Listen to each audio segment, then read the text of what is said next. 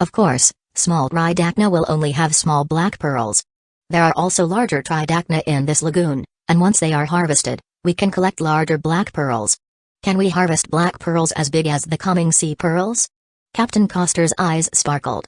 It's difficult, who knows whether there are any supersized tridacna living inside. List shook his head. He had sent 8 to observe the lagoon, and the largest tridacna they found had a diameter of only 1.5 meters. Compared to the nearly 3-meter diameter tridacna back at the castle, it was half the size. The bigger the tridacna, the larger the black pearls they could nurture. After all, it takes a long time for small black pearls to grow to the size of a wash basin. It was also unknown whether that supersized tridacna grew up in this lagoon or not. You lead the sailors to search for larger tridacna.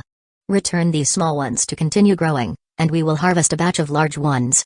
As you wish. Captain Coster immediately led people to dive and search for large tridacna. The exposed coral reefs did not seem too large, and looking across the lagoon, it felt like a distance of 5 or 6 kilometers. Nearly oval in shape, the lagoon was about 20 to 30 square kilometers in area. It was somewhat smaller than Freshflower Town. While it was easy to find tridacna, searching for large ones was not. After half a day of diving, the sailors had only found 2 large tridacna with a diameter exceeding 1 meter. They hauled them up with ropes and fishing nets, and it was almost dark by then. This should count as completing the mission, having collected a batch of black pearls, right? List called out the smoke mission and saw that the task description hadn't changed.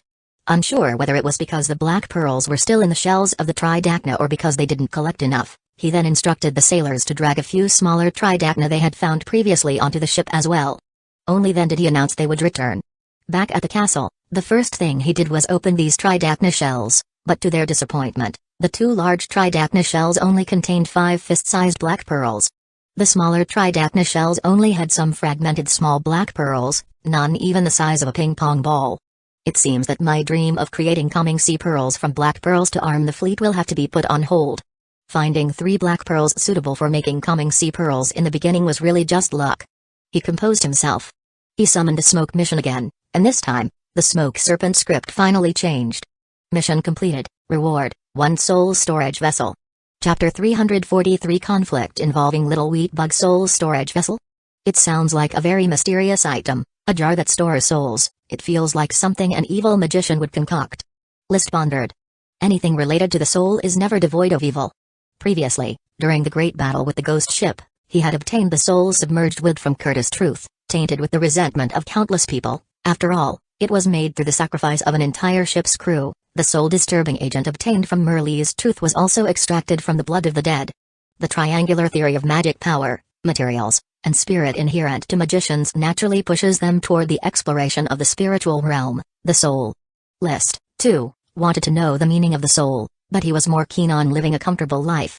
He was now pondering in what manner this soul storage vessel would present itself before him. Currently, there are 2 magicians in town. Elkerson is making magic potions, and Granny has been invited by me to redesign the new coming sea pearls, to be equipped on the soon-to-be-launched Thorn number. So he guessed.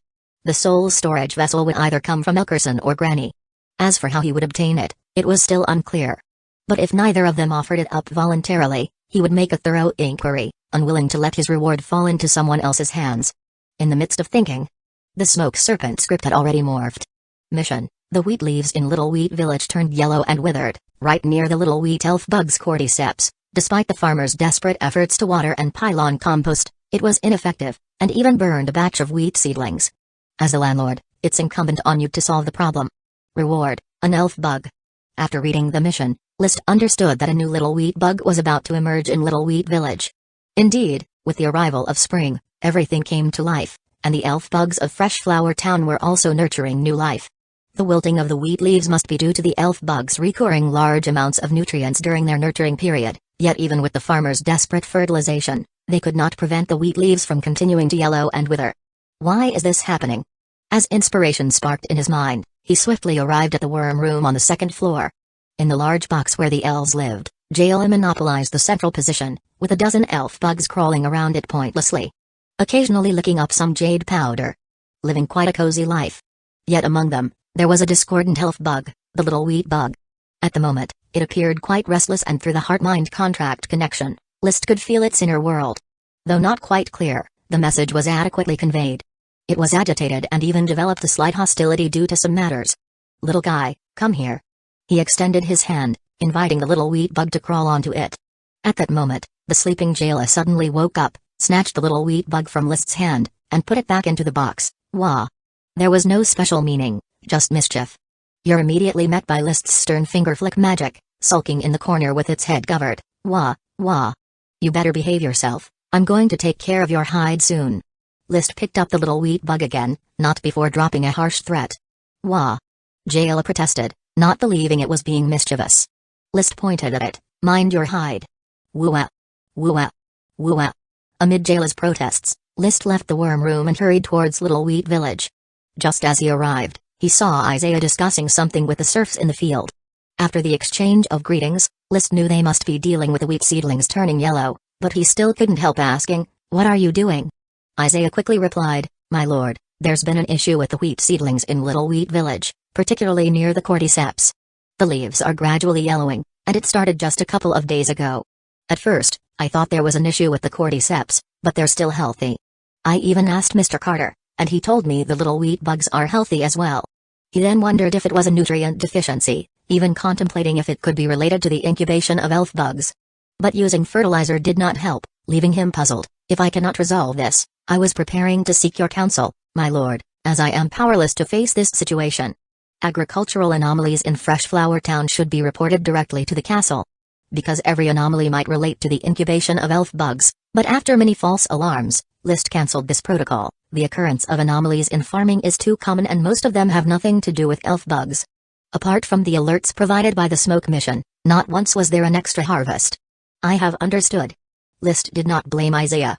Without the help of the smoke mission, his own management of the town would not necessarily be better than Isaiah and the others, especially in the face of this special situation. "I think a new little wheat bug has been born here, but its location is somewhat conflicting, right near the little wheat cordyceps.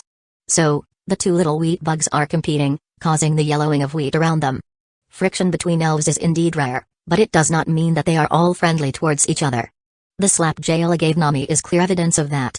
The existing little wheat bug clearly does not have friendly intentions toward the upcoming one, hence the current problem. List took a simple approach to resolve it. "Little fellow, retrieve your cordyceps." The anxious little wheat bug couldn't resist List's thought. It quickly aimed at its cordyceps and spat out a mouthful of magic power. Then, the cordyceps reverted its growth at a visible speed, quickly turning back into a wheat seed and being swallowed by the little wheat bug. "I will move the little wheat cordyceps elsewhere. You all must manage this wheat field carefully. If there are excess nutrients, use less fertilizer. If there's a deficiency, apply more. Watering and weeding must be done diligently. Don't let my second little wheat bug die young.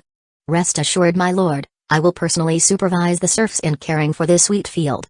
The elf bug's cordyceps would at most affect a range of 100 acres or so. Therefore, in another wheat field, List chose a relatively good spot and allowed the little wheat bug to spit out its cordyceps again. The seed touched the ground. Growing visibly once more, it quickly turned lush green and sprouted ears of wheat. The ears were green, and they would remain perpetually in that almost ripe state. The magical cordyceps, never a normal plant, resembles the incarnation of magic power more than anything else. After moving its cordyceps, the little wheat bug felt waves of exhaustion. Cordyceps are not supposed to be moved frequently, for every casting by an elf bug takes a heavy toll on its vitality. Fortunately, jade powder can repair this damage. After a while, it would be lively and invigorated once again. If it weren't for the new little wheat bug, I definitely would not have moved the cordyceps. While vitality can be restored, there is no direct evidence to show that moving the cordyceps won't damage the elf bug's evolution probability, List said, stroking the little wheat bug's golden yellow body with a trace of apology. "Little fellow, I hope this doesn't affect your evolution." Chapter 344, Aladdin's a Lamp. The probability of an elf bug evolving into a little minor elf is very low. Out of 20 or so elf bugs, maybe only 2 or 3 will evolve, and there's a high chance of evolution failure. As for whether the probability of evolution is related to the transplantation of cordyceps, List is not clear. There is no evidence to suggest a connection between the two. When Jayla was still a thorn bug, its cordyceps were planted in Tulip Castle, and it was only after migrating to Freshflower Town that it began to evolve and successfully did so. Although the assistance of the smoke mission played a part, it at least shows that cordyceps can still evolve successfully after relocation. Perhaps for elf bugs, the transplantation of cordyceps is like the tri-phase force of the rubber bug driplets? List suddenly thought. The tri-phase force should be considered a kind of magic, and it shouldn't affect the evolution of the rubber bugs, otherwise, the smoke mission's exploitation of their abilities would be betraying List. This doesn't align with the usual style of the smoke mission. The rubber bug triplets recover after using the tri-phase force and resting for a while. The elf bugs also recover after transplanting cordyceps and resting. Maybe for elf bugs, this is like a magician casting spells, definitely consuming a bit of energy, but mainly serving as training to exercise control over their magic by constantly releasing the tri-phase force, through constantly transplanting cordyceps. This speculation doesn't seem very reliable. The tri-phase force can be explained as being strengthened by training, but how could transplanting cordyceps be considered training? Which elf bug would bother moving its own cordyceps back and forth? For a plant, isn't it supposed to just quietly grow in the field? The essence of elf bugs lies in their cordyceps, so transplanting cordyceps should be considered harming their foundation. The tri-phase force probably isn't. List could only judge so. At least as for the rubber bug triplets, their current condition is very good, showing no negative effects from having used the tri-phase force once. He waved his hand. The smoke mission surfaced. It was still the original mission, not completed by the transplantation of cordyceps. Probably because the withering incident in the wheat fields isn't completely fixed, the mission can't be considered complete, so I'll wait another 2 days to see if that's the case. After resolving the conflict with the little wheat bug, List primarily kept his attention on Elkerson and Granny. These two magicians showed no signs of handing over the soul storage vessel. One was steadily making magic potions and cracking jokes at banquets, while the other was engrossed in crafting the calming sea pearl to the point of not wanting to bath, and their apprentices were working obediently, showing no unusual behavior. No other channels had any information about the vessel either. This made List's mood somewhat depressed. Watching the two magicians eat and drink at the banquet, he was not very cheerful. It seems like they're not going to hand over the soul storage vessels unless I force them to. Just as he was considering what method to use to force them to surrender the soul storage vessels, the situation took an unexpected turn the next day. Bug Guard members came to report that a horn had sounded by the sea. This was the signal for communication between him and Sea Sprite Take. He had told the Bug Guard team in charge of the fragrant coconut tree cordyceps to report to him as soon as they heard the horn. So, he knew Ake was looking for him, as she generally wouldn't sound the horn unless there was something important, preferring to quietly stay in her room reading and studying magic. After rushing to the Seaview Villa, Ake somewhat frantically said, "Brother, Ake found an unconscious human in the sea, and I don't know how to deal with her."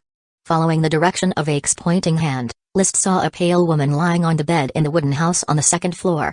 She looked almost like a corpse, and her soaking wet clothes were obviously a magic cloak. This is the standard attire of a magician, which means this unconscious female is a magician. Then, he saw a pot, similar to a teapot, on the bedside cabinet. Soul storage vessel? List's inspiration burst forth. He realized his previous speculations had been misguided. Perhaps it had nothing to do with Elkerson and Granny. The clue guided by fate was right before his eyes, embodied in this unconscious magician. Ake, what's the deal with this teapot? It was hidden in her clothes, and it was in the way, so Ake took it out and put it on the table. Ake said nervously. "Brother, is she already dead?" He checked her breathing. It was very steady. "She is not dead." List touched his chin, feeling that the magician's unconsciousness was unlikely caused by drowning since a drowning person's breathing wouldn't be this normal. He then touched her heart, and its beating was also very steady. Seems like she didn't drown but is merely unconscious. The town doesn't have a doctor, only a few old people who know how to brew the herbal medicine. I will ask them to come take a look, and Teacher Marcus should also know a bit about how to save people, List said to Ake. You should step out for a second. Okay. Ake returned to his shell and swam back to the sea. List ordered the retainer knights to summon people immediately, and he continued to stay by the side of the female magician. Watching the unconscious magician, he felt helpless. He didn't know how to save someone. He only knew the theory behind mouth-to-mouth resuscitation, which didn't seem to be necessary since she was breathing on her own. After all, she was breathing. So he picked up the teapot from the cabinet and began to study it. It appeared to be a copper teapot, yet it was clear its purpose wasn't for holding tea. The Duchy of Sapphire didn't use teapots at all, because the real tea was owned by List alone. Others only drank milk tea brewed in cups from the fruits of the tea tree, with no need for a teapot. Looks a bit like the lamp from Aladdin's A Lamp in 1001 Nights? While handling the copper teapot, List couldn't help but rub it, expecting a blue smoke form djinn to suddenly emerge, to grant him 3 wishes. However, nothing appeared. He shook the teapot, nothing was inside, and there was no lid. It was a single piece, probably only the spout served as the mouth of the vessel. So, is it really a soul storage vessel? Even after using the Eye of Magic, he couldn't see any trace of magic power. It seemed like a common piece of teaware. A teapot carried by a magician couldn't possibly be an ordinary object. But List had no leads. He set down the teapot and carefully examined the unconscious magician. Her pale complexion made her look almost like a dead person. Her appearance was average, with some freckles on her face. Her hair was brown, with a height of probably around 1.65 meters, neither fat nor thin. Since no one else was around, with no need to be concerned, he began to search the magician's clothes with his hands, hoping to find something else that could prove her identity. In the end, he only found a pendant around her neck. The pendant had a silver coin hanging from it, not a coin that could be used for trading, but a light, silver-colored, round metal coin, feeling somewhat like my thrill to the touch. The front was engraved with a triangular pattern and an eye in the center, the symbol of magicians, the Eye of Truth. Under the Eye of Truth triangle, there were several wavy lines, likely representing water. The back was engraved with a tiny serpent script, "May your voyage in search of truth be surrounded by the ocean of knowledge, Chris Truth." Chapter 345, Axe Coming of Age Date. So, is her name Chris Truth, or is the person who gave this silver coin called Chris Truth? List pondered, playing with the silver coin. Starting with the word wish, indicates it's a friend's blessing, suggesting the silver coin was given to her by someone else. Therefore, Chris Truth could be interpreted in two ways, one being the real name of this unconscious magician, the other being her friend's name. But normally when friends offer blessings and leave names, they use a apostrophe, as a symbol of continuation, and there's no such symbol on the silver coin. This line of serpent script is written on the back of the silver coin in 3 lines of serpent script, so it doesn't need a symbol, which makes it impossible to determine whose name it actually is.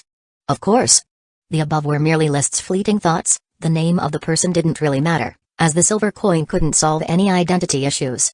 For the time being, I'll assume your name is Chris. List stuffed the pendant back around her neck. But he had no intention of returning the copper kettle. According to the prevailing lord's laws, items that drift ashore from the sea belong to the local lord, as the lord owns everything on the land. Even the magician Chris could be classified as an enemy intruding on the territory illegally, and the lord had the right to arrest her. However, like most lords' territories, Fresh Flower Town was open to the outside, and they wouldn't hold anyone accountable as long as they didn't come with malicious intentions. This copper kettle could serve as a reward for saving a life. He was a lord who reasoned and followed the rules. My lord. Marcus had arrived, along with some elderly people. List pointed at the bed. A comatose magician drifted ashore by the sea. Teacher Marcus, take a look and see if you can awaken her.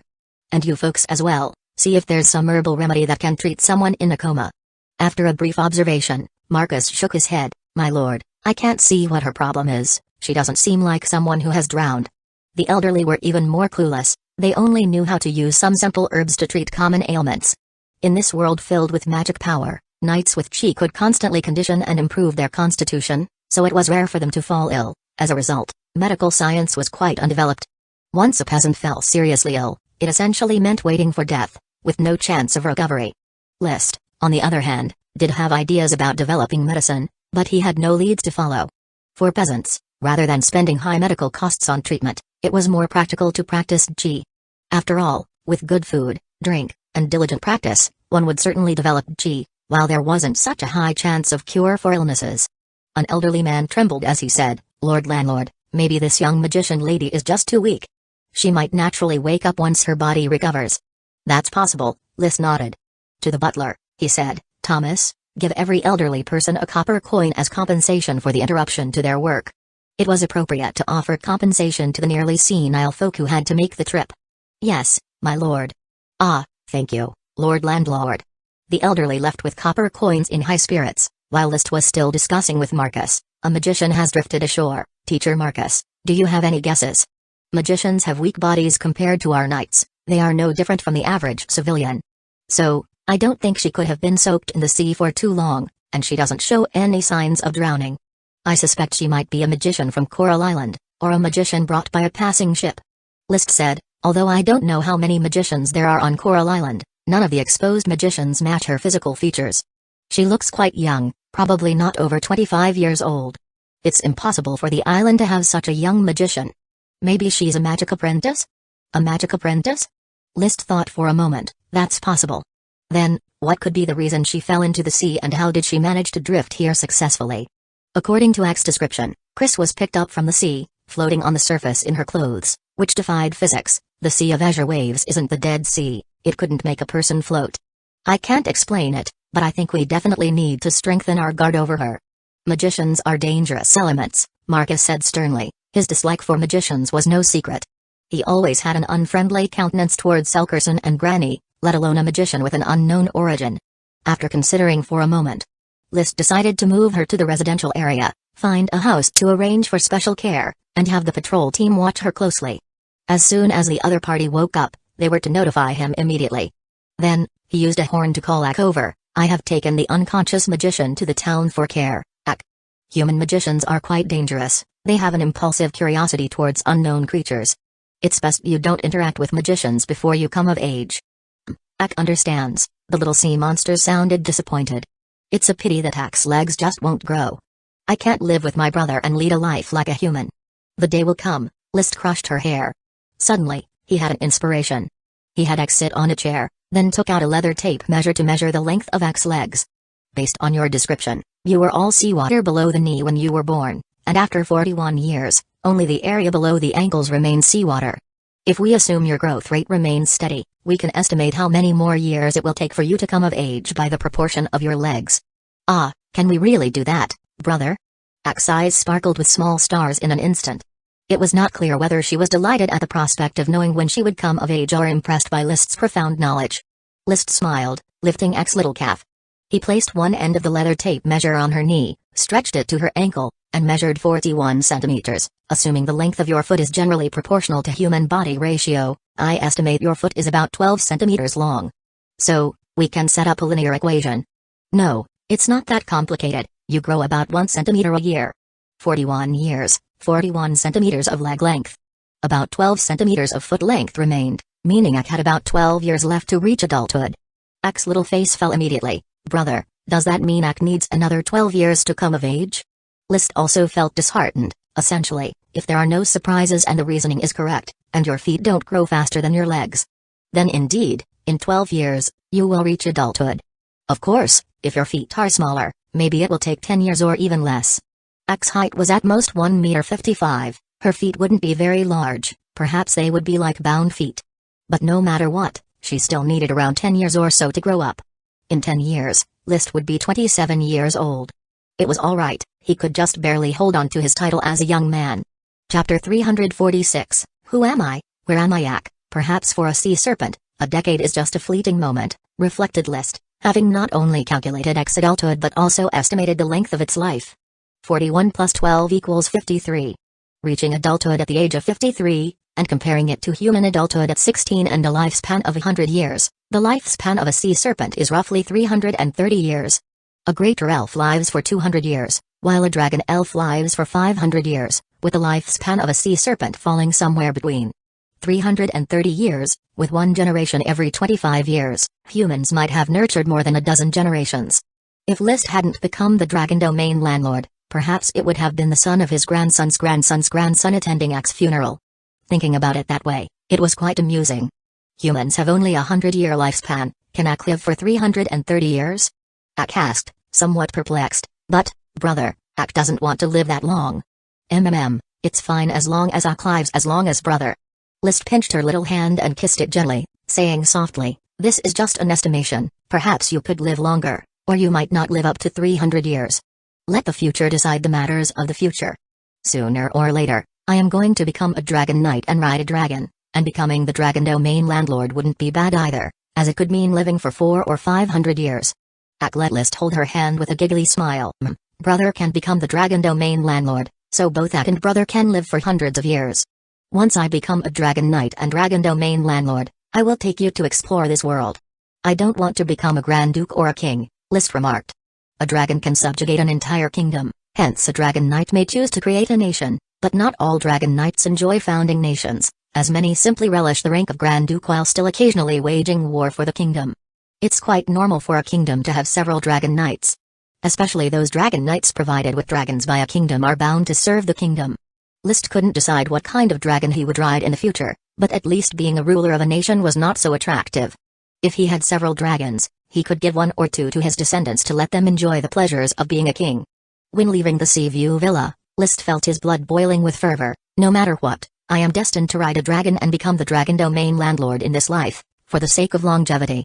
In the past, he did not envy eternal life, feeling that 100 years was enough to live a splendid life. Now he looked forward to longevity, because this world was too vast, with far too many places worth exploring and precious things worth cherishing. The comatose magician still hadn't awakened, and to prevent her from starving to death in her sleep, List ordered people to feed her a bit of ordinary quality milk every day, sustaining her life. He himself continued his research on the copper teapot, and could basically determine that this was a soul storage vessel, since there were no other sources of information about the soul storage vessels, and he had even asked Helkerson and Granny, who knew very little about souls and nothing at all about soul storage vessels. So, how do you use this soul storage vessel? I poured chi into it without eliciting any abnormal reaction. According to the smoke mission explanation, it is a piece of magic equipment. If it is magic equipment, it should be stimulated by magic power, thus activating it, but there was no reaction at all. Its spout is an opening through which water can be poured, but even if it's filled with boiling water, there is still no response. Just like a real teapot without a lid. However, the spout is too narrow to brew tea, he noted. Having no choice, List took the copper teapot for Helkerson to examine to see if he could give any hints. After examining for a while, Helkerson shook his head. Baron, I can see there are traces of magical engraving, it definitely has some kind of magic array inside. Unfortunately, I'm not sure how this magic array operates and I can't activate it either. Let Granny judge again. Granny's explanation was similar, it must have been created by a grand magician, with exquisite craftsmanship, especially the carving of the magic runes, which is a style I have never seen before. Baron List, since you don't know its purpose, why not let me study it? I am very interested in it. Sorry, but I still have use for it. A reward from a mission, and magic equipment related to souls, how could he possibly hand it over to an outsider? Carrying the copper teapot, he returned to the castle. List was somewhat puzzled, neither Helkerson nor Granny could explain this soul storage vessel. It's likely that no magician on Coral Island could explain it. If Merlise had not died, she might have been able to shed some light, given her research on souls. Speaking of souls, I seem to have a 36D ghost. A specter is also a form of soul. A drift bottle can contain a specter. This soul storage vessel, obviously, should be able to contain souls even more so. Should I try it? Then let's give it a try. Once he made up his mind, List did not hesitate. He found a shady place and took out a drift bottle made of an unknown metal, smearing it with a bit of old Dannerfield's blood. Under the vision of the Eye of Magic, countless magic lines emerged on the bottle, forming picture after picture, depicting a bizarre and alien world. The next moment, the bottle opened. A wisp of ghostly light shot out, and the 3060 ghost floated above the bottle. There was a moment of delay, then, as if waking up, the ghost, with its long nailed hands, immediately charged at List. However, List simply raised the crimson blood sword, its blade shrouded in fire attribute chi, and the specter was so frightened that it remained utterly still. Quite obedient. Marcus had been able to frighten a specter before, so naturally, List was not afraid. He casually lifted the copper teapot and pointed its spout at the specter. Yet the specter just sat there, dumbfounded, without any reaction. No use? List shook the copper teapot vigorously, but still failed to attract the specter inside. This was not what he expected. Resolute, he directly pushed the copper teapot against the specter's body. This was like breaking a broken pot. Unexpectedly, it did indeed provoke a reaction. As soon as it touched the shadowy, ethereal body of the ghost, the copper teapot burst forth with a brilliant light, swallowing the 3060 ghost in an instant. The next moment, it returned to its normal appearance. But List knew the soul had been stored inside, as the weight of the copper teapot increased slightly. He shook it, and it felt as if there was a little more water inside, just a little. Yet this slight change was still distinctly perceptible to an elite Earth Knight. He gently tilted the spout of the teapot, pouring outward. No water came out, what poured forth were wisps of smoke. The smoke rose and soon took the shape of a young girl, no longer in the form of a 3060 ghost but a clear-faced girl. Her eyes, though made of smoke, were very lively and expressive, first looking around in confusion. Then her gaze settled on List, and she slowly spoke, "Who am I, where am I, and who are you?" Chapter 347, Dragon Beast Sailboat and Gota. Simply 3060 had turned into a young girl, but still possessed the 36D bust size. When she was the 36D ghost, her facial features were almost indiscernible, but now they were very clear, bearing a vague resemblance to Curtis Truth, and quite beautiful. However, her style was completely the opposite. Curtis always had a gloomy lich-like presence, surrounded by green light, which was very uncomfortable. In contrast, this misty figure radiated a white light, appearing somewhat holy. "You can't remember who you are?" List looked at the soul storage vessel in his hand, feeling it was incredible. With just an inhalation and exhalation, the once fierce and terrifying specter had transformed into holy light. It seemed that the soul storage vessel was definitely divine artifact-level magic equipment. Moreover, it really bore some resemblance to Aladdin's lamp, at least the girl's body, which was like a puff of smoke coming out of the spout of a teapot. The upper half of her body was humanoid, while the lower half remained as smoke. The girl lowered her eyelids, seemingly in thought. List didn't disturb her. In fact, he had some speculations. The 3060 ghost originated from the Dragon Bone Stabilizer, from a sunken ship of the Magic Goat family, containing 5 chests of treasure. 2 chests held magic books, and the others contained crystals, jade, and mithril. The fact that such cargo could be transported indicated the sunken ship was no ordinary vessel, but likely an important one belonging to the Magic Goat family. Thus, the identity of the girl sealed within the stabilized dragon bone of such a ship was not hard to deduce. She should be related to the Magic Goat family. The more he thought she resembled Curtis, the more it supported List's guess that she might be from the Magic Goat family, or even someone whose soul had been stripped by Curtis and sealed within the Dragon Bone Stabilizer. The Magic Goat family. A family lost in the rivers of time, yet time and again entangled with List. He didn't know whether to feel honored or unlucky. He also thought of Merle's Truth, who was killed by Paris, and who seemed to have connections with the Magic Goat family. Her research notes were all marked with the goat symbol. And the magician, Chris, who was in a coma. Whether she too was related to the Magic Goat family was uncertain, yet the soul storage vessel appeared to be the work of an evil magician like Curtis. A moment of contemplation. The girl, looking somewhat absent-minded, raised her head and looked at List again. I can't remember. It seems I'm no longer a human, right? Do I look like I'm in a soul state? Yes, you are currently in a soul state, but slightly different from any other soul I have seen. They all exist in the form of light. Whereas you are more like a smoke form, and previously, you were a specter sealed within the Dragon Bone Stabilizer. List shook the soul storage vessel in his hand, and following the smoke from the mouth of the teapot, it immediately started to quiver. This, in turn, caused the girl's entire body to tremble, as if wavering like ripples on water, yet it didn't seem to make her feel uncomfortable. She just stared blankly at the soul storage vessel, looking at the smoke that connected to her body. Murmuring to herself, Dragon Bone Stabilizer. Dragon Beast Sailboat. Truth. Magic Goat. Who am I? Who am I exactly? Dragon Beast Sailboat. List's ears perked up upon hearing a new term. He guessed that this must be the name of the sailboat itself that used the Dragon Bone Stabilizer technique, the unique technology of the Magic Goat family, the Dragon Beast Sailboat. When he heard her mention the Magic Goat, it was quite evident, she indeed was from the Magic Goat family. List interrupted her troubled pondering. I think I can give you a hint. The Dragon Beast Sailboat is likely the exclusive type of sailboat mastered by the Magic Goat family, and as for you, you might be someone from the Magic Goat family. I'm from the Magic Goat family?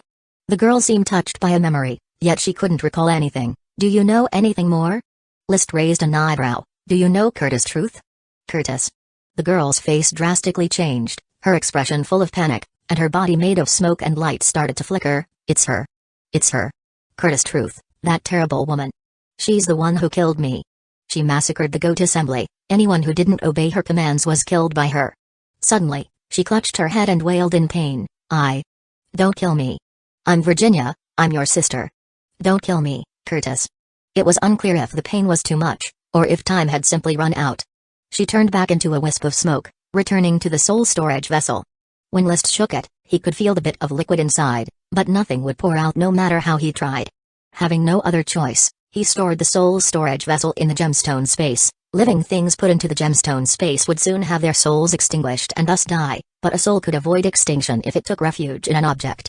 The drift bottle had been in there for a long time, and the 3060 ghost was still normal, so the soul storage vessel likely had a similar function. Of course, it was also possible that it didn't have that function, and Virginia might have extinguished right away. He hadn't considered that possibility. He returned to the castle. He took out a piece of thick parchment and wrote down the 3 serpent script phrases: Dragon Beast Sailboat, Virginia Truth, and Goat Assembly. The Goat Assembly is probably an organization of magicians, and Virginia might be Curtis's biological sister, possibly in possession of the Dragon Bone Stabilizer technique. As for the grudges and grievances of those days, List no longer cared. It was nothing more than a sappy story about a woman mad with love, who betrayed her own family. Regardless of justice or evil, it was all irrelevant to him. He was more interested in the Dragon Bone Stabilizer technique. On the vast sea, the chances of encountering a sea monster were indeed not high, But should it happen, using the Dragon Bone Stabilizer to release Dragon Might would definitely increase the chances of survival considerably. Virginia Truth couldn't be tipped out of the soul's storage vessel, and Chris Truth lay on the bed, never waking up. Before he knew it, May was drawing to an end, and the weather officially entered the scorching summer days. Good news followed one after another. First were the 4 serpent blood tree plant pots, from which the elf bugs had successively emerged, biting List's finger and becoming his contract elf bugs. 4 serpent blood fruit bugs, all a light white base color with a red stripe on their bodies, were very beautiful. List had transported the serpent blood fruit bugs to Black Horse Island, planting them on a newly reclaimed wasteland there. Serpent blood fruit attracted snakes, and since there were no venomous snakes on Black Horse Island, there was no danger of attracting poisonous ones. The only precaution was to not attract sea serpent class sea monsters. Following the serpent blood fruit bugs, the apple bugs also successfully emerged. The apple tree that had become cordyceps grew more robust and lively, producing a plethora of little green apples this year. Unfortunately, that was their extent. They would no longer grow, whether it was spring, summer, autumn, or winter, they remained in that state. Many of the lesser nobles especially enjoyed going into the forest to find elf bugs during winter. If they were lucky, they could discover a green cordyceps among a vast expanse of withered trees. Of course, the probability was very low as the distribution of wild elf bugs was quite sparse. In the winter on Black Horse Island, Marcus and others had searched several times to no avail, without discovering any cordyceps. The light green apple bug was now lying in List's palm, chubby and cute, resembling a lush and tender piece of soft jade. As I do not plan to transplant this apple tree cordyceps, therefore, Mr. Carter, you should contact Administrative Officer Isaiah to transform the surroundings of the castle into an apple orchard, List decreed. Butler Carter bowed in response, as you wish, my lord. Chapter 348, I need to lie down a bit longer. Not long after the birth of the apple bug, List's 18th elf bug was also about to arrive. The yellowing leaves in the wheat field had finally recovered to lush green under the meticulous care of the serfs, and among them, a tall wheat seedling stood out with its exceptional growth. It had condensed magic power, becoming a cordyceps. The smoke mission, too, had conveniently changed. Complete the mission, reward, 1 little wheat elf bug. List was very pleased with the birth of the little wheat bug, for wheat was among the most important of grain crops. A little wheat bug, capable of increasing wheat yield, generally commanded a price of over 4,000 gold coins on the market. Before the festival season, it took me nearly half a year to harvest 5 elf bugs, peanut bug, dragon hollyhock bug, tomato bug, fragrant coconut bug, and corn grass bug. After the festival season, in less than half that time, I've already harvested 9 elf bugs, little wheat bug, apple bug, 3 rubber bugs, and 4 serpent blood fruit bugs. Although the variety might not be rich, the quantity was certainly plenty, especially the rubber bugs and serpent blood fruit bugs, which came in droves. Just a few days ago, the rubber bug exerted tri-phase force for the second time, restoring the nearby rubber trees in the rubber plantation to their optimal state, greatly enhancing both the speed and amount of rubber harvested. The port town had already begun using liquid rubber to construct houses and roads. This would be the first modern town under List's rule. The smoke in front of him slowly drifted, forming new serpent script content, mission. Perhaps in your hasty search, you have not discovered the significance of the silver coin pendant. It is no mere common silver coin, it has received the blessing of magic power, and perhaps it can awaken a magician in a coma. Reward, a down on his luck magician. A light brightened before his eyes. Without hesitation, List went to visit the comatose magician in the town. Stay outside the door, do not disturb me while I heal the magician. After dismissing the manservant and retainer knights, he went straight to the bedside, looking at Chris, who was being meticulously cared for by several women. When she was first pulled up, her complexion was pale without a trace of color, like a dead person. Now, however, she was quite rosy, although her looks were still of ordinary rank, with List only able to rate her a passing score of 6 out of 10. The silver coin pendant was still around her neck. When he had previously examined it, he had noticed nothing unusual about the silver coin, other than perhaps that it was made from a particularly unusual material, possibly the featherlight magic metal mithril. Now that the smoke mission had mentioned it, he used his eye of magic to scrutinize it carefully and attempted to infuse it with chi. The moment chi was infused, a few runes of magic power flashed brightly on the silver coin. Subsequently, a magician's chanting sound began, akin to celestial music, yet he couldn't understand the content of the song, which was merely a repetition of a few syllables. Is this the moon language? List tried to capture the melody. According to several magic books, magicians from the ancient Moon Empire were all able to perform blessing spells. Could this melody be one such blessing spell? The Moon Empire was the source of all civilizations in the nations. Magicians also took pleasure in uncovering magic from the era of the Moon Empire, delighting in studying the Moon language and advocating that all national languages were inherited from it, with many words being variants of the Moon language. Now, the blessing spell in Moon language began to resonate. It indeed sounded very pleasant. List found himself somewhat entranced, but he continued to observe the silver coin with the eye of magic, its magic power runes acting like the strings of a musical instrument, with each vibration producing a tone of the Moon language. Gradually, the magic power in the air seemed to respond to the blessing spell, rippling and converging like water waves. Eventually, the converging magic power began to wash over the unconscious magician. A long while later, the blessing spell dissipated, and the luster of the silver coin also faded gradually. Despite List's efforts to inject Qi, he couldn't trigger a new blessing spell. At that moment, the magician, who had been unconscious for over a week, let out a light cough. Cough, cough. She hadn't woken up yet, but her eyelids were fluttering. List straightened his flack, obeyed and displayed an appropriately noble smile, thinking to himself, though using the magician I already had in my possession as a reward for the smoke mission is a bit sly, being able to awaken Chris quickly is still quite good. The dim world had no end. She felt her body was full of fatigue, her head as if it had been struck by a hammer, unable to concentrate, weak, uncomfortable, exhausted, and dizzy. With no escape, she could only keep wandering in the dimness, growing more tired and helpless with each passing moment. Just then, a faint voice reached her ears. It was like a spring of clear water pouring over her body, drenching her completely, seeping through her from head to toe. Her clouded consciousness also began to clear, and a lamp suddenly lit up in the dark world, marking the exit. She ran with all her might toward the exit's light, using every ounce of her strength. No longer wishing to sink into the boundless gloom, she finally reached the exit, where the light was bright enough to dazzle her, making her involuntarily close her eyes. But still, she rushed through without a second thought. A brand new world unfolded before her eyes, a simple wooden hut. There were no extra decorations, yet there was a handsome man with eyes as blue as gemstones, wearing the highest form of a smile, gazing at her faintly. Their eyes met, as if seeing into each other's souls. Ah! She made a sound, but her voice was terribly hoarse. "You're awake," the handsome man said with a slightly magnetic, pleasant voice, questioning her. Such elegant demeanor, such tender voice, and eyes that saw through to the soul, it was like a dream, making her feel as if she had escaped a nightmare and entered a spring dream. Her voice was still very raspy and unable to convey a complete thought. In fact, her entire being was still in a daze, not fully conscious. "I'm pleased you've woken up. You might still be unclear about what happened, but after I rescued you from the sea, you've been unconscious for almost a week now," the handsome man said with a smile that seemed to clear the gloom away. "You don't seem to be completely recovered yet. I'll have someone take care of you, and we'll talk more when you're alert." Then, he turned and left. Shortly after, a few women dressed as commoners came in. They roughly helped her up, one of them vigorously wiping her face with a towel and asking, "Magician miss, are you feeling better now?"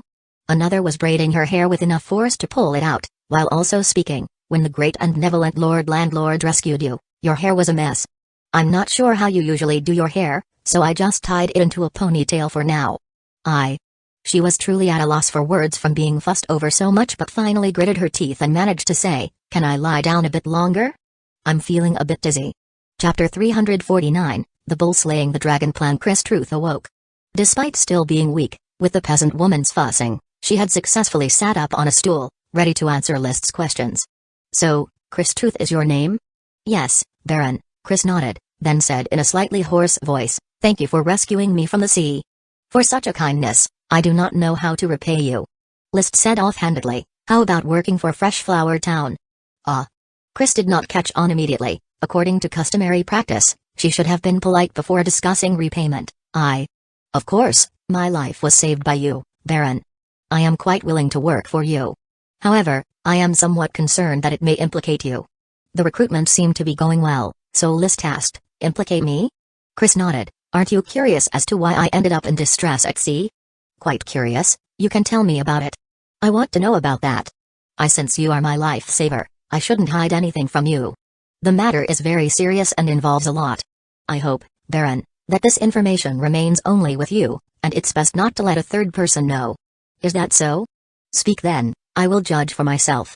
Chris took a deep breath, her eyes momentarily betraying confusion, then she slowly began, "I thought for certain I was going to die, frozen in permafrost by ice system magic, drifting along the sea until I arrived here. Coral Island, Fresh Flower Town, fortunately encountered you, Baron, and you gave me a second life." She paused, seeming to organize her thoughts. A moment later she continued, "Coral Island is within the Duchy of Sapphire, located in a remote area. Perhaps by the time the news reaches here, it will be too late." "What news?" List urged. Chris carefully glanced around the room, ensuring no one was eavesdropping, before leaning forward to whisper earnestly, "The Marquis of Bull is planning to assassinate the Grand Duke's dragon." "What?" List exclaimed in surprise, then also lowered his voice. "Chris, are you joking with me?" "I am not, Baron. I, too, wish this were fake news, but I was personally involved in this matter, and it's all true." Chris's expression turned numb. The magicians of the Goat Assembly had always believed they were just researching topics related to dragons. It wasn't until the final day that we knew the Marquis of Bull was using us to assassinate the Grand Duke's dragon. Goat Assembly. A congregation of magicians, mainly conducting various research projects on Ironhoof Island, secretly funded by the Marquis of Bull. List tried not to make too many assumptions, simply continuing to inquire, "Are you talking about the Goat Assembly created by the Magic Goat family?" "The Baron also knows of the Goat Assembly." "I thought it was a secret magician organization." "Yes, the Goat Assembly originated from the Magic Goat family more than 100 years ago. Back then, many magicians were affiliated with the Magic Goat family, and following a disaster that led to the family's extinction, the Goat Assembly was forced to relocate. They moved to Ironhoof Island. They skulked around for decades, until one day, a magician leading the Goat Assembly established contact with the former Marquis of Bull. Since then, magicians could stay on Ironhoof Island with peace of mind, continue to engage in various researches, and gradually grow stronger. Chris had joined the Goat Assembly 14 years ago when she was only 10 years old, and she was a magic apprentice. It wasn't until she was 17 that she was promoted to magician. This year, she just turned 24. "I always thought the Goat Assembly was just an ordinary exchange organization for magicians, where they don't normally gather and only occasionally exchange magic knowledge. The Grand Magicians in the Assembly would also assign some research topics to us young magicians. I was assigned the topic of whether souls can be stored." "Ah, my soul's storage vessel. Did it fall into the sea?" Only then did she remember that she had a soul's storage vessel amongst her magic equipment. List was not at all embarrassed. "Is it that copper kettle? It might have been taken by my servants and stored in the castle's warehouse. Do you need it? It's a very magical piece of equipment, a collectible of the Grand Magician Rashid, Truth. After he assigned the topic to me, he handed over the soul's storage vessel for my research. However, I despised him for betraying the Goat Assembly, so when I ran away, I took the soul's storage vessel with me." She continued very obligingly, "Now I no longer plan to study souls, so let it stay in Baron's warehouse." With a slight smile, List signaled, "Continue with your story." "Okay." Chris glanced at List, a blush flickering across her face. We young magicians were all diligently researching our topics every day. But there was one magician, Truth, who was very active, constantly communicating with every magician. He realized that all of our individual topics combined could form a larger one, how to severely damage a dragon's soul. Such a topic wasn't considered shocking. Just as many knights dream of becoming dragon slayers, magicians often fantasize about how to kill or cripple a dragon. But the young magician he took it upon himself to start a secret investigation and soon uncovered an earth-shattering conspiracy. Marquis of Bull was plotting dragon slaying. Of course, he didn't blow the whistle. On the contrary, he actively collaborated because slaying a dragon was one of his dreams as well. However, when the research on the topic was almost finished, the leading Grand Magicians of the Goat Assembly suddenly began to capture magicians scattered all over the place. To silence them permanently. Flo warned us to flee for our lives. My teacher became the one who was chasing me. Just when I thought I was going to die, she cast the ice system magic permafrost, pushing me into the sea. My blessing pendant was given to me by my teacher. It could protect me from harm. Chris touched the silver coin pendant around her neck, her eyes dimming. I knew then, my teacher was going to join the Marquis of Bull and the Grand Magicians of the Goat Assembly to assassinate the Grand Duke's dragon. I wonder if they succeeded. List frowned deeply. His heart surged with turmoil as the matter of dragon slaying entered his ears, catching him off guard. "Chris, I want to know, why would the Marquis of Bull slay a dragon? He is of the Sapphire family's bloodline. The original Marquis of Bull was the youngest and most beloved son of the first Grand Duke. As a young man, he was granted the title of Baron of the Bull, and he was one of the first to be endowed with Ironhoof Island after the nation's founding, ascending to the Marquis of Bull. The current Marquis of Bull, Andy Sapphire, was said to have grown up in the court and was childhood friends with the reigning Grand Duke, in addition to serving as the Grand Duke's personal guard, being extremely close-knit. The Bull family had never changed their surname and had established Bullhorn Academy to train servants for the court. It can be said that the Bull family and the Sapphire family were tied together, sharing both fortunes and misfortunes. It would be nonsensical for the Marquis of Bull to slay a dragon, essentially destroying his own ramparts. Chris shook her head. It's probably because of the pursuit of immortality. I've heard my teacher say, the magic goat family possesses the transformation techniques of the undead lich, and the goat assembly established contact with the Marquis of Bull by relying on this technology. A lich. It was the lich again. List's expression darkened, his gaze sharp. This magic goat family truly was a persistent specter. Chapter 350, You are the person I trust, Chris. I need to go back and think about the message you brought. Please rest well. I've arranged for a farmer to take care of you outside the door. If you need anything, feel free to let them know, List instructed her briefly before hastily leaving the room. He then summoned his personal guard Paris. Baron, what can I do for you? The strands of hair on Paris's forehead were damp. She had clearly been training hard before. Recently, she planned to learn Chi to see if she could combine it with the strength of the Black Dragon Wraith, thereby improving her own power. I've saved a magician, you know about that, right? Chris Truth, I've visited her. She's as frail as a commoner. To be honest, I'm quite disappointed. If I were to become a magician, I'd probably be just like her. Of course not the same, the differences in figure and appearance were huge. It was just a thought that crossed List's mind before he brushed it away like a gust of wind. He was in no mood to worry about such messy matters. She has brought a message that is hard to discern as true or false, and I need time to think it over. Therefore, during this period, I hope you can discreetly monitor her actions. Hard to discern as true or false? Baron, do you need me to interrogate her? I'm still quite skilled in interrogation techniques. Paris raised her eyebrows. There's no need for that. She's prepared to stay in Fresh Flower Town to work for me, and perhaps in the future, she will be the magician I worship. I'm a bit nervous about the message she brought and need time to digest it. Paris, after I've thought it through, I'll still need your help to consider it. After all, you're someone I trust. He placed his hand on Paris's shoulder and gave it a firm squeeze. Paris's breathing quickened slightly, but she maintained a radiant smile. Baron, you know I can't refuse. I'm counting on you, Paris. List withdrew his hand, turned, and left, leaving behind a tall, straight figure for Paris to gaze at for a long time. Back in the study of the castle, List did not allow anyone to disturb him and pondered alone. What was laid out before him now was a precarious situation that could be either big or small. If nothing happened, everything was normal, but if something did happen, it would definitely be a massive earthquake for the Duchy of Sapphire. The words of Chris Truth were hard to identify as true or false. Although her tone was sincere when she spoke, the logic was fairly consistent, and much of the content matched up with the information List held, with no glaring holes. Moreover, she had no reason to soak herself in the sea and then remain unconscious for more than a week, just to contrive such a lie to deceive a country baron. If what she said was true, then it's possible that the assassination of the Sapphire Dragon has already taken place. The Magic Goat family has been exterminated for over 100 years, why would they bother to stir things up again? The former Marquis Cohen and Curtis Truth wanted to help Anute become the Dragon Domain landlord. Now the Goat Assembly is coaxing the Marquis of Bull to become a lich and assassinate the Sapphire Dragon. What kind of grudge did these people have against the Sapphire Dragon? Assuming for the moment that what Chris said was true, then there were two possible outcomes: the Marquis of Bull succeeds in slaying the dragon, or the Marquis of Bull fails in slaying the dragon. A failed dragon slaying would be a decent outcome. The Bull Marquis family would definitely be annihilated, and Ironhoof Island would become nothingness, swallowed by the wrath of the Sapphire Duke. But at least the country would still be stable, and the impact on Coral Island would not be great. Perhaps, because of the reduction in the number of Marquis positions, my father might even have the opportunity to advance further.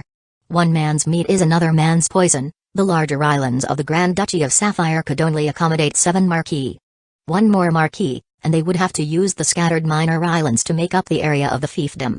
This would be troublesome and difficult to manage, so switching birds in the cage would be the quickest way. Most Earls probably view the downfall of the Marquis of Bull with schadenfreude. But Andy Sapphire grew up in the court since he was a child, and he must have come in contact with the Sapphire Dragon. He is also a close companion of the Grand Duke and almost has no guard against him. After preparing for so long, counting the former Marquis of Bull, he has at least 30 years of preparation. Would he fail so easily? More than 30 years ago, the Goat Assembly successfully connected with the former Bull Marquis. The Bull Marquis sheltering the remnants of the Magic Goat family involved in the court's coup d'état indicated there must have been a secret transaction, the Lich transformation technology. So it could be basically affirmed that for over 30 years, the Bull family has been eyeing the Sapphire Dragon. List's gaze wandered restlessly. He was unclear about what was so magical and incredible about dragons, but from the residual magic power of a fire dragon, the smoke mission infected by the smoke dragon, and the space gem of the formless dragon, he could barely glimpse the magic of dragons. Certainly, the sapphire dragon would not be an easy prey for ordinary humans, not to mention the numerous protections of the sapphire family.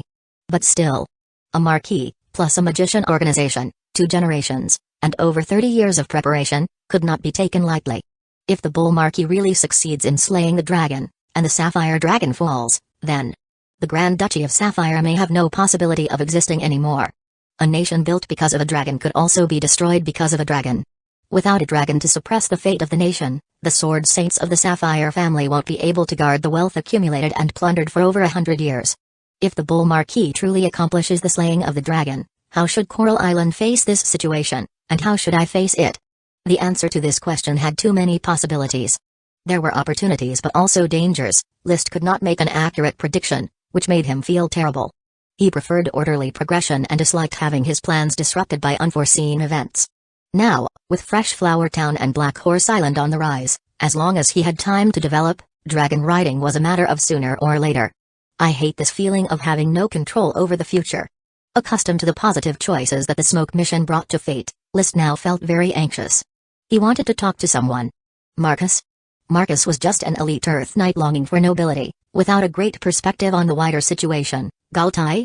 Galtai was just a down-on-his-luck honored knight, and this news would probably scare him to death. Isaiah, Zambrata, Charles, Rick and the others were all unsuitable for discussing such news. Paris? As someone who had faced a real dragon, she was in essence just a woman of average intelligence. The sea serpent was as pure as a blank sheet of paper, likely unaware of what something like politics even was. Butler Carter? Indisputably, the person he trusted most in Fresh Flower Town was Butler Carter. He enjoyed ending a busy day by hiding in the study with Carter, drinking Crescent Moon wine, discussing major and minor matters of the castle, the town, and Black Horse Island. However, while Carter was available for the small matters of the domain, national affairs were too far removed for him. After much thought, he had no one to confide in or discuss such matters with. It seems that tonight. The night is already late. I need to think more carefully about how to bring this matter up with the Earl, and first thing tomorrow morning, I will head to Tulip Castle. The dragon-slaying incident concerns the family's fate, and I have to deliberate carefully with the Earl. If the dragon-slaying incident had happened, it would have been a week ago already. There's no rush on this one night. Chapter 351, A Calm Mindset. The dragon-slaying event was tied to the fate of the family, but whether it occurred or not, Coral Island was powerless to prevent it. Therefore, Liszt couldn't afford to be too anxious. It also concerned his future, and he needed to think through how to explain and respond, in order to better negotiate with the Earl and reach an outcome favorable to himself. It wasn't rational to hastily throw out an issue without distinguishing its truth. Having drunk a cup of milk tea, his mood still couldn't be calmed. The news brought by Chris Truth indeed came as quite a shock. At this moment, he suddenly remembered that the smoke mission should have already been completed, so he called out, "Complete mission, reward, Magician Chris Truth." Sure enough, the just awakened and not particularly beautiful magician Miss was the reward for the smoke mission. Just like the last smoke mission's reward was the thief Paris, these belong to the character rewards. More accurately, they were opportunities for an intersection with the corresponding characters that would prove beneficial. To grasp the mission reward still required Liszt to make personal efforts. It's a pity, Paris was beautiful and had a good figure, Chris is just mediocre. He shook his head, feeling that this wasn't the time to think about such things. Before his eyes, the serpent script fluctuated. A new mission quickly issued. The news brought by Chris Truth has made you feel deep unease. This stems from the fear due to being weak. As a great lord, please overcome the restlessness deep within, and calm your own state of mind. Reward, a melody from memory. It's true I'm a great lord, but why is the reward another melody? Could it really be trying to cultivate me into the piano king? Liszt was not very satisfied with the reward. Indeed, playing and composing piano music added greatly to his personal charm, attracting the favor of numerous women. But he would rather become a strong knight through his own efforts, become the focus of everyone's attention, and ultimately realize his dream of dragon riding. Piano music was meaningless to him. However, the mission was already issued, and he had no reason to refuse. Mastering a couple more piano pieces would enhance his social capabilities in the future and elevate the essence of his nobility. Returning to the mission, how to overcome the restlessness deep inside and calm his own state of mind. A very good way was to play the piano. He went to the worm room and sat in front of the piano. In the past, He had the sea sprite take to listen to his piano playing or to accompany his singing. Now, he could only play for the elf bugs. Woo you. And there was minor elf Jayla, sitting atop the piano, yawning in boredom, completely uninterested in music. In the past, it even jumped on the keyboard to dance while Lee was playing, and only after several applications of finger flick magic did it start to behave a bit. His fingers lightly brushed the keys. Taking a deep breath, Lee began to play slowly, the recently learned Yuri Ili by the river. He had heard it played by Mi'ibao at Long Taro Castle and found it pleasing to the ear, even though he felt it was slightly lacking in rhythmic changes but still a classic piano piece. The piano master Cherny Windmill and Yuri Ali by the river exchanged glances, turning into stone. He played slowly, unlike Mi'ibao's style of playing. At home, he usually improvised, playing in whatever way felt comfortable without concerning himself with too many details. After one rendition, he then played for Alice, and switched to With You. The sound of the piano made Jayla more and more sleepy until it finally collapsed at the top of the piano, falling into a deep sleep. List found himself increasingly immersed in his piano playing, his mood becoming ever brighter.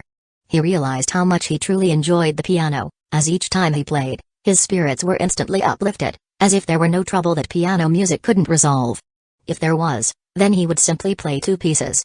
At some point, a hazy mist seemed to naturally form before his eyes, shaping itself into Serpent's script. Mission completed, reward, the melody of Canon in D major. His fingers had already begun to strike a new sequence of keys, unleashing the notes of an exceedingly classic piano piece. It was a canon, where one melodic line faithfully followed another throughout 8 chords, culminating in a final phrase where the notes converged. The piece concluded. Liszt quickly took out the pen and paper he had prepared earlier, dabbed the ink, and hastily jotted down the melody. He replayed it several times while the inspiration was still fresh to identify any errors and dissonances, and made corrections to compose a complete version of Canon in D major. He then wrote down the name Canon in D major, Liszt, and added it to his collection of piano pieces. The piano music soothed his emotions, leaving him relaxed and rational. It made it easier for him to consider how to face the potential crises ahead. In fact, from the beginning, I've overlooked something, that the Earl and the Grand Duke are not one and the same. Admittedly, in the Duchy of Sapphire, with the Earl's Coral Island fiefdom holding significant power, if something were to happen to the Grand Duke, the Earl would likely be implicated. Packing away the piano music, he returned to his study and continued to ponder, but the first to be affected would be the Sapphire family, and the Tulip family, with their smaller size, could more easily change direction. No matter who attempts to swallow up the dragon-less Duchy of Sapphire, the Tulip family could simply choose a new allegiance.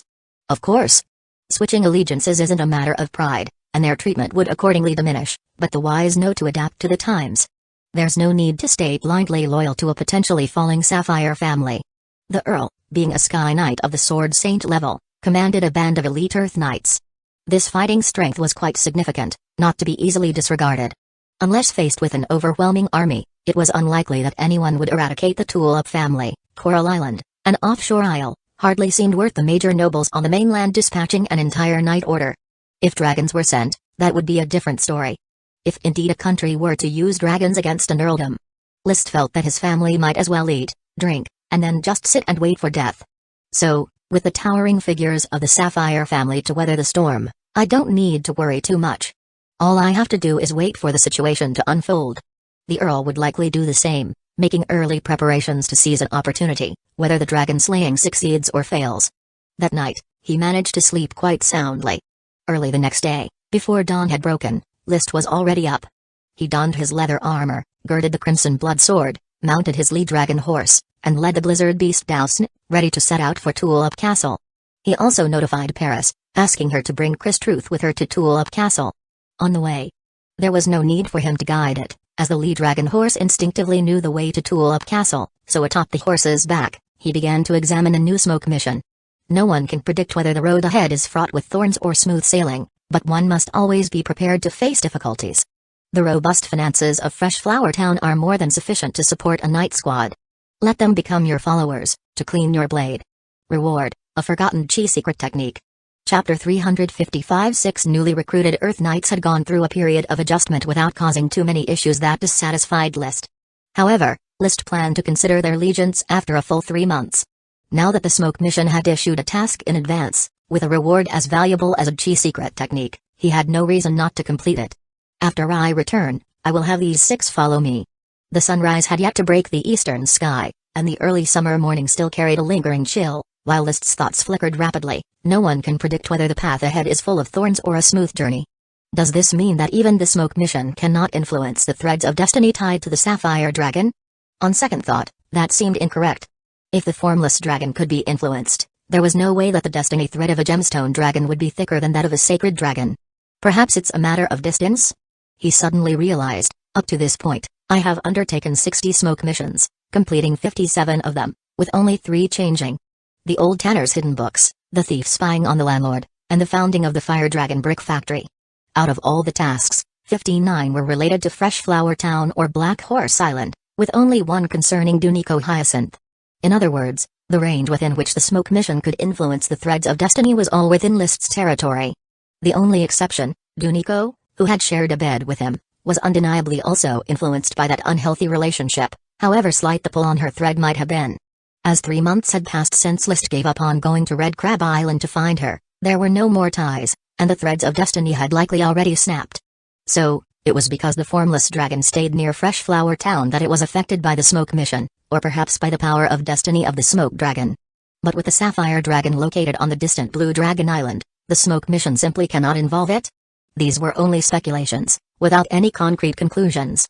After all, List wasn't even sure whether the smoke he saw was left by the smoke dragon. If it was he some form of a dragon wraith, or a dragon-bred human? Moreover, looking at cases where dragons infected beasts, dragon bloodlines didn't seem to possess the magical attributes of dragons. Beasts infected by the fire dragon, water dragon, or metal dragon were just ordinary dragon breed beasts, some exceptionally majestic, but that was about it. They wouldn't turn into fire horses from fire dragon infection or into water horses from water dragon infection. And certainly not into smoke horses from smoke dragon infection. By the same logic, if List were infected by the smoke dragon, he would at most become a small dragonkin, not what he appeared like now. As for dragon wraiths, the white dragon wraiths were a special form of existence where ghosts were created by combining magic power with the soul after death by a dragon. Black dragon wraiths willingly dedicated themselves and were then corrupted by a dragon's magic power. List was certainly not a ghost and had never offered himself willingly, so he was likely not a dragon wraith either. So, did the smoke dragon die and its power entered my body? The key question is, who could kill a smoke dragon that represents fate? According to some knights' novels and magic books, when a dragon is near death, it flies to the Valley of Dragons, whose location is unknown. Therefore, it was improbable for the smoke dragon to have died naturally and then had its power attached to List's body, but it couldn't be ruled out either, since even the fire dragon had died and decayed on Black Horse Island, reduced to a pile of bones. Regardless, all these divergent and logical thoughts leading to speculations had been considered by List more than once. Still, ultimately, there was too little evidence to prove anything. His thoughts fluctuating along the way, he arrived at Tulip Castle by 8 o'clock in the morning. Levi's was just about to leave the house and was surprised to see List's arrival. "My brother, why have you come today, and so early at that? What time did you leave Fresh Flower Town?" "I set off before dawn." "Where is father?" "Father is practicing his morning exercises in the flower garden on the back hill." "Do you have a matter to discuss?" "Very serious business, brother." "Please go and call father back." "I will wait for you in the study," List said gravely. "What is it?" "Tell me first." "More serious than anything you could guess." List didn't want to talk about it outside the study and simply urged Levi's to hurry and summon the others. He then led Chris into the Earl's study first. Butler Louis was sick. Now Tulip Castle was in the hands of Vice Butler Silva, who personally brought in 2 cups of milk tea. Milk tea was the only drink List enjoyed at Tulip Castle. "Please have a seat, Chris. Don't be nervous." "My father is not too strict," List reassured her as he could see her nervousness. Chris nodded and sat down. "Baron, I'm just a bit worried that this might involve you and the Tulip family behind you. You saved me, and I don't want you to suffer misfortune because of me. Coral Island is remote, and information doesn't flow smoothly. As long as you don't reveal your identity, nobody will recognize you, and no one will connect you with that incident. As for my father and brother, the more they know, the better they can deal with danger. Yes, as long as I can help the Baron. Have some milk tea. You seem not to have fully recovered yet." "Thank you." The wait wasn't long. Soon the Earl's voice could be heard from outside the door. "I would really like to know what kind of matter would bring a son, who hunted a 1-ton serpent but only gave 5 pounds of its meat to his father, to seek his own father." List, who was drinking milk tea, couldn't help but cough. It wasn't that he was stingy. He simply couldn't bring himself to part with it. Middle-grade sea monster meat was priceless. Each piece of snake meat was a part of his future strength. Cough, cough. He hadn't stopped coughing yet. The Earl had already pushed the door open and entered the study. After glancing at List and Chris, who wasn't in her magic cloak but dressed like an ordinary person, he walked straight to the desk. "Speak up, List, my dear son, what do you have for me?" Levi's closed the door tightly and then asked, "List, are you sure? This lady, whose name we have yet to ask, should remain in the study. Her name is Chris Truth. She is a magician, and the source of the news comes from her." List ignored the Earl's earlier jibe about the 5 pounds of snake meat and said solemnly, "Brother, please check again to make sure there's no one outside or near the window eavesdropping." "That careful?" Finding himself being ordered about by List, Levi's felt a bit awkward, but still took the task seriously and checked again. The Earl had already helped himself to a glass of red wine and took a small sip. "Put an end to your secretiveness. Speak plainly. What news does Her Excellency Chris bring?" "The Marquis of Bull might be planning to assassinate the Grand Duke's sapphire dragon." "No, he might have already done so. At least a week and a half have passed since Chris brought the message. It could be 2 weeks. She was pursued by grand magicians in the open sea and cast into its depths using permafrost, eventually drifting to Coral Island. Chris and others fled Iron Hoof Island by sea but did not know where they were headed. After being overtaken by the grand magicians, she sank into the sea. Drifting with the current, she arrived in the waters of Fresh Flower Town 5 days later, enough time to assume the Marquis of Bull would strike within that period, to avoid delayed complications. After that, Chris was unconscious for 9 days. 9 days were enough time to discern the outcome of slaying a dragon. Upon hearing this, Levi's burst into a wry laugh. "Assassinate the Grand Duke's dragon? List, and Miss Chris, do you realize how foolish that decision is?" Chapter 356 Assassinating a dragon was indeed a very foolish decision. However, to assassinate a dragon with meticulous planning filled people with awe and terror. "Father, brother, I cannot guarantee that this information is true. I can only relay the news brought by Her Excellency Chris, for you to analyze. The assassination plan of the dragon originated more than 30 years ago. The remnants of the magic goat family lurked within the magician's organization, the Goat Assembly, and they probably used lich transformation techniques to make contact with the former Marquis of Bull. Subsequently, List relayed the news brought by Chris and his own summarization of deductions, laying it all out. After he finished speaking, Levi still refused to believe it. "This is too preposterous. Assassinating the Sapphire Duke's dragon is not something a sane person could conceive. Dragons represent the pinnacle of the world's power. Even a sub-dragon or a dragon beast is not something one could casually hunt down." His words held a certain logic.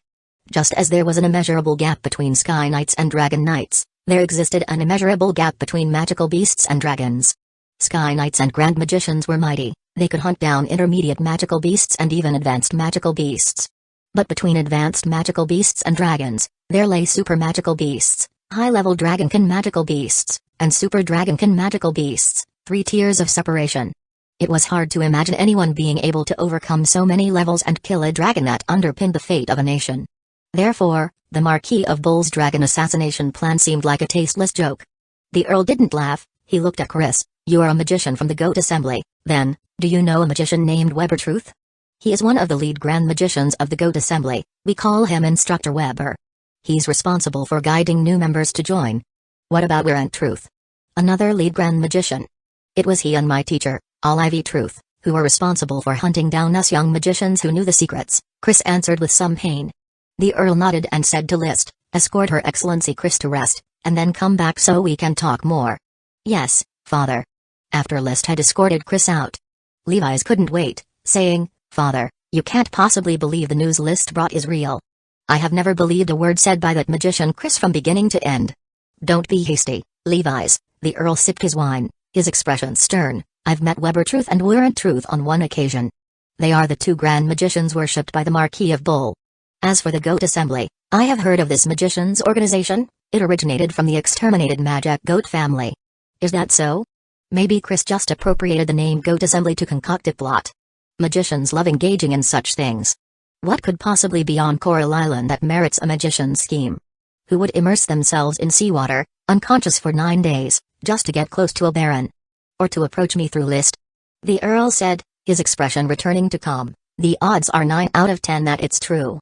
I understand the Marquis of Bull, he would definitely go mad in pursuit of immortality. Father, do you think this is true? Would the Marquis of Bull really assassinate the Grand Duke's dragon? Is there a problem with that? It's just the killing of a dragon. If no one had the guts, how would the world have ever seen the rise of heroes with the title of Dragon's Lair?" Dragon slayers are heroes because they kill evil dragons. But murdering the Grand Duke's dragon is an atrocious act, Levi's countered. If he succeeds, who will care whether he killed a good dragon or an evil dragon? Levi's, I hope you can calm yourself. As the heir of Coral Island, you are not as composed as your brother List. I just find it hard to believe this fact.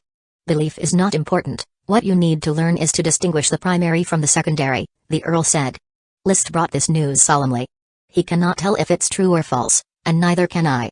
But that doesn't prevent us from discussing the impact it would have on the family and on Coral Island if it were true. Levi's wanted to say something, then gave up. Yes, father. Tell me your thoughts, what impact would the Marquis of Bull hunting the Sapphire Dragon have? It would be a disaster. Without the Sapphire Dragon, our country could no longer exist, the Sapphire family would be destroyed, and all the smaller families, including ours, that depend on the Sapphire family would be doomed too. Levi's grew increasingly anxious as he spoke. Father, if it's true, we must prepare. Your analysis is still not comprehensive enough. The Marquis of Bull's assassination of the dragon could end in 3 outcomes: failure, success, and something in between. Each outcome will bring a different situation we need to deal with, and how should Coral Island position itself in such scenarios? Levi's fell into deep thought. He was only a young man in his 20s who had not yet married. Meanwhile, List had already handed Chris over to Paris and quickly returned to the study, finding a place to sit down. The Earl asked, "Did you arrange everything?" "I left her with my guard, Paris." "You can rest assured, father. Paris is trustworthy and will not make a mistake." List knew what the Earl wanted to ask. The Earl, however, seemed to recall something odd and said, "Although I don't think inheriting your mother's looks is an advantage for a male noble, it often has certain benefits. Still, young people should learn self-restraint." List didn't understand what he was getting at but nodded anyway. The Earl changed the subject and added, "But you shouldn't be too restrained either. 5 pounds of snake meat is truly too little. Father, the meat of an intermediate sea monster is just a novelty for you, but for me, it is a huge help. It's critical for my future and reaching greater heights. Actually, I've brought gifts for you, brother, and for Lynn as well, armors made from the skin of the 6-headed king serpent for each of you," List said calmly. He had to admit, 5 pounds of snake meat was not overly generous, but hunting the 6-headed king serpent had taken a lot of effort, and the meat, which was an excellent ingredient for pairing with medicines, was something he truly didn't want to share. So, he simply compensated with the snakeskin armors. Upon hearing about the snakeskin armors, and even with a share for Lidun, the Earl finally expressed satisfaction. Learning to control your desires and understanding trade-offs is good progress. As a father, I can understand your urgent desire for improvement in strength. You wasted too much time when you were young. I'm glad you understand. Being born into the Tulip family with the least talent really troubled me a lot. But knightly honor favors you more, Levi's interjected. A few words and 3 armors resolved the apparent rift between father and son. The harmonious atmosphere of the family returned as they began to discuss the myriad issues arising from the Marquis of Bull's assassination attempt on the dragon. Chapter 357. The pressure from the assassination of the dragon incident was quickly dispelled amidst the playful banter between father and son. Levi's was no longer tense, List appeared more relaxed, and the Earl even felt in the mood to pour each of his sons a glass of crescent moon wine. Then the 3 of them analyzed the impact of the assassination of the dragon as if they were looking down from God's perspective. The analysis was quite straightforward. Assuming the dragon-slaying incident was real and had already occurred, there would be 3 outcomes: the Sapphire Dragon killed by the Marquis of Bull, leading to the collapse of the state, with Coral Island needing to seek a new direction, the Marquis of Bull's rebellion crushed and the Sapphire Dragon unharmed, where Coral Island just needed to await orders from the Grand Duke. There was also another compromise situation: the Marquis of Bull's assassination attempt failed but the Sapphire Dragon was injured. In such a case, the Duchy of Sapphire wouldn't collapse immediately, but it was certain that various forces from within and without would be surging. Figuring out the right course of action for Coral Island within this tumult would be vexing. Now, they discussed each scenario separately. If the dragon is killed, we must abandon the Sapphire family without hesitation. Perhaps rallying around the Marquis of Bull would be the correct choice if he can become a lich. Levi's stated his thoughts regarding the first scenario. As for humans turning to liches, that was unimportant. Yet the Earl was shaking his head. List, what do you think? I'm not optimistic about the Marquis of Bull becoming a lich. Immortality without power is just courting death. Those kings and Grand Dukes certainly won't mind riding dragons to capture him, treating him as an excellent experimental material. If he really becomes a lich, he would definitely hide and barely cling to life. From the moment the Marquis of Bull staked everything on assassinating the dragon, he was out of the game in the Duchy of Sapphire. List continued, The eventual fragmentation of the Duchy of Sapphire is inevitable. The question is who will take over these islands, Steel Ridge Kingdom, Eagle Kingdom, or perhaps both sides will have concerns and leave this place in chaos. Without the dragon's protection, pirates will certainly run rampant. The dragon represented the pinnacle of power and order as well. Without the dragon, people's ambitions would probably swell far beyond expectations. Levi's asked, "Are you suggesting that we choose a kingdom to pledge allegiance to?" "Yes, I'm leaning towards the Steel Ridge Kingdom, since it is our suzerain kingdom after all. The marquises will be more popular. We are just an earl's family. If we switch sides, we might be demoted to viscounts. Even if we retain our earldom, it will cost a great deal of wealth. The islands need us to maintain them. The kingdom won't be too excessive. Perhaps we will have to pay 10 to 20% of taxes as protection money, but overall, it's worth it to avert a crisis, especially since we've lost the dragon's protection." The Earl nodded. "Your analysis makes some sense, but you've overlooked one point. Even without a Sapphire Dragon, the Sapphire family still holds immense wealth. They can use this wealth to trade with any country for protection. In the future, the Sapphire family might well become a marquee family for some kingdom." He looked at his two sons, "And we can continue to follow the Grand Duke. Support in difficult times often means loyalty, and a loyal noble will be appreciated by most landlords. That would be the time to choose a better liege." Levi's and List were eager to change allegiances at the earliest opportunity. The Earl, however, hoped to spruce up appearances first, then hold out for a better offer. "We need to unite. If the nobility of the Duchy of Sapphire are scattered, they will be easily manipulated," List added. "Red Crab Island would be the best ally, and Golden Island can also be brought into the fold. We may be somewhat poor as island nobles, but governing the islands necessitates our involvement." The discussion lasted the entire day. By evening, they had settled on a basic framework, to pretend ignorance on the surface while secretly sharpening their weapons, preparing to send out troops, protect themselves, or escape at a moment's notice. Meanwhile, the Earl sent out his men to closely gather intelligence. Logically, by this time, news would be in transit and they would soon know how to choose their response. After returning, quickly integrate your night squad. This crisis is also an opportunity. "Since you've chosen to strive for glory, the battlefield is the most suitable way," the Earl said with deep meaning. "I've neglected you before, but now I hope that we, father and son, can fight side by side." List bowed solemnly. "I await the moment at all times." The Earl didn't know what to say next, only patting List's shoulder heavily. "If your mother saw you today, she would be proud of you." "Thank you. Go and rest well, there's nothing to be nervous about. Nobles have their own ways of survival and won't be greatly disturbed by the life or death of a single dragon. The strength we hold in our own hands is the foundation for standing in this world. Grip your spear tightly and fear no difficulty. I will heed your teachings." Returning from Tulip Castle to Freshflower Town. Although List had temporarily put aside the dragon-slaying affair, he did not relax his efforts. Despite his limited strength, he still needed to prepare for emergencies, so he immediately informed the 6 Earth Knights, "I hope to complete the Night Squad's integration as soon as possible, and you 6 can start making your own choices now. We are ready to charge for you, my lord." Without any hesitation, the 6 immediately chose to follow him. Thus, the Night Squad of Freshflower Town was officially formed. List had a private conversation with Marcus. "Teacher Marcus, please start the actual combat training as soon as possible. Perhaps very soon, we will be heading to the battlefield. Is the Pioneer Mandate going to be issued earlier this year, my lord?" "Perhaps." Marcus's eyes lit up. "I understand." After completing the night-following phase, the smoke mission was also deemed complete. When he returned to the study, which was recently stocked with a new batch of night novels, he summoned the smoke mission. "Mission complete. Reward Chi secret technique breath decay." "Breath decay?" List harbored a doubt, leaning towards it being an effect similar to the concealment of one's own aura. He felt that this Chi secret technique was hidden amidst the batch of night novels he had recently acquired. However, he wasn't in a hurry to search for it, preferring to wait for the release of a new mission. The surf girl Emily, who follows the training of the girls' group, is always clumsy and never learns the embroidery lessons well, often receiving punishment from the embroidery teacher.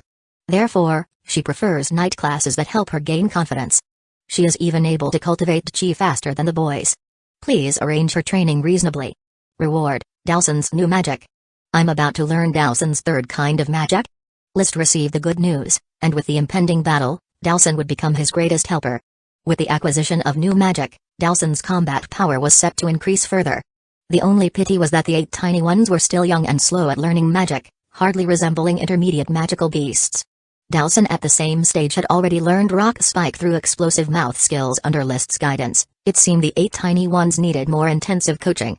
His thoughts fleeting, he called for Servant Thomas, go to the administration and get a file on a girl from the female training group named Emily. Also, inquire about her life and study situation and report back to me in detail. Yes, Master. Thomas went on his way. Only then did List take a new book from the shelf, opening the covers one by one, beginning his search for his new Chi secret technique Breath Decay. Chapter 358 1 hour. 2 hours. 3 hours. When List had sliced open the covers of all the Knight's novels on the shelves, he found that none were like the Vulture Knight Stefan's expedition of years past, with golden parchment hidden inside the cover, upon which the Chi secret technique the Eye of Magic was recorded. Why is this happening? Could it be that Breath Decay isn't hidden within Knight novels? If not, then how did it come into my hands? He pondered hard but couldn't come up with an answer. Suddenly, a thought struck him. The locals of Fresh Flower Town definitely wouldn't know any Chi secret techniques, not even the Tulip family possesses such techniques. The serfs that were bought surely don't know any Chi secret techniques either, they are just a group of commoners.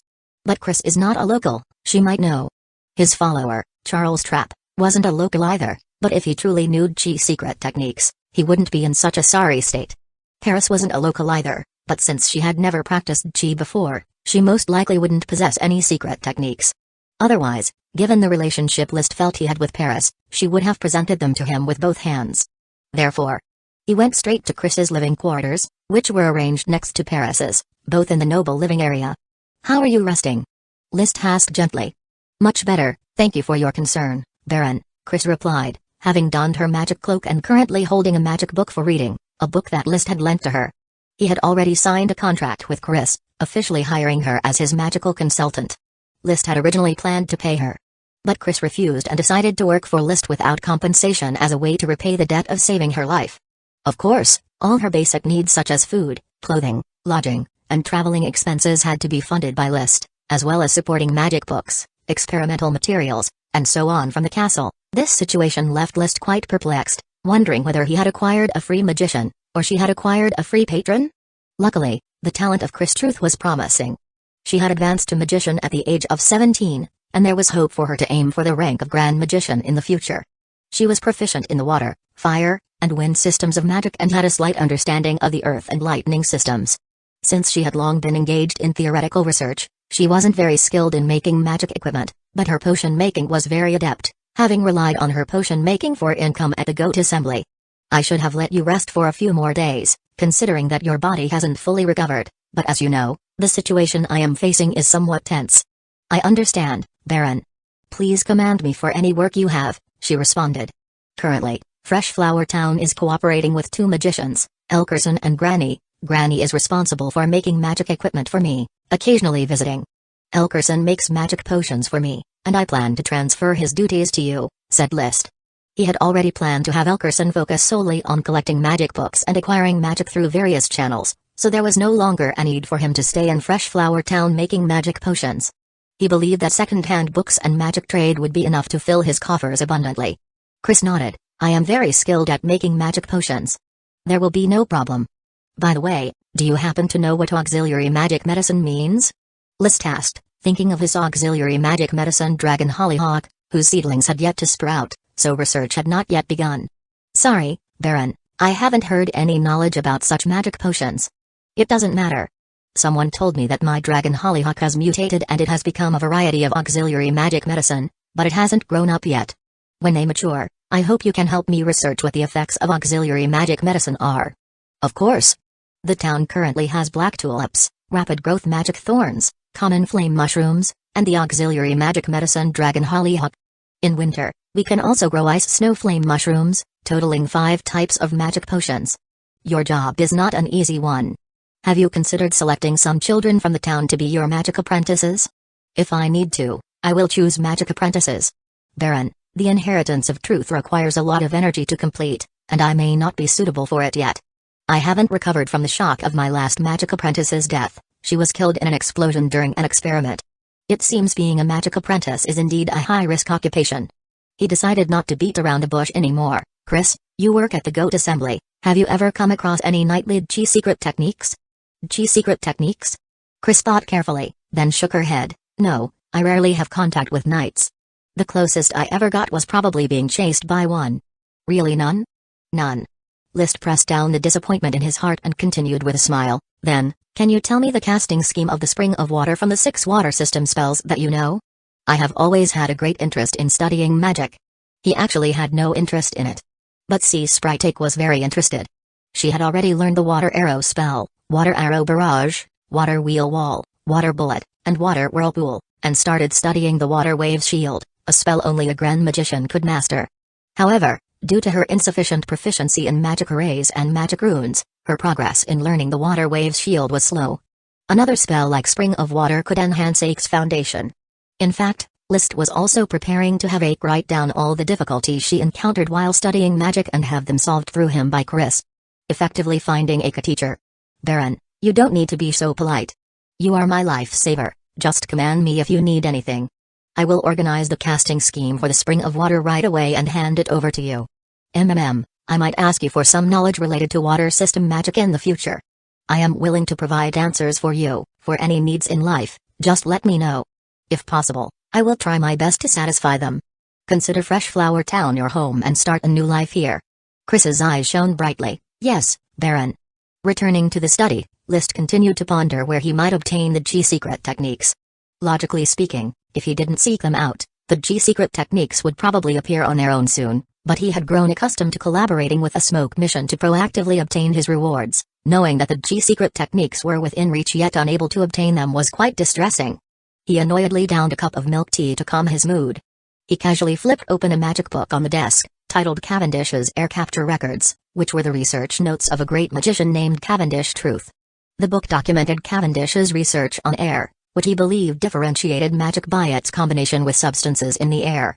This book was valuable, not because of the experimental content. Actually, the content was dull and tedious, with no research results, as Cavendish thought that air was composed only of fine dust and free magic power, without even considering the vital elements required for breathing.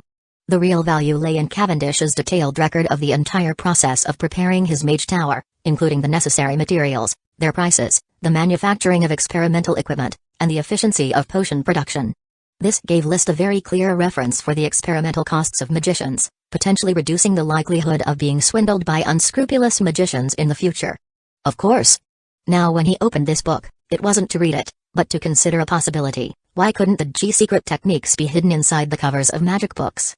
Chapter 359 Seriously, List had considered the possible locations of the G-secret technique within the book, on the cover and the pages. Although the thick paper was substantial, hiding another sheet that recorded the G-secret technique would still be difficult. Moreover, a page hiding another sheet would be obviously different from the other pages, making it easily detectable, which rendered the hiding pointless. Therefore, he searched only within the covers. He flipped through each book, and by the halfway point, he still hadn't found the G-secret technique. But he was not discouraged, as the castle's magic books collection was only 2/3 complete. The remaining third was partly in the Seaview Villa, and the rest in Chris's home. As they say, opportunity is reserved for those who are prepared. When he flipped open the cover of a magic book tucked away in the corner of the shelf, a silver page was revealed from the slit of the cover. He quickly pulled out the entire sheet. The silver paper was covered in densely written serpent script, with a diagram of human chi circulation on the back. Is it a favorite method among families with chi secret techniques to store them in this way? List caressed the silver paper, deducing it was made of silver, but obviously, compared to Steve Vulture's golden paper, this was a grade lower. The chi secret technique was acquired, but he did not immediately look into it. Instead, he flipped through the magic book. The title Searching for the Magical Beast Beetle King Among the Pincered Beetles was something he vaguely remembered having read a bit of. The content was not engaging, or rather was quite specialized, recording several forms of pincered beetles, but in the end, the book did not document any magical beast beetles. So, there's no connection between this magic book and the Vulture Knight Stefan's expedition? Two different kinds of books, one a knight's novel, the other a magic book, both concealed chi secret techniques in the same manner, and both eventually ended up in Fresh Flower Town. List was unable to guess what the underlying driving force was. For example, what caused the leakage of the chi secret techniques, or why they were placed inside books, and then how they traveled thousands of miles away to Coral Island. Unknown. It could only be chalked up to luck. He shifted his gaze to the silver paper, where at the top there was a line of slightly larger serpent script, Breath Depletion Chi Secret Technique, Steve Vulture. List stared at the title, making sure he had not misread it. The author of this paper documenting the Chi secret technique was none other than Steve Vulture, a Sky Knight from the Blast Furnace Fortress Kingdom, who rode a dragon breed magic beast Vulture. The Chi secret technique, the Eye of Magic, also came from Steve. He took out the golden paper that recorded the Eye of Magic from the gemstone space. Comparing the two, the name was identical, the crafting of the paper, the engraved serpent script, all eerily consistent, so that means both of these Chi secret techniques originate from Steve, not necessarily his creation, but he must have obtained them. There's no way he was a common Sky Knight. An Earl is a Sky Knight, and even a Sky Knight of the Sword Saint level, yet the Earl's family had no Chi secret technique. The Long Taro family must have a Chi secret technique, but as a grandson-in-law, List was not clear about what the Chi secret technique was, as each noble family kept their family's Chi secret techniques a strict secret. It was a treasure that could be passed down from generation to generation like an elf, and was extremely valuable. It could be basically confirmed that the technique was passed on to male heirs and not to females. What exactly is the reason that allowed Steve Vulture to disseminate the Chi secret technique in a covert manner? List shook his head and decisively stopped delving into it. He began to study breath decay. The content was complex, and the way the Chi was manipulated was also quite tricky and peculiar, but it was slightly easier than the Eye of Magic.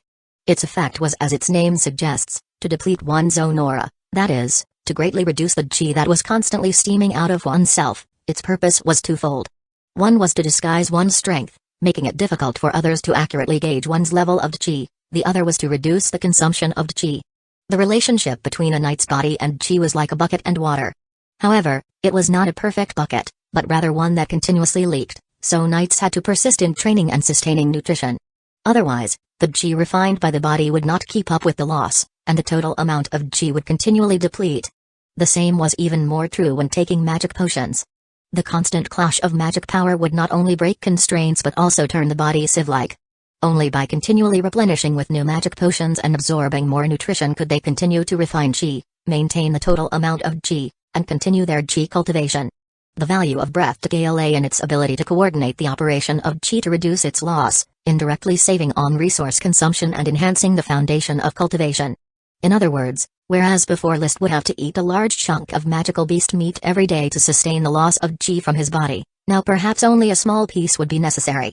Before, when consuming magic potions, a great deal of magic power would dissipate. With breath decay, he could greatly save on magic potions and improve their utilization rate. In the final introduction, there was a record by Steve Vulture on the effects of the Chi secret technique. Breath decay can slow down the dissipation of Chi in the body, but as Chi grows, the effect diminishes. An elite Earth Knight can slow Chi loss by about 3/4, a common level Sky Knight can slow the loss by about 2/3, a Sword Saint level Sky Knight can slow the loss by about half, a completion level Sky Knight can slow the loss by about 2/5. The stage for Dragon Knights is unknown. At the same time, because the dissipation of Chi is slowed, it will confuse other knights about one's own strength, allowing a Sky Knight to appear as an Earth Knight. It could be confirmed that when Steve Vulture wrote this Chi secret technique, he was a completion level Sky Knight. The stronger the strength, the less the reduction. At the elite Earth Knight stage, to be able to slow the loss by 3/4, the effect is indeed astonishing. List was very satisfied with the effect of breath decay. Saving resources was an important aspect, and the ability to disguise his power level was not bad either. Sometimes his strength improved in an unusually fast manner, which was indeed a bit inconceivable. Without breath decay, he could pretend to be a common Earth Knight in front of an Earl, but in front of Marquis Merlin, his cover would be blown straight away. With this Chi secret technique in hand, he no longer had to worry about his power advancing leaps and bounds, making himself too high profile. Genius can sometimes also be a pressure, but now I can finally continue to be a normal landlord and enjoy a peaceful noble life. I don't have to bear the dazzling halo that I shouldn't have at my age. Chapter 360. Having obtained breath decay, List immediately decided to practice it. Now that he had completely mastered Flaming Wave and Fire Dragon Drill, and had basically mastered multi-arrow, and his The Eye of Magic had become even more transcendent, pondering over these Chi manuscripts and Chi secret techniques would not significantly improve his strength. It was better to practice breath decay to conserve his resources. At the same time, Thomas had returned with the organized documents to report. "My lord, this is the dossier on the serf girl Emily from the commissioner's office." Emily, from the Eagle Kingdom, was an orphan with both parents deceased, and her brother had also died. She was 11 years old this year and was the first girl in the girls' group to cultivate Chi, even quicker than most of the boys in the qualifying group. She performed excellently in night training, but she still needed to attend embroidery classes. Moreover, she performed poorly in her embroidery classes, she couldn't even thread a needle properly.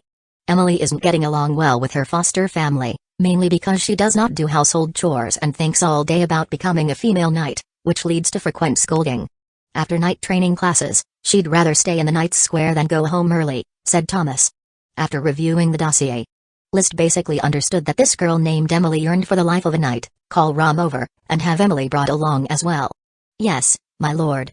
Before long, Rom and Emily both rushed over, with Rom standing to the side after paying his respects. List's gaze was entirely on Emily, the 11-year-old girl who was around 1.5 meters tall, and although her face was immature and her body frail, her eyes were bright and full of life. Her deep eye sockets and high nose bridge gave her a somewhat exotic appeal, relative to the people of the Duchy of Sapphire and the Eagle Kingdom. Perhaps she would be quite beautiful when she grew up. However, her large bone structure contrasted with her skinny frame, making her appear somewhat disproportionate, likely due to the lack of flesh on her body. Your name is Emily, I heard you don't like being an embroiderer?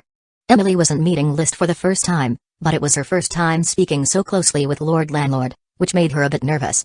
Still, she mustered her courage and replied in a tender yet firm voice, Yes, Lord Landlord, Emily does not like to be an embroiderer. Emily hopes to become a knight. Ambitious, but do you know that for a woman, becoming a knight requires far more effort than it does for all others?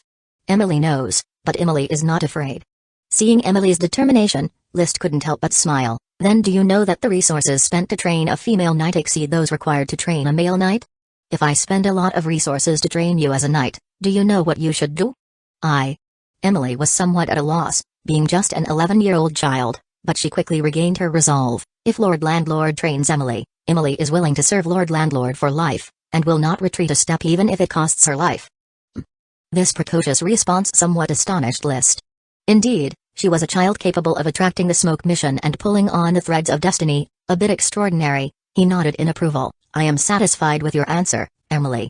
Since you have chosen a difficult path, as your landlord, I will give you a chance to change your fate, hoping you will keep your promise. Yes, Lord Landlord, Emily is willing to follow the Lord and charge forth for the Lord. Emily, with her young frame, mimicked the adult knights and performed the grand salute of a follower, kneeling on one knee, right hand on her chest, leaning forward 90 degrees while bowing, head lowered, gazing at the ground. List walked over and lifted her up. I accept your allegiance, Emily. By the time Emily climbed up, she excitedly stood straight, and he smiled, saying, You are my youngest follower and also my first female follower. I wish that in the future, you may become a glorious knight, chasing honor shoulder to shoulder with me. For now, you will train with Maggie. Maggie, the object of envy among all the serf children because her sister was the personal guard of Lord Landlord. She received specialized knight training every day and was making rapid progress. Emily nodded excitedly. Yes, sir. List then turned to Rom. Rom, please arrange for Emily's training personally. Also, tell her foster parents to treat Emily better. From now on, she does not need to attend any more embroidery classes, she should focus entirely on knight training. Yes, sir. All right, you may go now. List indicated for everyone to leave. Then he said to his personal servant, Go and call Paris over. Calling over Paris was simply to inform her that her sister Maggie was going to have a companion for her training. It was somewhat wasteful for Maggie to enjoy the knight training alone, and training with a companion was often better than alone, if nothing else, for having a good point of reference. Paris replied, I have no objections. In fact, I am happy to see that Maggie will have a companion. She has been getting increasingly lazy with her nightly drills. But I am surprised, Baron, that you would accept an 11-year-old girl as a follower. It was her longing look filled with desire for knighthood that moved me. I believe that someone with such a gaze will not lead an ordinary life in the future.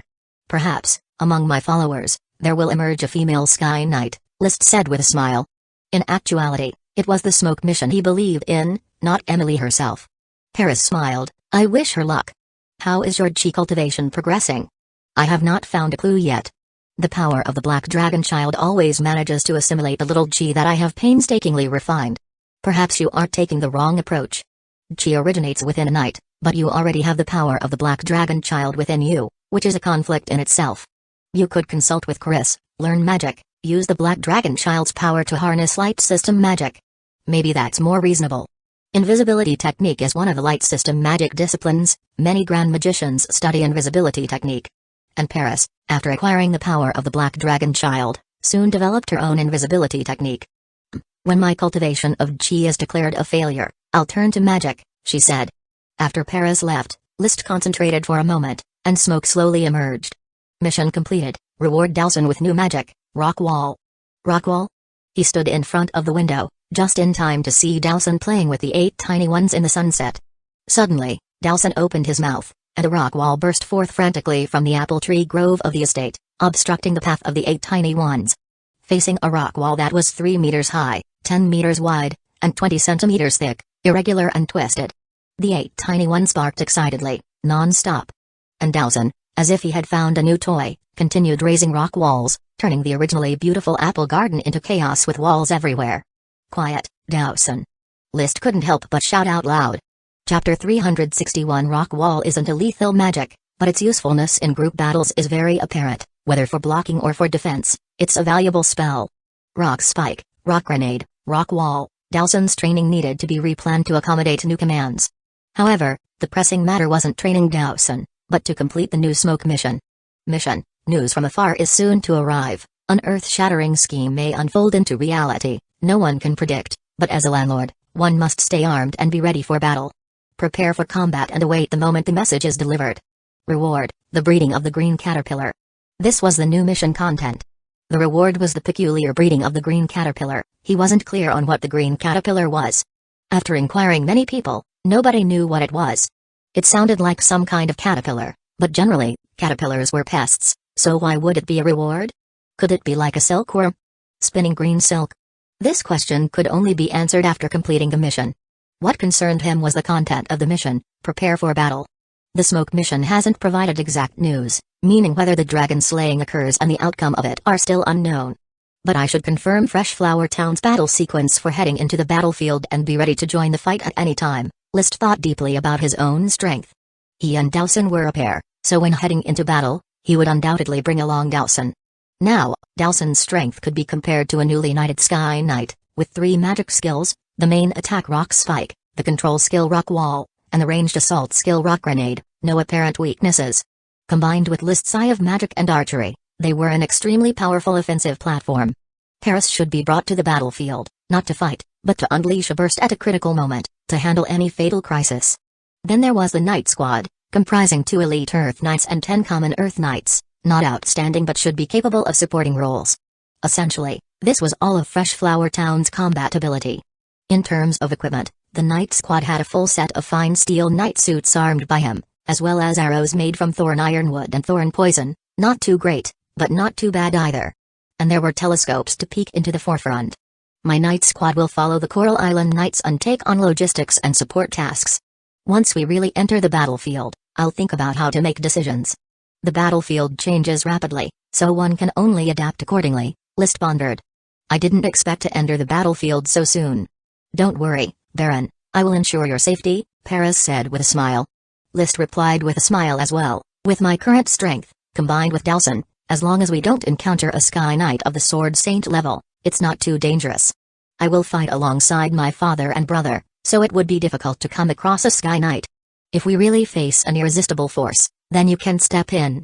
He paused and added, be cautious about using your transformation. You have a whole youthful future to look forward to. Save me if you can, and if not, escape on your own. It's impossible to predict how a person will react when faced with danger. List was simply preparing for the worst scenario. As someone who had lived in peaceful times and then crossed over to this different world where knights charged into battle, it was natural for him to be nervous about the battlefield. Or perhaps, without experiencing the baptism of blood and fire, he couldn't transform his mentality and set his spirit free. Marquis Merlin had told him that young people should be passionate. Unfortunately, he wasn't young and rarely had moments of passion. Being cautious and considering all aspects was his style. Paris, who had directly faced the Light Dragon, said with ease, within the scope that my life allows, I won't let you, Baron, fall into danger. It seemed as if an atmosphere was brewing. They exchanged a knowing smile, and then Paris bid farewell and left the study. Within the Seaview Villa, Ak, the sea serpent magician, was still earnestly learning magic. She had completely immersed herself in the world of magic, unable to extricate herself. She spent most of her time in the Seaview Villa, continuously paging through magic books, soaking up various kinds of magic knowledge like a sponge. Brother, you're here. Yes, I came to see how Ak is doing. Every time he saw Ak, List was in a good mood, and also to check on Nami. The mangrove miner elf was sleeping on the table. It rubbed its eyes, saw List, and whispered G as a greeting. Then it continued to sleep soundly. Unlike the active thorn miner elf Jayla, most elves actually prefer peace and spend most of their lives sleeping. After all, they are born from plants, and plants stay in one place for their entire lives. Does brother want to hear Ak sing? Ak put down her magic books and asked with wide eyes. List would naturally not refuse. So, a beautiful and melodious song quietly began to play. It was a popular folk song from the Duchy of Sapphire, and when sung by Ak, it sounded celestial. Compared to playing the piano, it could soothe List's restless mood more quickly, making him feel at ease. After singing, List habitually reached out and ruffled Ak's sapphire blue hair, and Ak giggled and nestled into List's arms. She liked to snuggle there, feeling very warm. Even though the weather was getting hotter. Ak, I might have to travel far away. I hope that during my absence, you will continue to study magic diligently, striving to become a grand magician as soon as possible. Where is brother going? I don't know, I might go to the battlefield, or I might not have to leave Fresh Flower Town. In any case, you should study hard. Ak is studying hard every day. It won't be long before Ak becomes a water system grand mage. Then in the sea, Ak will no longer have to worry about being hunted by Dulu Mikita. If Dulu Mikita ever thinks about eating Ak, I'll use magic to fight them. At the beginning of June, the blazing sun scorched the earth. That day, Coral City Port welcomed a swift three-masted ship flying the Sapphire Dragon banner. After docking, news had already reached Tulip Castle. Earl William Lee personally hurried to the port to greet this ship representing the court. The people from the ship had disembarked and were waiting at the port. Upon seeing Earl William Lee and his party arrive, a knight clad in silver-white armor at the forefront rode forward. Earl William Lee, I am Bosky Pansy, captain of the 7th Night Squad of the Blue Blood Knight Order. I come bearing orders from the Sapphire Duke. Good day, Captain Bosky. What message has the Duke brought? This is a letter personally written by the Duke. Bosky took out a black-sealed letter from his breast and handed it to Earl William Lee with gravity. The orders are within the letter. Taking the letter, Earl William Lee already anticipated the unfolding of certain events, but he remained composed as he offered his hand. Captain Bosky, please accompany me to Tulip Castle to rest. Thank you, my lord. Chapter 362 Sir Levi's was entertaining Bosky Pansy, a viscount and an elite Earth Knight of the Pansy family lineage, addicted to the flow of drugs. This family's territory was located in Rainbow City on Blue Dragon Island and was also of Earl lineage. With a prolific lineage, most of the offspring served in the Blue Blood Knight Order. In fact, families like the Pansys were referred to as the Blue Blood Alliance, meaning families affiliated with the Blue Blood Knight Order. They were not typical noble landlords but rather nobility of a pioneering nature. They were the whip of power for the Sapphire family, without large islands as fiefs and not engaged in production. All their wealth came from rewards and plunder. The Blue Blood Alliance often married within their own small circles, distancing themselves greatly from the landlords of territories. Moreover, non-direct female members of the Sapphire family typically became the mistresses of families within the Blue Blood Alliance, helping the Sapphire family maintain control over the alliance. For example, Bosky's mother, the Countess of Rainbow City, was a distant niece of the Sapphire Duke. Levi's wanted to glean some information from Bosky but failed to get any direct response. I'm sorry, Sir Levi's. I don't know what has happened, all I know is the Duke commanded me to bring his decree and to follow Earl's orders, executing the Duke's next command. Of course, the Duke's decree is the action program for our Tulip family. Levi's could only reply with pleasantries. Elsewhere. In the study, Lee William had opened the black-sealed letter, with the Sapphire Dragon seal intact, proving it was indeed from the Duke and not a forged message. The identity of Bosky and a three-masted fast-sailing ship were enough to prove the truthfulness of the message. The letter was brief. My follower, the landlord of Coral Island, Earl Lee William Tulip, by the time you read this letter, your lord, the ruler of the Duchy of Sapphire, Duke Andrew Sapphire, will be filled with rage, needing to vent it through the most brutal war. My once closest comrade in arms, a companion worthy of life and death trust, Andy Sapphire of Ironhoof Island, has betrayed me. He even dared to covet my most gloriously supreme authority, the Sapphire Dragon. This unforgivable betrayal now compels me, as your liege, to command you to assemble all your knights and reunite with me at Ironhoof Island, Bullhorn City. The wound of betrayal must be cleansed with blood and fire. Lee William, it's time to prove your loyalty and courage. Take this black-sealed letter and set out immediately. It is the order to besiege Ironhoof Island. Sapphire Year 152, May 26. After reading the letter, Lee William showed no expression on his face. He simply sat in his chair, perfectly still for a whole 3 minutes. Then he suddenly stood up, keeping the black-sealed letter, and called for his deputy butler Zai Irwa. Notify Captain Mickey and Advisor Jacob to come to my study immediately to discuss affairs. Yes, my lord. Zierwa quickly departed. Li William tapped his fingers on the desk, continuing to contemplate.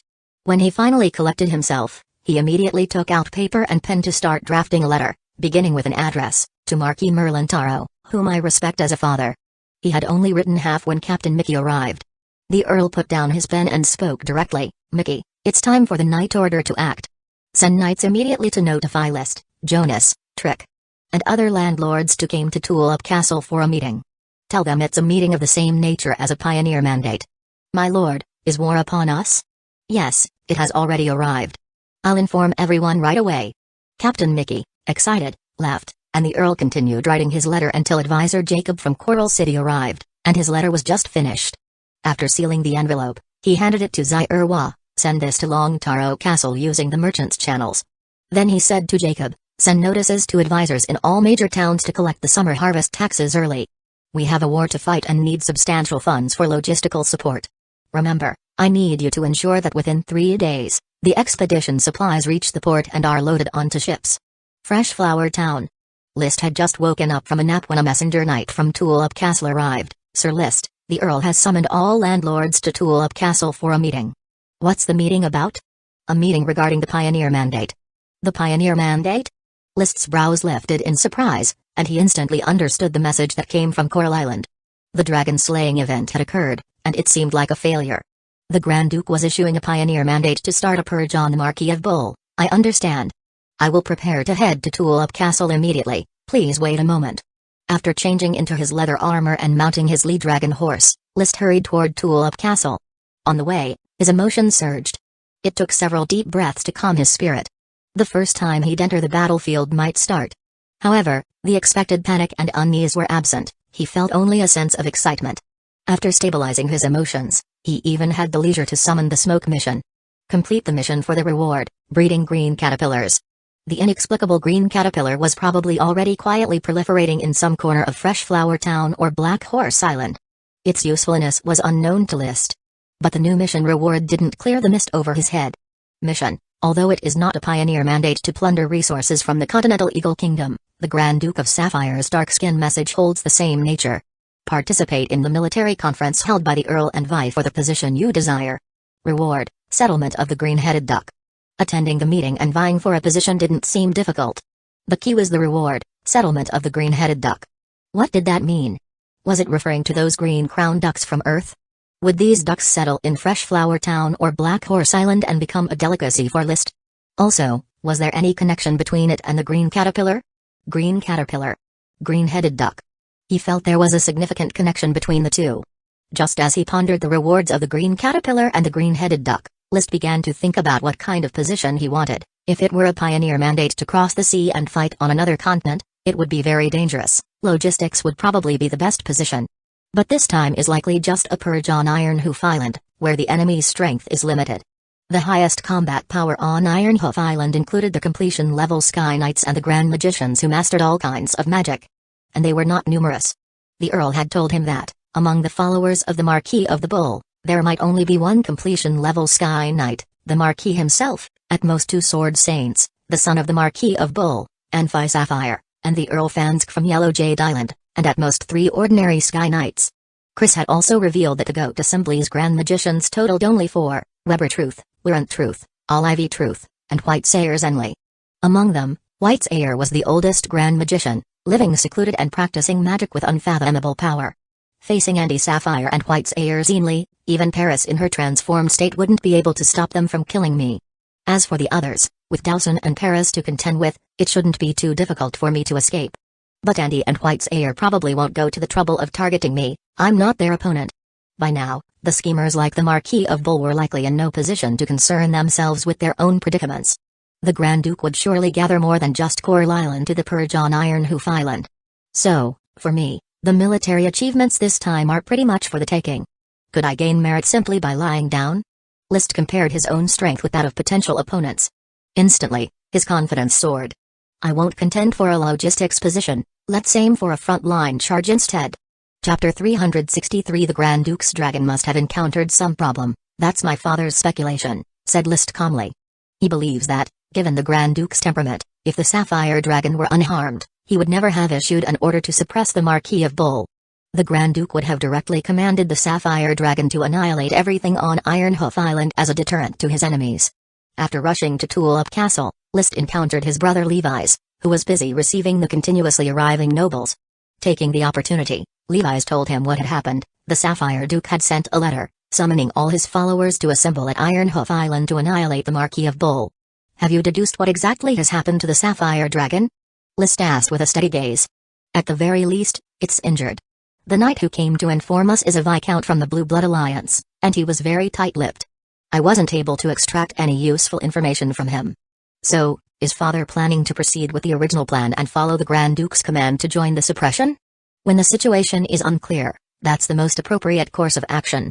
Father is already in communication with several marquises and earls, and after reaching Bullhorn City, will carefully consider how to proceed with the second step. However, the war is essentially set in stone. List, you're only 17, are you really planning to go to war? He felt a bit displeased. As someone who had been called a prodigy and as the family's heir since childhood, he had only gone to battle at 23, and now 17-year-old List was about to go to the battlefield. List was unaware of what Levi's was thinking. He simply said indifferently, as a noble's second son, the only chance to change my fate is through war. I don't have much time to waste. All right then. The meeting convened at dusk. Earl William Tulip announced the Grand Duke's orders and immediately began arranging which knights would be deployed. Everyone will go to war. Bring yourselves and your followers. All Earth Knights who are not old, weak, sick, or disabled must appear on the battlefield. He looked around at all the nobles. My plan is to form 6 Knight Orders, 1 Elite Knight Order and 4 regular Knight Orders that will directly participate in the war, and 1 more to patrol within the island, to garrison and defend the security of Coral Island. 6 Knight Orders, 6 Commanders. Coral City Advisor Jacob was appointed as the commander of the Defensive Knight Order, to stay behind and ensure the safety of Coral Island. Of the remaining 5 Knight Orders, 4 commanders had already been selected. Lee William himself naturally led the Elite Knight Order, while Jonas, Trick, and Levi's, the 3 Viscounts, each led 1 Knight Order. Now only the last Knight Order's commander was needed. Earl, please allow me to lead it, List said without much hesitation or conflict. Although this is my first time on the battlefield, I have an intermediate magical beast as a pet, with combat power on par with an ordinary Sky Knight. I believe I am fully capable of leading a Knight Order to vie for glory. Lee William looked over the attendees.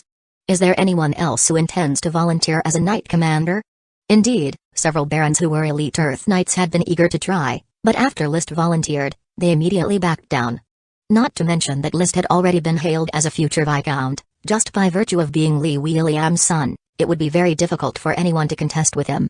After all, no one would be foolish enough to think that they ranked higher in the Earl's eyes than List, even though he was Lady Marie's brother. Lady Marie's brother was also an elite Earth Knight and had inherited a baron's title. His prestige on Coral Island was not insignificant. He was very keen on securing the position of Knight Order Commander, it being the best position to earn military honors, but now, he could only look at List with resentment. He dared not vie for the position anymore. List was known to set his dog on people.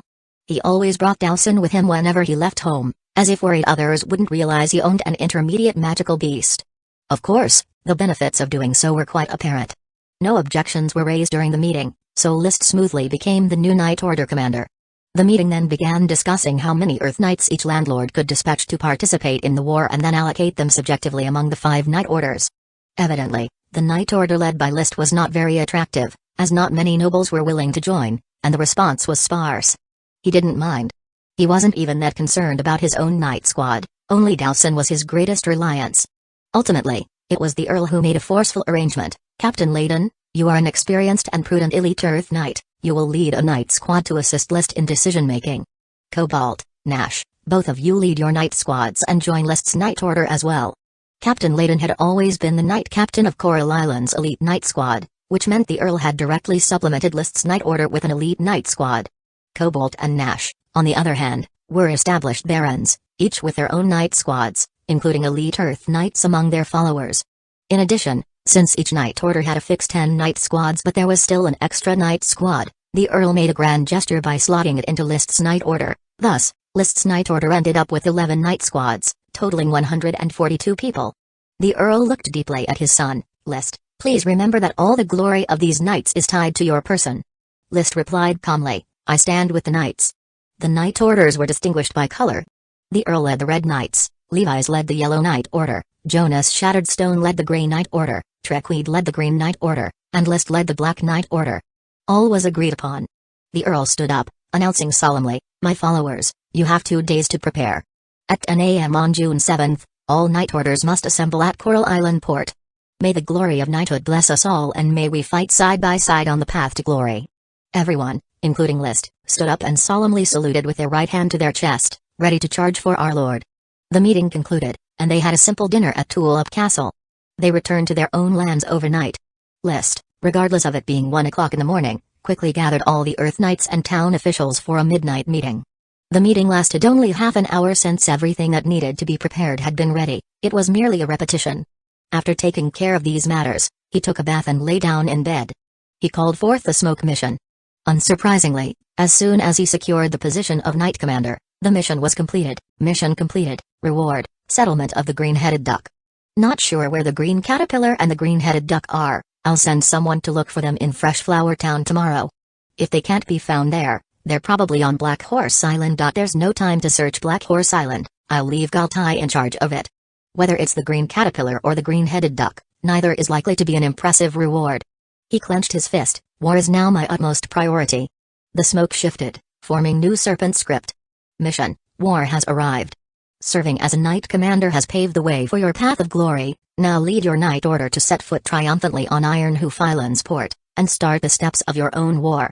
Reward: the awakening of Virginia Truth. Virginia Truth?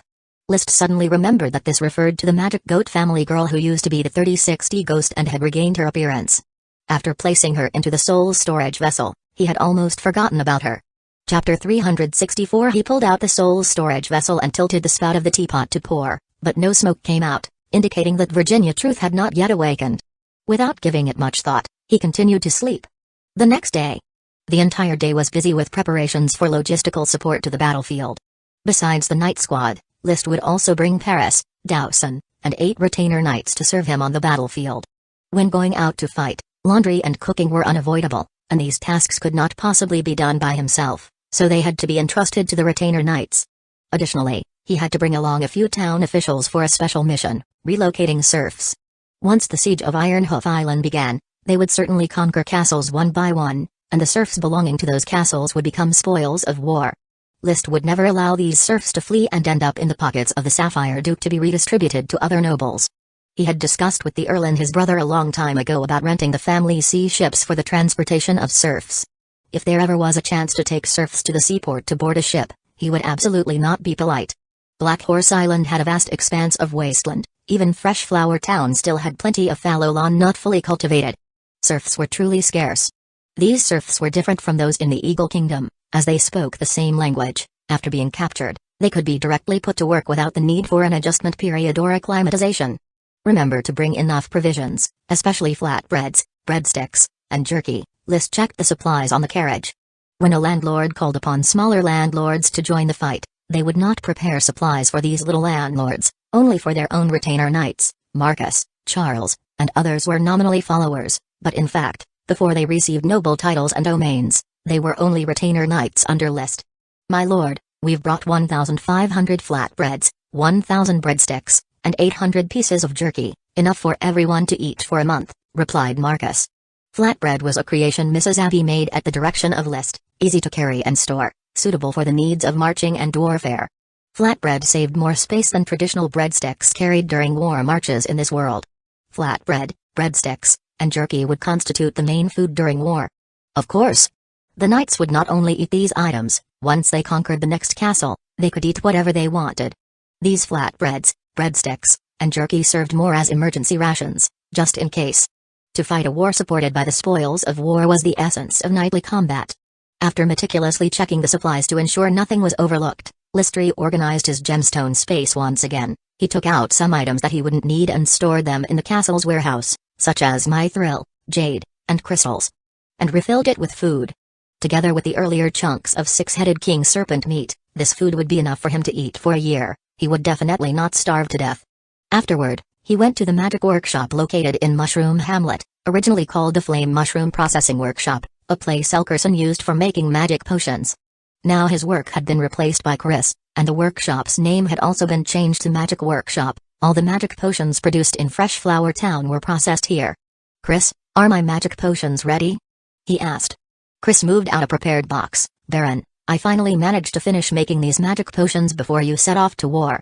However, I must say, the Mr. Elkson you previously cooperated with, his method of making magic potions was really rudimentary and wasted too much magic power. His potion-making skills are poor? Not to say too poor, but relatively inferior. It's possible he had little experience in making magic potions, wasting at least 20% of the magic power," Chris said. She was quite a talented magician, advancing to the next level at the age of 17, while people like Elkerson did not advance until they were in their 20s. Moreover, what Chris was most proficient in was magic potion production, so it was quite normal for her to increase the efficiency of magic potion use by 20%. List smiled and said, "Thankfully I have you to help me now, otherwise the thought of my large batches of magic potions being lost in the production process, and perhaps even being embezzled, would not be a happy one. If I could break through to become a grand magician one day, the efficiency of magic potion production could continue to improve. For now, it has basically reached the saturated utilization rate that a magician can master. Do your best. During my absence, feel free to make any requests to the castle." "I understand, Baron." All the magic potions were packed into the gemstone space. Even though he was headed out to war, he still did not want to interrupt his potion consumption routine. The practice of Qi was like sailing against the current. If you don't advance, you will fall back. Now, with the Qi secret technique Breath Decay to augment the effects of the magic potions, breaking Merlin Taro's record of becoming a Sky Knight at 22 should not be difficult. Who knows, I might become a Sky Knight at 18 and ride a dragon at 20. List ambitiously thought. By evening, he made another trip to the Seaview Villa to bid farewell to Ak. However, he unexpectedly received news about the green caterpillar and the green-headed duck from Ak. "Brother, a bunch of ducks and caterpillars have came to Nami's house." "Ducks and caterpillars? What do they look like?"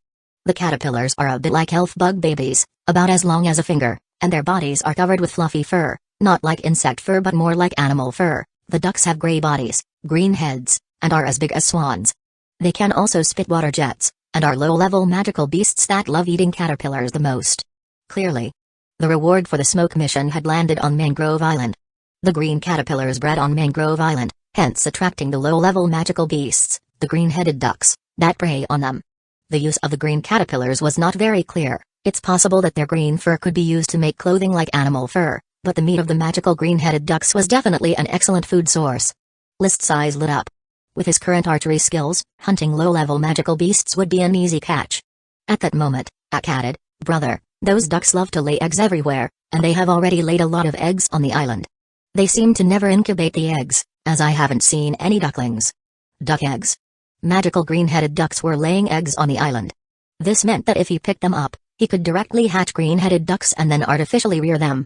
Much like Tulip Castle's method of raising low-level magical fire rabbits for food, satisfying the castle's great demand for magical beast meat, even if he couldn't incubate the eggs, they would definitely be a delicious delicacy. After thinking for a bit, he said, "Ak, could you and Nami collect these duck eggs and put them inside the Seaview Villa? Never mind, don't bother collecting them. Let's talk when I get back." It was summer now, and he estimated that these duck eggs probably couldn't be stored for long. By the time he returned from Ironhoof Island, they would likely be spoiled. It would be better to let the green-headed ducks proliferate on the island by themselves. If these duck eggs didn't require incubation and the ducklings could hatch on their own, it would only serve to increase the population of green-headed ducks. Leaving the Seaview Villa, List was in high spirits. Now that his territory had lizard beasts, green-headed ducks, and the black pearl tridacna, which was not a sea monster, it was as if he had gained control of 3 special magical beast resources. He felt full of high ambition. "I hope to distinguish myself quickly in this war and be soon granted the title of Viscount of Black Horse Island." Chapter 365. The time before dawn is the darkest moment of the day. Yet Fresh Flower Town was ablaze with light. Torches clustered and blazed, and the crystal lamps in the castle shone brilliantly, casting a particularly lively atmosphere. "Thomas, quicken your pace, the Lord has already started washing. The ironed undershirt needs to be delivered to the Lord by 4 o'clock. Has Delson been fed? Tom, don't forget the Lord's order, give Delson a bath and comb its fur. Mrs. Morson, have the maid sifted the powdered milk. We need to pack it up promptly and load it onto the carriage. Barden, hurry up and feed all the horses for the expedition. Don't delay the troops' departure time at dawn. Butler Carter was constantly walking back and forth between the castle and the apple orchard, directing the castle servants into action, serving the troops about to set off on an expedition. When List, having washed up, entered the dining room, Marcus, Paris, and others had already arrived, waiting at their seats for breakfast. Taking the head seat, a manservant immediately laid down the napkin. He greeted everyone with a smile. "Good morning to all." "Good morning, Lord." The breakfast was exceptionally lavish, with an array of dishes glistening under the crystal lamp and candlelight, comparable to a festival banquet, even including a good amount of magical beast meat. Cutting a piece of steak and sipping a cup of milk tea, List then said, "This is our last meal in the castle.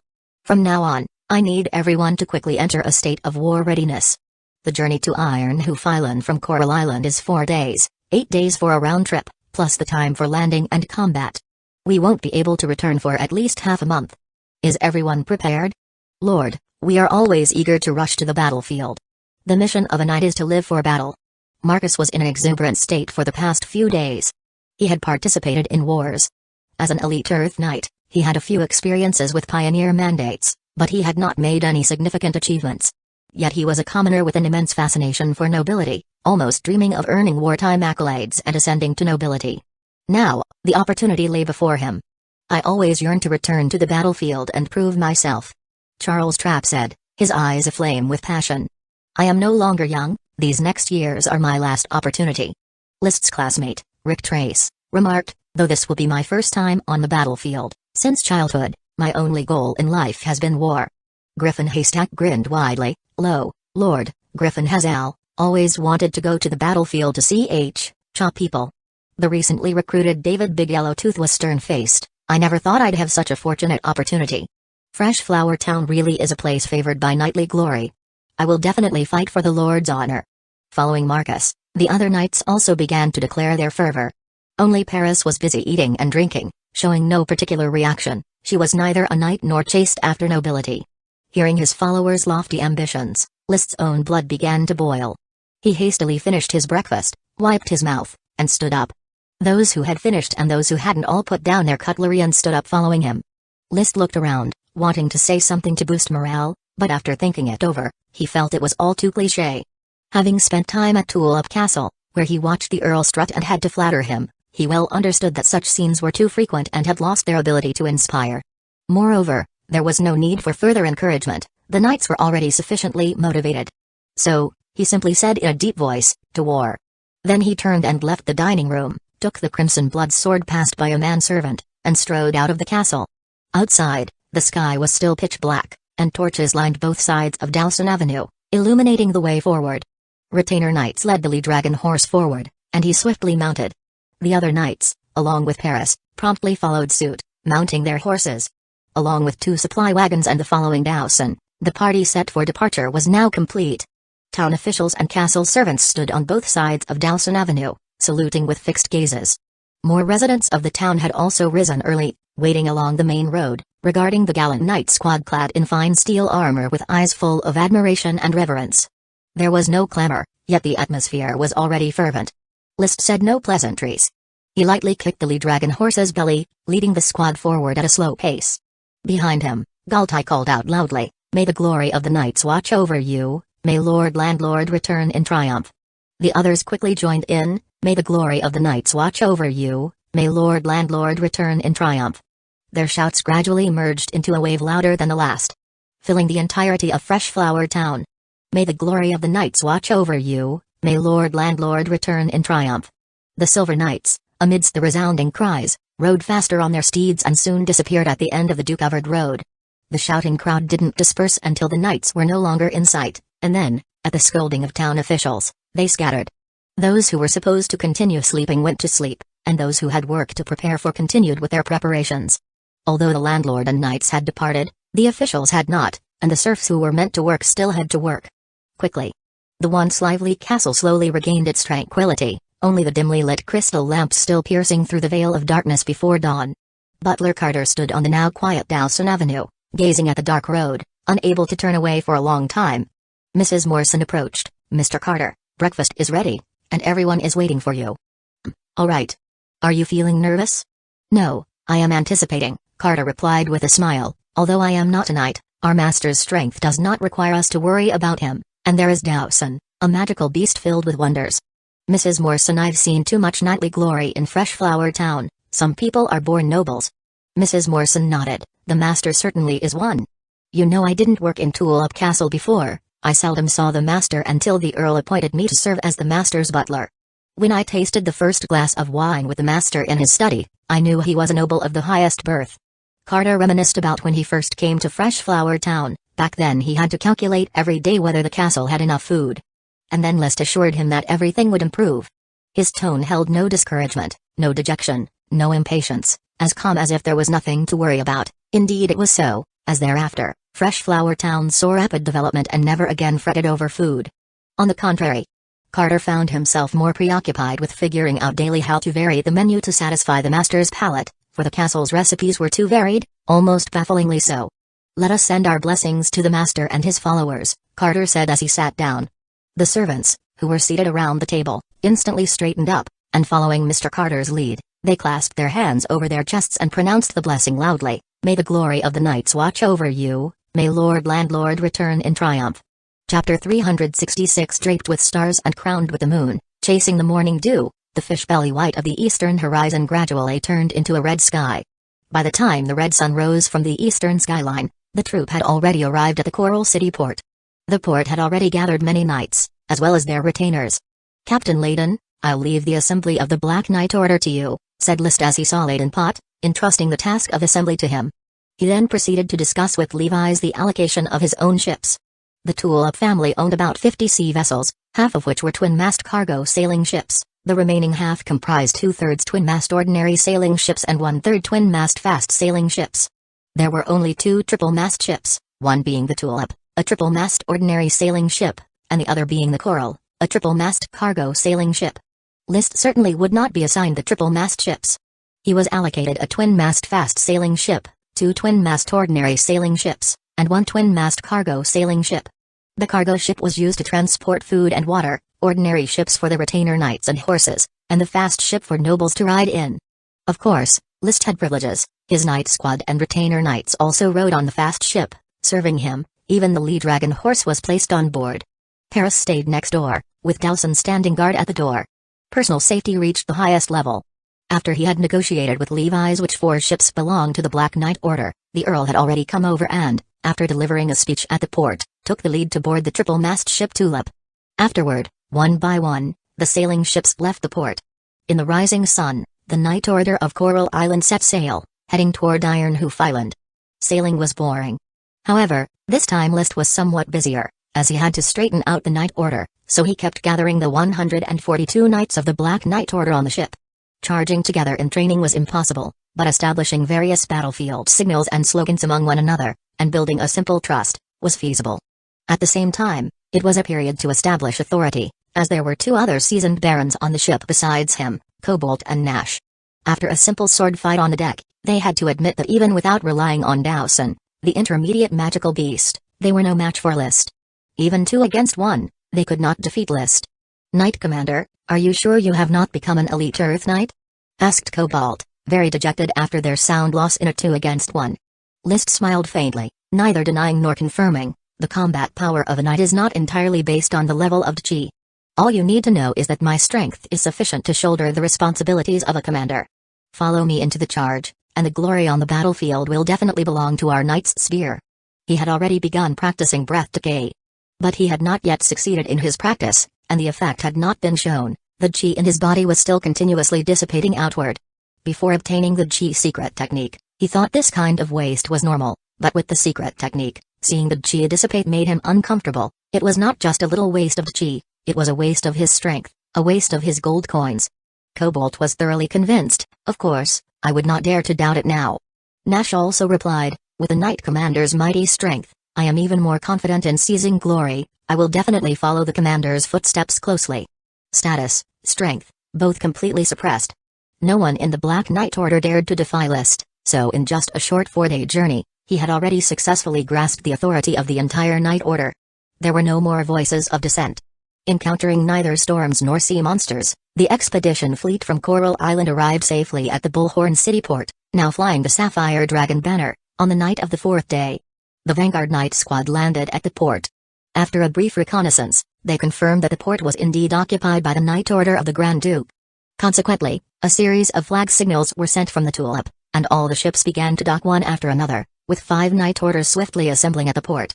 List, clad in fine steel armor with a fine steel round shield in his left hand and a fine steel knight's spear in his right, also had the crimson blood sword hanging at his waist. The lining of his armor was made from the skin of the 6-headed king serpent, making its defense unparalleled. Mounted on his lee-dragon horse, the unity of horse and rider exuded an imposing aura. He rode around the assembled Black Knight Order, his face solemn beneath his lifted visor, his sapphire-colored pupil shimmering under the torchlight. Once he was certain that all the knights had found their positions in the rows, he suddenly snapped his visor down and bellowed, "All units, close your visors and follow me." Click. Click. Click. The crisp sound of metal fasteners echoed as over 140 knights in orderly rows quickly shut their visors, completely encased in their armor. Following list, they moved from the port towards Bullhorn City. Bullhorn City is a major city on Ironhoof Island and one of the renowned cities in the Grand Duchy of Sapphire, famous for the Bullhorn Academy at its edge. This academy supplies servants to the court year-round, and numerous noble maidens came here to learn needlework. It is also for this reason that many single nobles linger in Bullhorn City, hoping to court a well-born lady from the academy. However, the once busy Bullhorn City was now almost devoid of civilians, with well-armored knights being the main figures on the streets. The knights stationed in Bullhorn City coordinated with the Earl and accommodated the knight orders from Coral Island in a common district. Knight Commander List, the Earl has informed me that after you set up camp, you and the other commanders are to go to Bullhorn Castle for a welcoming banquet. A knight relayed the message. "I understand," he replied. He then called over to Captain Layden, "See to it that accommodations are arranged for each knight." Layden was not put off by List's delegating attitude, on the contrary, he relished the temporary authority, raising his voice as he directed the knights to their lodging. List instructed his retainer knights, "Ensure my room is thoroughly cleaned, call for water to wash the floor and furniture, and spread dried tulip flowers liberally to dispel this nauseating stench."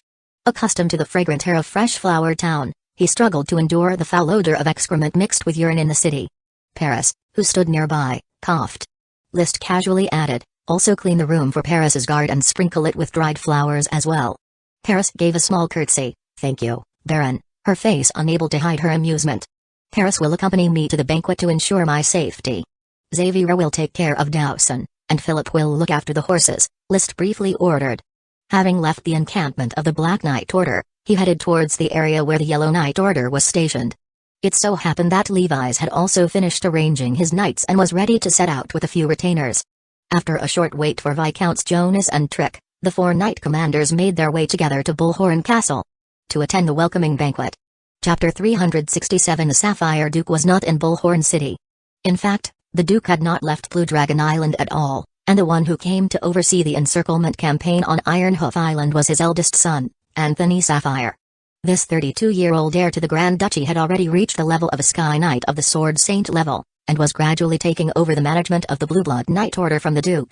If nothing unexpected happened, he would be the 6th Duke, but now it was hard to say, as the unexpected had already occurred.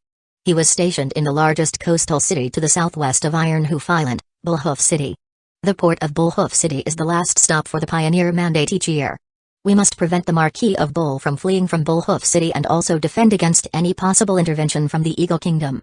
Therefore, the first prince must personally take charge, Levi's commented after mingling in Bullhorn City's castle before returning to his seat. Ironhoof Island is known as the barrier of the Duchy of Sapphire, being the island closest to the mainland. It only takes 6 days to sail from Ironhoof Island to the coast of the Eagle Kingdom. As the nearest seaport facing the mainland, Ironhoof Island is where the fleets carrying out the Pioneer Mandate replenish their supplies before heading to the mainland. For this reason, the island was granted to a branch of the Sapphire family, and has been controlled by the Bull family.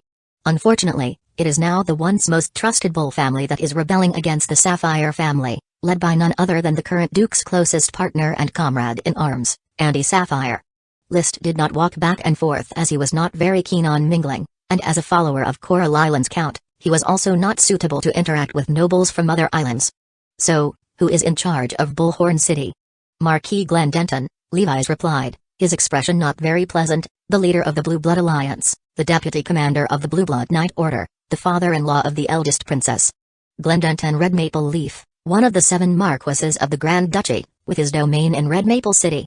The Red Maple Leaf family is one of the 2 major marquis families in the Blue Blood Alliance, and the Grand Duke's eldest daughter, Princess Annie Sapphire, is married to Glendenton's son, the future Marquis of Red Maple City. Levi's glanced toward the young man in the hall, surrounded by others, his demeanor quite arrogant. See that? That's Glendenton's son, just an ordinary Sky Knight propped up by his family and magic potions. Look at how smug he is, as if he's the next Dragon Knight. The tone was one of discontent. Clearly, Levi's interaction with the other party was not so pleasant. The Blue Blood Alliance and the landed nobles have never been on friendly terms. Even a marquis in the Blue Blood Alliance only has one castle, even a viscount who is a landlord owns either a small island or city. One depends on the Sapphire family, akin to a servant, wealth entirely reliant on plunder and rewards. The other follows the Sapphire family, akin to a vassal, almost a little king in his own domain. They could never really get along. Thankfully, the noble knights of the Blue Blood Alliance did not give Levi's much face, but the noble knights of the landlord nobles frequently greeted Levi's. Even List received quite a few greetings. Moments later, List caught sight of the Earl, trailing half a step behind an elderly noble and a middle-aged noble. He understood that the elderly noble must be Marquis Deepthroat, Wallace Pineapple Green, the middle-aged one was the Marquis of Red Maple City, Glendenton Red Maple Leaf. There were also several nobles walking shoulder to shoulder with the Earl, likely all bearing the title of Earl. As this group of nobles entered the hall, the knights who were previously busily engaged in conversation quickly returned to their seats, and the room fell silent in an instant.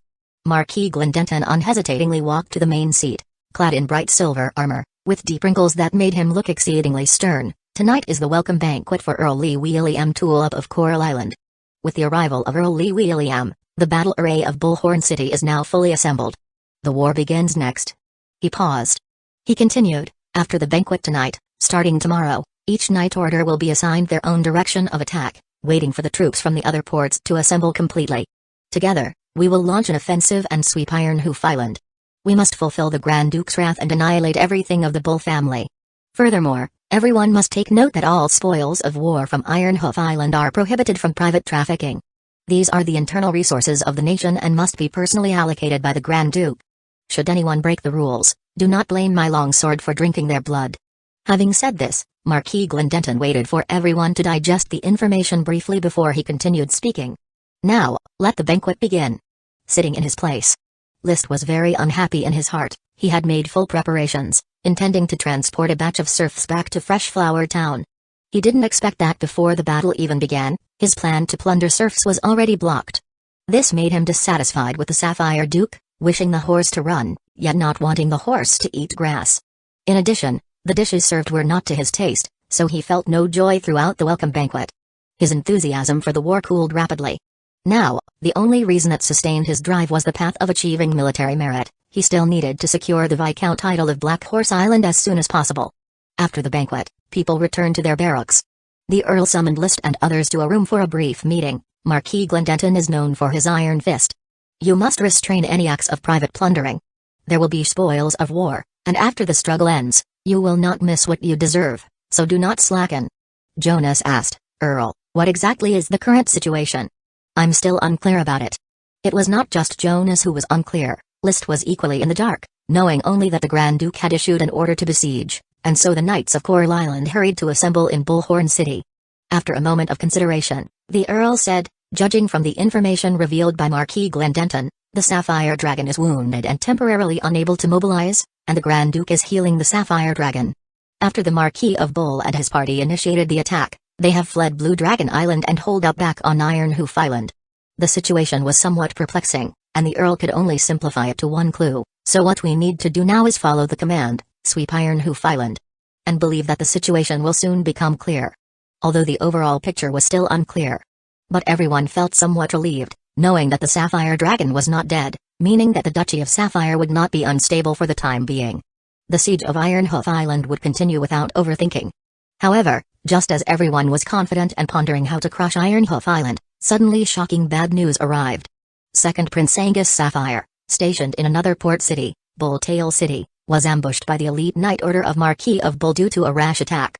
300 Knights of the Blue Blood Knight Order, along with 800 Knights of the Fief, were completely obliterated. Only Prince Angus himself managed to escape back to Bulltail City with the desperate protection of his guards. The Wrath Knight Order, under the direct command of the Marquis of Bull, is attacking Bulltail City, attempting to break through from Bulltail City. The first prince has already issued an emergency secret order, calling for reinforcements from each city to support Bulltail City. The messenger was a Sky Knight, who descended from the sky. He was a true Sky Knight, mounted on an ashen hawk, a low-tier magical beast that could be tamed. Chapter 368. In this strange world, the mounts of knights are not only horses, especially after becoming Sky Knights, as horsebacks can no longer confine them. Thus, various magical beasts have entered the eyes of Sky Knights. Compared to wild beasts, magical beasts have a relatively higher intelligence and a great potential to be tamed, understanding the concept of submission to the strong. When the Earl came to Coral Island, he took an interest in the intermediate magical beast, the giant barbarian bear that lived on the island, and wanted to tame it as his mount. Of course, the end result was failure. The giant barbarian bear did not become a mount but instead a chair. Since then, the Earl had been searching for a magical beast mount, but none caught his eye, making him a Sky Knight without one.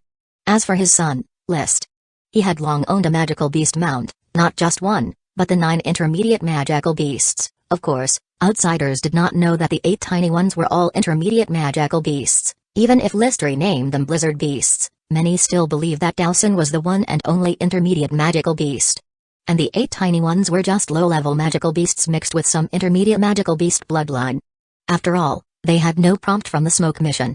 The messenger Sky Knight before them descended from the back of a massive ashen hawk, his silver-white mithril armor highlighting his status, the Hemp Eagle Knights. The ashen hawk is a flying magical beast domesticated by the Sapphire family. The Grand Duke selects outstanding knights from the Blue Blood Alliance, grants them ashen hawk mounts, and forms a knight order. In theory, this knight order is more elite and powerful than the Blue Blood Knight Order, but due to limited numbers, it has never been full, with only a peak of just over 40 members at its most. Nowadays, the Hemp Eagle Knights only have 25 members. The visitor is Botan Tricolor Violet, the father of Bosky Patsy, the Earl of Rainbow City, and the captain of the Greyhawk Squad, one of only 2 knight squads in the Hemp Eagle Knights. Levi's whispered an introduction to List, standing beside him. The 25 members of the Hemp Eagle Knights, aside from the leader, form exactly 2 knight squads, one named Greyhawk and the other Hemp Eagle. The news that Botan brought forced Marquis Glendenton to make a decision. Marquis Wallace, I hope you will lead your knight order to support Second Prince His Highness at Bullhoof City. Marquis Wallace said, then the battle situation in Bullhorn City is left to you. Rest assured, since Andy's personal knight order has already headed to Bullhoof City, we will quickly take over the Bullhorn City area. The Grand Duke's wrath will not be delayed by any counterattack. Marquis Glendenton's command wrinkles deepened. Earls, look at this map, each of you choose a direction, and complete the purge. A massive map was spread out. It was a bit abstract, but already precise down to every city's subordinate towns. List and the others could only watch the decision-making. Sooner Lee William chose a large city as his main attack direction, Bullhare City. Bullhare City is a fief of an Earl, Sned Celery. Back at the encampment, Earl Lee William immediately held an internal meeting. Apart from Bullhare City, Sned only has 3 small cities, and his strength is merely that of an ordinary Sky Knight. I will lead the Red Knights to contain Sned and the Knights of Celery Fort. You quickly complete the purging of the 3 small cities, and join forces with me to attack Celery Fort. After a moment of thought, he made further arrangements. Jonas goes to Little River City, Trick to Green Shade City, List to Main City. Levi's is responsible for roaming support. If there are no problems, start preparing your equipment now. Once I gather intelligence on the rebel defenses with the other Earls and determine the attack schedule, we will directly advance towards Bullhare City. No need for too much tactical arrangement. In this world, battles are determined by the charge of knights, at most with the addition of ambush tactics and counter-ambushes. Therefore, gathering intelligence was fairly easy, and without a long wait, the war had already been triggered. Following the predetermined decision, List led the Black Knight Order, accompanying the Earl to Bullhare City. Upon reaching the territorial border, the Earl rode up to List and first instructed Layden, protect List well. Layden solemnly responded, I am willing to be Baron List's shield, my lord. The Earl nodded his acknowledgement, then with a complex look in his eyes toward List that conveyed worry and relief, he finally spoke calmly, fight on your own, be careful and cautious. List took a calm breath, victory is in sight. Without any overly sentimental words, the Earl waved his hand, and the 5 knight squads scattered immediately. List lightly kicked his horse, and the Lee Dragon horse burst forward like an arrow, leading the Black Knight Order toward Main City. More than 140 Earth Knights, plus over 30 Retainer Knights, totaled 180 horses, trampling the earth under the scorching sun. The knights, armor, and horses, with their combined weight, were like a tank. The dust they kicked up hung in the air like haze, long unable to settle. Main City's terrain is fairly open, and since there is no Viscount Lord, the difficulty of sweeping through is not great. We'll start the sweep from Dry Grass Town and push all the way to take over Main City. Execute all knights, ultimately clearing the entire city to meet up with the Earl at Celery Fort. List led the Black Knight Order forward, discussing battle strategies with Layden, Cobalt, Nash, Marcus, and others while replenishing their water supplies. The knights in the small town have probably heard the news and have hidden inside Main City to defend it. That's perfect, we'll take care of them all at once in Main City. List galloped on his horse, hiding his excitement about the upcoming war, replaced with calm. In all of Bullhair City and the 3 small cities under its jurisdiction, there was only Sned, a common tier Sky Knight. Once this knight was targeted by Lee William, there was no one left in Bullhair City who could stand against Dowson's knights. Even if Sned employed a strategy to lure the tiger away from the mountain and ambush List, Paris and Dowson would join forces to block him. Therefore, he had nothing to fear. Of course, being careful and cautious was essential. While speeding along, he would occasionally take out a telescope to carefully observe his surroundings. The route chosen avoided woods, instead traversing open terrain. The charging Knight Order could reach a speed of 40 kilometers per hour. The whole army set off in the morning, the Knight Order split up at noon, and by less than 4 in the afternoon, the Black Knight Order had arrived at the predetermined destination, Dry Grass Town. Seeing a group of unfamiliar knights charging toward the town, the serfs of the small town threw down their hoes and bone spades in panic, hiding inside their dilapidated thatched cottages, daring not to show their faces. List ordered, Marcus, take a team to the town to find the local officials and gather information. Marcus obeyed the command, returning in less than 10 minutes. My lord, I have found out. There are no feudal nobles in Dry Grass Town. The closest feudal noble is 10 kilometers away at Boar Town, which is a territory of a baron. 10 kilometers, just a journey of 1 or 2 dozen minutes. Let's go to Boar Town. The Black Knight Order did not stop for a moment, continuing on to the next town. 15 minutes later, the sound of their horses' hooves entered Boar Town. However, under the glow of the setting sun, the town was very quiet, with no resistance encountered. After capturing a few townspeople and questioning them, the situation became clear. 10 days ago, the Baron of Boar Town had already packed up his belongings and fled his ramshackle little castle, leaving it deserted without even a servant left behind. Let alone a single grain of food. Chapter 369. In front of the empty and dilapidated small castle. There was only one serf responsible for looking after the castle, trembling as he answered, Noble sirs, all the nobles from Main City have gathered in Main City on the orders of Earl Celery Fort. The butler of the castle gave me 10 copper coins, asking me to watch over the castle so that no one would steal the fresh flowers from the garden. After listening to the serf, List furrowed his brows in deep thought, as expected, knowing that a large army is approaching. All the nobles have begun to band together in resistance. Apart from Main City, there are hardly any knights in this area. He made a quick decision. The closest to Main City is Honey Town, about 20 kilometers away, which we could reach in half an hour. We will station ourselves in Honey Town. Sir, isn't that too close to Main City? Layden reminded. Maintain vigilance at night. I actually hope that they will abandon the castle and launch a surprise attack on us. If not, we will rest for the night and then directly assault the castle first thing in the morning. With Dowson here, their castle won't hold for many minutes. Destroy the castle, eliminate the knights of Main City, and then swiftly move forward. Dowson's rock spike was almost the quickest magic for dismantling a castle, unless there were anti-magic materials in the castle. After exterminating the knights of Main City and joining forces with the Earl to wipe out Count Sned's Celery Fort, they would be able to swiftly advance to the next major city. Ironhoof Island has only 11 major cities in total. The 3 port cities of Bullhoof City, Bullhorn City, and Bulltail City had already been occupied. Ironhoof City, where the Marquis of Bull resides, is easy to defend but hard to attack, but amongst the remaining 6 major cities, each conquest meant seizing a significant achievement.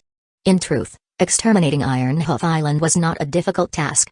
Although the Marquis of Bull was capable of launching surprise attacks that could injure the Sapphire Dragon, it involved preparations of over 30 years, and even at his strongest, he was only a Marquis. His strength was limited. The Grand Duke had already called all his followers to besiege from all major ports. Without any external factors interfering, this battle was a great opportunity to seize achievements. Moreover, the Wrath Knight Order, which was directly under the Marquis of Bull, had already gone to fight the Second Prince. The area around Bullhorn City theoretically represented an abandoned battlefield. If they did not seize achievements now, when would they? The only thing to watch out for is the magician from the Goat Assembly. The ties between the Marquis of Bull and a group of evil magicians from the Goat Assembly are very deep. However, these nobles who follow him may not necessarily have any connections with the magicians. List declared his decision before allowing others to discuss briefly. In the end, they all agreed on his decision and hurried towards Honeytown. Honeytown was only 2 kilometers away from Main City, practically a chargeable distance. As the red glow of twilight spread across the western sky, the Black Knight Order had already blocked the main exit roads out of Honeytown. The town had no knights stationed in it. List gave the order directly: begin the purge, drive the serfs away, but do not harm them indiscriminately. No matter what, his soul belonged to a modern person, and he was far from regarding human life with indifference. Trading in serfs was already the greatest evil he could commit against the common people. Yes, Lord. The Black Knight Order quickly dealt with the serfs in the town, driving them out of the castle's perimeter, and then began to set up camp around the castle. Of course, some serfs were brought over to help the knights with tasks such as pitching tents, collecting firewood, carrying water, and digging soil. The knights had searched the town inside and out, and by the time they returned, the camp had already been established. Sir, there must be a number of rats from Main City among the serfs, sent to gather information. Unfortunately, we only caught 2, and their kind must have already taken the news of our arrival to Main City, Captain Layden reported. No matter, I had intended for the people of Main City to know. Tonight they will either be on tenterhooks and not get a wink of sleep, or they will organize a sneak attack. Either way, it won't change the outcome on the battlefield. We are here to conquer and besiege. Having finished his stern declaration, List then said, bring the 2 rats here.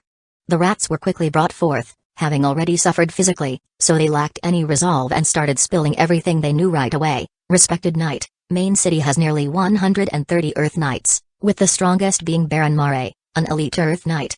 They all stationed within the castle. Another rat hurried to say, the castle is on a hill slope, easy to defend but hard to attack, and they have abundant water and food supplies. Now Baron Moray and other lords are building rock walls, preparing to make a stand within the castle. They might not plan to attack. Why wouldn't they consider attacking or fleeing but instead choose to make a stand? List inquired. Perhaps they dare not leave their territory on their own.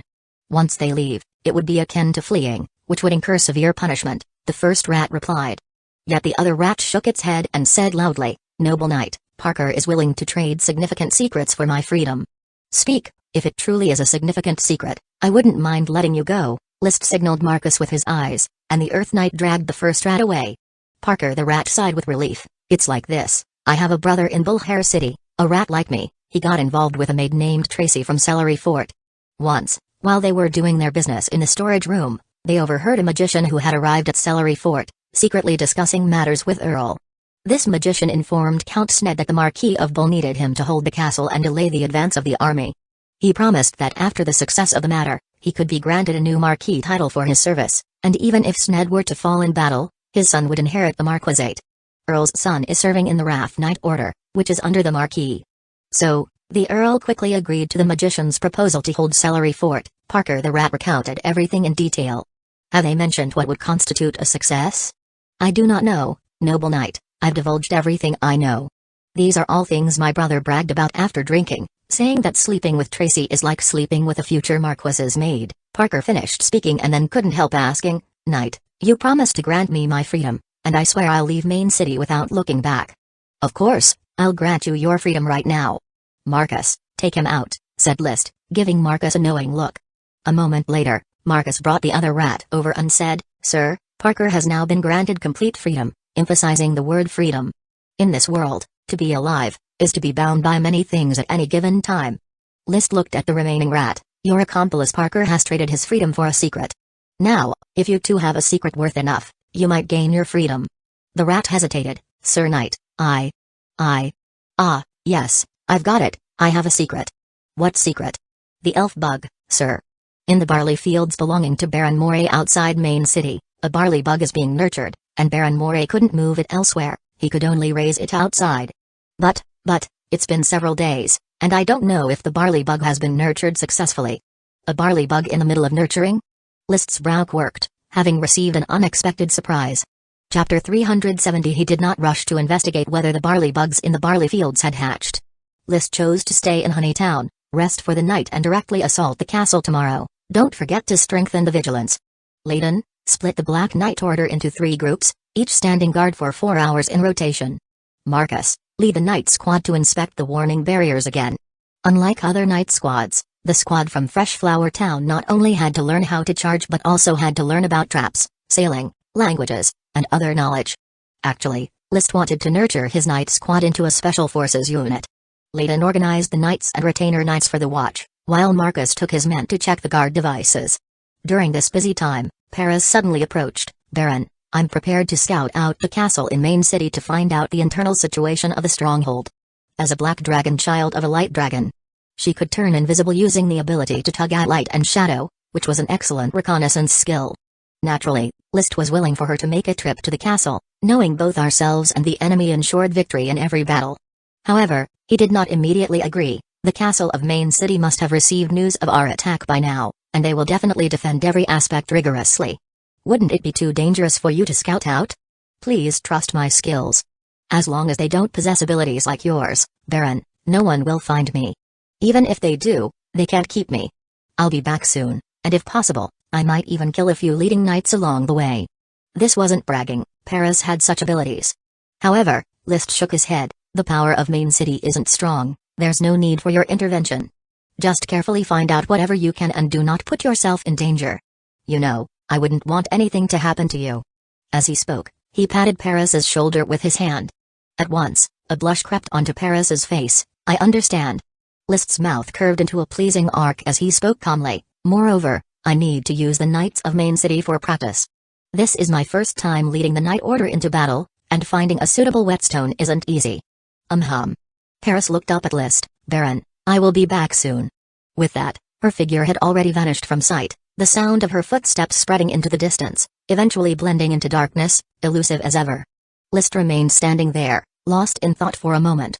I've only made armor from the skin of the six-headed king serpent for myself, and there's still plenty of skin left. I should make a set for Paris.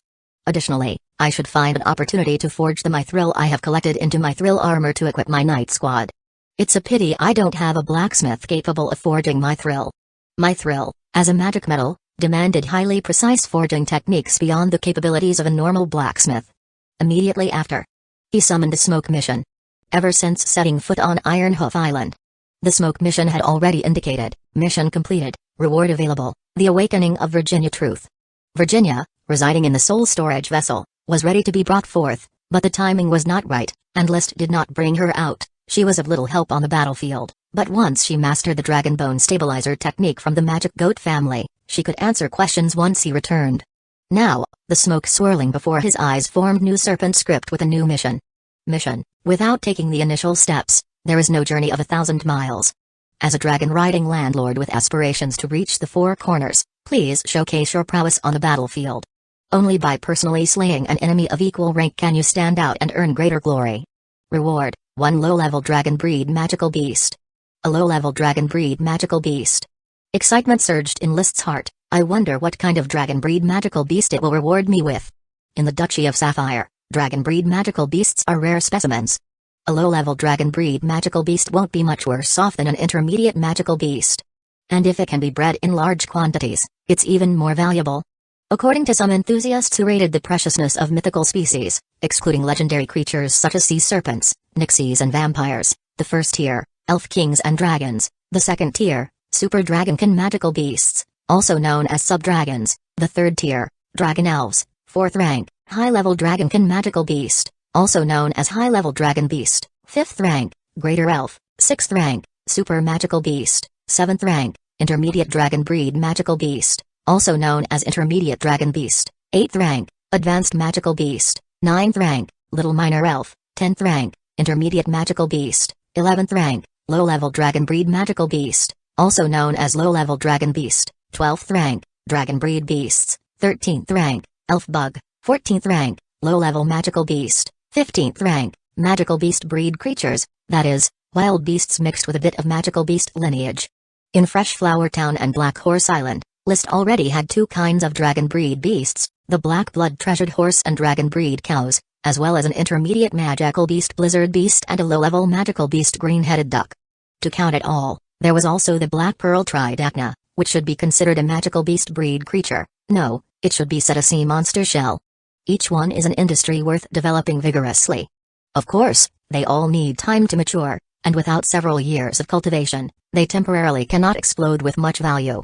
I wonder if the low-level dragon beast rewarded from the smoke mission could be developed into a breeding industry, but in any case, in this battle to clear Main City, I must personally kill an elite Earth Knight.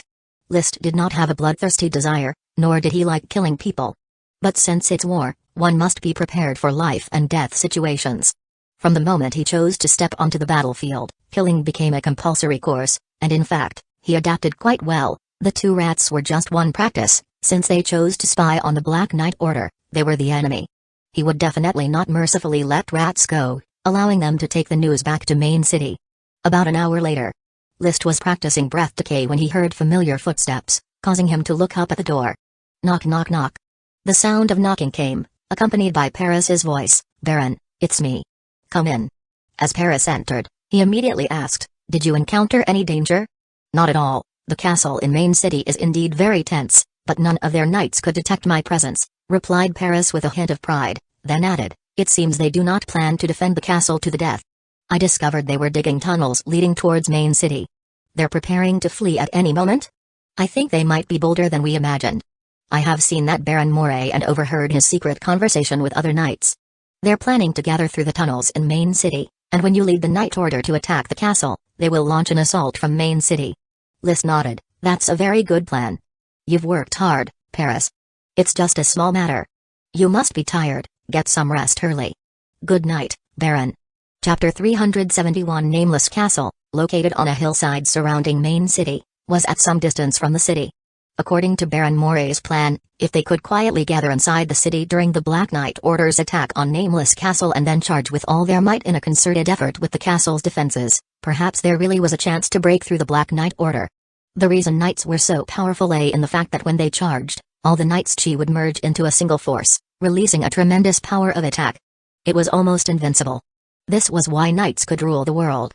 Of course, with Dowson as his reliance, List wasn't worried in the least about Baron Moray's stealth attack plan, because perhaps before they even finished gathering, Dowson, who was capable of instant cast magic, might have already taken down Nameless Castle.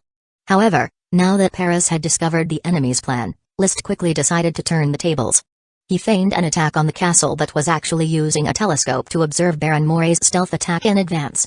Taking advantage of the moment before the enemy could launch their charge, the Black Knight Order would make the first move. Face the battle head-on, sharpening sword blades. Pursue the maximum casualty. To prevent any knights from taking the chance to flee, they might have to pursue and kill. The night passed in peace, and the knights on watch detected no nocturnal attack from the enemy. By the next day before dawn, fires were lit for cooking, and as the sky showed the first light of dawn, the Black Knight Order had already finished gathering. List, clad in fine steel armor, drew the crimson blood sword, and pointed to the sky. "Let's go." A rumble. The horses, adorned in armor and carrying knights, surged like a flood of tanks. They raced towards Nameless Castle, crushing the earth beneath them and kicking up billowing clouds of dust that blotted out the sun. Such a commotion was naturally discovered by the time they approached the hillside. Through the telescope, List also saw the reaction of Nameless Castle, closing the gates, shuttering windows, and the knights in armor becoming archers, standing behind the crenellations of the castle, aiming at the Black Knight Order. This was a stance for a staunch defense. With the defensive advantage of the castle, it was very difficult for knights without siege equipment to quickly take down a castle, even a nameless one. However, after activating his Eye of Magic, List clearly saw that the magic power in these archers was faint. They were not Earth Knights after all. Just a group of apprentice knights. The elite Earth Knights aren't defending, but instead letting apprentice knights hold the defense. Arrows without G attachments are no threat to Earth Knights. It looks like Baron Moray intends to deceive me, and he himself is quite decisive and has already begun to gather from underground passages for a stealth attack against me, huh? List was a bit surprised. He had expected the other side to at least resist for a while, to gauge the difference in combat strength, and to pretend to defend for some time, repulse a few attacks, and then arrange a stealth attack. Looking at the situation now, the other side had no plans of this sort and had directly initiated a stealth attack. If it were an average person, they might indeed be caught off guard. After all, who would have thought that the attack would start without even a probe? Unfortunately for them, List was no average person, and he immediately issued a command: "Archers, fire a feint attack." The knights proficient in archery immediately stepped forward, and under the leadership of Captain Layden, began a suppressive shooting around the castle. Earth Knights could now attach chi to their arrows, making them quite potent, at least chipping off a large chunk of stone with each hit at the castle. However, since it was just a feint, the speed, strength, and frequency of their shots were low. On the battlements of Nameless Castle, the apprentice knight archers were quietly retaliating with even less force, posing no threat. List sat astride his lead dragon horse, quietly enjoying this pretense of an attack and defense, watching the arrows hit the outer walls of the castle, shattering stone after stone, and felt particularly at ease. Dowson was panting. Stimulated by the scene of battle or not, it let out a couple of noises towards List. List patted its large head. Easy, Dowson, no rush tearing down the castle. On the other side, Marcus had been holding the telescope, observing every move within Main City. Thanks to Paris providing the direction at the end of the passage, he was able to easily monitor the movements inside Main City. My lord, I've spotted knights gathering inside Main City. Keep me updated on the movements of Main City, List instructed before turning to address the other knight squad captains. Maintain formation, and be ready to charge at any moment. Yes, my lord. List wasn't kept waiting. Moments later, Marcus exclaimed, My lord, knights are charging out from Main City, heading straight toward us, nearly 100 of them. 100 knights, that was almost all of the Earth Knights from the Nameless Castle. List instantly raised his knight's spear, crying out, All troops, attack! Follow me in the charge. No need for further words, the Black Knight Order, already in formation, roared down the hillside. He himself was also in the charging ranks of the knights.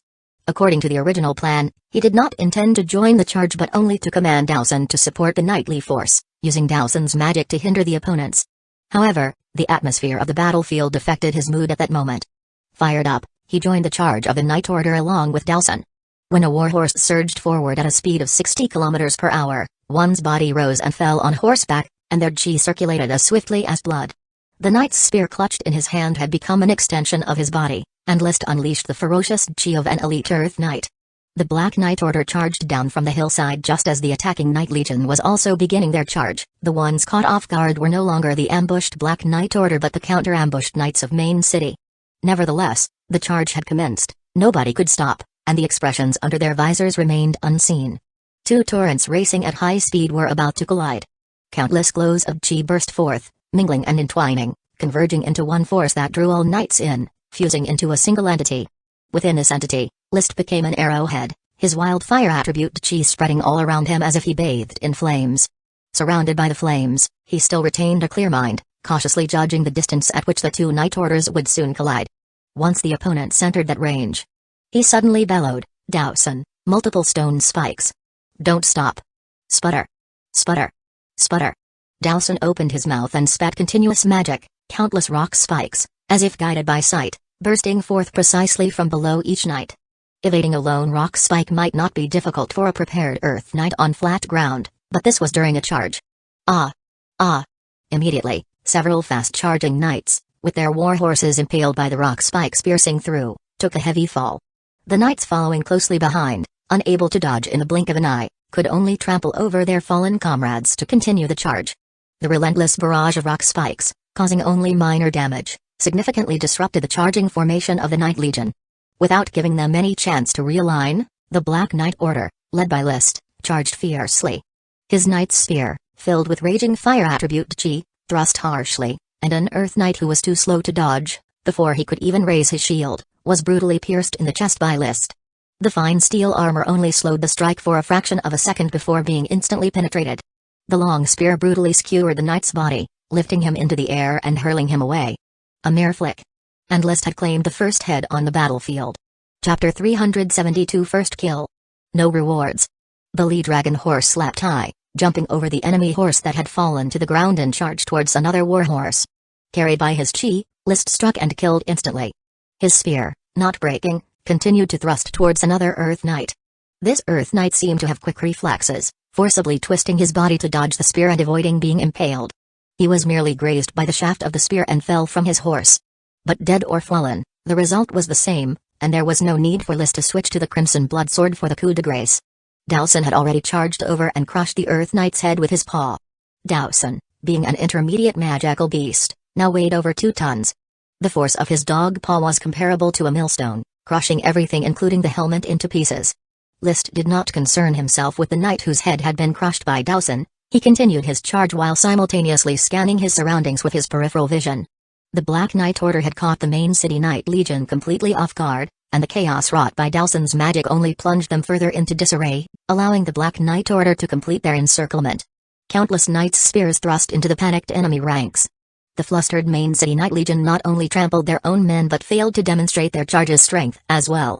Their collective chi had already dispersed in the mayhem, each fighting for their own. So their knights' spears failed to impale even a single knight from the Black Knight Order. The situation was one-sided. Filled with pride, List searched for a third Earth Knight to assassinate. With the support of Dowson and the rock spikes constantly disrupting the enemy formation, he faced no real resistance. Moreover, he was an elite Earth Knight enhanced by potions, his body surging with chi, frequently unleashing flaming wave. In just a brief encounter, a third of their 100-strong Knight Legion had fallen. At this time, the divine archers besieging Nameless Castle also joined in, shooting arrows from the periphery of the charging knights. Their accurate arrows continually reaped lives. Dowson. Archers. Charging knights. Under this triple assault, the main city Knight Legion was instantly on the brink of annihilation, unable to even flee. They were relentlessly charged by the Black Knight Order, who after impaling their foes, immediately wheeled their horses around for a second charge, followed by a third. They reaped heads as though cutting down wheat. List was the wildest of the group, as he remembered he still had a smoke mission to complete, to personally slay an enemy of the same rank, an elite Earth Knight. He wasn't certain if the first one he killed was an elite Earth Knight, so he had to act fast to kill more Earth Knights. He was bound to encounter an elite Earth Knight eventually. Reaping wildly, after his knight's spear broke from consecutive kills, he immediately switched to the Crimson Blood Sword and killed another. After 3 charges, he found no more enemies around him. Unsatisfied, he drew his bow from behind and began to reap the fallen, not yet dead Earth Knights on the ground, and indeed he collected a few more heads. At this moment, there were no standing knights left from main city on the battlefield, and the Black Knight Order continued their charges, completing a spectacular massacre. Dowson's contribution was indispensable. His formidable intermediate magical beast combat strength was fully displayed, especially in his effective disruption of the enemy's charging formation. Compared to human magicians who need time to prepare their spells, magical beasts release magic instantly with a mere breath. After all, a significant portion of a magical beast's source of magic power comes from within itself, whereas magicians must gather it from the air. The speed of their spellcasting is not on the same level. Even a grand magician well versed in Earth system magic would struggle to disrupt a charging formation so smoothly. I surrender. A Earth Knight lying in a pool of his own blood on the ground began to wail in pain. Because he realized that List had already aimed his bow at him, under normal circumstances, knights can choose to surrender and then let their family or landlord pay for their ransom. If no one redeems them, they become serfs, working for the person who captured them to repay the debt. Nobles adhere to this rule. They rarely kill captives, as ransoming captives requires a large sum of money, which is more profitable than killing. However, List's arrows still pierced through the throat beneath the knight's helmet, because the Grand Duke's fury was fierce, and he directly commanded that there be no captives, that the traitors be unforgiven. The most crucial point was that these knights were not expedition knights. Once captured, their lands and wealth would be taken by the Grand Duke. There simply was no money for their redemption. Huff. Confirming that there were no living knights left, List finally put down the bow and arrows in his hands, his gaze coldly sweeping over the blood-soaked battlefield. A full 100 or more Earth Knights lay in pools of blood. The wails of horses and the stench of blood in the air intertwined, painting the brutality of war. It was List's first charge, his first kill, his first victory. He didn't know what he was feeling inside. Raised under the red flag, he had never killed a man, let alone a chicken. But after crossing into this world, since his first hunt of a magical beast, he finally began to hunt his own kind. As the adrenaline slowly faded, he felt the urge to vomit. But he knew he could not vomit, as his image of bravely killing the enemy would instantly collapse. As a noble, as a knight, his display of being fearless in combat could not falter. Commander, all enemy knights have been slain. Captain Layden rode over on horseback, his body smeared with plenty of blood, but none of it was his own. What are our casualties? No one is dead, only 2 knights are severely injured and have lost their ability to fight. Leave the severely injured knights in the care of the retainers, send out 2 squads of knights to guard the tunnel's exit in main city. List, resisting the urge to vomit, commanded coldly, everyone else, follow me to lay siege to the castle.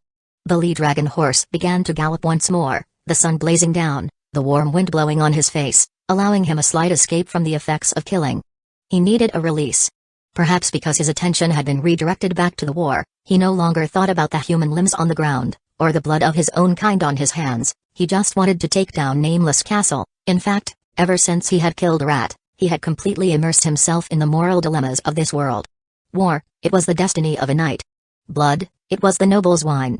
Seeing the Knight Legion of Main City wiped out in their failed sneak attack, the defenders of Nameless Castle were completely panicked, with only a few dozen Earth Knights staring to show their heads. However, just when List, with Dowson in tow, was about to dismantle Nameless Castle, a window of the castle opened, and a white flag was extended outwards. White stood for purity. Purity meant having nothing. Having nothing signified a total loss, and thus, surrender. This was the flag of surrender.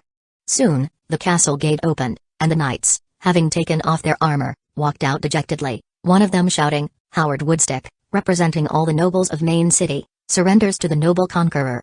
Then, the group of knights knelt on one knee, indicating their submission. This left List, who was ready to vent his frustration by demolishing the building, momentarily stunned. According to the Grand Duke's orders, no captives were to be accepted, so he killed every enemy knight with a coup de grace after the charge. But those knights who came out to surrender, unarmed and unarmored, put him in a difficult position. To kill? Or not to kill? Chapter 373. Seeing List seemed hesitant, Captain Layton approached and reminded in a low voice, "Commander, the Grand Duke's order is to accept no captives." As long as the Grand Duke's dragon was not dead, he remained the sole authority of the Duchy of Sapphire. List, of course, would not have a conscience attack and release these men. From the very moment they resolved to resist, it became an outcome of life or death. Traitors are unforgivable. It was their fault for following the wrong landlord and for failing to turn back in time. His gaze swept over the group of people kneeling on one knee. He spoke slowly, "Captain Layton, give each of them a chance to write a final letter, surrender the elf bug, and then let them end their own lives. Cobalt, Nash, take control of the castle, clear any threats, and we will rest here for a day. Marcus, you lead the night squad to patrol the surroundings with me." He no longer concerned himself with the fate of these surrendering knights and how they would end their own lives. List headed straight for the barley fields on the other side of the castle. According to the rat's intel, an elf bug was gestating in the barley field. He planned to secretly contract this elf bug as his personal spoils of war. Since no one else knew about this elf bug, swallowing it posed no problem. The barley field was easy to find. Casting the Eye of Magic and scanning the area, he quickly found the cordyceps being protected within. Within huge barley ears, magic radiance abounded. The barley bug had not yet been born, but it should be soon, probably within the next day or two. Finding the elf bug but unable to take it away immediately was frustrating for List. He was also eager to get to Bullhare City to meet up with the Earl, to jointly raid Count Sned's Night Order, and to seize glory. There was no time to linger here. However, since he was not planning to leave today, it was still possible to wait. He thought, if by tomorrow morning, the barley bug has matured, I will contract it immediately. If it has not by then I will leave Marcus to station here temporarily to care for the wounded until the barley bug matures, then dig up the cordyceps and bring it with us. Digging up the cordyceps would be troublesome and might harm the cordyceps itself. The best approach would be to award it to a subordinate for contracting, and then have the elf bug relocate the cordyceps itself. Elf bugs could be given as rewards to followers. But typically, no landlord wanted to do this. Because elf bugs only have 2 chances for contracting. After a landlord has contracted once and then released it, the elf bug could only be contracted one more time, which would significantly decrease its value. The elf bugs sold in the market are all wild ones that have not been contracted before. This barley bug clearly met the criteria for an award, but List was not willing to award it to a subordinate. He would rather give his subordinates a large amount of gold coins to buy an elf bug than let go of one he had encountered himself. "Philip, you lead 2 retainers to keep watch here, and pay close attention to the birth of the barley bug." "Yes, my lord." Having inspected the cordyceps, List quickly led the night squad back to the castle, which by then had already been adorned with the black tulip banner. Captain Layton greeted him, "Commander, all knights from Main City have committed suicide. A batch of civilians from Main City have come to drag the bodies away for burial. We've started tallying the castle stores. There's plenty of food and water, but no elf bug." "No?" "Yes, these knights had received word in advance and transferred the elf bugs to their own wives and children early on. And their wives and children, we did not inquire, as the elf bugs can no longer be contracted a 3rd time."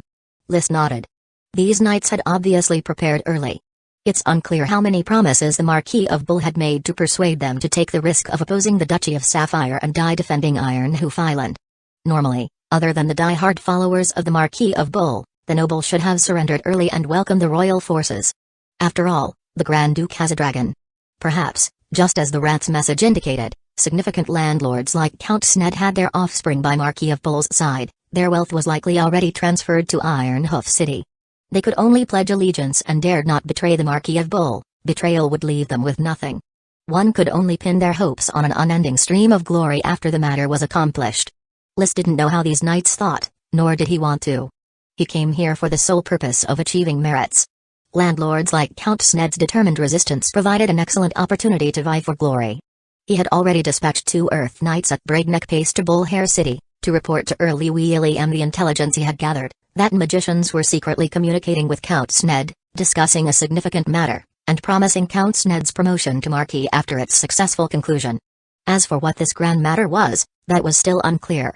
He would let the Earl worry about that. Walking into the nameless castle with Captain Layden, he was immediately assaulted by a mix of excrement and urine, making him feel nauseated. The castle must have housed too many people, resulting in the unbearable stench. It was like a massive castle-sized toilet. Have someone immediately clean the 3rd floor where I'll be staying. The 3rd floor was continuously washed with water to cleanse the filth from the corridors and rooms. While the faint odor couldn't be dispelled completely, it was tolerable enough to reside in questionably, and List sat behind a desk that once belonged to some noble. He listened to reports about the spoils of war from Captain Layden and others. As a small city, Main City did not boast a vast treasure, especially since the elves had long been moved away. After some consideration, he issued an order: divide the gold coins equally. Remember, let every knight keep their own mouth shut and hide their share of the gold coins well. This act of privately dividing the spoils of war was in defiance of the Grand Duke's orders. However, Early William had previously mentioned that the plundering of spoil should be restrained, but it wasn't strictly forbidden. Such actions couldn't be stopped. Why would knights exert themselves in a war without benefits? After all, they were responsible for their own equipment, logistics, including their own lives. Nobody would believe that after handing over the spoils to the Grand Duke, they would get their fair share. The Grand Duke was sure to favor the Blue Blood Alliance. Captain Layden replied with a smile, "Sir Commander, all knights understand, when they benefit, they'll keep their mouths tightly shut." Lys nodded. "Replace the weapons we lost from Main City's stores, and replenish our food supplies from here. Oh, and call Marcus for me." Marcus arrived promptly. Lys gestured for him to close the door before he spoke. "Teacher Marcus, I have a task for you. Go to Main City and search for craftsmen. Ordinary craftsmen aside, we must find craftsmen of high caliber, especially those not available in Fresh Flower Town, such as paper craftsmen, salt makers, and the like." Marcus asked, "Sir, can we take these craftsmen with us?" "Tell them, once Ironhoof Island falls, everyone will bear the Grand Duke's wrath for their treachery. Fresh Flower Town, however, can offer them better sanctuary. And as for taking them away, with the sea so vast, we'll always be able to get them on a ship." Taking a large amount of goods off the island without going through a port was challenging. But taking away a few craftsmen, including their families, wasn't very difficult. Marcus accepted the task. "As you wish." Chapter 374. Sitting in the study and looking out to the environment different from Fresh Flower Town, List again found himself entwined in a moment of repulsion at the idea of killing. In the end, he used his reason to overcome his chaotic emotions, focused his mind, and summoned a smoke mission. The task: for completing the mission, you will be rewarded with a low-level dragon beast landwalker bird. Clearly, among the Earth Knights that List had killed, there was an elite Earth Knight, so the task was deemed complete. However, he was a bit puzzled. What is a landwalker bird? It feels like it's some low-level dragon beast similar to an ostrich. Whether it was like an ostrich or not, a low-level dragon beast was a highly valuable prize. I wonder how this landwalker bird will become my reward. He only planned to stay in this castle for one day. However, after a search of the surroundings, there was no trace of the landwalker bird to be found, but List was not in a hurry. As long as it was a reward from a smoke mission, the right opportunity would always appear to tug at the threads of destiny and intersect with the landwalker bird. He began checking the new tasks, and his eyes lit up after reading the content. Task: the first battle is won, the loser will pay with everything, and the victor will take it all. Complete a thorough search of the castle in front of you, and all that is obtained will belong to the spoils of war, including the treasures in the underground vault. Reward: a little elf soldier. A little elf soldier? This was a weapon whose name sounded interesting but was actually very cruel in practice, as it required the killing of a minor elf and soaking in its blood to create a little elf soldier. After absorbing the magic power in the elf blood, the little elf soldier would undergo special property changes. In terms of value, a little elf soldier might sell for 1 dragon coin, which is tens of thousands of gold coins. But the act of turning an elf, such a beautiful creature, into a weapon was extremely cruel. List would never do such a thing, but he wouldn't give up on a little elf soldier that had already been made. Scouring the castle, the spoils of war are not all mine, they must be stored and handed over to the Grand Duke. It doesn't hinder me from taking away the most valuable things. It seems that the little elf soldier is in the underground vault. He immediately called Captain Layden. Did you find an underground vault while you were cataloging the castle? Captain Layden shook his head. We only found a storage room filled with flour and jerky. We didn't find any underground vault. I suspect there is an underground vault in this castle. Have your men search carefully and notify me immediately upon finding it. Having subordinates to direct, List didn't need to search on his own. Soon. Captain Layden excitedly reported back, Commander, your guess was incredibly accurate. We indeed found the underground vault. The vault was right next to the entrance of the underground passage, disguised as a wooden wall. However, once the wooden wall was dismantled, behind it was a sturdy stone door with a special secret lock, and the knights were looking for the key. Sir, we haven't found the key yet. No need to search anymore, break it open. List doubted if these knights had brains at all. They were all Earth Knights with chi, and it wasn't their own castle to worry about, so they should just forcefully dismantle it. With List's reminder, 2 Earth Knights immediately brought several broken knight spears, infused them with chi, and began frantically dismantling the stone door. Even the most robust stone door would crumble under the relentless assault of Earth Knights. A dark passage leading deep underground was quickly revealed. List had someone bring torches and shone them down the passage, where rough stone walls were visible all around. There didn't seem to be any signs of traps, and with the castle's rough construction work, it didn't look likely to have any. An Earth Knight was sent in as the vanguard, with List closely following. The passage turned out to be much shorter than expected. After turning a corner, they arrived directly at the underground vault, which wasn't very large, just a small storage room. On the walls of the storage room, several rows of holes had been chiseled out, holding 8 wooden chests. Open a chest and take a look, List commanded. An Earth Knight promptly pulled out a wooden chest, smashed the lock with a knight spear, and lifted the lid. Instantly, silver coins glittered dazzlingly under the torchlight. One after another, a chest full of silver coins appeared. Judging by the number, there were at least a few thousand silver coins, equivalent to several dozen gold coins. Storing silver coins in chests? List was somewhat speechless. Normally, chests hidden in secret rooms should contain gold. However, the Earth Knight was very excited. Commander, can we divide up these silver coins? As long as you can carry them away, I don't mind if you divide them up. Thank you, Captain, for your generosity. It's truly admirable. The Earth Knight wished he could immediately grab a handful of silver coins and stuff them into his clothes. But he restrained himself, pulled out the second chest, and opened it again. It was still a chest full of silver coins. 4 chests in a row, all filled with silver coins. It was unclear what sickness afflicted the castle's owner that they didn't exchange them for gold coins, which might not have even filled half a chest. Instead, they used silver coins to fill 4 chests. If it had been gold coins, each knight could easily walk away with a few and be done. Now, they had to fill their pouches with silver coins to be able to carry them away. There were 4 chests left on the wall. They didn't contain silver coins, nor gold coins, nor copper coins, but armors. Captain, this set of armor is very light, it must not be ordinary fine steel armor. The Earth Knight passed the armor to List. List felt it, the armor indeed was very light and thin, yet its hardness was not at all inferior to the fine steel armor he wore. This made his eyes twinkle. It's mithril armor. Congratulations, Captain. The Earth Knight immediately started flattering. Without a doubt, as they had divided the gold and silver coins, List should receive the better spoils of war, and this set of mithril armor was definitely not bad. Out of the 4 chests, there were 3 sets of mithril armor. List was very satisfied. 1 set of mithril armor was worth at least the equivalent of 7 or 8 sets of fine steel armor, which he unhesitatingly accepted with a smile. The last chest. It only contained 1 bow, with emerald green limbs and silver white strings, clearly in the style of the popular cavalry straight pull bow from the Duchy of Sapphire, somewhat similar to the English longbow. The length was about 1 meter 1, and the limb's arc wasn't very large. It didn't have the curved ends of a recurve bow. Strictly speaking, this kind of straight pull bow was not exactly List's favorite. He knew that the development of bows would eventually yield to recurve and compound bows. But the straight pull bow was simpler to construct and less likely to lose its internal stress, making it easier to maintain and tame. Picking up the longbow, he pulled the strings, which were very stiff.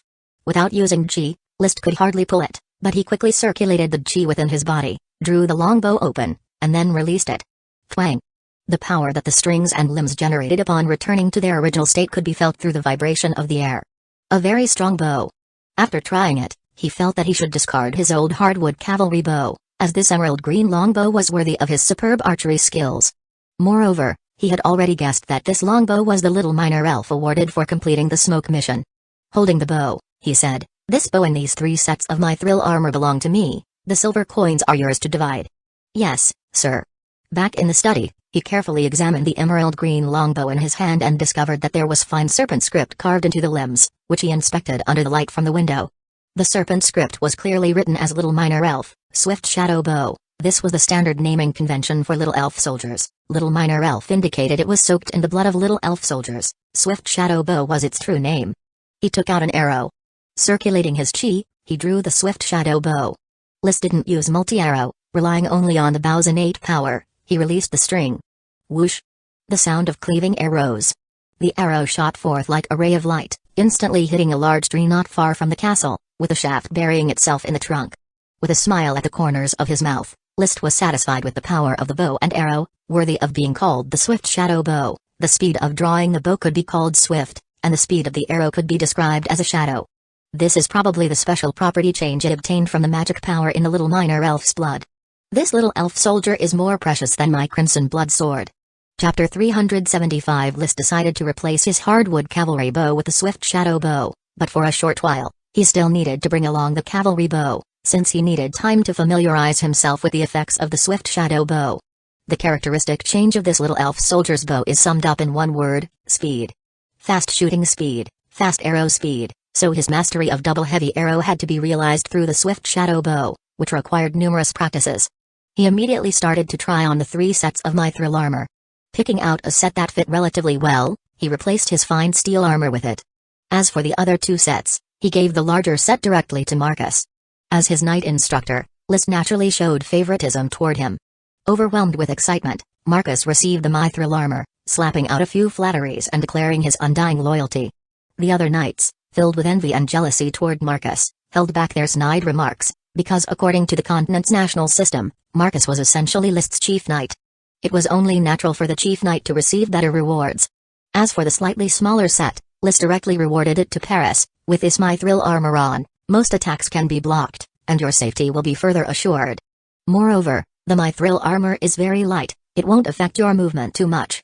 "Thank you, Baron," said Paris with a smile as she accepted the armor. She quickly returned to her room to change into the mithril armor. The armor masked her figure but added a touch of heroism. "How do you feel?" List asked. "It fits okay, but the chest area is a bit tight, making it uncomfortable to breathe." Paris adjusted the armor at her chest with a frown. List obviously understood the reason. "This is men's armor. Make do with it for now, and when we return to Fresh Flower Town, we'll have the tailor and blacksmith modify it. If we loosen the seam line around the chest area, it shouldn't constrain you anymore. Having a large chest can be troublesome too." Seemingly aware that this topic was somewhat awkward, Paris changed the subject. "I still don't like wearing armor. Leather armor is more suited to my fighting style." List calmly responded, "Then you hand over the mithril armor to me after we get back, to arm my knight squad. I will have someone make you a leather armor set from the skin of the 6-headed king serpent." "Baron, wouldn't that be too precious?" asked Paris. "Equipment is meant to be used. If it can protect your safety, then its existence is valuable," List said with a gentle smile. "Don't forget, you are the personal guard I hired. Should I run into any danger, I will be relying on you to save me." Paris's eyes sparkled. "I will not let the Baron encounter danger." "I believe you." They exchanged glances. List's expression remained calm, but a flush of crimson crept onto Paris's face. She coughed and then said, "Then, I'll go back to my room to rest for now." She probably didn't notice her voice was much softer than usual. List watched Paris leave. He exhaled a deep breath and glanced at the 4 walls of his study, complaining, "How barbaric to have a study without any books." The Black Knight Order rested in Nameless Castle, feasting and drinking their fill. There were enough provisions and dried meat to not only meet the knight's needs but also to recover the consumption from the past few days. Knightly wars often meant that the victors plundered everything. However, this time with the Grand Duke's decree, spoils of war could not be privately divided, so they could only secretly take some gold and silver, and eat and drink their fill before taking some provisions away. The remaining supplies were sealed and handed over to the Grand Duke's Knight Order for management. After the war, there were rewards for contributions, and perhaps he could get a share. He took a nap at noon. He then began his daily essential routine of taking medicine, while also speeding up his practice of breath decay. The benefits of this chi secret technique were already evident to him. The dispersal of chi in his body slowed down, and the effects of the medicine were enhanced, making him utterly immersed and unable to extricate himself. In the evening, when he was preparing to familiarize himself with the swift shadow bow, his retainer knight Philip brought good news. "Baron, the barley bug has hatched." Without any hesitation, he immediately led the Fresh Flower Town Knight Squad, along with Dowson, towards the barley field. Upon reaching the barley field, he saw a chaotic scene, where a few retainer knights he had stationed there were engaging in battle against a beast resembling a mix between an ostrich and a Grand Duke rooster. Upon seeing List and his company, the bird-like creature didn't dare to linger and immediately turned tail to flee. However, it seemed to be attracted to something, as it just ran to the nearby bushes and continued to stare at the barley field. When List reached the vicinity of the cordyceps, he did not immediately bond with the barley bug, but observed the strange bird pacing along the edge of the bushes. A thought flashed through his mind: is this the low-level dragon beast, landwalker bird, rewarded to me by the smoke mission? In terms of its appearance, it hadn't surpassed List's imagination. It was larger than an ostrich, with a body as plump as a Grand Duke rooster's, and colorful feathers that made it look rather magnificent. It had a slender neck, a dinosaur-like head, and a large triangular beak with serrated edges as if filled with teeth. It had sturdy legs covered with thick feathers and quite long. They were estimated at least 1 meter in length. The landwalker bird's total height was roughly 2.5 meters, of which the body was only half a meter long, the legs 1 meter, and the neck and head another meter. This gave it a somewhat bizarre appearance. Now, how should I capture it? The thought flashed by. He asked the retainer knight, "What happened just now, and what's the deal with this bird?" "Baron, we were guarding the barley bug. Right after it hatched, this bird came out of nowhere trying to eat the barley bug. Its beak is very sharp, and it moves incredibly fast. We were almost no match for it," Xavier replied somewhat awkwardly. It was indeed a bit shameful to admit that several of them could not beat one bird, because the landwalker bird had not used magic. They hadn't treated it as a magical beast. Otherwise, they would have fled without a trace long ago, since apprentice knights were no match for magical beasts. But after listening to Xavier's answer, List was still puzzled. Were you able to defeat it? The landwalker bird was a low-level dragon beast. Based on its capabilities, even if it could not defeat an intermediate magical beast, it should not be much weaker. Xavier scratched his head. "Baron, this bird is indeed formidable, like a gigantic Grand Duke rooster, but besides pecking people with its beak, it doesn't have much attacking power. A low-level dragon beast that can only peck people was incomprehensible." Since the landwalker bird had not run away, List calmed down the eager Dowson and proceeded to bond with the barley bug first. Jade powder and the jade box were his essential items when going out. He sprinkled a bit of jade powder, stretched out his finger, and soon the barley bug bit his finger, sealing the bond. "Little guy, come on, take back your cordyceps." The barley bug obediently opened its mouth, and the cordyceps shrank instantly like a film rewinding, turning into a grain of barley, popping out of the soil and flying into the barley bug's mouth, disappearing from view. After placing the exhausted barley bug into the jade box and handing it to the retainer knight, List's gaze formally shifted to the still lingering landwalker bird. No magic released. Attack so weak it can't even kill an apprentice knight. Could it be a juvenile? Chapter 376. Since it was a fledgling, things should have been easy. With Dowson's magic rock wall, it would have been completely possible to block the path, and then they could capture it as if catching a turtle in a jar. However, List did not choose to do so. Seeing the landwalker bird still lingering, unwilling to leave, he suddenly realized that the bird must be seeking something. It appeared because of the breeding of the barley bugs. Does this mean it feeds on elf bugs? That's somewhat unacceptable. Although elf bugs aren't as valuable as low-level dragon beasts, raising them is simply horrifying. Using elf bugs as food, even feeding dragons, seemed tremendously extravagant, let alone a low-level dragon beast. Furthermore, given the scarce production of elf bugs, the fact that the landwalker bird had grown so large and was still alive was truly unbelievable. He deduced that the landwalker bird was merely interested in the elf bugs. Perhaps I can lure it with something else? Thinking so, he had someone bring dried meat and threw it over. The landwalker bird, startled by the dried meat, hid in the bushes, but soon came out again, approached the dried meat cautiously, pecked at it, but did not eat. Doesn't eat meat? List had someone throw bread and fruits and found indeed the landwalker bird ate a little, but with little interest, still looking longingly at the elf bugs held in the hands of the retainer knights. "My lord, this odd bird probably wants to eat the barley bugs," Marcus stated bluntly. "Just shoot it down. Keeping it is a destruction to the elf bugs." "Don't be hasty, let me try again," List disagreed. He did not believe the landwalker bird rewarded by the smoke mission was there to eradicate the abundant elf bugs on his territory. After pondering, he decided to test the effect of jade. Maybe this low-level dragon beast would like to eat jade too. He threw a piece of jade near the feet of the landwalker bird. The landwalker bird pecked at the jade, indifferent. The dried meat didn't work, bread and fruits didn't work, and neither did jade. List frowned instantly. Could this bird really want to eat elf bugs? My lord, shoot it. Marcus proposed again. Dowson also barked woof woof, showing its impatience as well. But List still chose to try luring it. After all, it was his reward, and it had to be treated gently. However, half an hour later, the assortment of items thrown in front of the landwalker bird remained untouched, still failing to lure it. At this point, he could no longer remain gentle. With a cold face, he directly gave the command, Dowson, rock wall. Boom. Dowson charged forward and spat out magic, a 10-meter-long rock wall precisely cast behind the landwalker bird. Jada.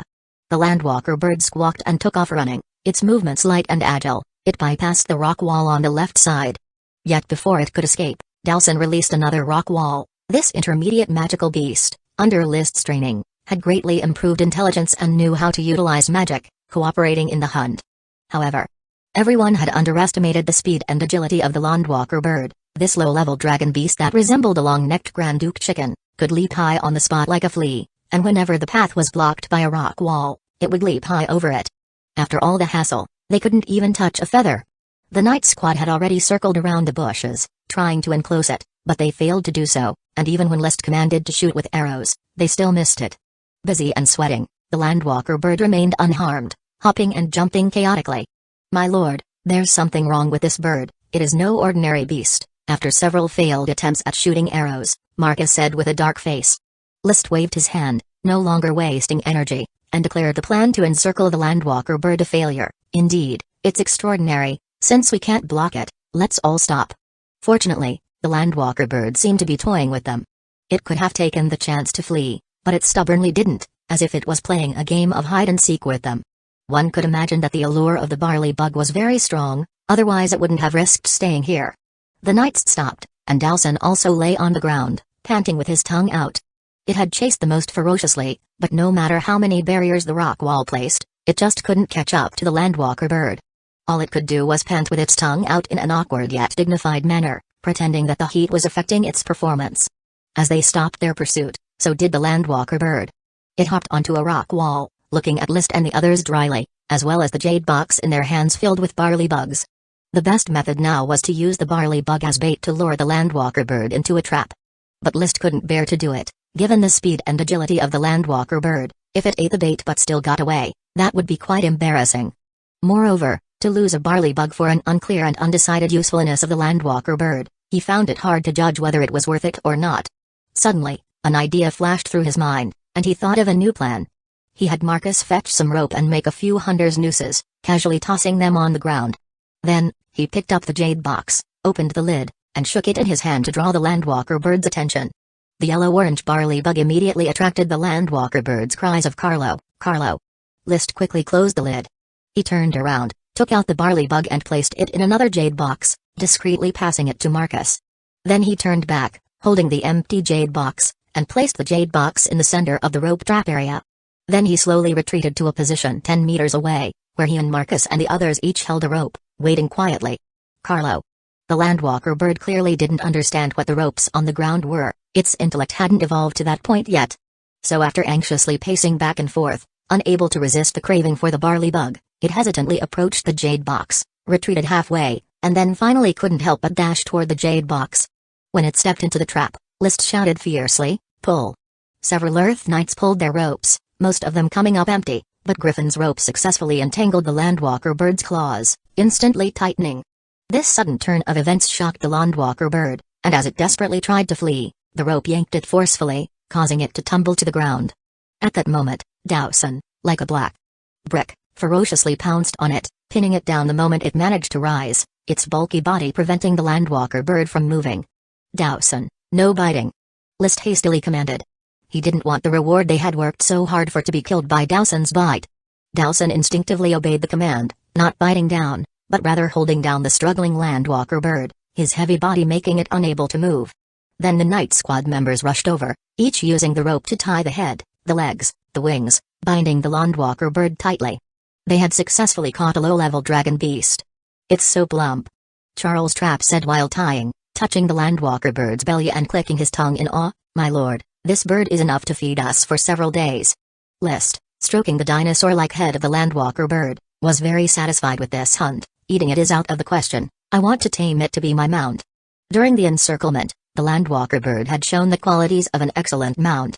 Chapter 377 The capture of the landwalker bird was successful, and as dusk approached, List dismissed the curious members of the Night Order and began to ponder how to tame the landwalker bird. This was not a horse that, upon defeating it, one could simply ride it. It was a low-level dragon beast, perhaps not yet mature, but its magic power was already abundant. Through the eye of magic, List could see the blue magic radiance, indicating that it was a wind system low-level dragon beast. Wind system magical beasts were generally known for their incredibly fast running speeds, a fact that the landwalker bird's performance had proven.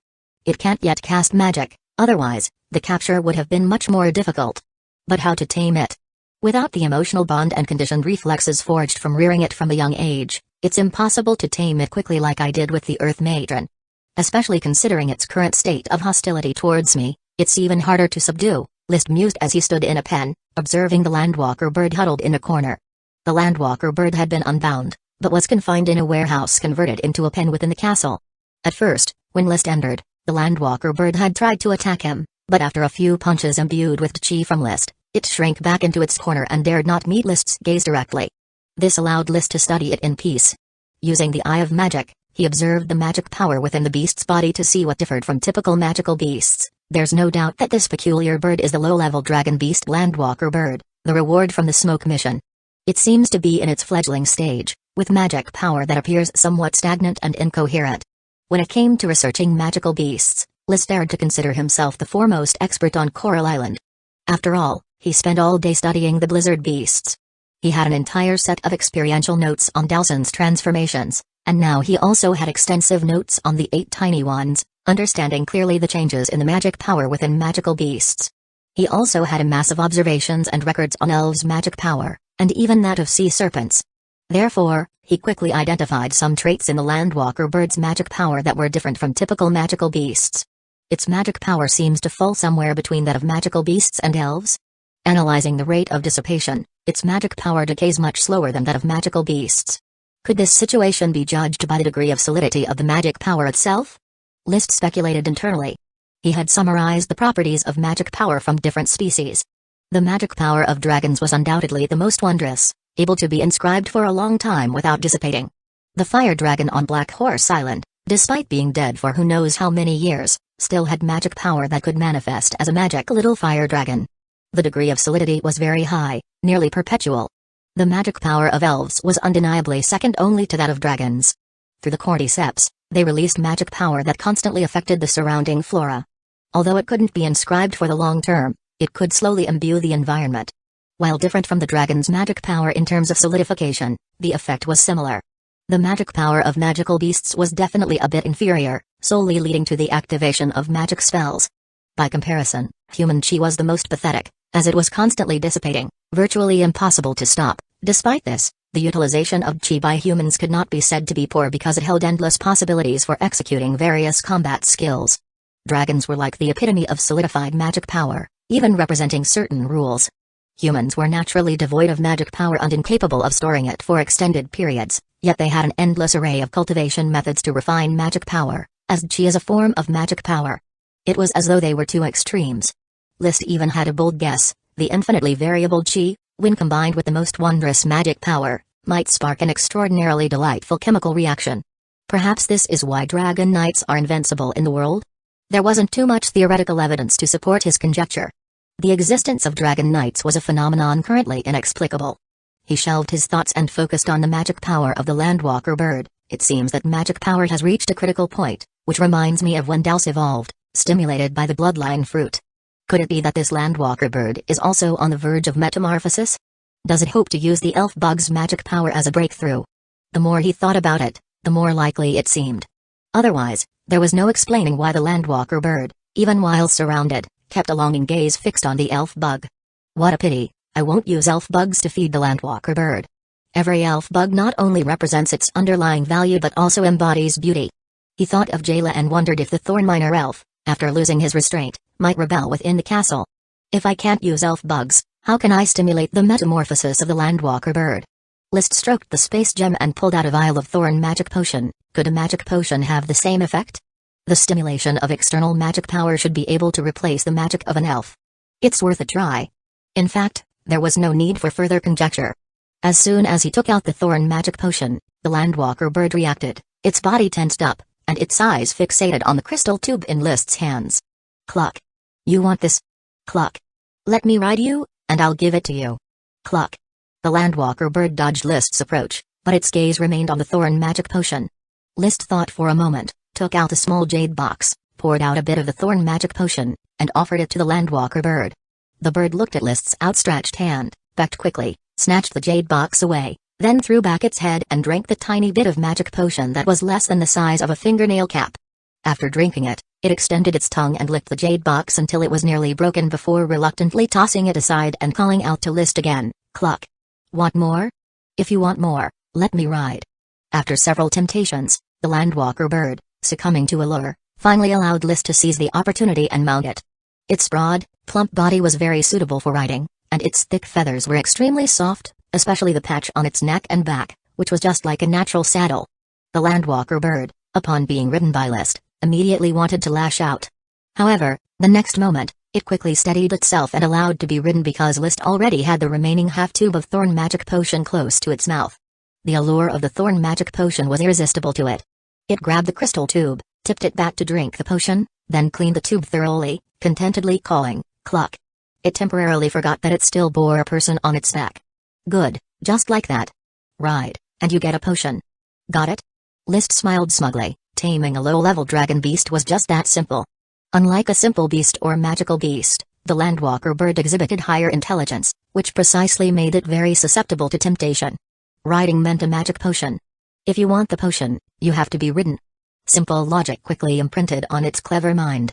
Riding the Landwalker bird around the enclosure a few times, once he found that it had adapted to being ridden, List shouted outside, Thomas, open the door to the enclosure. The door was opened. The Landwalker bird burst out in a flash, shaking List on its back, showing signs of a wild outburst. List hastily took out a new vial of Thorn magic potion and instantly stabilized the Landwalker bird. He then used the potion to guide it to change direction and head back toward the enclosure. Finally, after another vial of Thorn magic potion was used up, the Landwalker bird obediently entered the enclosure. Successfully tamed. List left the enclosure smiling, looking at the reluctant Landwalker bird and feeling good. Success in acquiring a low-level dragon beast as a mount, a few more training sessions, and it should be completely tamed. The only issue is having to use magic potions to tame it, which is a bit costly. Chapter 378. Having captured the Landwalker bird, List prepared to give it a name. Should I name it South Little Bird based on its species, or Saber because of the tuft of hair on its head? He pondered, stroking his chin, or perhaps, based on its cry Kuoda, name it Kantaji or Kadaya. Following the naming logic of Dalson and Wanfu, it could be Sordang. However, List didn't like the name Sordang. Looking at its frail appearance, I might as well call it Weak Chicken. No, that would be a disgrace to my mount. Extending from there, let's call it Loki. The name Loki was thus settled for the Landwalker bird. In fact, he had also thought of using Rainbow as the name for the Landwalker bird, because of its brightly colored, multi-hued feathers. But Rainbow wouldn't reflect the characteristics of the Landwalker bird. This low-level dragon beast could run and jump, and it was a perfect mount, except for its inability to fly. Of course, a name is just an identifier and need not be too demanding. Moonlight streamed through the window, and List felt that, no matter the outcome of the war, at least the cost had already been recouped. A Landwalker bird, a barley bug, and a little elf soldier. Plus 3 sets of mithril armor. Next, assisting the Earl in killing Sned will yield even greater rewards. I wonder if it will be an advanced G manual suitable for me. He summoned a smoke mission. After searching the castle's underground storeroom, the previous mission was already completed. Complete the mission. Reward, 1 little elf swift shadow bow. The new mission was a bit more difficult. Mission, main city has been taken, and the obstructions around Bullhair City have been removed. The climax of the campaign is approaching. Please head to Bullhair City to assist Lee Wheelie M. Tulip, encircle and slay Earl Sned of Bullhair City. Reward, Advanced G Manual. An Advanced G Manual refers to a G manuscript for training Sky Knights because their level of G is advanced. Currently, there is only one Advanced G Manual on Coral Island, which is the giant wave breaks the tide practiced by the Earl. This Chi manuscript is of the water attribute and is not suitable for list. I hope I will be rewarded with a high-level fire attribute Chi manual. After practicing breath decay for 2 hours and drinking a cup of fresh dragon breed milk from his gemstone space, he finally went to bed. The next day, he woke up as soon as dawn broke. After washing up, he set out with his troops. This time, he did not ride the lead dragon horse but rode the landwalker bird instead, continually taming it and bonding with it along the way. Loki, to the left. With Thorn Magic Potion as a guide, List quickly established a set of simple commands. Loki was quite intelligent and cooperated very well, the only downside was the cost. A morning's ride had already used up 2 Thorn Magic Potions, plus 2 from the previous evening. Having not yet tamed for a full day, 4 potions had vanished, amounting to a dozen gold coins thrown away. Training in commands wasn't enough, he also had to train physical signals to complete the control over it. I hope Loki will soon break through the shackles of magic power and reach a new level, no longer needing magic potions to assist. Otherwise, squandering magic potions like this, even an Earl couldn't sustain it, he said, using his eye of magic to observe the increasingly rich magic power within Loki, feeling that it would break through in just a few days. Perhaps by then, Loki could even spit magic. As for the number of magic spells that a low-level dragon beast knew, he wasn't very clear. Information about dragon beasts was even scarcer than that about dragons. Loki, run. Loki, jump.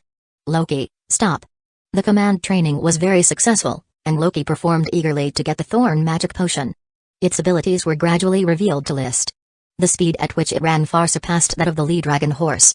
The sprinting speed of an ordinary warhorse is about 60 km per hour, while a lead dragon horse can reach a sprinting speed of 100 km per hour.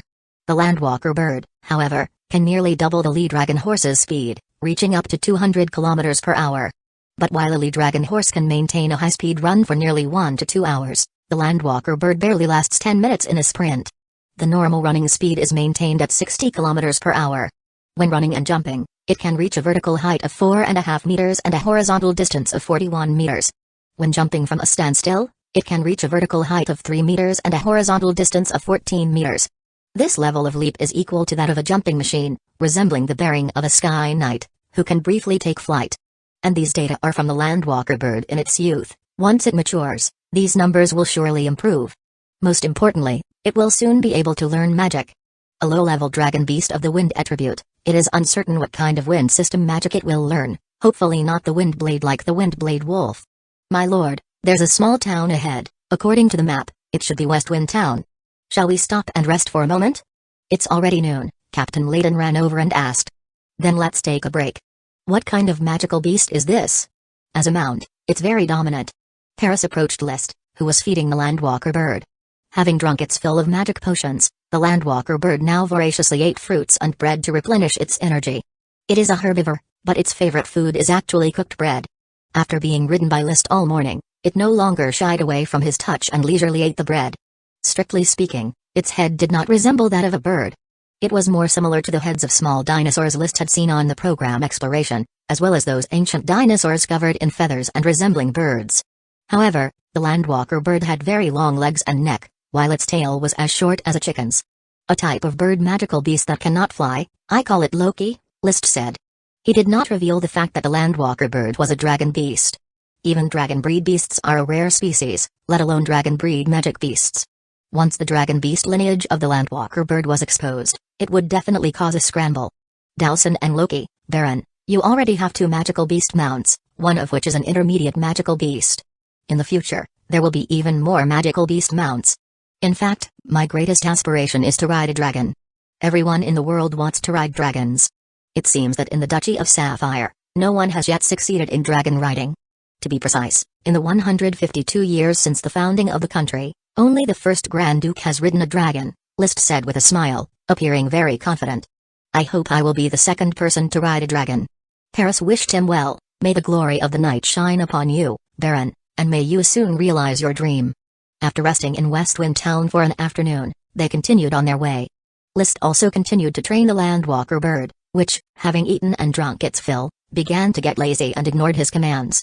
But as soon as he took out another Thorn Magic Potion, the landwalker bird quickly got back into shape, obeying his every command. Thus, they sprinted all the way, reaching near Bullhair City at dusk, and located the camping site of the Red Knights led by the Earl. Not far from Celery Fort, it guarded the flat road that connected Celery Fort to the outside world.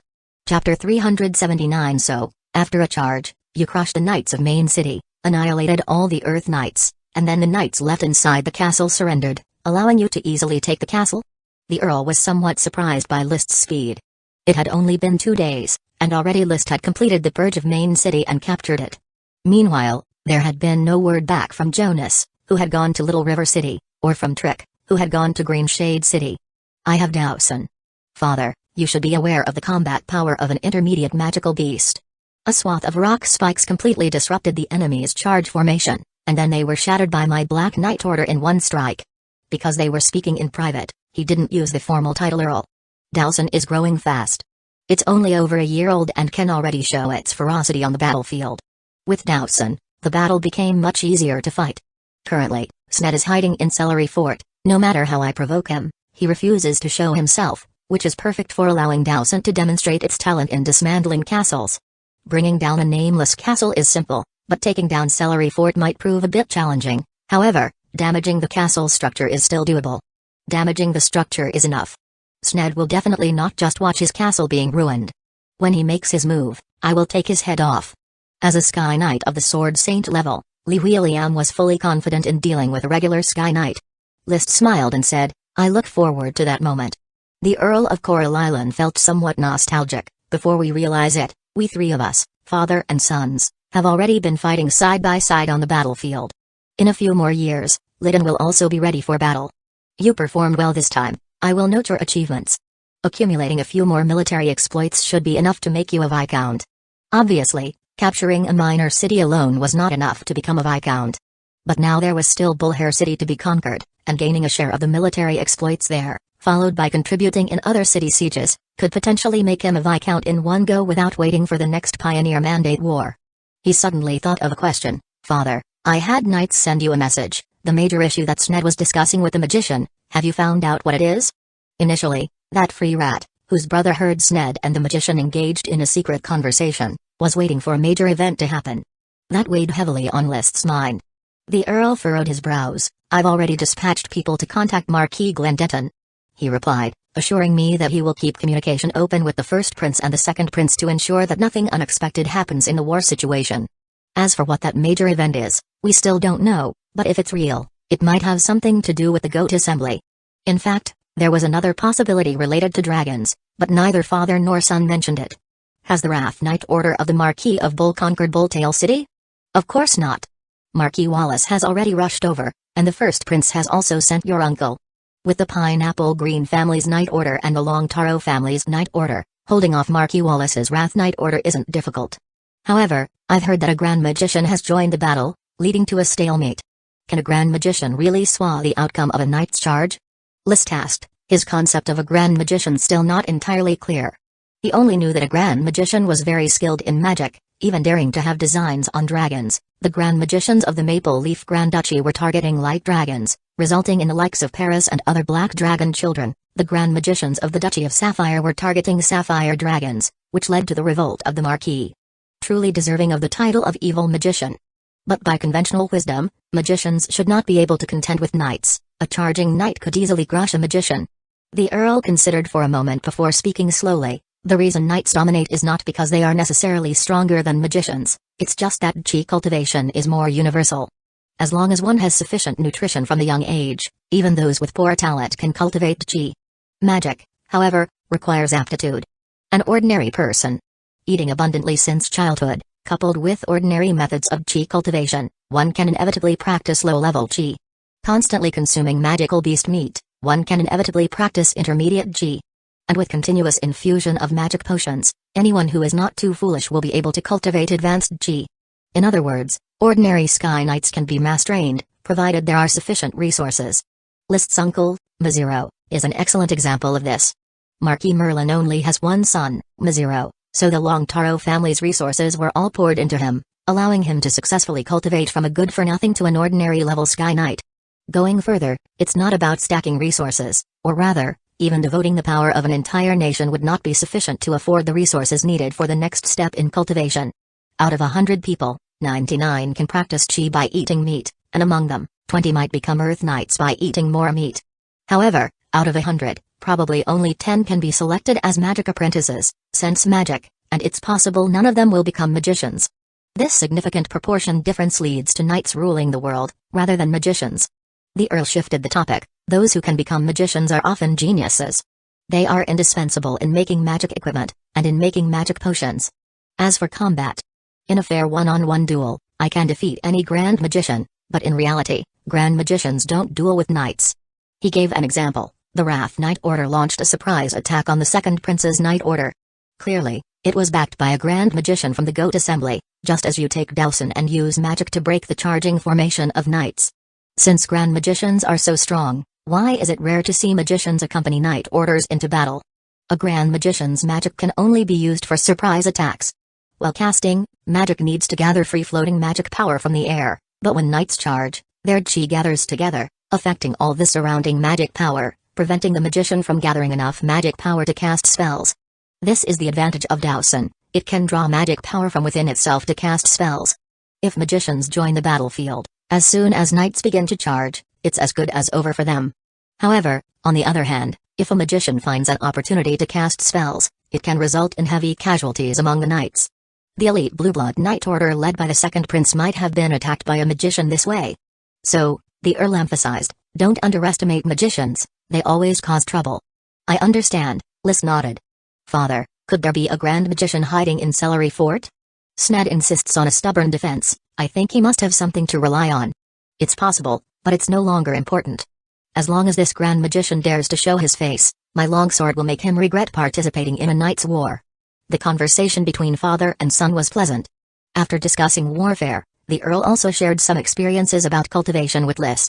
Now, the Earl increasingly saw Lys not as a child, but as an adult capable of discussing matters with. Lys felt this atmosphere was good. It didn't make him uncomfortable. Regardless of anything, he always had a complex, since he wasn't the true son of the Earl. However, the harmonious atmosphere did not last long. A knight who had rushed over with urgent speed brought some bad news. The Grey Knight Order led by Jonas suffered tenacious resistance from the enemy forces. Despite heavy casualties, they still hadn't taken Little River City's castle. Chapter 380 News from Viscount Jonas interrupted the Earl's plans to besiege Celery Fort. When besieging a castle, knights were needed in multiples of the defending army, gathering sufficient chi to augment the knights' combat power and destroy the fortress. Especially for large castles with names, their defenses were so sturdy that they were even harder to conquer. His original intention had been to coordinate with Dowson's dismantling ability, focusing 5 knight orders to attack Celery Fort together, suppressing the guard knights inside the castle so that Dowson could unleash magic freely.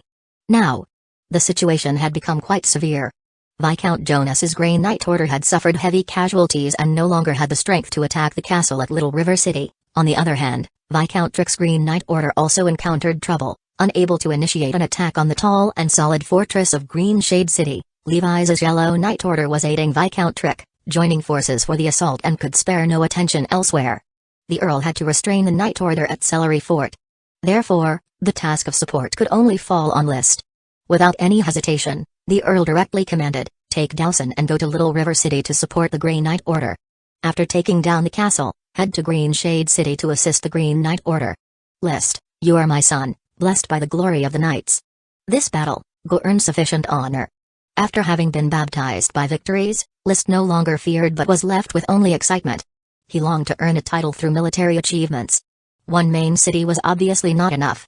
Now, with the addition of Little River City and Green Shade City, and later on a share of the military achievements of Bullhair City, it would be nearly enough. Yes, my lord father, I shall win even more glory. He set out. In the rising sun, he hastened toward Little River City. Along the way, Lys was still busy taming the Landwalker bird. This low-level dragon beast had been observed by the Earl, who did not know its breed or level. He simply treated it as a low-level magical beast that had yet to cast magic, sourly commenting, truly, the glory of the knights favors you. The lament of a sword saint unable to find a magical beast mount while his own son rode one and led another. Indeed, it was quite bitter for him. They rushed on their journey. By noon, they arrived at Little River City to meet with the Grey Knight Order, who were regrouping. Viscount Jonas, with his left arm and wrist bandaged, welcomed Lys. Baron Lys, thank you for your generous support. How goes the battle at Main City? I have already eliminated the Knight Order of Main City and was meeting up with the Earl at Bullhair City when I received your call for aid. The Earl sent me to support you. You've already eradicated Main City's Night Order? Viscount Jonas was surprised. List smiled faintly. Of course, it was quite easy. Easy. Viscount Jonas really wanted to say not to boast in front of him, but then he thought of Dowson and couldn't find the words. Instead, he changed the subject. So, Baron List, what's the plan now? My Grey Knight Order has lost more than half of its knights, making it difficult to organize an effective charge. What are the losses at Little River City's castle? Originally, there were about 150 knights. We have decimated about 50, leaving 100 still hiding in the castle, refusing to come out. Then let's demolish their castle. Dowson had only shown his prowess during the charge, with his demolishing abilities yet to be tested. However, following the previous battle, List was now quite bold. Viscount Jonas, have your Grey Knight Order merge with my Black Knight Order, suppressing the castle thoroughly. Let me direct Dowson to take down the castle. Can Dowson really do that? No problem. Good. Viscount Jonas was a decisive man. His Grey Knight Order had suffered terrible losses, turning this battle into a loss-making endeavor. All he wanted now was to quickly turn the tide and, in the upcoming battles, claim some military honors to make up for the losses. After reorganizing. At 3 in the afternoon, as the sun slanted into the front of the castle, List had already switched to his lead dragon horse, leading the Black Knight Order and Viscount Jonas in a charge toward the castle. Earth Knights generally practiced archery, but not many trained in techniques like multi-arrow. So when the Knight Order circled the castle shooting, the scale was staggering. Arrows infused with chi were like small bombs, always chipping away at the castle's stone walls. And the divine archers, who were proficient in archery, kept riding and shooting on the move, specifically targeting the castle's bowmen to suppress counterattacks. List himself was a divine archer. But he did not shoot. Instead, he held up his shield and commanded Dowson to approach the castle. Dowson, rock grenades. Boom. Dowson opened his mouth and spat out a spell, conjuring huge rocks in the air that smashed down on the castle ferociously. Clang. The second-floor walls of the castle cracked like a shattered phone screen, but the walls, grounded with sticky rice juice, remained steadfast, not something that could be brought down by a single rock grenade. List did not expect to succeed with a single shot. He continuously directed Dowson to launch rock grenades at the same section of the castle wall, occasionally releasing rock spikes to damage the corners of the castle. Rock spikes had to burst from the ground, so the damage to the corners was limited, but the relentless erosion and shaking soon made the castle sway. After more than a dozen assaults with rock grenades, Dowson was panting from exhaustion, but the segment of the wall at Nameless Castle finally collapsed. A huge breach was revealed. Seeing this, Viscount Jonas threw the knight's spear in his hand, thrusting fiercely at the breach. The formidable strength of the veteran elite Earth Knight was fully displayed in that moment, as a single spear pierced through 2 Earth Knights who were trying to block the gap, nailing them to the inside of the castle. Charge. Storm the breach. List swapped out his fine steel shield and tossed the knight's spear one-handed, impaling an Earth Knight who popped his head out. He then drew the Crimson Blood sword pointing toward the breach in the castle.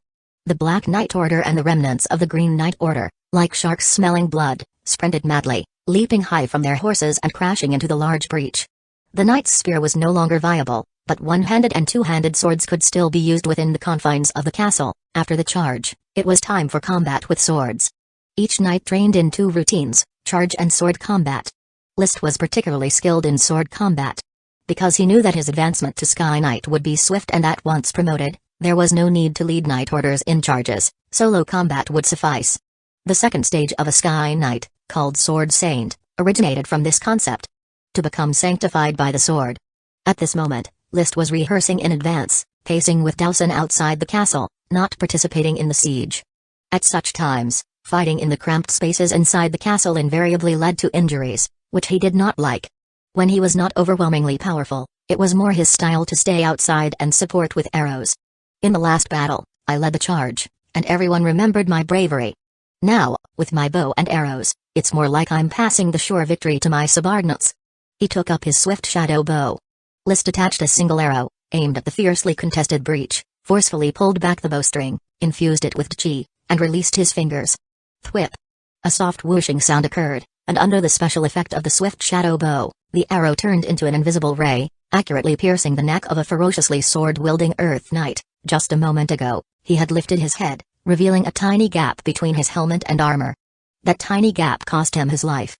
Chapter 381. From the moment the castle wall was breached by Dowson, a massacre was inevitable. Viscount Jonas, who had been holding his breath, stormed to the front lines in a frenzy. nearly 200 Earth Knights from the following two Knight Orders charged powerfully into the castle, killing anyone they encountered. The castle, built beside the river and without a name, became the arena for a gory battle. Countless combat skills burst forth within the castle grounds. List, choosing not to attack, continued to dismantle the castle with a well-rested Dowson, not stopping until half of the castle wall had collapsed. Such a gaping breach could no longer stop the onslaught of the Knight Order, and a climax of the battle was in sight. At that time, List waved his hand, signaling for all remaining Earth Knights to follow suit and squeeze into the castle. He too drew out his crimson bloodsword and leaped towards the castle. The situation was already decided, so getting a share of kills wasn't bad. Or rather, it wasn't so much about getting kills as it was about decisively crushing the enemy to mitigate the losses of his own Knight Order. Great Fire Wave. With a silent incantation, he effortlessly executed a combat skill.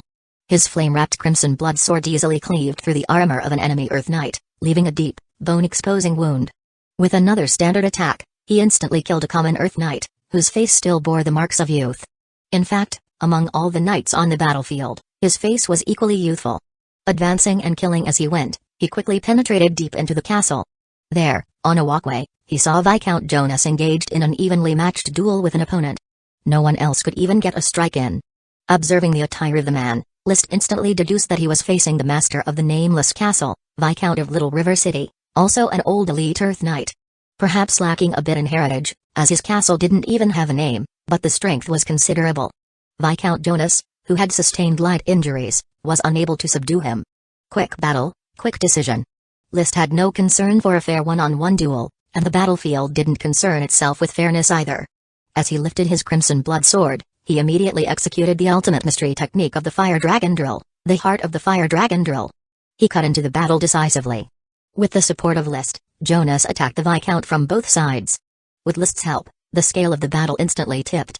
A minute later, the opposing Viscount, running out of stamina, stumbled, and both List and Jonas's eyes lit up as their long swords simultaneously pierced the gaps in the Viscount's armor. Squelch! Squelch! The chi erupted, especially List's fire attribute chi, which exploded inside the Viscount, severely damaging his internal organs.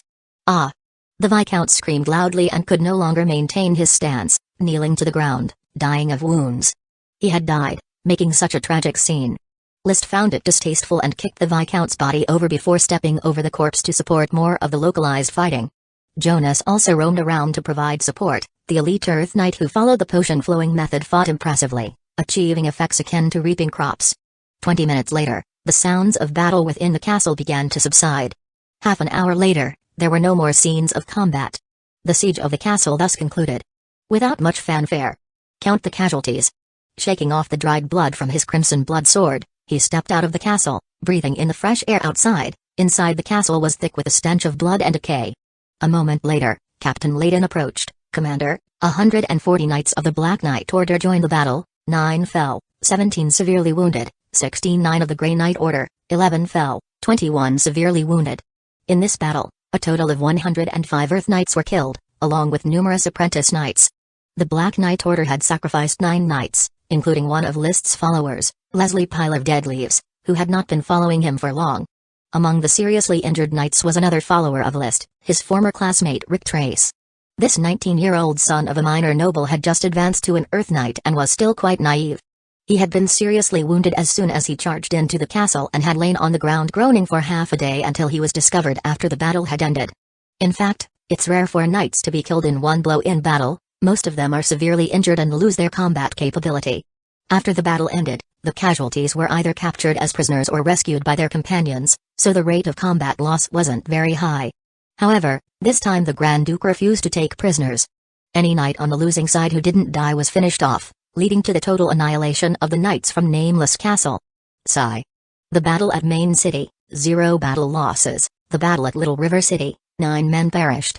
List knew that sacrifices in battle were inevitable, but he still felt uncomfortable upon hearing the numbers and asked, Captain Layden, what should be done with the people who sacrificed their lives on the battlefield? Cremation. May they return to the glory of knights. Then let's go with cremation. Yes, Commander. Treating the injured, looting the castle, resting and relaxing. Leaving these tasks to his subordinates, List and Jonas stayed in the highest room of the castle, drinking freshly brewed coffee, and summarizing the battle losses. Jonas's complexion was not very excited, even a bit pale. The battle was harder than I imagined. I've become accustomed to the style of warfare in the Pioneer Mandate, and I'm somewhat unaccustomed to siege warfare. This has led to the Grey Knight Order suffering heavy losses and now verging on collapse. Previously, the Knights charged headlong, and the Grey Knight Order, unprepared, suffered severe damage to half of its knights. This time, in the siege, they lost nearly 30 more men. Now only 37 knights remain fit for battle. Viscount Jonas, what is the style of the Pioneer Mandate? Inquired List. The Pioneer Mandate is oriented toward splendor. We follow the Earl from city to city, looting the resources we desire. We rarely engage in siege warfare. To prevent their precious resources from being plundered, the knights in the castles have to come out and battle us, which gives us the opportunity to charge. In open field charges, with the Sea Wave Sword Saintly William at the helm, Coral Island's Knight Order was very formidable. Moreover, they specifically targeted the weaker opponents. Those areas under established Marquis and URL, Lee William hardly ever touched. They would strike swiftly and move on like the wind, always achieving victory. Furthermore, local mercenary forces would take advantage of the chaos to loot the population and then conduct business secretly with the Knights of the Duchy of Sapphire, by trading serfs. Therefore, in the Pioneer Mandate Wars, the excess resources looted were not taken away but were disposed of on the spot. Human hearts always surrender to profit. Jonas had become accustomed to open field charges in the Pioneer Mandate and had relatively less experience with siege warfare. Using his old approach led to significant losses in this battle. If it hadn't been for you and Dowson arriving in time, I'm afraid I couldn't have taken Little River City's castle at all. A lifetime of glory charging into battles might have been completely lost here. Thinking of the dreadful outcome, Jonas's robust body trembled slightly. Perhaps everyone, including the Earls, had in one way or another underestimated the differences between this war and the Pioneer Mandate. The followers of the Marquis of Bull didn't care about the gain or loss of the territory resources. They only cared about whether they could hold on to the castles and resist the Grand Duke's retribution. List's face was stern, but inside he felt rather at ease. If glory is lost, then we'll take it back. Now that we have taken over Little River City's castle and all the knights have been dispatched, we'll set out for Green Shade City first thing tomorrow morning. Together with Viscount Drick and Viscount Levis, we will take over the Greenleaf Fortress of Green Shade City. Green Shade City also has a Viscount, a very well-established one, with a castle that has a name, Greenleaf Fortress. Chapter 382 Greenleaf Fortress was far larger and sturdier than Nameless Castle. However, under the suppression of the Black, Yellow, Blue, and the remaining Grey Knight Order, Dowson still spent half a day in dismantling one of the castle walls. Next was a swarm of knights from the 4 Knight Orders rushing in. List, Trick, Jonas, and Levis, 4 elite Earth Knights who indulged in drug use, formed an ultra-luxurious combination. They bulldozed their way through, and in less than an hour, the siege of Greenleaf Fortress was over. This time, by assembling elite knights from 4 different Knight Orders, the casualties were fewer. The Black Knight Order lost just 5 knights in battle and had 10 seriously injured. After 3 battles, out of the 142 knights in the Black Knight Order, 14 had died, 29 were seriously injured, leaving 99 knights still capable of combat. Besides military honors and List's previous gains, there were not many spoils of war to be privately divided, just some gold coins. Most resources had been moved, especially valuable goods, which were taken by the knights' relatives to Ironhoof City. Marquis of Bull had long been prepared for the assassination of the Sapphire Dragon and the subsequent retaliation from the Grand Duke. That very night, the 4 Knight Orders, with their coin pouches bulging with gold, met up with the Earl. You've all worked hard. The Earl hosted a feast at the camp to welcome the commanders of the 4 Knight Orders. However, there was no drinking, just a hearty meal. Jonas wore a look of shame. I'm sorry, my lord, I've disappointed you. Indeed, your performance was disappointing, Jonas, the Earl said. Count Sned is just an ordinary Sky Knight, and his followers are far below you in quality. If it had not been for List's support, your casualty rate would have far exceeded that of the opponent, and that's during a charge on flat ground. Jonas knelt on one knee, silent. The Earl waved his hand. You'll have to bear the consequences of this mistake yourself, but now, you still have a chance to make amends. Merge the Grey Knight Order into the Black Knight Order and serve as List's deputy. Jonas did not complain. Yes, my lord. List didn't mind. He wasn't bothered by Jonas sharing a piece of the pie because he was the one who led the Knight Order, and all credit had to go through him before being distributed to the members of the Knight Order. In the knighthood system, great lords are only accountable to minor lords and their directly affiliated knights. All military achievements of a Knight Order or Knight Squad led by a minor lord are credited to that lord. When the great lord distributes rewards to the minor lord then calculates how to share these rewards with his knights. Now, Jonas's rewards would also be calculated by list. My lord, he replied aloud, with Viscount Jonas's assistance, the Black Knight Order can take on more tasks. His mind was already making calculations. The more the Black Knight Order distinguished itself, the greater the likelihood of him being granted the title of Viscount. As long as he became a Viscount, all was well, he could extract funds from Fresh Flower Town as rewards for his knights. Even if this meant incurring some debt in the short term, the ownership of Black Horse Island was the most crucial outcome. The Earl understood List's intentions. He nodded. Dowson will be very useful. The Black Knight Order naturally needs to take on more tasks. Now, let's plan the capture of Celery Fort. We rest for a day and then commence the siege right away. Be the first to complete the purge of Bullhair City. Bow and arrow suppression. Dowson released magic stone grenades and rock spikes. The whole day was spent repeating this routine, and Lee William rode his warhorse, surveying the area below the fortress, ready to charge without hesitation towards Sned should he dare show his face and engage him in a fierce battle.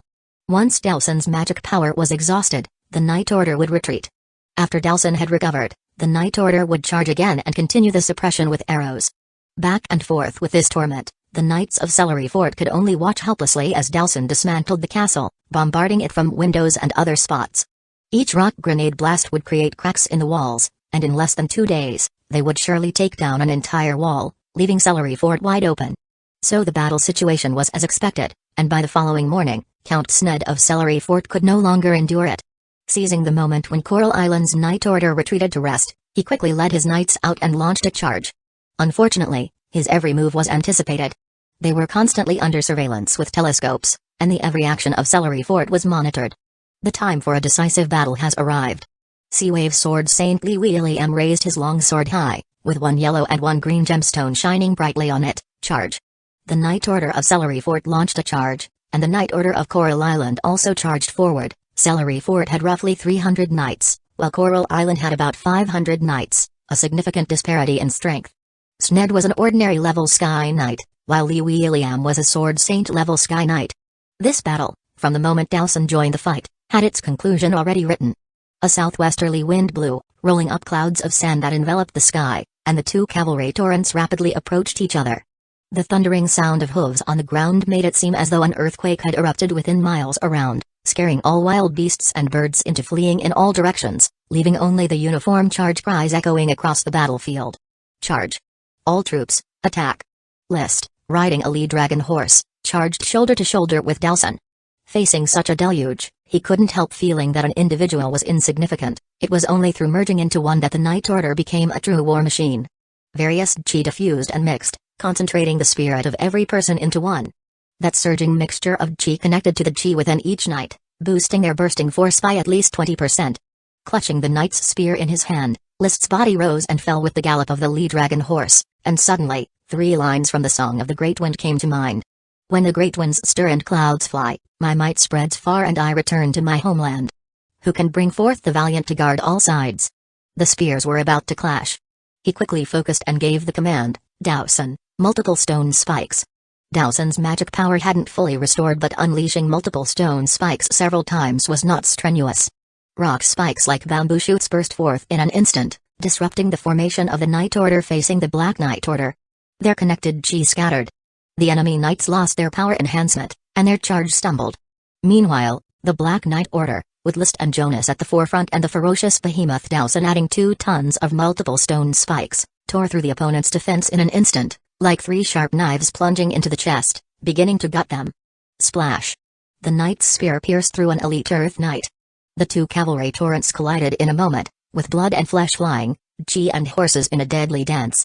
After breaking a knight's spear, List immediately switched to another, and if there was no time to switch, they used their shields or drew their swords. In just a few breaths, the Black Knight Order, with the help of Dowson, penetrated the enemy's formation. Turning their horses around, the unified chi didn't scatter but immediately commenced a second charge. Just at that moment, a thunderclap sounded in the sky. Distracted, List momentarily lost focus and looked up to see a mass of emerald green and a mass of pale purple light colliding violently in the sky. Thunder roared, lightning flashed, and a downpour began. Lee William battled Count Sned 100 meters in the air, their surging chi blooming, altering the weather itself. Chapter 383 Thunderstorms mingled but did not affect the knight's charge on the ground. List, eager to claim the glory, immediately charged toward another knight order after routing the one opposite him, taking advantage while Dowson could still cast multiple stone spikes a few more times, to defeat more knights and expand the victory. 500 against 300, they already had the advantage in strength. Added to Dowson's impact, the charge was utterly one-sided, and the eradication of Celery Fort's knights was just a matter of time. List, covered in blood, no longer knew how many Earth Knights he had sent flying with his knight's spear. Dowson was right by his side protecting him, and Paris, with her light and shadow tug ability, was ready to rush into the battlefield to rescue him whenever necessary. Therefore, his fighting was aggressive and unrestrained. Such ferocity, combined with his cheese attribute, unleashed tremendous combat power.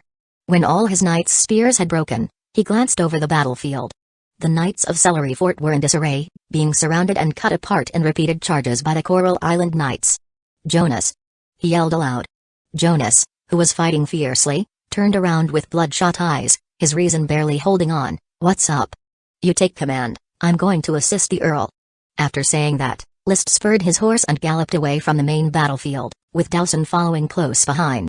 Having transferred the command, on his way to assist the Earl, he quickly switched to the swift shadow bow.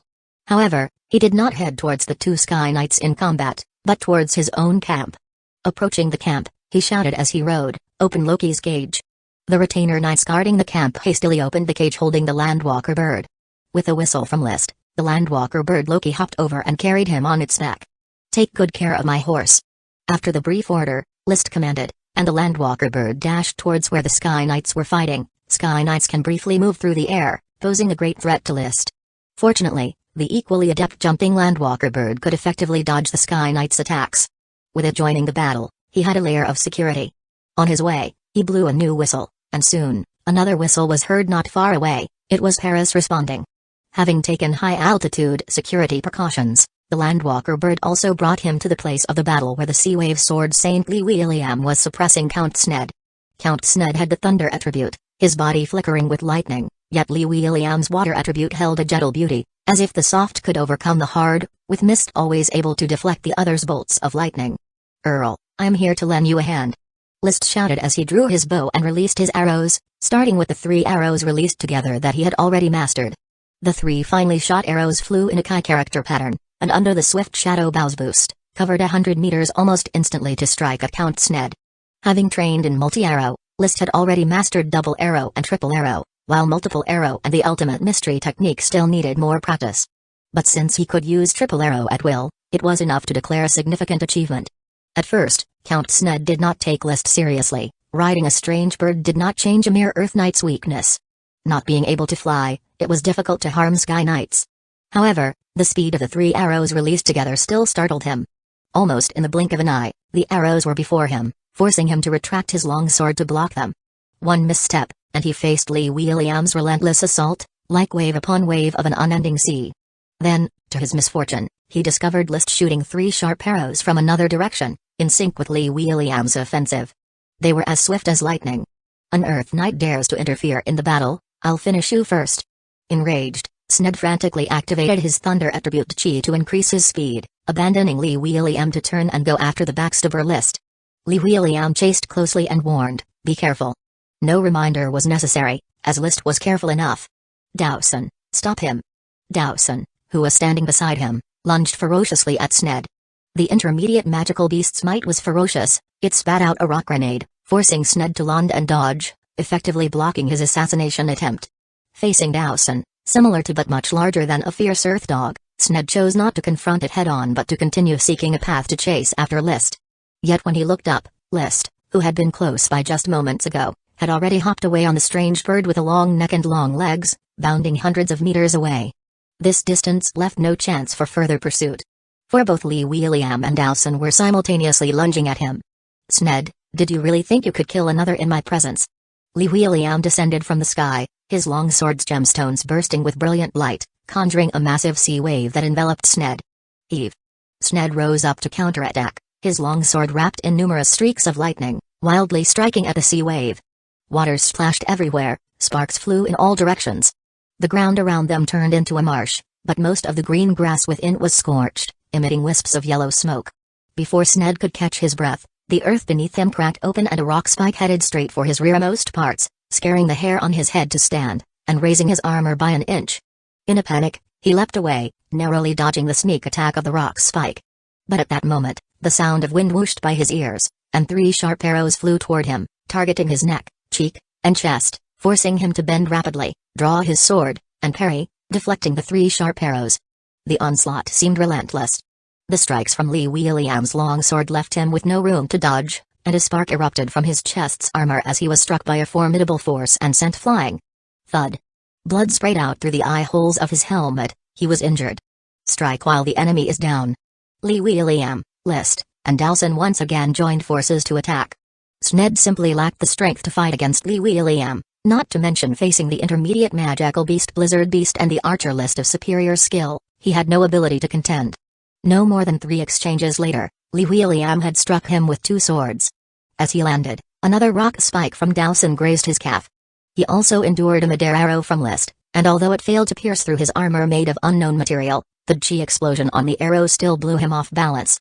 Li William. I'll remember you. Sned roared furiously, madly churning his chi, turning to ascend into the air with the intent to flee. However, no one would allow it. Li William's eyes were piercing, his long sword stirring up endless sea waves, dragging Sned back into the fray and pressing him back down to the ground. Meanwhile, List also bellowed, Dowson, tear and bite him. At the same time, he drew 6 arrows, biting 3 in his mouth and placing the other 3 on his bowstring. He executed the ultimate mystery technique of multi-arrow, multiple phantom arrow. He released the first 3 arrows in a spiraling flight, the latter 3 arrows swiftly chasing them and colliding mid-air, changing each other's trajectories with the chi attached to them. No one could capture the changed trajectories of the arrows. It was as if 6 arrows had become 100, filling the sky with their shadows. Assaults like sea waves from the sword saint, and the frenzied tearing and biting of a wild beast. Sned couldn't focus his attention, couldn't see the trajectory of the arrows, and couldn't rise into the air again, naturally unable to dodge this ultimate mystery technique's attack. In the next moment, his vision blurred, his long sword hesitantly lifted to block, the arrow shadows vanished, yet he blocked nothing. In an instant, sharp pain in his left knee as all 6 sharp arrows hit the same spot, though they didn't penetrate due to the armor's protection, they caused a profound dent in the armor at that single point from the concentrated burst. The explosive chi caused severe damage to his knee, nearly twisting it off. His entire leg went numb, even lifting it was difficult. When he looked up again, he saw Dowson opening his huge maw, biting down on him. Get lost. He mustered his thunder attribute chi and fiercely slashed with his sword, pouring all his strength into this pinnacle of precise technique, and Dowson couldn't dodge in time. He was struck directly in the shoulder and flew backwards screaming. But that was also Sned's last defiance. Thud. Seawave sword St. Li William's long sword plunged through his chest, piercing the front and back layers of the armor, creating a through and through, even at death's door, you dare resist. Chapter 384 Sned had not died. Pierced through the chest by Li William's sword, the robust physique of the Sky Knight still sustained his vitality. Having lost only the ability to fight, he lay fatally injured. The battlefield quickly ended with Sned's exit, and the knights of Celery Fort scattered like smoke. Those knights, nurtured at great expense, were all brought to their end here because of the Grand Duke's wrath. Cooling his head, List couldn't help but clench his fist and sigh. The number of knights sacrificed in the years of the Pioneer Mandate probably couldn't compare to the number slain in this one battle at Ironhoof Island. The Earth Knights, held high in the eyes of the commoners, were reaped like slaughtering dogs, leaving a profound impact within the heart of every victorious knight. But such were the nobles under the knightly system. Traitors must pay with their lives to deter other knights and ensure their loyalty to their own landlords. Collect the names of all the fallen and give them to me, the Earl said as he rode slowly across the blood-drenched battlefield, his tone heavy. Their lives will not be sacrificed in vain. Their honor will extend to their offspring, and you all will enjoy the supreme glory after the battle. Roar! Roar! The victorious knights, raising their spears and long swords, shouted out loud, responding to the Earl's promise.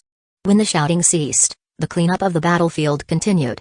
Captain Layton and Viscount Jonas were busy tallying the casualties, while Marcus rode up to List's side, reporting solemnly, "My lord, Lass Steelyard has died in battle." Lass Steelyard.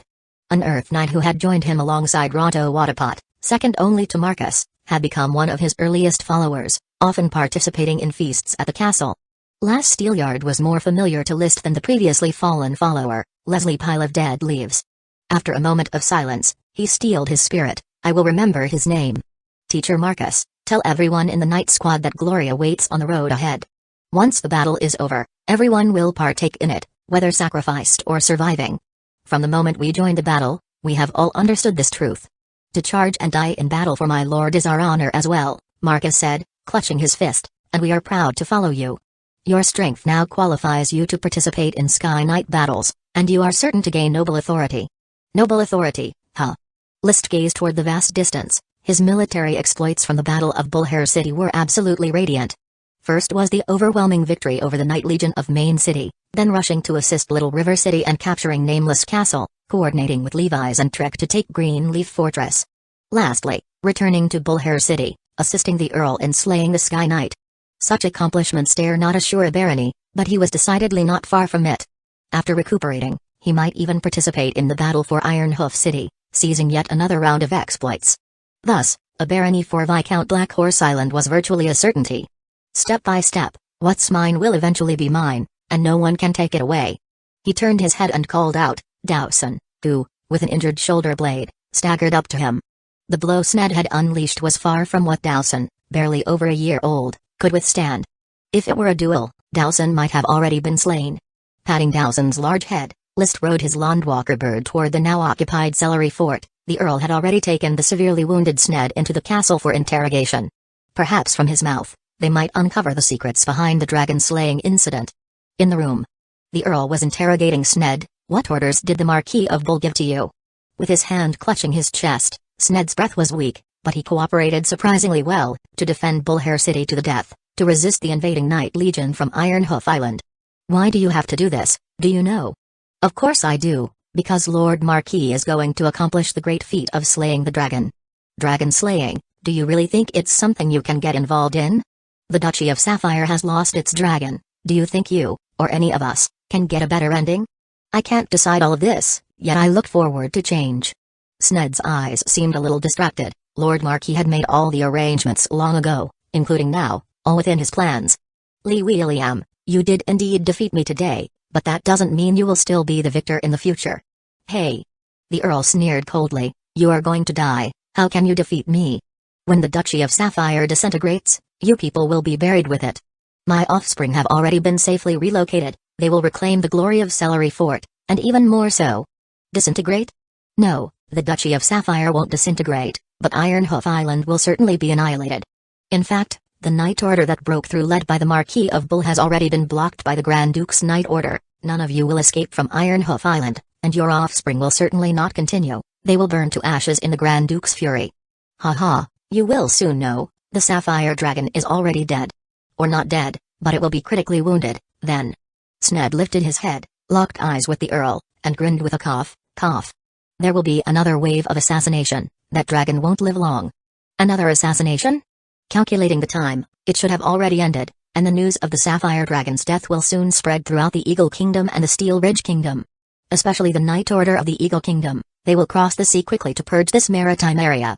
The new assassination made Lee William's heart shudder. But he did not show it, remaining calm. I'm curious, how does it benefit you for the Eagle Kingdom to purge this place? Lord Marquis will lead us back to the mainland. Back to the mainland. The Earl shook his head, his tone not without mockery. Having lost the footing of your territory, even if you return to the mainland, how much glory can you obtain? Everyone yearns for the mainland. It was because the Sapphire family could not establish itself on the mainland that they came to this maritime area to found a nation. Though remote and lacking resources, it was a patch of soil that provided shelter. The nobles here have grown accustomed to the current way of life, with the wars far from the archipelago, occurring on the mainland. Few people wanted to return to live on the mainland anymore, having rooted themselves on the islands of this maritime region. Upon further questioning, Sned did not reveal any more information. What do you think of what Sned said?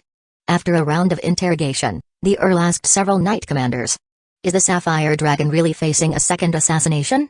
I doubt this very much. I think he's just bluffing. The Grand Duke wouldn't fail to make the defenses, Levi said. List thought for a moment.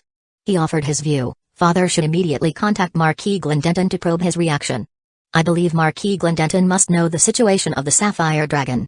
Or, we continue at our own pace, as real news will spread quickly. Why not see how the other families react? Lee William was just Coral Island's count. Above him, there were 6 marquises drawing the attention, so there was no need to act high profile. Then, List added, moreover, I suspect that things are not as Sned described. His offspring might very well be controlled by the Marquis of Bull, which is why they had no choice but to hold fast to Celery Fort, and the second wave of assassination against the Sapphire Dragon is likely nothing but a rumor deliberately spread by the Marquis of Bull. Lee William nodded. I will contact Marquis Glendenton right away. And then continue the interrogation of Sned. Chapter 385. The interrogation lasted half an hour. The outcome did not change.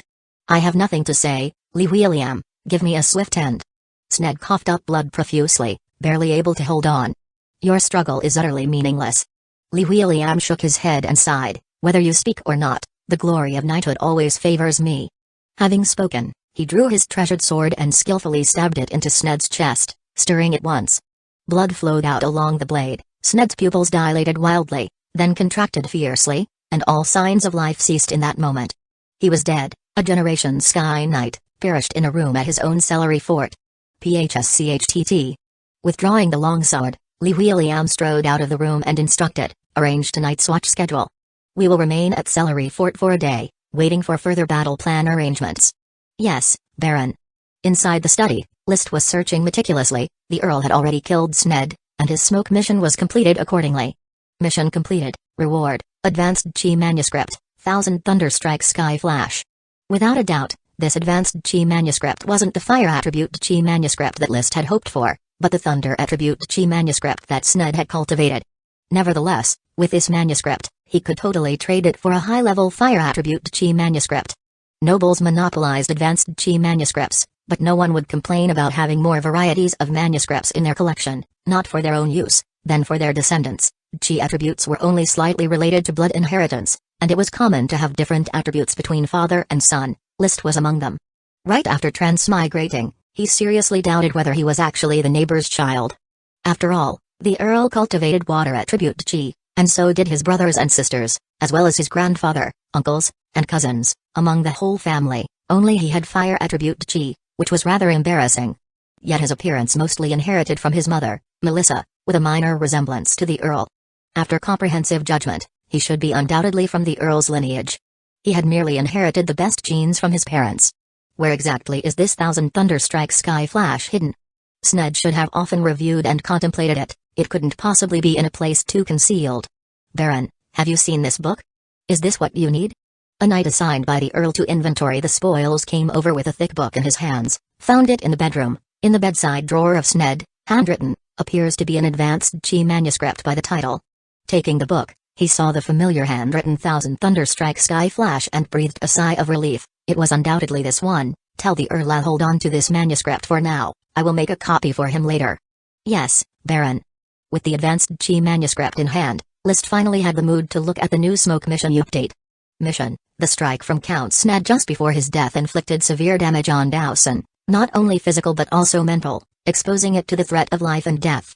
Please craft a suit of armor for it to increase its sense of security. Reward: Dowson's new magic. Seeing the mission reward, List felt much more at ease. Dowson is going to learn new magic again. It seems that this war has made it grow rapidly. The last sword strike from Sned had damaged Dowson's bones. But with the constitution of a magical beast, it wasn't a big deal, and in time it would heal the wound by itself. What he hadn't expected was that Dowson's spirit was also hurt, to the point it needed armor to increase its sense of security. Then let's craft one for it. After all, there are so many Earth Knights slain in battle, fine steel armor can be collected in sets. We could disassemble a few sets of armor, and tie some of the armor fragments together with silk thread to make a dog armor for Dowson. Horses have horse armor, so naturally, dogs can have dog armor too. Right away, he dispatched retainer knights to disassemble the armor. The fine steel armor of knights, in order to fit well and not hinder movement, is made up of perforated iron plates tied together with a special silk thread. Simply collect those iron plates and tie them again, and you can assemble a bigger armor. You follow this method and make a dog armor similar to horse armor for Dowson, understand? He instructed for a moment and soon grew impatient. As the leader of the Knight Order, he had many duties. So, he had to leave it to the retainer knights to do. He himself then went to participate in the distribution of spoils of war and future combat planning. The spoils that couldn't be distributed privately would naturally be sealed away, and those that could be taken away, no one would be foolish enough to leave for the Grand Duke to handle. Such a high casualty rate was unprecedented in the history of pioneer mandates, and a substantial amount of spoils was needed to compensate. No elves, no precious treasures, but from the bodies of the fallen knights, We've found quite a bit of magic equipment. I will distribute these according to the contributions of your knight orders. Complete the distribution directly, don't leave a single piece behind, don't give others an excuse. The Earl said. List and the others naturally agreed, yes, Earl. Among all the knight orders, the Black Knight Order received the most magic equipment, and the Earl even allocated Sned's side sword to List. List, I am proud of you. I've always looked forward to fighting side by side with my son, but I never thought that so soon you would be able to assist me in slaying a Sky Knight. The Earl patted List's shoulder with satisfaction. The son who once disappointed him the most had become the most outstanding young knight.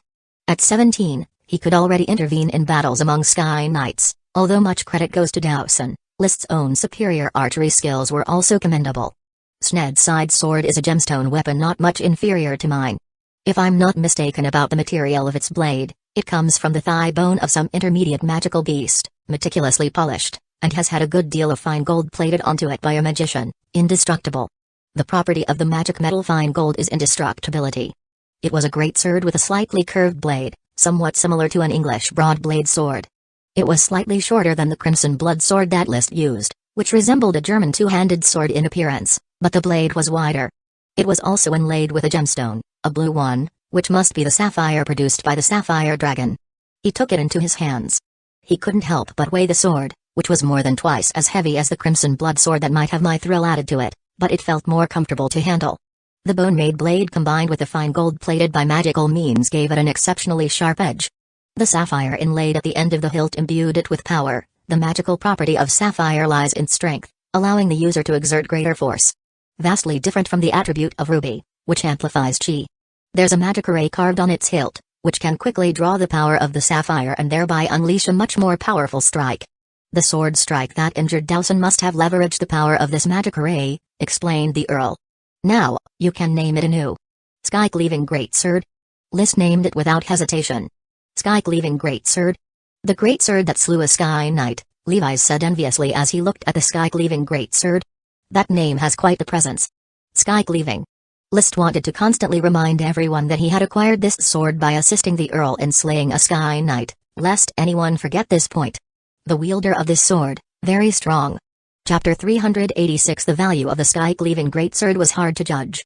Considering the gemstone settings, the price difference between sapphires and rubies was not significant. Seen purely as a gemstone weapon, it was on the same level as the crimson blood sword. Compared to the Earl's longsword, which had 2 gems embedded, there was quite a gap. Setting a single gemstone was manageable, but embedding 2 required much more skill to coordinate without interference between the stones. However, the sky-cleaving greatsword was not a standard gemstone weapon. The hilt was carved with a magic array, a feature of magic equipment, which, with the blessing of the array, allowed it to better leverage the power of the sapphire. In addition, the sword's blade was made from the bones of an intermediate magical beast mixed with magic metal fine gold. This material was significantly better than the fine steel of the crimson blood sword, which had been mixed with mithril.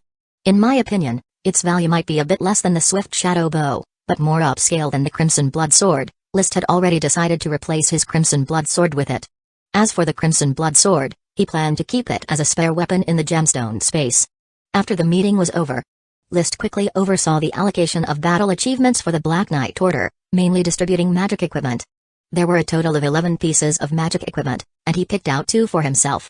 One was an amplification bracelet that could slightly enhance the level of chi. After replacing the crimson blood sword with the sky-cleaving greatsword, he needed a piece of magic equipment to replace the function of the crimson blood sword. The bracelet, which could boost chi, had a slight effect, but it was better than nothing. The other was a stabilizing ring, worn on the thumb, which could stabilize the chi in the hands when shooting an arrow, thereby improving archery precision. He wasn't very reliant on this magic equipment. But since he had acquired them, why not use them? Even if they weren't used, it would be good to keep them in the gemstone space as a collection. All knights participated in the allocation of this batch of resources, which could be privately divided, gold coins and magic equipment, as well as a few common chi manuscripts. A clerk recorded the distributed resources, and after returning to Coral Island, these pre-distributions would be taken into account when allocating battle achievements. Subsequently, List began his new task, training the landwalker bird Loki. This was a critical period for taming. The landwalker bird was on the verge of transformation, its magic power ready to burst forth at any moment. Thus, List planned to quickly establish a conditioned reflex with Loki, solidifying their riding relationship. Previously, The landwalker bird had already helped him participate in Sky Knight battles effectively. Next, he wanted to charge into battle shoulder to shoulder with the landwalker bird. Ordinary warhorses charged at around 60 km per hour, which was precisely the most common speed at which a landwalker bird could run, and it could maintain this pace for most of the day. He tamed Loki until late into the night and then personally fed it before returning to the castle. He couldn't sleep yet, as he had to take potions and practice breath decay. Regardless of how difficult the conditions were, his training routine could not be neglected. In fact, the conditions were too difficult. Everything he needed, magical beast meat, magic potions, dragon breed milk, was all stored in the gemstone space. Not long after taking the potions, just as he was about to take a bath, someone knocked on his door. "My lord, the armor for Dowson has been crafted, but Dowson doesn't want to wear it," entered Xavier, a retainer knight with a quick wit, who was held in high esteem by List. "Let me have a look." Arriving at Dowson's tent, it was gnawing on a large bone, while a few retainer knights stood by, holding the armor. They dared not force Dowson to wear the armor as it was unwilling.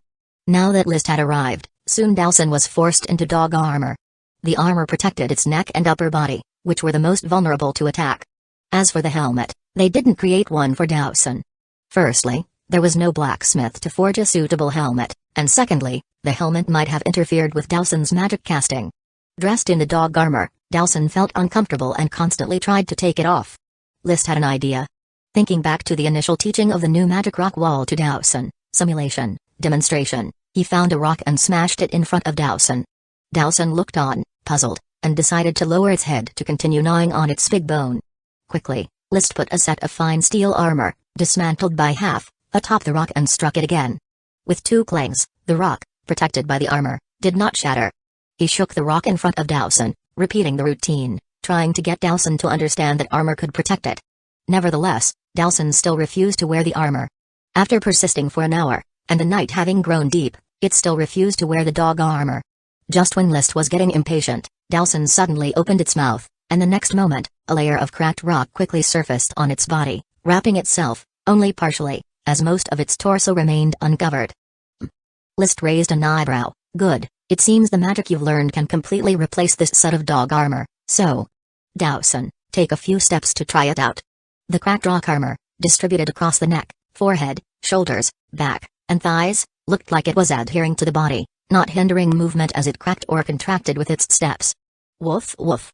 Dowson barked proudly, showing off its new armor. List hammered the rock armor, finding it very sturdy, and unlike ordinary rock, it seemed to have reached a crystalline level. Under the illumination of candlelight, it even had a faint translucency. With effort, he could break off a piece. Then, he thrust violently with a spear, and with a loud thump, the rock was sent flying but didn't immediately crack. With the force I just used, even fine steel armor would have been pierced, but the rock didn't crack. Its hardness is almost catching up with my thrill armor. List was quite astonished. He then summoned a smoke mission. Complete the mission, reward Dowson with new magic, firmstone armor. Firmstone armor?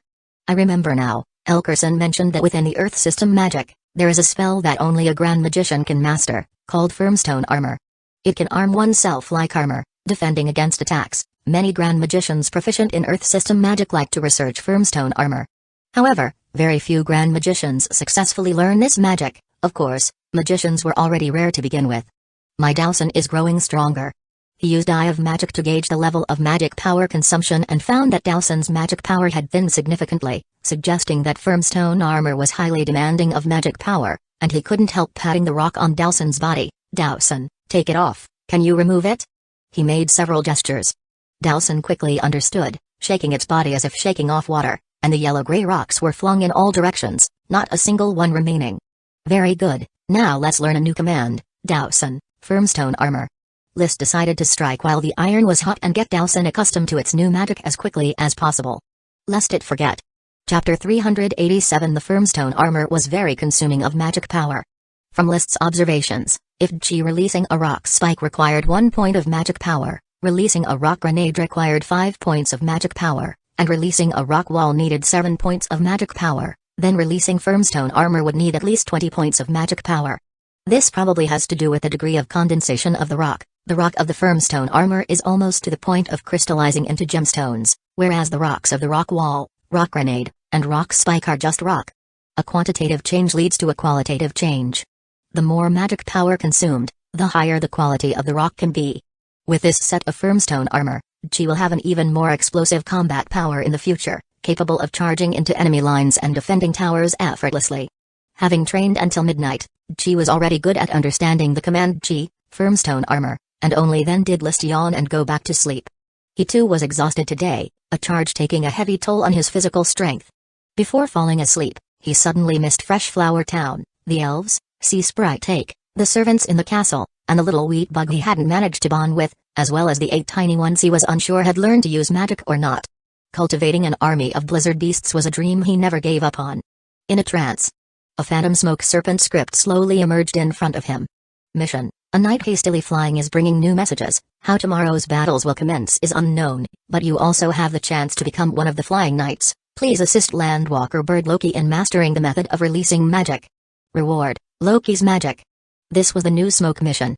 Its content was explosive. It meant for List to become one of the flying knights, and he couldn't help but feel a surge of excitement. It's about time Loki released some magic. What kind would it be? According to the smoke serpent script, will Loki be able to fly soon? Is it not a flightless bird? Flightless birds, such as ostriches, emus, and kiwis, are adept at running but cannot fly. The Landwalker bird fits the profile of a flightless bird well, with long legs that allow high-speed running, a hefty body, and wings so short they can be practically ignored. It's hard to imagine how it could fly. Perhaps it's just a fledgling, and when it matures its wings will grow, turning into something like a red-ground crane? List thought to himself. Wading birds, with a pair of long legs, like to live by the water and search for food in the water or mud, with birds such as cranes, storks, snipes, and bustards falling into this category. The Landwalker bird, with its features, could barely wade in the water relying on its long legs. No. List suddenly remembered, the long legs of the Landwalker bird are covered with feathers, and having feathers makes it difficult to walk comfortably in water. It will not become a wading bird. So, thinking it over, List still had no idea how the Landwalker bird was supposed to fly, and moreover, its very name, Landwalker bird, why would it fly? The next day, he continued to rest at Celery Fort. The Earl was still waiting for the next war instructions from Marquis Glendenton, while List continued to tame the Landwalker bird and attempted to help it learn to cast magic. His relationship with the Landwalker bird was not as close as with Chi, making it difficult to infuse Chi and guide the flow of magic power. Therefore, he could only do some superficial work, stimulate the Landwalker bird's magic power a bit, letting it be vented out to complete the basic casting of magic. The difficulty is somewhat high, so success has not yet been achieved. However, List did feel one change, as Loki's magic power became more abundant. Its running speed, endurance, and jumping power had all seen substantial improvement.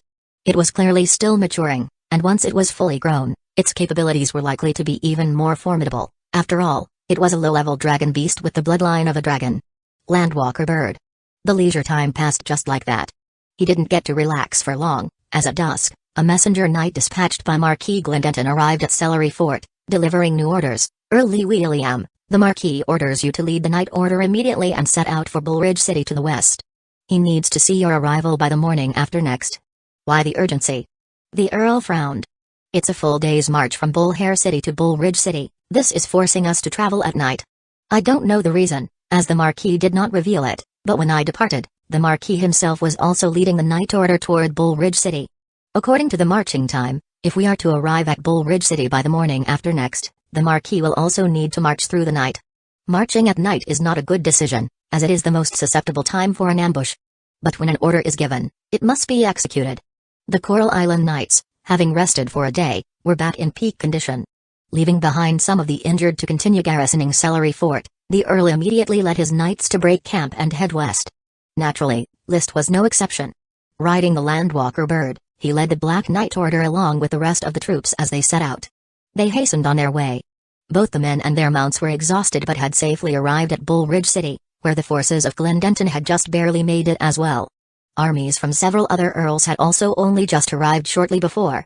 The first prince has taken Ironhoof City, which the Bull family has cultivated over generations, and even Bull Castle has been occupied.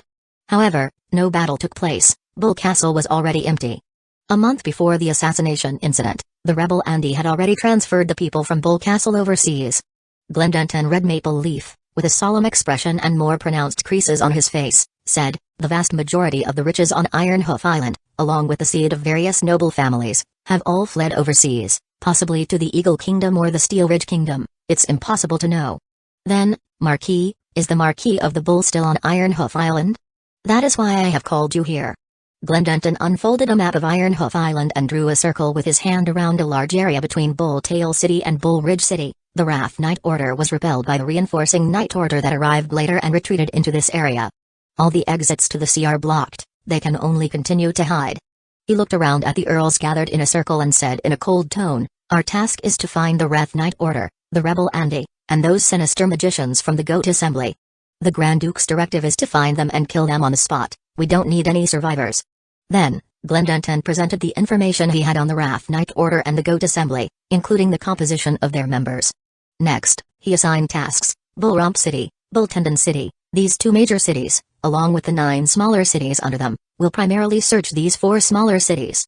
Early William, you need to lead the Coral Island Knights to search Snow Pear City thoroughly, not missing any trace. Tasks were distributed. Finally, Glendenton said, "The Grand Duke's wrath will burn for a long time, until the entire Bull family is destroyed, no matter where they hide. Now, our job is to annihilate their main forces, shatter the backs of the rebels. It's time for Ironhoof Island to draw the curtain." He paused. He attempted to smile to lighten the mood, but his deeply etched creases only made his expression seem grimmer. "A new order will be established on this land, gentlemen, and all have an opportunity." Chapter 388. The meeting ended. Lee William found Marquis Glendenton in private and asked, "Have you received any feedback regarding the second wave of assassination attempts on the dragon that Snad disclosed?" "Fake news. Do you think the Marquis of the Bull, already trapped on Ironhoof Island, has the strength left to assassinate the Sapphire Dragon?" Marquis Glendenton denied directly. Thinking it over, that did indeed seem to be the case. To injure the Sapphire Dragon once already lived up to the Marquis of Bull's 30-year plans. Another assassination attempt would imply that the Sapphire family's efforts on Blue Dragon Island had been in vain. Unless the Sapphire family was raising pigs, they would not allow the assassin to target the dragon twice. The battle at Bull Ridge City didn't take much effort. The castle there, nestled against the mountains and by the water, was very sturdy, yet under the assault of numerous Sky Knights, it stood no chance, and was taken down within half a day. After settling into the castle, with a brief rest, Lee William led the 4 Knight Orders from Coral Island, left the castle, and began the search towards Snow Pear City. In order to find the hidden Wrath Knight Order and a magician from the Goat Assembly, Lee William personally searched through each small town. The Knight Orders were not split up in order to prevent being ambushed, as everyone knew that tremendous war exploits were hidden in this area. However, the Marquis of the Bull was not an opponent who could be easily subdued. Carelessness could lead to an outcome like that of the Second Prince, assaulted by the Wrath Knight Order and the entire army annihilated. With telescopes equipped, danger could be avoided in advance. Thus, Liszt wasn't particularly concerned about finding the Wrath Knight Order. He was just repeatedly guiding the Landwalker bird, urging it to unleash magic. Although it had already reached the critical point of magic power exhaustion, it still hadn't learned any magic. This made Liszt question how wild magical beasts mastered magic in the wild without being taught. It seemed that for a long time, they wouldn't be able to use magic. GDA. Loki's cry sounded like a mix of a chicken and a duck's call. Now, well-fed and frequently running, its magic power and physical strength were abundant. It no longer required the Thorn magic potion to continue stimulation. In fact, Liszt was running low on his supply of Thorn magic potion, and there wasn't even enough for his own consumption. Speed up, Loki. Run at full speed. GDA. GDA. The Landwalker bird, prompted by Liszt, put forth all its strength and had already surpassed 200 kilometers per hour, still accelerating. The wind howled past Liszt's ears, and he had to lean down and hold tightly to Loki's neck to minimize his wind resistance, adjusting his movements to keep up with Loki's rhythm. As an elite Earth Knight, his riding skills were excellent, so after a few adjustments, he was well integrated into the rhythm of Loki's running steps. By this point, Loki could cover dozens of meters in a single stride. To call it running was an understatement, it was more like skimming along the ground. The surrounding scenery had lost its shape, turning into streaks of after images, swiftly receding backward. GDA. Loki's calls, altered by the force of the wind, were becoming indistinct. But Liszt could feel its exhilaration. This was a speed it had never achieved before. At least 250 kilometers per hour. Liszt slightly raised his head, watching the scene ahead with just as much excitement. The faster Loki ran, the higher its value proved to be. Although its combat prowess was lacking, its performance in skirmishing and pursuing was unmatched, even by dragon breed horses like the Black Blood Treasured Horse. Clip-clop. As Loki ran, it suddenly started to leap, jumping very high with each stride. The repeated leaps baffled List for a moment. Why switch to leaping when it was running just fine? However, the next moment revealed the difference. This time, Loki's leap didn't result in a brief hover before landing. Instead, it seemed as though a whirlwind supported it, allowing it to glide less than 5 meters off the ground. This glide lasted a full dozen seconds before Loki touched down. Then it leaped again, gliding through the air. Utilizing the Eye of Magic, List noticed that with each jump, a portion of magic power was drawn from Loki's body. It was unmistakably casting a spell. This is the Light Body skill, a spell that any magician who studies the wind system would know. It gathers the wind system magic power to lift the body or heavy objects, reducing their weight. It wasn't an overly complex spell, and its power was limited, but combined with Loki, it was almost like divine assistance. Under high-speed running and leaping, Loki was essentially gliding close to the ground. With the addition of the Light Body skill, gliding became a basic maneuver. "Loki, leap," he commanded. Clip-clop. Loki responded with the Light Body skill spell. Then it leaped high, bouncing up like a rubber ball from the ground, with the height increasing continuously. Only when the landscape below shrank did its momentum slow, hovering for a dozen seconds before slowly descending. Landing was gentle, as the wind system magic power significantly lightened Loki's weight. At least 10 meters, more than the height of a 3-story building. List was exceptionally proud. Although Loki was still far from flying, it was no longer bound to the ground. It could be called a flying mount, albeit reluctantly. As expected, I've become a Sky Knight. On the way back. Smoke Serpent script wafted before his eyes. Mission completed. Reward, Loki magic, Light Body skill. It was immediately replaced by new Serpent script. Mission, the search for the Wrath Knight Order and Dota simply is underway. This might be the downfall of the Marquis of Bull, but no one knows the final outcome. Please wait patiently for the war to end. Reward, unknown award.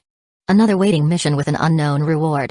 Last time it was waiting for the festival to end, this time it's waiting for the war to conclude. Is there anything in common? List couldn't discern anything particularly special about these types of missions. He didn't bother to dwell on it, instead anticipating, I wonder what the unknown reward will be this time. The reward for the festival was Sea Sprite Take. Will it be a creature from legend this time? A unicorn as a symbol of purity, a mermaid as enchanting as a sea serpent, or perhaps a greater elf. At the very least, a beautiful vampire woman would be nice. By the time he returned to the camp stationed in the small town, before he even had time to take a sip of water, he immediately received a notification to attend a meeting. He quickly learned the topic of the meeting. His uncle Maziro had sent a secret messenger with news for the Earl and his son. The Grand Duke's dragon must be in serious trouble. From our channels at the court, we've learned that the Grand Duke has left with his dragon, and his whereabouts are unknown. Unknown whereabouts? Yes, no one has spotted where the Grand Duke has gone, including many within the Sapphire family. Li William frowned deeply. Tell me in detail about the situation on Blue Dragon Island, especially the dragon-slaying incident. Chapter 389 The Sapphire Dragon did not reside in the castle of the Sapphire Duke, Azure Sky Peak Palace. Instead, it nested in the cliffs beneath the Azure Sky Peak Palace, a place known as the Blue Dragon Garden. The Blue Dragon Garden was tremendously vast, possibly even larger than Coral Island. Court servants entered the Blue Dragon Garden daily to collect gems produced by the Sapphire Dragon and to search for ore that had transformed into crystal.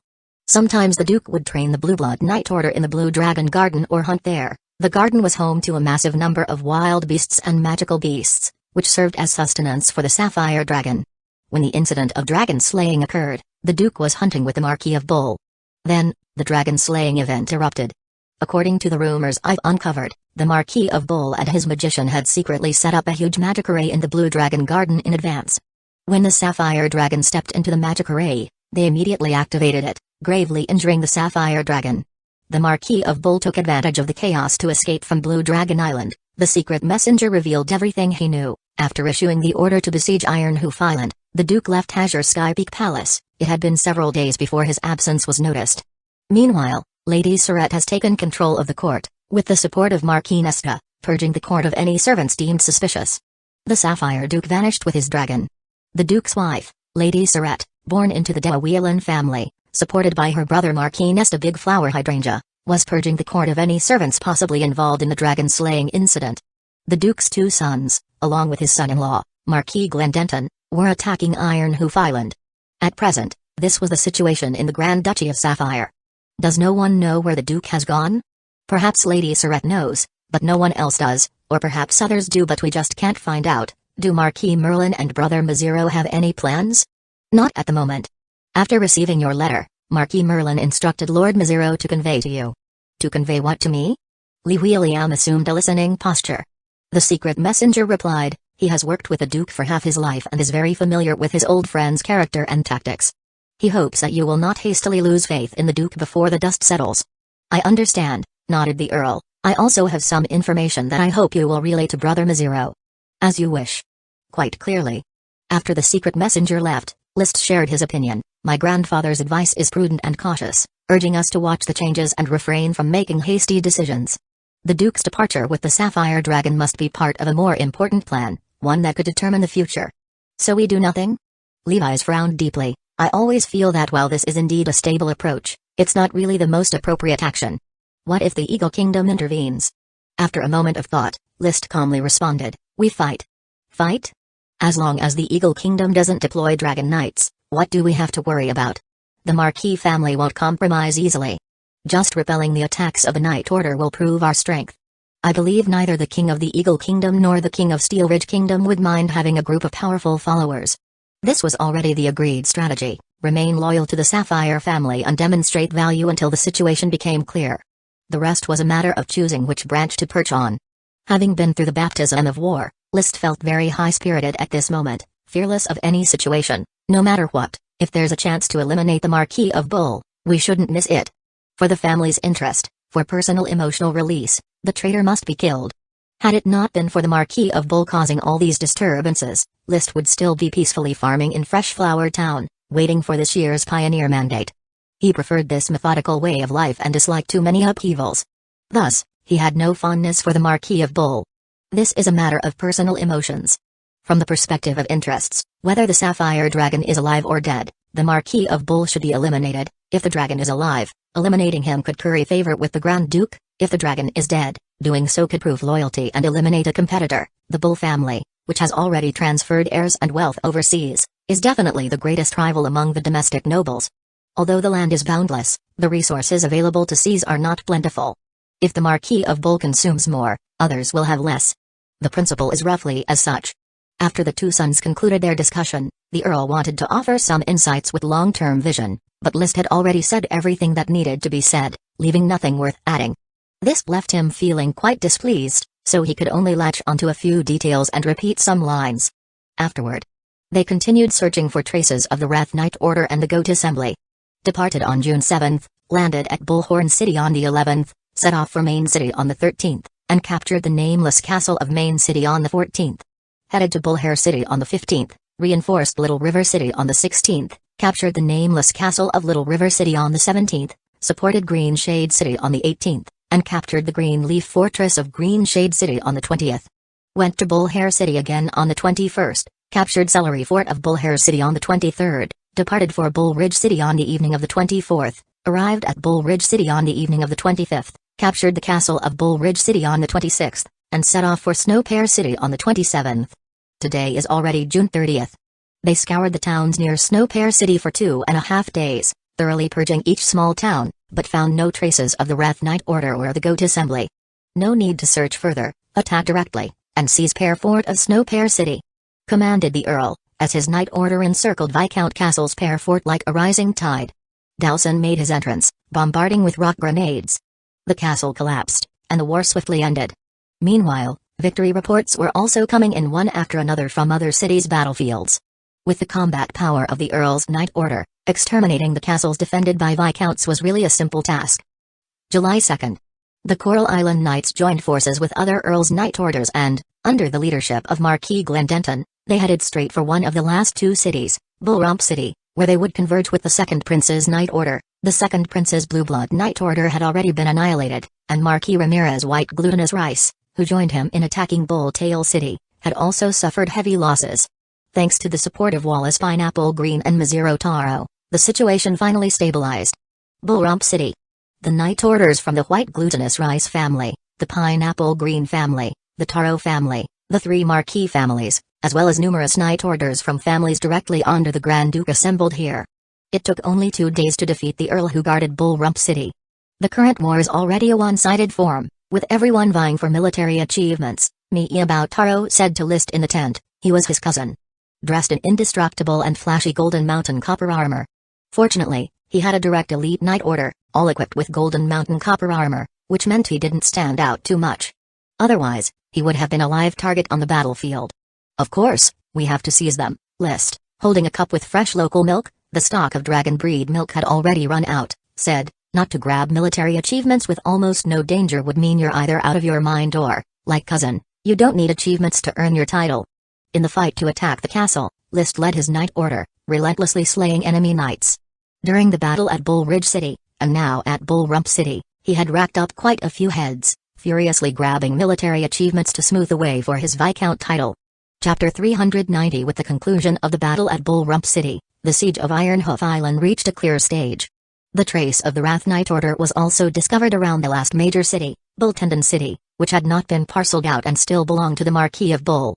Not only did the Wrath Knight Order appear around Bull Pendant City, but magicians from the Goat Assembly also swaggered into the city to select various magic materials. They made no attempt to avoid the encircling Knight Orders that were soon to besiege Bull Pendant City. They were fearless. The Hemp Eagle Knights have locked down the Marquis of Bull's location. After the meeting, Li William summoned his followers and announced the final battle plan set by the second prince. All Knight Orders will immediately break camp and head to Bull Pendant City to join the first prince and complete the encirclement of Milk Lake. List took a deep breath. Earl, is this the final battle? Li William looked at his second son, who had been frantically claiming credit in the recent two battles, and felt extremely gratified. Yes, this is indeed the final battle. After this battle ended, perhaps, the Tulip family might advance even further. No matter what, it was always a pleasure to see one's son grow up at such a chaotic juncture. 10 kilometers away from Bull Pendant City lay a huge lake called Milk Lake. In the center of the lake stood a towering solitary island, upon which was a castle, not too grandiose but slightly larger than Tulip Castle, Juniper Castle. The name of the castle originated from the dense shrubs and small trees on Solitary Island, the junipers. The fame of Juniper Castle was known throughout the Duchy of Sapphire, for it was the place where the precious cellar-aged spirit, juniper wine, was produced. There was an obscure rumor that the Bull Marquis family had a dragon elf with a lifespan of 500 years, the Juniper Dragon Spirit, which specialized in brewing wine. This Juniper Dragon Spirit was a gift from the first Grand Duke to his favorite youngest son. It then became the Bull family's heirloom. If the rumor was true, then the Duchy of Sapphire would have a total of 2 dragon elves. The Sapphire family also had a note dragon elf. Because dragon elves were so rare, scarcely more numerous than dragons themselves, few people knew what dragon elves actually looked like. List did not know either. I've gathered information about dragon elves, and the most reliable theory is that in order for an elf to evolve into a dragon elf, it needs the help of a dragon. A dragon's help? Paris rode the lead dragon horse alongside List as they set out with a knight order. Now that List could mount a landwalker bird and charge at will, he lent Paris the lead dragon horse, so she could be quicker in coming to his aid when necessary. Or it can also be described as an infection, which is my own speculative conclusion, List said. Just like dragon breed beasts and dragon breed magic beasts, dragons can probably infect a greater elf, which then uses the dragon's miraculous power to transform and become a dragon elf. Is that so? I've heard that dragon elves are servants to dragons. That's one theory. Dragon elves are very friendly with dragons and enjoy living around them. I've seen some magic books that mention dragon elves appearing around evil dragons. However, there are also a few magic books and night novels that suggest another interesting idea. What idea? Dragon elves are servants to dragons, but when a dragon elf evolves into an elf king, the dragon will become its steed, subject to its command. Baron, does the elf king really exist in this world? This was an interesting question. Most people might refute such a statement, believing the elf king to be merely a legend, since from ancient times to the present no one had ever seen the elf king, nor was there an accurate description of him. Some said the elf king was as large as a forest, others said he could ride dragons. However, List replied, he exists, the elf king exists in this world. Really? What does the elf king look like? Paris asked with keen interest. I have not seen him, so I cannot answer. His reliance was because the creatures of legend, one after another, appeared before his very eyes. First specters, then dragon wraiths, followed by liches, and soon sea serpents. Therefore, should the elf king one day appear before him, he would not be surprised at all. This world is not Earth. It doesn't necessarily have to adhere to the theory of species evolution. Paris did not dwell on whether the elf king existed or not. Her thoughts shifted quickly. Baron, why is the Marquis of Bull not called the Marquis of Ironhoof Island, or why doesn't he change his name to Andy Juniper? According to the ennoblement system, the correct title for a noble is the fief followed by the rank. For instance, Li William Tulip's title is Coral Islands Count, List Tulip's title is Baron of Fresh Flower Town. Only the Marquis of Bull had the title Marquis of Bull and not Marquis of Ironhoof Island. It is a remembrance. List knew the interesting story behind it. Before the Sapphire family came to this sea area to establish a nation, they were in some place on the continent. Back then, the youngest son of the first Grand Duke had a nickname, Little Bull. When he was first ennobled, he was made Earl of Bull. Afterward, when the Sapphire family founded the nation, Little Bull was promoted to Marquis of Bull, with Ironhoof Island as his fief. Possibly not wanting to change this intimate relationship, the title of Marquis of Bull continued. As for the surname, it was more or less for the same reason, to emphasize the closeness to the Sapphire family. The surname had always been Sapphire. Of course, it could also be that the Marquis of Bull didn't actually have a juniper dragon elf. Without a juniper dragon elf, naturally, he could not bear the surname Juniper. After a day's march, they reached the shores of Milk Lake. The Night Order that was besieging Ironhoof Island had successfully rendezvoused, firmly surrounding the lake, ready to launch the final strike at any moment. List was also making his final preparations. The entire campaign to besiege Ironhoof Island boiled down to this last battle. If he missed this opportunity, it would be difficult to claim any battle honors. Up until now, the news of the death of the Sapphire Dragon had not arrived, nor had the possible invading troops from Eagle Kingdom. The battlefield became increasingly clear, and the Marquis of Bull was inescapable doom. A cloth dampened with a bit of special resin, and he slowly wiped the sky cleaving greatsword. These maintenance tasks helped reduce weapon wear and tear and extended their lifespan. Any weapon would wear down with constant use and ultimately become scrap. Even a divine weapon forged from the teeth of a dragon would decay over time, only the rate of decay varied. Baron. A messenger knight arrived. The Earl asks that you get ready, in half an hour. Please follow him to the banquet. I understand. Half an hour later, List, wearing mithril armor, accompanied by his father Lee William and brother Levi's, headed toward the first prince's tent to take part in the evening's banquet. Even in war, one could not stop the nobility from dining and drinking, and even wine cups were set out on the table. Was this to be a bout of unrestrained revelry before the battlefront? Fortunately, the first prince had not lost his senses. The first thing he said when presiding over the banquet was, "Everyone is limited to one beer only, to moisten your parched throats. After the war ends and the fury of the Sapphire family has been vented, I will drink heartily with all of you." Chapter 391 At the banquet. List saw various nobles, most of whom held higher ranks than himself, or were noble heirs without a title yet. Marquis Wallace Pineapple Green of Deep Throat Island, Marquis Roderick Goldwheat Sheaf of Golden Island, Marquis Ramirez White Glutinous Rice of Leather Island, Marquis Glendenton Red Maple Leaf of Red Maple City. List counted the attending marquises to reinforce his impression of them. In the Grand Duchy, there were 7 marquises in total, 4 of whom were present here. The other 3 marquises were unable to attend. Marquis Merlin Taro of Red Crab Island had retired and was residing at home. Marquis Andy Sapphire of the Bull had become a rebel and was now besieged. As for the last Marquis, Marquis Nesta Big Flower Hydrangea of Quicksand City, he was assisting Lady Surette in purging the court's servants. The arrangement of the 7 marquises had solidified since the accession of the 5th Grand Duke and had remained stable to this day. Perhaps in a few days, there will only be 6 marquises left, List thought, finding little appetite for the coarse food before him. He still preferred Mrs. Abby's cooking. He then observed the first and second prince. To be precise, these 2 were sons of a duke, not actual princes, but just as the daughters of the Sapphire Duke were referred to as princesses, so too were they called princes. Crown Prince Anthony Sapphire, aged 32, was known as the Ice Seal Sword Saint. Second Prince Angus Sapphire, aged 27, was known as the Ice Spring Sword Saint. One was a veteran sword saint and the other, a newly minted one. To be recognized as a saint with the sword at such ages meant they both were quite talented. Both brothers bore a strong resemblance to each other, yet neither could be deemed handsome. The Crown Prince appeared more amiable, exuding an inviting warmth. The second prince, perhaps due to the annihilation of the Night Order, maintained a perpetually cold expression, unapproachable to strangers. From what my cousin has mentioned, Anthony and Angus only became Sky Knights after turning 20. Their talents are indeed good, but not particularly outstanding. With the backing of the unlimited resources of the Sapphire family, true prodigies would likely have become Sky Knights before reaching adulthood. List had only become an Earth Knight after coming of age and was now 17 years old. He hoped to become a Sky Knight before he turned 20. Though he started from a disadvantage, he was now playing with a cheat, destined to win at the finish line. Especially when he saw the Crown Prince mingling and toasting with the nobles, basking in their flattery, List couldn't help but feel uncomfortable, malice creeping into his thoughts. Perhaps the Sapphire Dragon is already dead, and the Grand Duke is in a state of chaos, yet his son here is still merry as can be. He picked up the juice in front of him and took a sip. He also tried the medium-done steak, suddenly feeling poignant. Having a banquet at a time like this seems inappropriate. Marquis of the Bull won't just sit back and wait for doom, he must be plotting something. It seems in this battle, I need to be extra cautious and not recklessly charge forward. Those who scheme to slay dragons are definitely no pushovers. When facing soft targets, one must strike decisively, but when dealing with tough ones, learning to be humble is key. The steak was not particularly delicious, but the juice tasted good.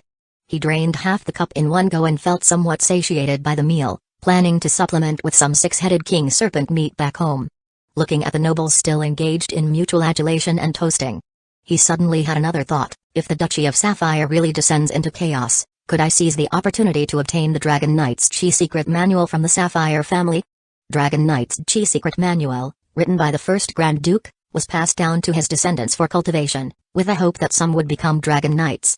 Regrettably, in the hands of the Sapphire family, no new Dragon Knights had emerged to date. List knew that he was a man destined to ride dragons, so the significance of this Dragon Knight's Chi manual for him was immense. In this region of the sea, it was probably the only book on how to ride dragons. Juniper Castle was surrounded by Milk Lake, preventing knights from charging. But this did not stop them.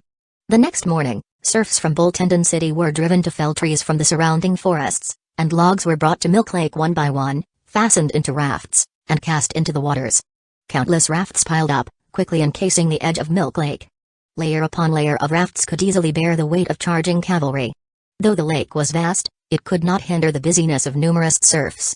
Bit by bit, the surface of Milk Lake shrank visibly, as if covered by fabric, spreading towards the solitary island where Juniper Castle stood. The Marquis of Bull has no reaction, and the guards of Juniper Castle do not seem overly panicked, reported Lee William from atop a nearby hill, putting down his telescope. List also lowered his telescope. Father, I think the Marquis of Bull is planning something big. Maybe he's given up on himself, List. You need to think more positively, Levi said with a relaxed expression. With the army bearing down on him, the Marquis of Bull can't resist. From the beginning, when he tried to assassinate the Sapphire Dragon, he was gambling with his own life. Now, it's clear he's lost. Don't be too optimistic. The Earl glanced at Levi's and said, when dealing with the Golden Wheat Sheaf family, remember to think critically, weigh issues from all angles carefully, and don't let love cloud your judgment. These past days, Levi's had been frequently visiting the tent of Marquis Roderick, eager to display his good qualities before his future father-in-law since he would not settle until he would Loria Goldwheatear. Levi's defended himself. Father, you worry too much. My aim is to actively form ties with the Golden Wheat Sheaf family to prepare for any potential future problems. It's good to form connections proactively, but don't make it obvious, and certainly don't become a pawn in someone else's hands. Learn to conceal your intentions, the Earl remarked with a tinge of sentimentality. Both of my sons are outstanding, yet so very different. Levi's, you mingle too eagerly, while List, you neglect to do so. List smiled confidently and nonchalantly. That's because I have more faith in my own strength, far more reliable than unpredictable connections. Besides, brother can handle the socializing. I will follow in the footsteps of father and my brother. The future Dragon Knight was unconcerned with establishing noble relations at the moment. Lee William shook his head slightly, feeling somewhat helpless. His sons were both exceptional yet had their own strong opinions and no longer listened to him attentively. 3 days passed, and on July 10th, the sun shone brightly. Milk Lake was completely covered by the rafts, and the Crown Prince no longer hesitated, announcing the attack on Juniper Castle. Earth Knights assembled in the form of a knight order to besiege the castle. The Sky Knights soared into the sky for precision strikes. A grand battle was about to unfold. However, upon solitary island where Juniper Castle stood, a faint light suddenly blossomed, followed by rings of barrier-like cripples appearing in the sky above the entire island, seemingly inverting a large bowl over the castle. The Earth Knights could not breach the barrier. The Sky Knights could only cause the barrier to shake erratically. It's merely a defensive magic array. The magicians of the Goat Assembly can only create such an obstacle. Crown Prince Anthony drew his longsword, pointing skyward with passion. All hear my command. Charge with me, attack the magic barrier, and crush it. Boom. The torrent of knights once again surged, fiercely colliding with the ripple-like luminescent barrier. Chapter 392 Riding on the back of Landwalker Bird Loki, List didn't exert much effort, just gently brandishing the knight's spear as if swimming, stabbing at the halo barrier. Magic is a truly marvelous existence. Of course, anything related to magic power, whether it is creatures, magic, or G, is extremely miraculous. Certain bizarre materials combined with a magician's runes can activate magic power to form magic arrays with special properties. The halo barrier before him was such a magic array, similar to the water system magic water waves shield, but not composed of water. After deploying the Eye of Magic, the colors of the halo were not very clear, signifying chaotic magic power. It appears to be a type of mixed magic array. While lightly prodding like swimming, he had ample energy to observe the halo barrier ahead. He could see the colors of magic power on the halo, some dim and some bright, the contrast delineating a network of nodes akin to a spiderweb. Among them, there were several thick lines connected to different spots on the ground. If I cut off these nodal lines, it should be possible to destroy the halo barrier. List's eyes brightened as he decided to test his theory. He rapidly signaled with his flag, change formation, attack the direction I lead. Boom. Charging ahead solo. On his bird, he attacked the nodes of the magic power network, followed by Knights of the Black Knight Order charging one after another. Every collision seemed to have little effect, but List clearly saw that with each attack, the thick magic power line faded a bit more. The continuous assault almost led to the magic power lines being dimmed to the point of collapse by the Black Knight Order. Just at that moment, from within the halo barrier, a resonant horn blast followed by the dull thudding of hooves resounded. A Knight Order clad in red helmets, red armor, and riding red horses, surged out from Juniper Castle, charging down the slope of Solitary Island toward the direction of the Black Knight Order. This was none other than the Wrath Knight Order, the elite knights of the Marquis of the Bull, actually the most powerful Knight Order of Ironhoof Island, who had entirely annihilated the 300 knights of the Blueblood Knight Order under the Second Prince, as well as 800 knights from the domains of landlords such as Marquis Ramirez White Glutinous Rice. Ironhoof Island, located at the southwestern corner of the Grand Duchy, the closest to the mainland, is hailed as the barrier of the Grand Duchy. The Wrath Knight Order is the barrier within the barrier. Its reputation spread far and wide. Seeing the Wrath Knight Order sally forth, List's heart tightened as he realized his attacks on the halo barrier and disruption of the nodes had been detected by the opponent's magicians. He would not engage with the Wrath Knight Order. These knights were carefully trained elite Earth Knights by the Marquis of the Bull, many of whom were under the substance influence, and even their mounts were not ordinary war horses. Even with Dowson's assistance, breaking their formation would be challenging. The Black Knight Order had no chance of victory. Therefore, seeing the Wrath Knight Order sally forth, he quickly changed his flag signals, leading the Black Knight Order to avoid the nodes and swim elsewhere. At the same time, he called out loudly, "The Wrath Knight Order has launched an attack. The magic array won't hold for long. Attack swiftly. Eradicate the Wrath Knight Order." His roar caught the attention of many knights. The Second Prince, who was overseeing the battlefield, also noticed, and he promptly led the Blueblood Knight Order, which had been reassigned under his banner, towards the Wrath Knight Order. This was his chance for revenge. The tide of knights surged forward. Just as the Red and Silver Knight Orders were about to clash, suddenly the Red Wrath Knight Order halted in its tracks. The Silver Knight Order came to an immediate stop in front of the halo barrier as well. Separated by the barrier, they faced off against each other. What a pity they didn't keep charging. A few more charges, and the magic array would have certainly collapsed. Far off, List, who was still pretending to swim, saw the two opposing Knight Orders refusing to budge, couldn't help but curse the Second Prince for being a coward. He seemed all bluster as if intent on revenge, yet it ended in a stare-down. He had no choice but to deploy the Eye of Magic again and look for another node to fiercely assault. Similarly, it wasn't long before another Wrath Knight Order, wearing red helmets, red armor, and riding red horses, charged toward List's location. This time, they were met by the Knight Order of the Long Taro family, resplendent in golden-colored armor, with List's cousin Mi'Iabao Taro leading the vanguard. A flicker in his gaze, List spurred his mount to gallop over. "Sir Mi'Iabao." Baron List, Mi'Iabao was confronting the Wrath Knight Order across the halo barrier and couldn't help but glance at List riding the strange bird. Once List drew near, he whispered, "I've noticed something. Earlier, when I was attacking the halo barrier over by the Second Prince, the Wrath Knight Order directly charged at me. Then, after I attacked the halo barrier here, another Wrath Knight Order quickly charged over. Both these spots must be critical nodes of the entire halo barrier.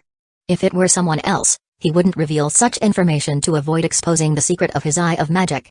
But Mi'Iabao was his cousin, with whom he had a good relationship, so even if there was a suspicion that Mi'Iabao was hiding a secret, he wouldn't delve too deeply. Moreover, List didn't mind giving Mi'Iabao the credit for breaking through the halo barrier. Given the threat of the Wrath Knight Order, he didn't dare to rashly attack the nodes anyway. "Is that so?" Mi'Iabao was half doubtful. "Try it and you'll know. I'll cover for you from the side. If successful, the Long Taro family will surely be credited with the first merit in the conquest of Juniper Castle." "Okay, I'll give it a try." Having confirmed his betrothal to the Grand Duke's younger daughter, Miebao couldn't hide his desire to prove himself. Upon hearing what List said, he went along with it. Charge! The elite Knight Order, clad in mountain copper armor, instantly rushed towards the Halo barrier. Opposite them, the Wrath Knight Order also initiated a charge with a do-or-die spirit. However, the Long Taro family's Knight Order still slammed harshly against the Halo barrier. There were so many Knight Orders here that Miebao didn't worry about his own safety. The Wrath Knight Order couldn't intimidate him, and moreover, the actions of the opponents further confirmed List's words. There was something wrong with this part of the barrier. Boom! A united burst of chi, using the Knight's spears of the front-rank Knights as outlets, slammed fiercely into the Halo barrier. The next moment, the Halo barrier, which had been intact, suddenly flickered violently a few times as if it might collapse at any moment, but ultimately it stabilized. But that slight change made Miebao realize that List was right. He raised his knight's spear high and turned his horse's head, continue the charge. In the distance, the first prince, seeing the flickering of the Halo barrier, likewise shouted excitedly, "The Magicure can't hold out much longer. All Knight Orders, charge at full force, to flatten Juniper Castle. Flatten Juniper Castle. Flatten Juniper Castle. Flatten Juniper Castle." The attack on a node triggered a domino effect, completely exploding the pace of the battlefield as the Knight Orders besieging Juniper Castle began more ferocious charges. It seemed they already knew it was an effort in vain. The two hastily arriving Wrath Knight Orders, without looking back, turned around and returned to Juniper Castle. Just as they had gotten back to Juniper Castle, Miebao had already led his elite knights in 3 charges, completely breaking the Halo barrier, causing a chain reaction where the entire Halo barrier flashed violently. And then it completely dissipated. The multitude of Knight Orders exclaimed, "Charge! Charge! Charge!" List, mingling within the troops, called out a slogan calmly and unhurriedly, but was keen not to rush for a position in the front. Just then, the numerous Knight Orders had just stepped onto the shores of Solitary Island when the sky suddenly darkened overhead, followed by thunder, lightning, howling gales, and a torrential assault of hailstones, fireballs, rocks, and water jets from Juniper Castle as the center, firing madly. Magicians of the Goat Assembly. With a roar, the first prince brandished his sword and soared, directly towards a rock falling from the sky. Foolish, ignorant. This is the era of knights. Boom. His sword, swathed in chi, struck, and the rock shattered into pieces. The first prince's figure stood tall in midair, his black cloak fluttering fiercely, his presence unrivaled.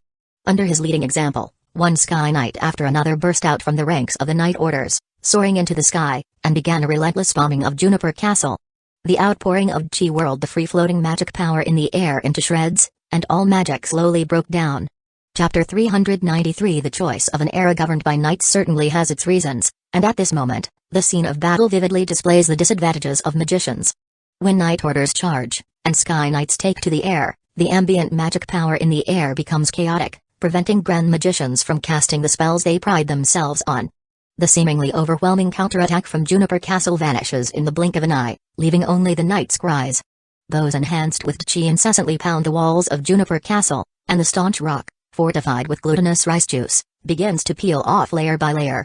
The castle's scant return fire is feeble against the onslaught of nearly 10,000 knights surrounding it, unable to even raise their heads, completely suffocated by the onslaught. Moreover, the Sky Knights perform targeted bombings, with each swoop and powerful slash of their long swords repelling the little resistance they faced. The battle unfolds just as everyone anticipated the evening before the banquet, with a completely one-sided situation. Juniper Castle is in imminent danger. Watching from a distance, List feels anxious as he sees Juniper Castle being struck from the sky by the Sky Knights and from the land by the Earth Knights, bracing for the dual assault that could crumble the castle at any moment. How could this happen? This is nothing like I imagined. The Marquis of Bull has no power to fight back. The Knights of the Wrath Knight Order are suppressed within the castle walls, daring not to show their faces. The magicians from the Goat Assembly have faded into obscurity. The countdown to the end of the war is ticking. Tick-tock, tick-tock. Damn it, I guessed wrong. List's frustration lasts only a few seconds before he then raises his swift shadow bow and shouts, "Black Knight Order, focus your attack on Juniper Castle." This is a bid to snatch away the glory of victory. If not now, when? 3 arrows infused with fire attribute chi fly towards the walls of Juniper Castle, knocking down a piece of rock. List shakes his head, dissatisfied with the result, and blows a whistle. Dowson, stationed in the center of the Black Knight Order, immediately charges over. Dowson has been quite the show-off these past few days. Many nobles have made excuses for social visits just to see Dowson. In truth, Using intermediate magical beasts in battle isn't rare. Many of the mounts for Sky Knights are magical beasts, and some can fly. The mount of Marquis Ramirez White Glutinous Rice is an intermediate magical beast overlord beetle, capable of flight and emitting lightning. At the moment, standing atop the overlord beetle's head, Marquis Ramirez wields his combat skills while directing the beetle to unleash lightning. The benefit of a magical beast is that it can cast magic using its own magic power. Of course, Dowson can also cast magic. Dowson, Rock Grenade. Boom. A massive boulder hits the walls of Juniper Castle, creating numerous fissures. When it comes to siege capabilities, Dowson could mock all the others present as trash. Boom. Boom. Boom. With the output from Dowson's rock grenades and the continuous barrage of arrows, the section of the castle wall primarily attacked by the Black Knight Order soon collapses, creating a small breach. The Knights of the Red Knight Order stand at the gap, using shields to form a defense, preventing the charging knights. Dowson gasps for breath, depleted of magic power. List, holding the swift shadow bow, continues to shoot, hoping to reap a few heads from afar. Just then, out of the corner of his eye, he spots the first prince descending from the sky, landing beside him. His expression is obscured by his visor, and the glare of the sun and shadows obscure his eyes. But the first prince's voice sounds excited. "Are you the son of Lee William, Levi's?" "Levi's is my brother, I am List, the second son of Earl Lee William." "I've heard of you, List." The first prince is just taking a break from flying, as Sky Knights cannot stay in the air for long. "The dog you've raised is quite impressive. In the capture of Juniper Castle, you've earned yourself significant merit." "Thank you, First Prince." List immediately responds with an exhilarated tone. "I am ready to charge for the Sapphire family." "Very good." After speaking, the first prince once again soars into the sky, heading straight for the breach blocked by the Red Knight Order. His long sword swings fiercely, and his ice attribute Chi instantly forms numerous ice spikes that follow his slashes towards the knights at the breach. Crash. The shields upheld by more than a dozen elite Earth Knights were violently repelled, causing them to fall onto the castle's walkway. But before the first prince could rush in, a streak of green sword light suddenly thrust out from inside, heading straight for him. Clang. The first prince raised his sword to block the sneak attack, his voice icy. "Antas, are you betraying the Sapphire family just like your father? Have you forgotten our past friendship? I'm giving you a chance now, surrender to me, and I guarantee your survival." The one who launched the sneak attack was none other than Antas Sapphire, the Marquis of Bull's son and a Sky Knight of the Sword Saint level. He held the title of Hurricane Sword Saint. "My father's decision is my decision," Antas coldly replied before withdrawing to the breach to continue marshalling elite Earth Knights to block it. Disappointment, loss. The first prince landed and his face frosty with contempt, bellowed, "Attack, all of you attack. I want to see Juniper Castle fall within half an hour." Boom. The battle around the castle's breach intensified fiercely. Sky Knights charged at the breach, engaging in close-quarter combat with Sky Knights inside Juniper Castle, each employing combat skills from the advanced Chi manuals. Despite the stalemate for a moment, as the castle walls continued to collapse and the breach grew wider, the defense of the knights inside Juniper Castle became increasingly ineffective. List's quiver was now empty of arrows. At this moment, riding atop a landwalker bird, he ceased his attack and relished watching the Sky Knights in battle. Dozens, hundreds of Sky Knights, nearly 4/5 of the Duchy of Sapphire's Sky Knights, had come. As several Sky Knights exhausted their Chi and landed to recover, others joined the fray. They sustained relentless pressure on Juniper Castle. Seawave Sword Saint Lee William was among them, and as a Sky Knight of the Sword Saint level, his performance was stellar. Apart from a few veteran Sky Knights of the completion level, he was one of the strongest among the Sword Saints. This siege of Juniper Castle could possibly go down in the history of the Grand Duchy of Sapphire, an epic battle indeed. List's blood boiled as he longed to immediately return to his study in Fresh Flower Town and take the neglected historical chronicle Dragon's Fight in the Wild off the shelf to continue writing. To record this segment of the battle, Dragon Knight List, in his youth, took part in the siege of Juniper Castle, leading the charge and breaching its defenses first. As an elite Earth Knight, accomplished what a host of Sky Knights couldn't. With his help, the Knights of the Duchy of Sapphire captured Juniper Castle. He then felt he should add, the eldest son of the Sapphire Duke personally offered his profound respects to List. However, just when everyone thought victory was within grasp, that Juniper Castle would soon be conquered, suddenly the sky above the castle roiled with dark clouds, sunlight disappearing into the rolling mass, turning the sky instantaneously gloomy. Following that, a blue light burst from the highest spire of Juniper Castle, piercing into the dark clouds. Thunder boomed and rumbled within the clouds. Such a dramatic change caused all the knights to pause their assault, fixating on the dazzling blue light. The surging atmosphere of war came to an abrupt halt. "Anthony, are you so eager to see your uncle die?" A voice resonated between heaven and earth as if emanating from the castle and likewise from the clouds. The next moment, the light retracted. The Wrath Knight Order at the breach of the castle unexpectedly cheered, making way for a passage, and after about a dozen seconds at the breach, a tall figure emerged. A figure twice the height of a normal person. Covered in pitch black armor from head to toe, the bull-shaped helmet especially, with flames of blue in the area of the eyes, seemed icy, merciless. In the hands of this tall figure was a curved greatsword, or more accurately, a curved sword made of bone, with the same blue flames dancing along it. Pitch black armor. Blue flames. The towering presence, twice the height of a normal person, all exuded an immense oppressive force. He simply stood there, yet not a single knight dared to attack, none had regained their senses to confront such a supersized human, a human doubled in height, eyes aflame with blue fire.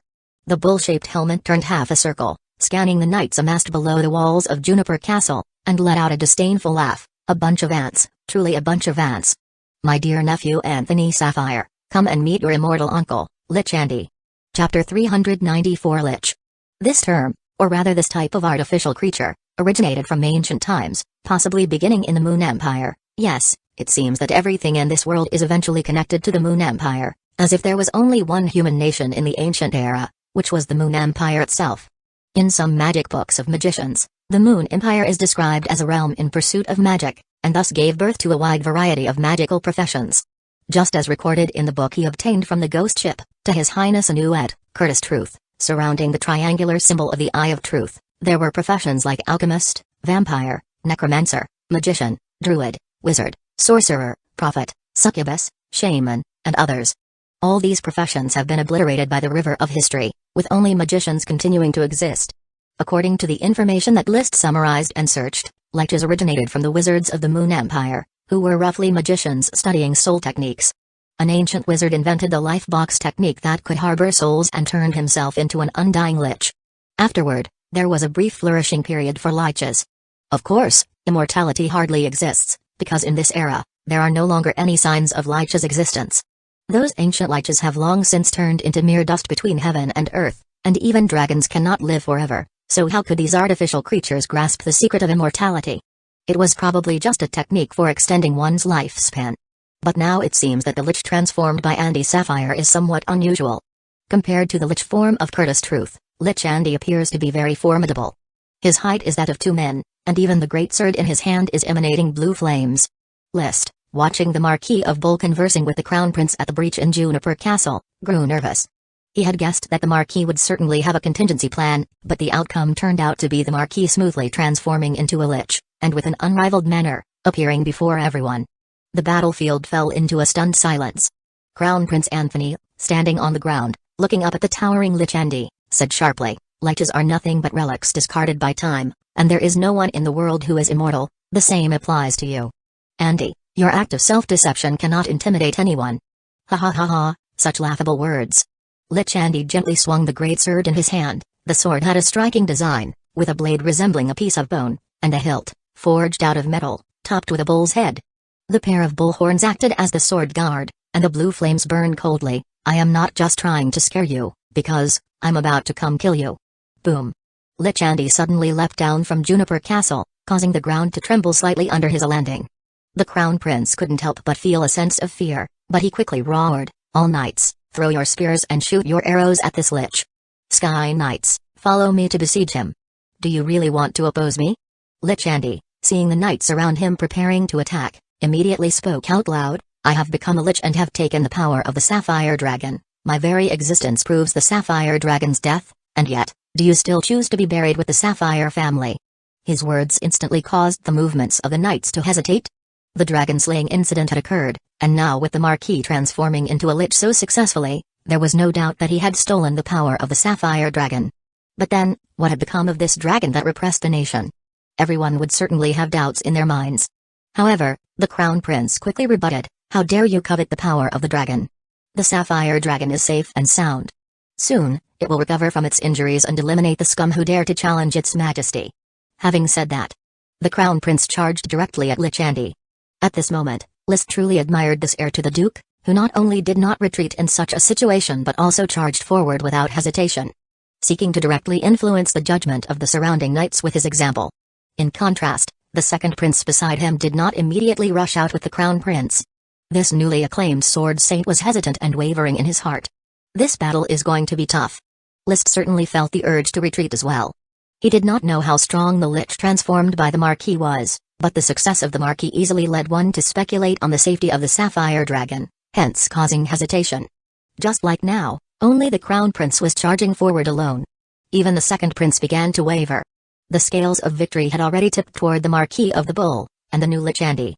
Once the Crown Prince's assault tested Andy's immense strength, it was likely that a huge change would occur on the battlefield.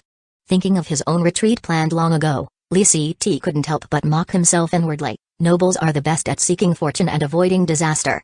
But the next moment, he realized his understanding of nobles was still very superficial. From their ranks, following right after the Crown Prince, another Sky Knight charged out, clad in golden armor and wielding a golden greatsword. This ostentatiously dressed figure was none other than his uncle, who, in Liszt's opinion, was considered as useless among the nobility and had only reached the rank of an ordinary Sky Knight by relying heavily on magic potions. Maziro Taro. His gaze locked, he was momentarily unable to respond. And there wasn't time to respond, for he soon discovered that his father, Seawave Sword Saint Li William, was following right behind Maziro, being the third one to charge out. Then, one after another, Sky Knights surged forth, including the second prince, all heading toward Lich Andy. Seeing such a scene, Lich Andy couldn't help but curse loudly, "Foolish ants. It seems you really don't understand your current actions, it's like committing suicide." Boom. The greatsword emitting blue flames was raised and then lightly swept across, sending a fan-shaped wave of blue shock impact that rapidly struck many Sky Knights. Instantly, the Sky Knights were sent flying backward as if they were small boats capsized by waves. Li William was among those retreating, yet he was not injured, merely struck by a great force, causing his ribs to ache slightly. Catching his breath, he charged forward again, right beside the also retreating Crown Prince. He glanced at the Crown Prince, and the Crown Prince looked back at him. Without any verbal or eye contact, the two quickly rejoined the fray. This was going to be a difficult fight.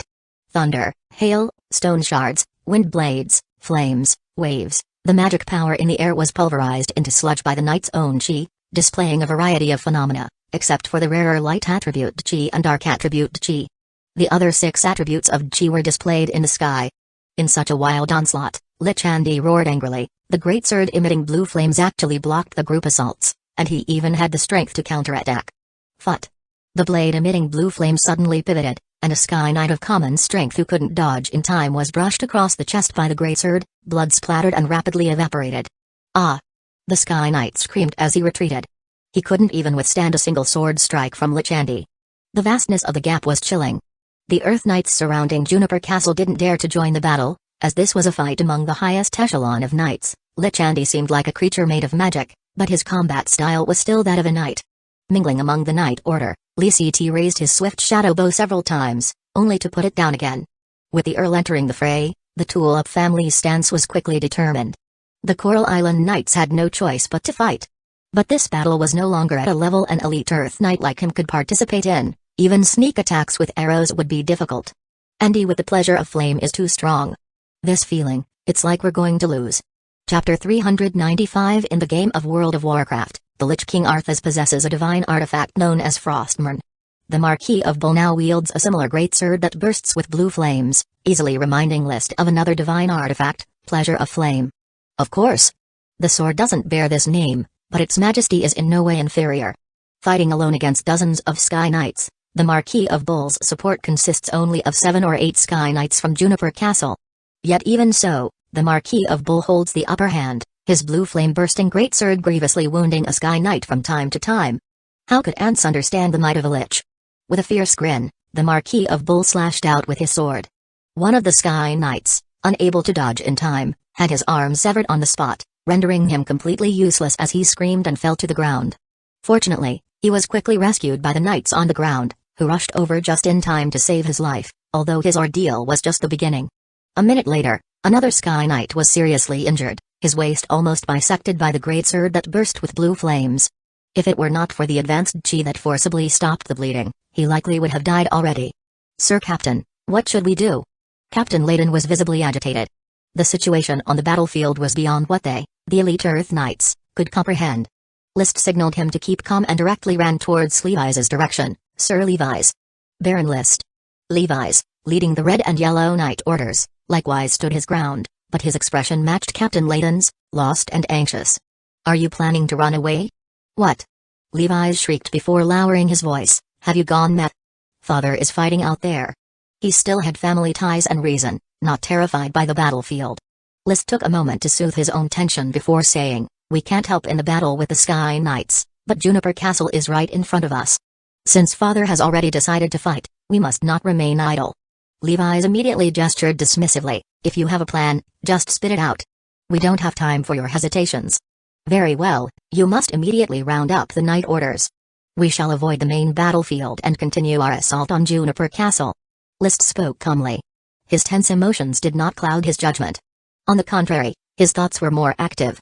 He looked at Levi's, who seemed to cling to a lifeline, and declared loudly, we need to advance or retreat together with father, which means we must have an unshakable belief in victory.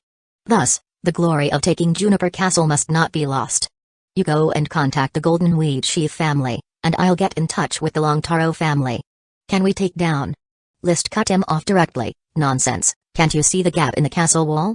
Everyone charge together, and any castle can be flattened. Hurry and gather everyone. All right. Levi's clenched his teeth fiercely and followed List's arrangement. The two brothers, one to the left and one to the right, started rounding up the leaderless knight orders. The Sky Knights were all off fighting Lichendi, and no one was paying attention to the insignificant Juniper Castle anymore. However, List saw clearly that Juniper Castle was the key. For two reasons, the first being the Lichetta life box. According to Curtis Truth's situation at the time, the life box wasn't fatal, merely the coordinates for her return from the exiled lands, but it wasn't necessarily the same for Andy Sapphire. Perhaps his life box was his Achilles heel. The second reason was that taking Juniper Castle could at least disturb the Marquis of Bull's state of mind, as it was his stronghold. Inside, there might be plenty of wealth, as well as numerous magicians from the Goat Assembly, all representing military achievements. The coordination was very smooth, and Miyabu immediately nodded. I understand. I'll go coordinate with the other families. With our strength, we can directly capture Juniper Castle. About 5 minutes later, the battle in the sky reached a fever pitch with as many as 10 Sky Knights seriously wounded. Marquis of Bull was also hit several times, his armor damaged and emanating more blue flames. At the same time, under the leadership of the knights from the Longtaro and the Golden Weed Chief families, the Knight Order launched a renewed charge toward Juniper Castle. The elite Earth Knights climbed up the breaches, fiercely clashing with the Wrath Knight Order. With their landlords battling in the skies, the Earth Knights on the ground naturally dared not slacken. Especially the heirs to the families, wishing to alleviate the pressure on their fathers, were eager to capture Juniper Castle immediately. List was mixed in with the charging troops, not being too high profile, nor coveting this bit of military merit. Since the coordinated attack originated from him, he would definitely not lack his share of the honors. Moreover, the first prince had already acknowledged his other contribution in the siege earlier. He had enough of the limelight. As long as they won the war, the title of Viscount was assuredly within reach. If he was too prominent now, should the Marquis of Bull casually strike down at him, he wouldn't even know how he died. A massive battle was raging in the skies and at the castle. Surrounding Juniper Castle, epic moments of the battle intensified, and after 15 minutes, finally, the Knight Order broke through the blockade of the Wrath Knight Order and stormed into Juniper Castle. The massacre of the people within the castle commenced. Vermin! How dare you! Marquis of Bull, noticing the turn of the battle at Juniper Castle, turned and roared furiously, about to charge over to intervene. But he was entangled by the first prince and other Sky Knights. As they got accustomed to Marquis of Bull's strength, the Sky Knights stopped suffering casualties and managed to stabilize their positions, holding Marquis of Bull back. The first prince even soared into the sky, bellowing, Knights, flatten Juniper Castle, I am with you. Flatten Juniper Castle. Flatten Juniper Castle. Chanting the slogan, the Knight Order launched an even more frenzied assault. List also shouted a few times, leading Jonas and other elite Earth Knights into the castle. He didn't go in any specific direction but searched for Marquis of Bull's study. In his view, the importance of knowledge far exceeded any other wealth in the castle. With the Eye of Magic activated, he could calmly avoid powerful opponents. The elite Earth Knights blocking the way were simply bypassed, engaging only the weaker common Earth Knights. Soon, he burst into the third floor of the castle and found the location of the study. Jonas, guard the door. I need to find something. Make it quick. There were bookshelves in the study with neatly arranged books, but List did not bother to search through them, as they were mostly for show, just like the ones in his bookshelves at Fresh Flower Town. He searched on top of the desk, where the most important manuscripts and the ones Marquis of Bull perused often would surely be. Indeed, there was a stack of books on the desk. Atop the stack, List caught a glimpse of a title, A Night with Miss Havana in the Piano Room. Without a second thought, he stuffed the whole stack into the gemstone space along with a few other books from different corners of the room, again without even looking at them.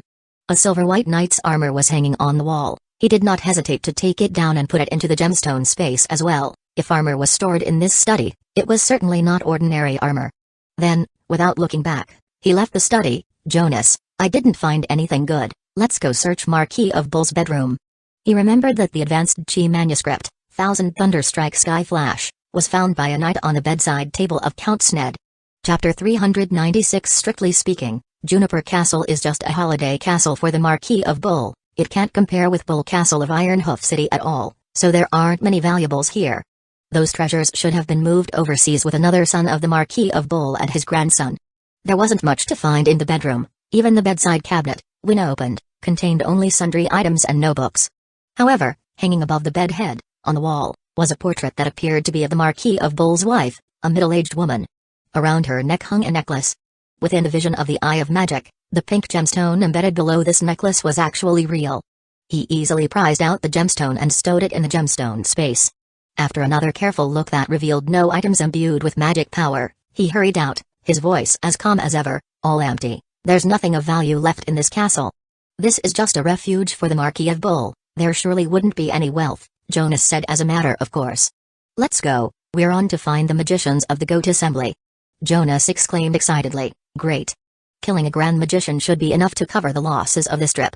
The merit from downing a Grand Magician was enough to offset the battle losses of the Grey Knight Order. The two immediately led the elite Earth Knights in search through the castle, and upon encountering Knights of the Wrath Knight Order, they immediately surrounded them and slashed wildly. The castle was filled with the scent of blood, and the floors at every level were nearly drowned in it. From the third floor to the first floor, they found no trace of the magicians from the Goat Assembly, and just as List's frown creased his brow, Paris's voice reached his ears, Baron, follow me. List immediately led his knights, following the invisible Paris. Others might not see Paris, but he could. Under Paris's guidance, they quickly reached a deeper area in the castle, a plain storage room. However, one wall of the storage room was adorned with a huge goat symbol that seemed to glow faintly. List used his sky-cleaving greatsword to lift the curtain-like symbol, behind which was a glittering magic array. Behind the magic array lay a dark passage that stretched downward into the earth. List, these Goat Assembly magicians probably escaped through this passage. Jonas furrowed his brow while tossing over a chair. Crack. The chair disintegrated upon contact with the light strands of the magic array. List, meanwhile, knocked on the wall where the magic array was mounted, and the wall emitted a metallic clanging sound. It's a wall poured with metal. Unless the castle is demolished, it's hard to remove the magic array. Given its magical intensity, it can't be broken in a short time either. This is troublesome. Let's attack and give it a try. List wasn't ready to give up, as catching a few Grand Magicians would be a tremendous triumph. But the next moment, he changed his mind. A loud boom resonated, and the castle trembled as if it might collapse at any moment. Then came the angry roar of the Marquis of Bull. A bunch of ants, dare destroy my castle, you're asking for death. Out of the way. Ramirez, you damned insect, just wait a few more minutes, I assure you, you'll be a corpse, feeding your damned worms. Boom. Boom. Boom. The castle continued to shake as the Marquis of Bull found an opportunity to charge in, fending off the siege of Sky Knights while slaughtering the Earth Knights. Paris quickly surveyed the situation and hurriedly said in List's ear, Baron, the Marquis of Bull has broken in. He reluctantly glanced at the stable magic array, waved his hand, and gave an order, we must move quickly, leave the castle, the Marquis of Bull has already come back, it's too dangerous to stay here. The thought of the Marquis of Bull fighting alone against a group of Sky Knights sent a shiver down the spines of the Earth Knights as they silently followed List to find an exit and quietly left Juniper Castle. At that time, surrounding the outside of Juniper Castle, there were still large numbers of Knight Orders wanting to charge into the castle, but they had no opportunity. List returned to the Black Knight Order waiting outside and mounted his Landwalker bird Loki, rushing to find Levi's and Miebao. Not seeing either of them, he directly ordered the knights who followed the two, go into the castle and find them. It's suicide for them to stay inside with the Marquis of Bull being extremely dangerous. Understood, Baron List. After all this, List finally breathed a sigh of relief. With the battle having reached this point, He felt he had done his utmost and could no longer influence the outcome of the battle. Now it depends on whether these marquises and earls can defeat Lich Andy. I hope Earl William is safe. No matter what, Lee William was his greatest support. Boom. Crash. Juniper Castle was already riddled with holes, and the battle between the Sky Knights and the Lich was still ongoing. As injured Sky Knights were carried out of the castle one by one, the Marquis of Bull's furious roars gradually subsided. But soon, there was another tremendous roar. It pierced everyone's eardrums. No. My son. Antas. With anger, sorrow, and boundless hatred, the Marquis of Bull roared as he charged out of the window, his huge figure in black armor now battered and tattered, blue flames leaking out of every crack. The flames dimmed considerably. It was anyone's guess whether the flames were his body or an illusion of magic power. I will remember every one of you. He turned and with one sword thrust, a blue shockwave erupted from the sword, repelling the pursuing Sky Knights. In his other hand, he was holding a person. It was his son, Hurricane Sword Saint Antas Sapphire, his body limp, devoid of life. Stupid betrayer Andy, you will embrace death just like Antas. The first prince, with 2 obvious wounds on his body but high in fighting spirits, shouted, "You don't even deserve to be exiled to the exiled lands." Boom. Boom. Several more Sky Knights, having rested, soared into the sky and then plummeted to attack the entangled Marquis of Bull. The Marquis of Bull gasped and roared, "Wait until I fully master the Sapphire Dragon's power. No one below Dragon Knights can stop me then. At that time, I will come to reap your heads." With that, he leapt into the air and flew high up into the sky, speeding away in the distance, ready to escape. His speed was like a bolt of lightning, far exceeding that of all the Sky Knights. He left behind only one sentence, "I will be back. The Marquis of Bull has fled." List inexplicably breathed a sigh of relief. If the Lich could not find his Horcrux, killing him would likely be difficult, and he might even risk dying once to severely injure most of the Sky Knights. Now that he had fled, at least for the short term, he would no longer be a threat. But before List could catch his full breath, the Marquis of Bull, who had fled to the skies, returned at the same speed and crashed to the ground in front of everyone still in shock, the blue flames on his body flickering, nearly extinguished. Chapter 397 Cough Cough. The dust settled, and Marquis of the Bull coughed weakly, unable to get up.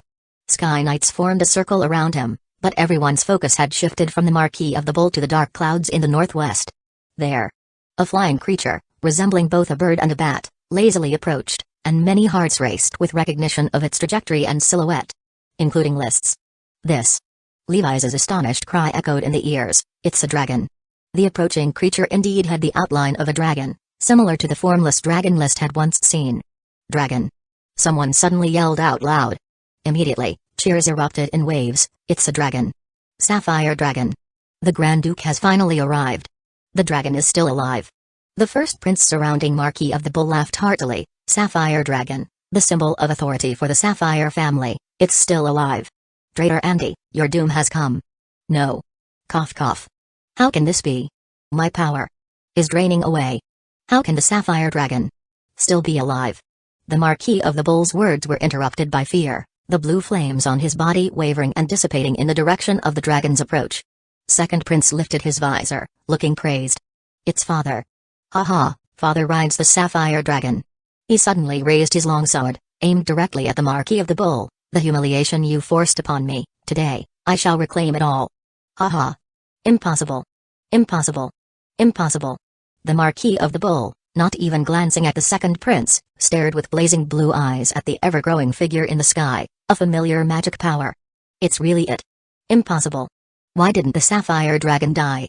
Following his gaze, everybody looked up at the fully revealed Sapphire Dragon. But unlike the Sapphire Dragon of their imagination, this one was grotesque. Its skin and muscles were decayed in large patches, with muscles turned inside out at the rotting wounds, and in some places, the decay was so severe that bones were visible. A pale blue light emitted from the exposed bones, adding to its horror. A dragon, not counting the 2 wings, has 4 legs, 2 shorter front legs, and 2 thicker hind legs. However, not only was the Sapphire Dragon's body decaying, but one of its front legs was also broken, and another hind leg was reduced to bones shining with blue light. The wings that it flapped were tattered, the membranous parts of the flesh wings riddled with holes both large and small, resembling a burlap garment trotted over many years. Despite its scales that shone like an elf's crystal luster, the blue was clear and seemed made of jade, it was still the ugliest dragon List had ever seen. Just like it has been doused in sulfuric acid, how did it become like this? List swallowed, his skin crawling with goosebumps. just like when he first saw the formless dragon. Dowson's hair stood on end, and Loki's feathers did the same. The horses of the surrounding Night Order became restless, and would have bolted if not for the knights holding them. Different from the previous encounter with the dragon's magical silhouette, this time List saw a real dragon, the sapphire dragon that suppressed the Grand Duchy of Sapphire. Levi's had described to me, the sapphire dragon was an incredible creature that embodied both beauty and power. But the sapphire dragon before his eyes was a dragon whose appearance had been utterly ravaged. Was it caused by Marquis of Bull's sneak attack, or did something go awry when the Sapphire Duke was feeling it? Doubt circled in his mind. The next moment, the sapphire dragon had already descended from the sky, wrapped in strong winds, landing on a clearing left by the dispersing sky knights, directly opposite the Marquis of Bull lying on the ground. This dragon, standing on its 2 feet and supporting its frame, was about the height of a 4-story building. Even with its wings folded, its wingspan was probably more than 50 meters, and it still appeared as massive as a building. It was many times larger and its dragon might many times stronger than the formless dragons List had seen before. The pressure was so intense that List felt as though he was suffocating. However, he still endured the discomfort and used the eye of magic to observe the landed sapphire dragon in another way. Inside its body was a vigorous blue light, but it wasn't water attribute magic power. There were huge discontinuities on the surface of its magical power, with each one corresponding to a festering wound. What should have been a beautiful gemstone creature now seemed chaotic and disordered because of these discontinuities. It looked down at the Marquis of Bull on the ground, who was in a panic, and fiercely opened its mouth wide to bite down. List could clearly see the same blue light inside the body of the Marquis of Bull, and these lights flew towards the sapphire dragon like visible threads, quickly converging and healing the discontinuities in its magical power. Just as the sapphire dragon was about to bite the Marquis of Bull, an authoritative voice rang out, "Sapphire, be still and patient." The next moment, the sapphire dragon stopped its mighty jaw and roared unwillingly. The roar sounded like thunder from the heavens, mixed with the faint calls of a great elephant, a strange yet fierce bellow. Bang thud. A silhouette jumped down from where the sapphire dragon's neck met its neck, landing on the ground, as shining in silver-white armor, a blue cape, and flaxen hair. The figure was not particularly tall or short, uncovered by a helmet, leaving his ordinary face visible. With just a brief glance, List felt an overwhelming pressure almost akin to that of the sapphire dragon washing over him. It felt like a pair of large hands had clamped around his throat, once again giving him a sensation of suffocation. Huff. List forcefully circulated his chi to drive away the uncomfortable feeling. Meanwhile, under the leadership of the first prince, all the Sky Knights had already knelt on one knee, loudly hailing, "Grand Duke." Following suit, including List, the Earth Knights also knelt on one knee, "Grand Duke."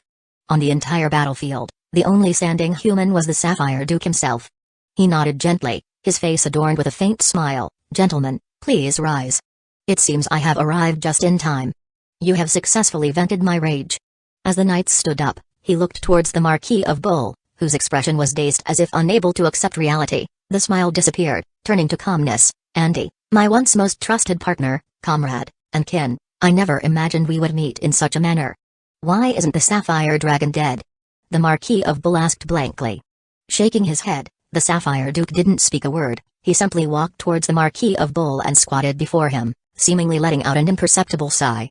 He extended his left hand, suddenly opened it, and his fingertips transformed into beast-like claws, which he then plunged fiercely into the Marquis of Bull's chest. "Ah!" the Marquis of Bull screamed. Unperturbed, the Sapphire Duke pulled forcefully, extracting a sapphire gemstone about the size of a fist from his chest cavity. His hand returned to normal. With the sapphire in hand, he ordered indifferently, "Tie him up." Chapter 398. The Marquis of Bull was shackled, bound by metal handcuffs and shackles. After the Sapphire Duke extracted the sapphire from his chest, his body rapidly withered away, with his armor nearly falling off. The blue flames gradually disappeared, turning into faint green light that emerged from the gaps in the armor, just like List had initially seen in Curtis Truth. This is probably the true appearance of the Lich, the faint green glow of the soul.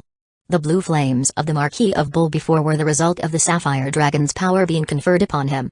List glanced at the listless Lich Andy, then paid him no more heed. Activating his eye of magic, he repeatedly scanned the rotting Sapphire Dragon, overlooking no detail of its body, from head to tail, from outside to inside. The Grand Duke quickly stuffed the sapphire into the mouth of the Sapphire Dragon. The Sapphire Dragon opened its mouth and inhaled, and the sapphire entered its belly, vanishing from sight.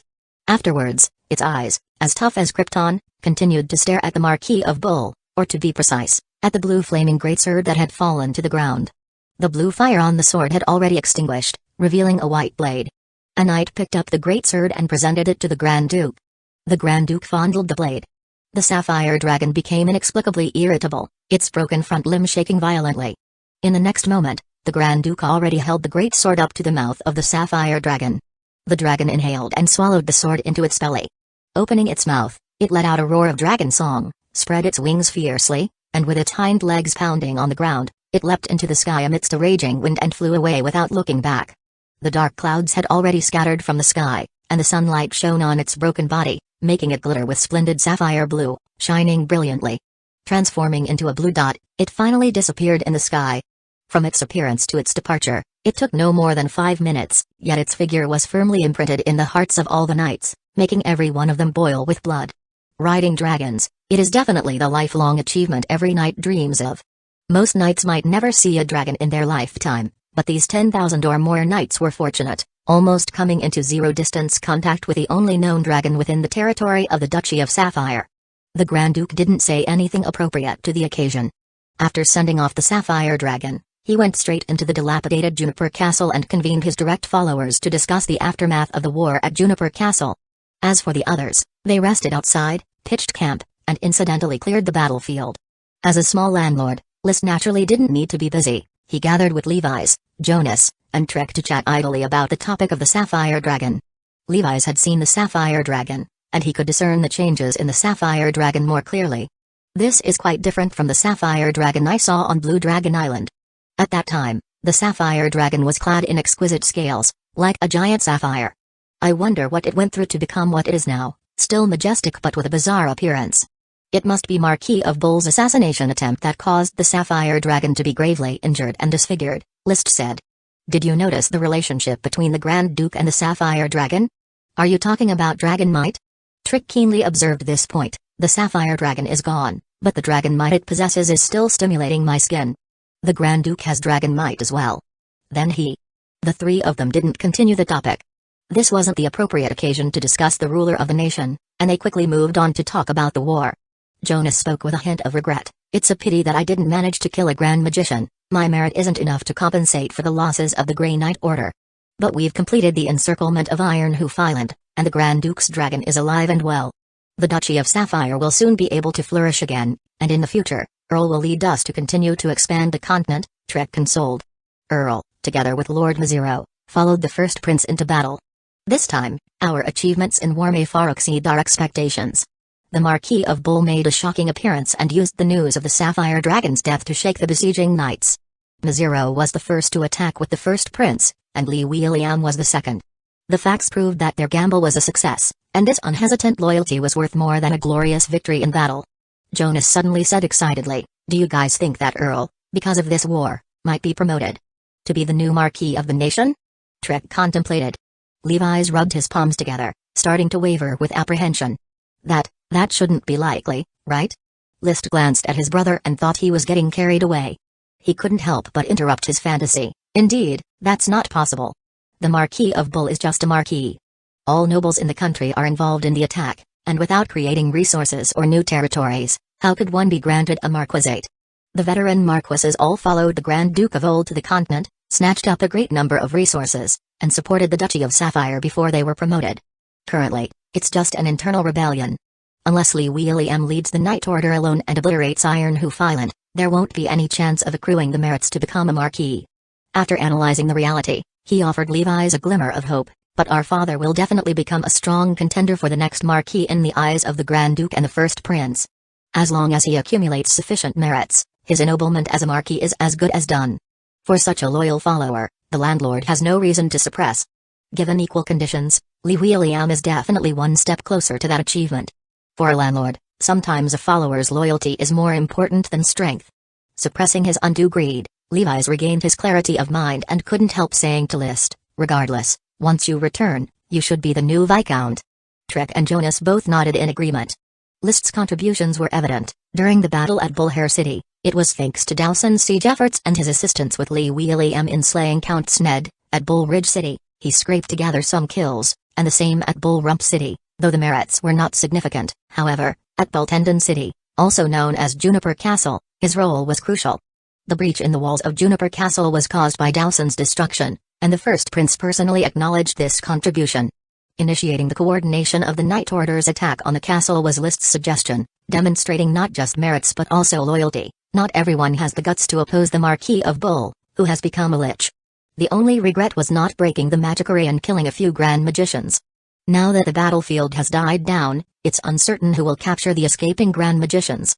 All things considered, the title of Viscount is virtually in List's grasp.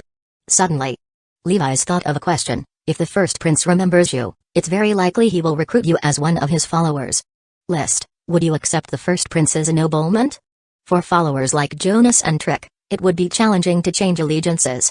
But in cases like List's, as a second son directly descended from the landlord's bloodline, changing allegiances is easy, and the family would support such behavior. However, List just shook his head. I plan to choose an uninhabited island near Coral Island as my domain. Are there still uninhabited islands near Coral Island? Levi's asked curiously. We're already at the northeasternmost corner of the Grand Duchy. Father said it took him a long time to find a suitable Earl's domain. Other than Viscount Drixpear Island, he didn't find any new islands. There will always be some, the Sea of Azure Waves is so vast. Chapter 399 The conference at Juniper Castle lasted a full 2 days. During these 2 days, the knights from various domains had gradually left, and the knights from Coral Island also left Juniper Castle on July 12, by order of the Earl. Levi's, you lead the Night Order back to Bullhorn City first and meet up with the fleet of our family. Once the meetings here are over, I will head directly to Bullhorn City, he ordered. Yes, father. After the Earl left the Night Order and returned to Juniper Castle, List chased after him and asked a question. Father, there shouldn't be any major problems if I look for a few craftsmen in the cities along the way and take them with me, right? The Night Order of the Grand Duke has already taken over the major cities, so don't do that. We are currently discussing military exploits, and it would be best to follow the rules. It's not worth spoiling the glory that should be yours over some trivialities, the Earl advised. Your Viscount title can be secured through this battle, that's what matters most. Theoretically, as a land-owning Earl, William could grant anyone the title of Viscount. However, in practice, he only held the rights to divide his own lands and to suggest and make deals for the ennoblement of new territories. Officially speaking, this means that if he were to carve out a piece of land from Coral Island to grant a title to a follower, the court would not interfere at all, even if he created 10 Viscounts, as long as there was land to be divided.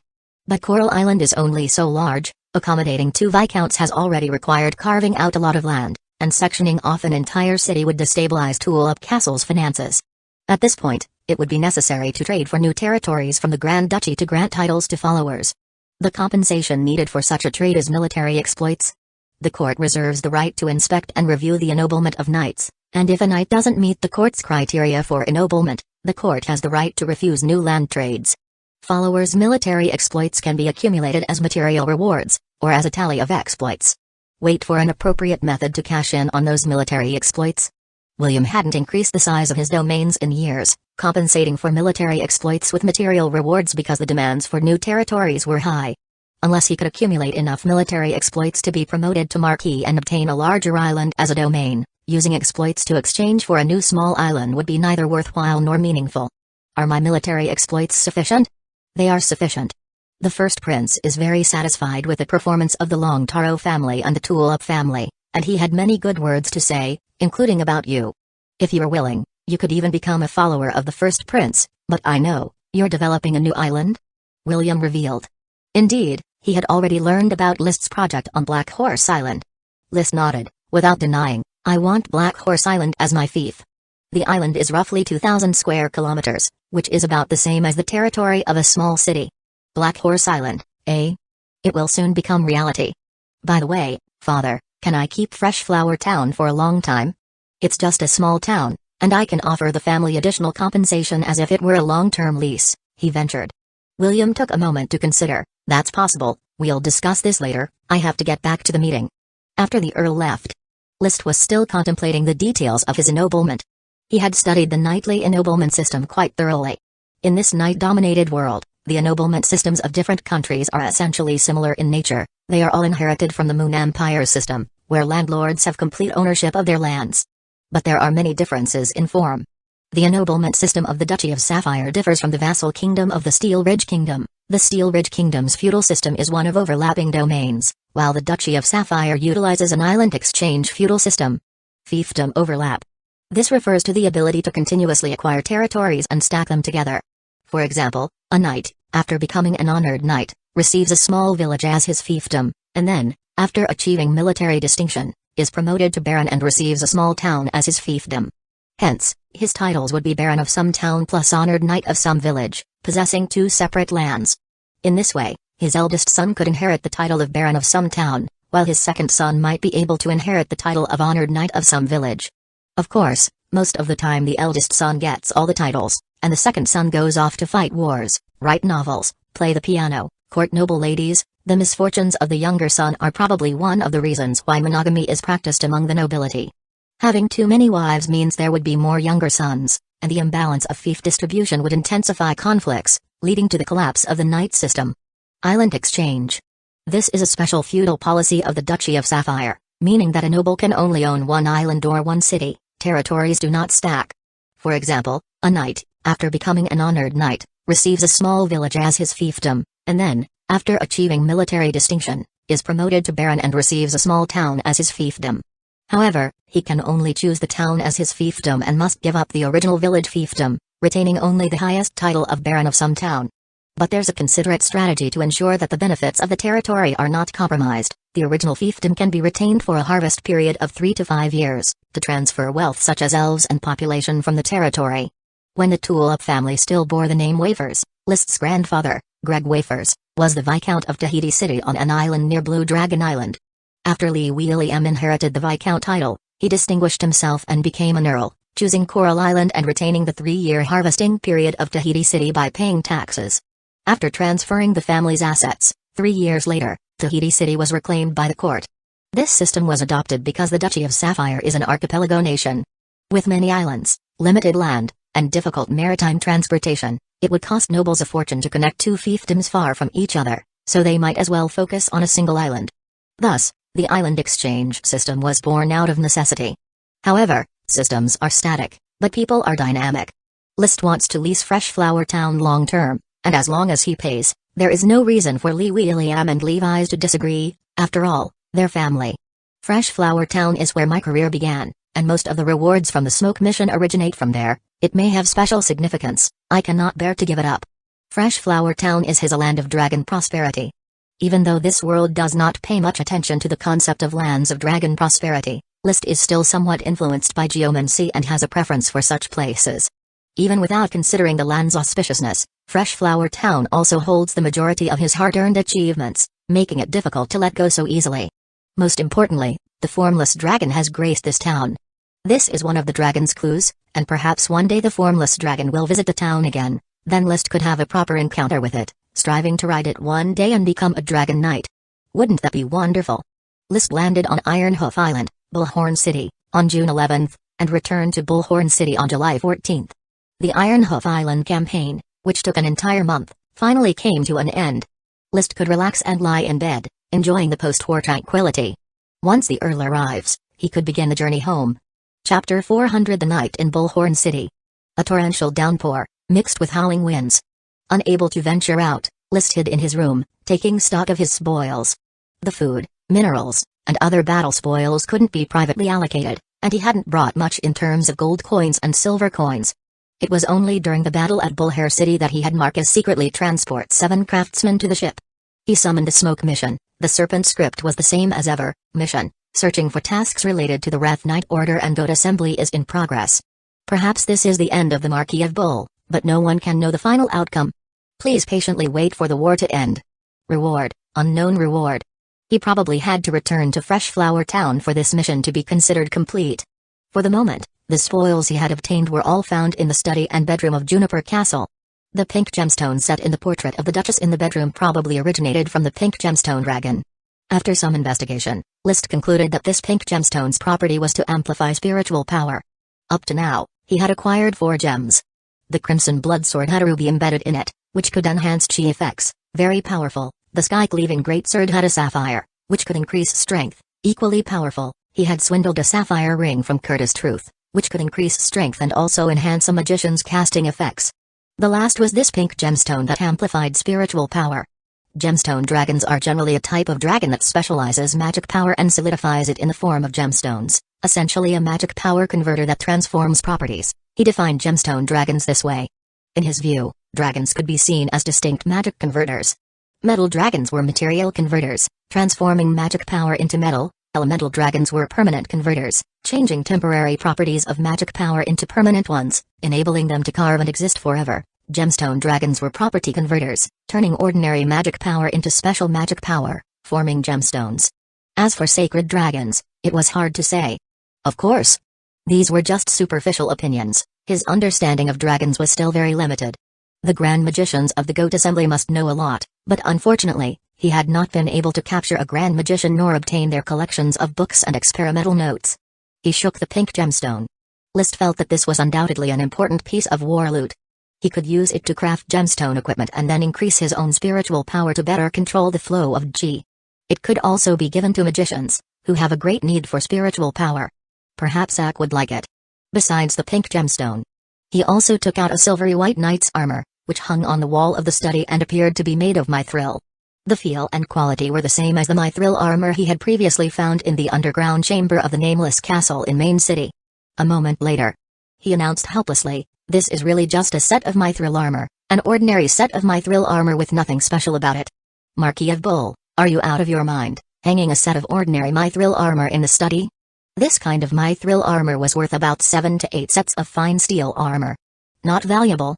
Not to mention getting some fine magic equipment. At the very least you should embed 7 or 8 gemstones to match the status of a marquis. Liszt was sorely disappointed. Not willing to give up, he continued to examine the equipment and soon learned the reason why the armor was hung up. On the shoulder blades of the armor, a line of small serpent script was engraved. Iron Knight André Sapphire completed this in the autumn of the 149th year, the first set of mithril armor, gifted to my grandfather. Is this the first set of mithril armor crafted by Marquis of Bull's grandson? Liszt pondered for a moment, the words revealing André's talent. According to the information I have, isn't the Marquis of Bull's grandson only 15 years old this year? He was only 12 when he forged this mithril armor 3 years ago.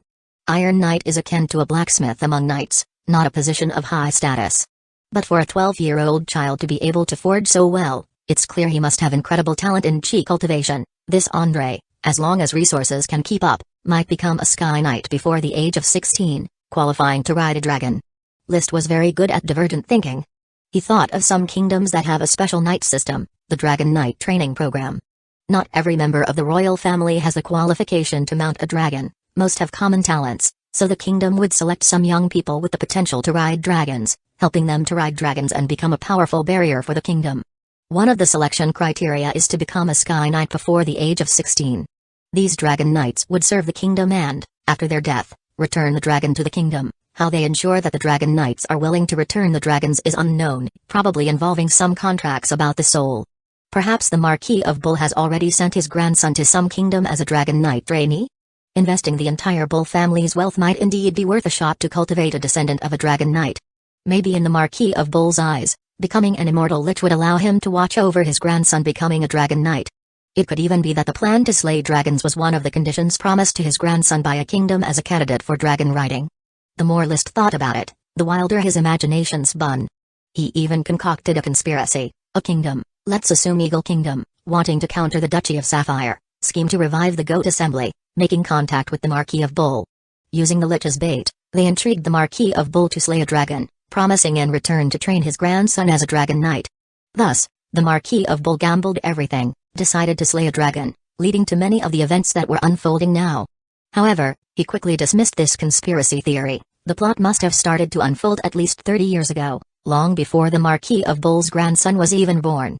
But it could be added to Dragon's Fight in the Wild. I believe it would captivate readers and add a sense of historical depth. He shook his head. No longer entangled with where exactly André had gone, when I get a chance, I'll erase the serpent script, and just use it as a regular set of mithril armor. He put away the armor. What was left was the books he had found in the study. The first book, A Night with Miss Havana in the Piano Room, sounded somewhat suggestive, but he still flipped through it seriously. And then, he was speechless. This was nothing but a salacious novel, the kind with crude depictions devoid of plot. The protagonist was a down-on-luck knight without a noble title, only good at playing the piano, who was hired to teach an earl's daughter. Because he played the piano so well, he set the piano room aflame with passion with Miss Havana. The same scenes repeated, over and over, making up this novella of about 30,000 words. The Marquis of Bull actually had a taste for this kind of thing, Liszt reflected briefly, taking a blade and slicing open the cover. No secret technique was hidden inside. This was indeed a purely salacious book. Chapter 401, 17 books in total, 16 of which are erotic novels of the same type as A Night with Miss Havana in the Piano Room, each cover open to reveal, still, no secret techniques. Who would have thought the Marquis of Bull would be such a person? Liszt's face fell as he pinned all his hopes on the last book, which had no title. Its cover was yellow, adorned only with a circular disc pattern. The disc was outlined in black lines, divided into 3 concentric circles, inner, middle, and outer. The inner circle had a rice character-like division. At the tip of each line extended a symbol, all of which were connected to form the inner circle. Based on his experience, Liszt guessed that these 8 symbols represented the 8 magic attributes: wind, fire, water, earth, lightning, light, ice, and darkness. This was a book about magic power, possibly a book of magic. The middle circle was simple, with wedge-shaped symbols arranged in succession to form the circle. The wedge-shaped symbols were both repeated and unique, not resembling any known script, so Liszt couldn't understand their meaning.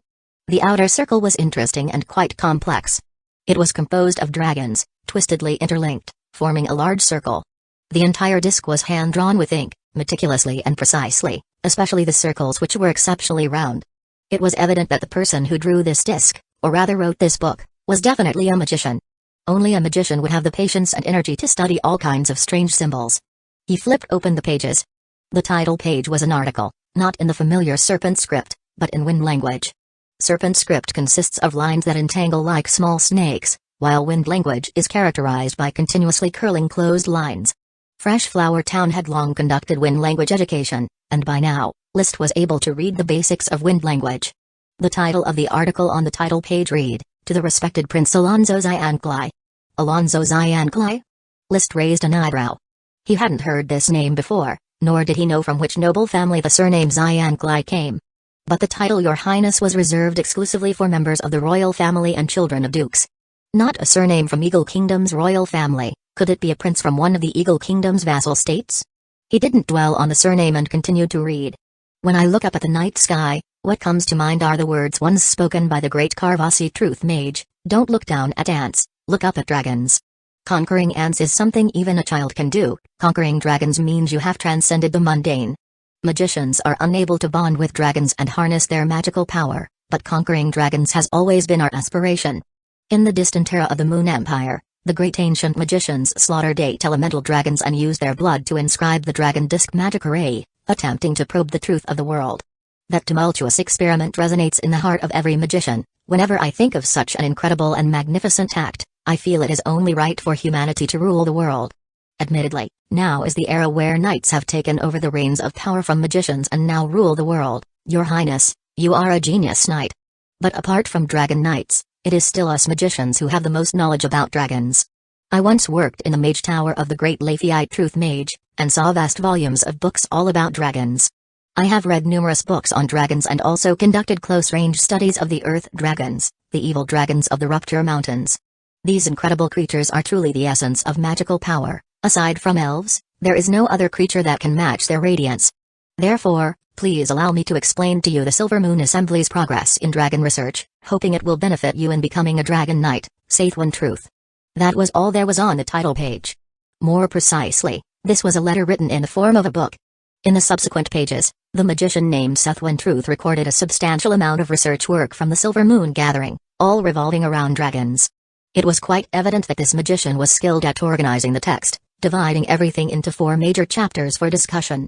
The first chapter was about the study of dragon habitats, noting down some rumors about the birth of dragons, as well as stories related to dragon knights riding dragons and dragon slayers slaying dragons. The content was fairly mixed, with many unconfirmed rumors. Besides the dragons raised by the kingdom, how dragon knights discover wild dragons remains a mystery. The second chapter focused on the diet of dragons, documenting what each dragon species favored and how food is transformed into minerals and excreted. It also described the impact of different foods on the minerals dragons excrete, as well as their excretion habits and frequency. The third chapter dealt with dragon reproduction, exploring how dragon might, dragon breath, dragon scales, dragon dung, and dragon saliva can be transformed into metals, gemstones, and the like. The data recorded in the aforementioned 3 chapters weren't extensive, consisting more of speculation and excerpts from research notes of magicians from various countries and eras. The 4th chapter concerned dragon bloodline infection. This chapter contained the bulk of information, with records of 4 advanced dragon beasts, 7 intermediate dragon beasts, and 26 low-level dragon beasts, as well as over 50 types of dragon breed beasts. There was a notable absence of research on super dragonkin magical beasts, that is, sub-dragons. The magicians of the Silver Moon Gathering were skeptical of the existence of sub-dragons. Dragons are also known as flying dragons. Super dragonkin magical beasts are also known as sub-dragons. Advanced, intermediate, and low-level dragonkin magical beasts are also referred to as dragon beasts. And then there are dragon breed beasts. The hierarchy of dragon bloodlines, as proposed in the book, brought forth an intriguing notion. The magicians of the Silver Moon Gathering surmise that dragons infecting beasts and magical beasts was akin to a reproductive desire. Dragons are genderless and, when excited, would release the magic power within their bloodline, infecting beasts and magical beasts to create dragon breeds. So, dragon beasts and dragon breed beasts come about in this manner? Genderless dragons, depending on their level of excitement, decide whether to infect beasts. List thought of the dragon breed cows on the dairy farm, so, that means when the formless dragon was given delicious beef to eat, coupled with the irresistible scent of smoked grass, it got excited. Then it released the magic power in its bloodline, infecting the cows at the dairy farm. He found this explanation quite plausible. Otherwise, it would be hard to explain why, despite dragons roaming everywhere, dragon breed beasts and dragon beasts were still quite rare. Bloodline infection must have specific conditions, and heightened emotions could be one of them. He closed the book. List carefully put it away. Although it wasn't the Chi secret techniques, dragon slaying manuals, or any anticipated content about stealing dragon magic power experiments that he had imagined, it still had instructional value, deepening his understanding of dragons. In the pouring rain, the Earl arrived at Bullhorn City without any issues. After resting for a night, on the morning of July 16th, the heavy rain had become a drizzle, and the ships from Coral Island began their return journey. Without holding an umbrella, List stood at the bow of the ship, watching the coastline of Bullhorn City gradually disappearing into the misty haze, feeling stirred. I can finally go home, Fresh Flower Town, my elves, and Dak. Chapter 402. The journey from Ironhoof Island to Coral Island takes 4 days, time enough for the Knights of Coral Island to conclude the distribution of military merits. List was also distributing the military merits of his Knight Order. Following the principle of reward based on contribution, he was the one with the most merits in this battle. Even the Earl thought that List's merits were about to catch up with his own. Without any surprises, the Earl was the one with the greatest merits in every battle that Coral Island participated in, not only because of his strength, but also because of the bonus of his lordship status. The Grand Princess presides over the military merit meeting, with the principle being mainly to distribute materials, trying to minimize the involvement of titles. Because the first prince spoke on your behalf, you will be able to receive a Viscount title, making you the only noble to be promoted to Viscount this battle. List was somewhat surprised. Am I the only one? It felt a bit too high profile, but what he was enjoying was the thrill of being uniquely distinguished. Many Sky Knights have merits surpassing yours, but they are either marquises, earls, or already viscounts. It's completely impossible for them to be promoted from viscount to earl based on the merits of this battle. Among the barons, you have the greatest merits, so your promotion to viscount is only natural. Then, father, what kind of price do I have to pay? After you receive the viscount title, you will have almost no share in the distribution of materials, so you need to provide additional subsidies to the knights who fought alongside you. I understand, List nodded. It was only to be expected.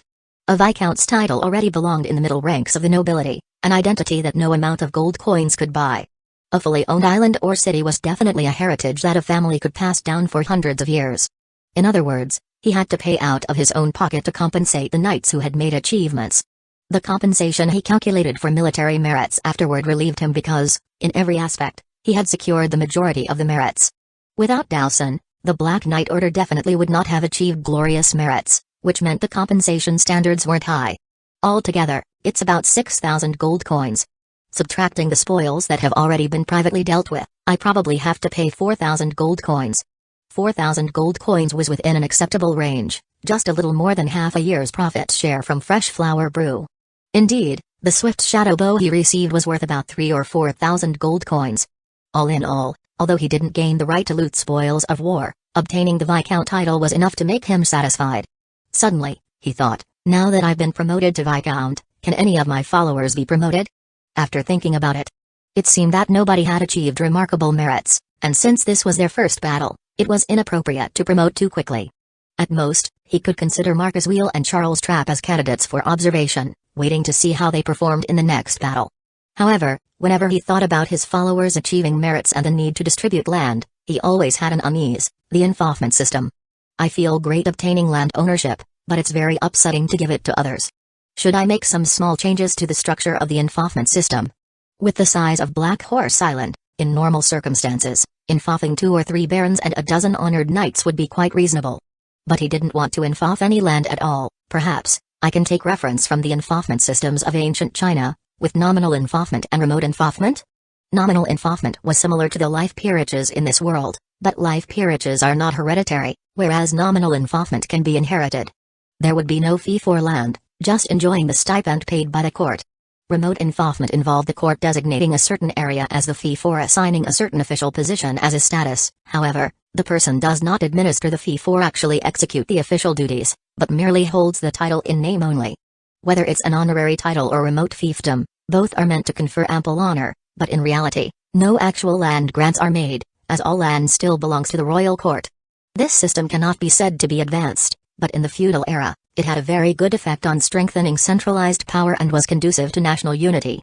While Europe remained perpetually fragmented, China managed to maintain unity, which was not without institutional reasons. Soon, he lowered his profile. Now is not the time to deal with the feudal system. I am but a minor noble, and keeping a low profile while developing is the way to go. First, let's adapt to the feudal system. Perhaps my followers, seeing that the development of my lands is unsatisfactory, will actively seek to change the status quo. With the perspective and intelligence of a modern person, and the assistance of the smoke mission, Liszt would undoubtedly unlock the maximum value of the land in his hands. In the hands of his followers, it would probably still revert to the simple farming ways of the average noble, where natural disasters could lead to bankruptcy in an instant. If it were other landlords and their followers, there would be no issue with this sort of feudal arrangement, as it was how everyone lived. But in Freshflower Town, on Black Horse Island, when the followers saw Liszt's lands becoming more and more prosperous, they would definitely have many thoughts.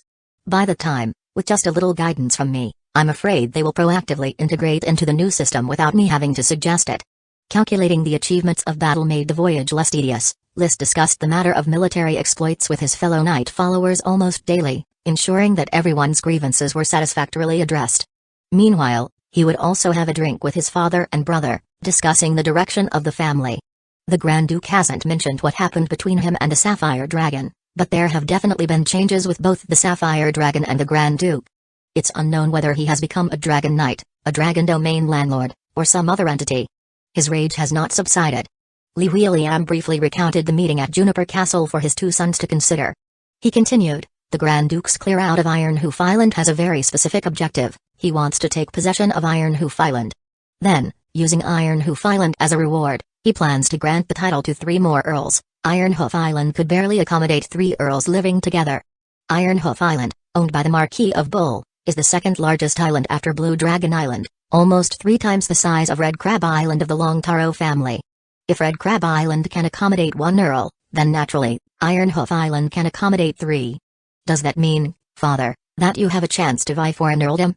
Levi's eyes blazed with excitement. With 3 earl candidates, the odds are good. Then, our Tulip family will become an earl's family.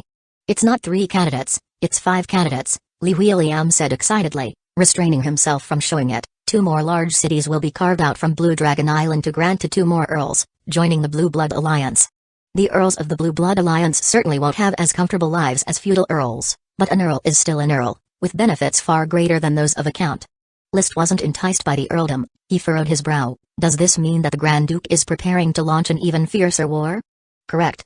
As soon as Steel Ridge Kingdom goes to war with Eagle Kingdom, the Grand Duke will immediately issue pioneer mandates, actively expanding resources to replenish the national deficit caused by the Marquis of Bull. A policy of aggressive militarism. Can the Duchy of Sapphire sustain such frequent warfare? Liszt asked calmly. The battle for Iron Hoof Island has already taken a significant toll on the Coral Island Knights, more than the losses in previous pioneer mandates. We need time to recover. Li William smiled slightly, not concerned about Liszt's worry. The Grand Duke is preparing to open up the integration of war captives. In the future, we'll be able to recruit prisoners of war from the Eagle Kingdom into our Knight Order.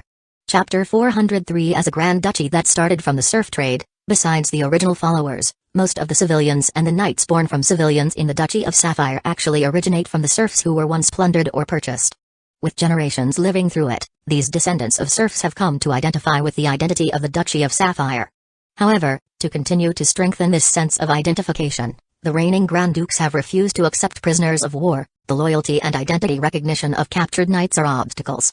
Moreover, the lack of knights among the domestic nobles means that once the gates are opened, a large influx of prisoner knights would lead to a loss of national identity. Without this sense of identification, a nation is no longer a nation. Noble rebellions could occur at any time. Just like List, who grew up on Coral Island, it was estimated that there were just over 1,000 Earth Knights. Each time a pioneer mandate mobilized the Earth Knights, only about 500 or 600 would be involved. In the battle against Ironhoof Island, the mobilization of Earth Knights reached a peak of 700, which was the limit.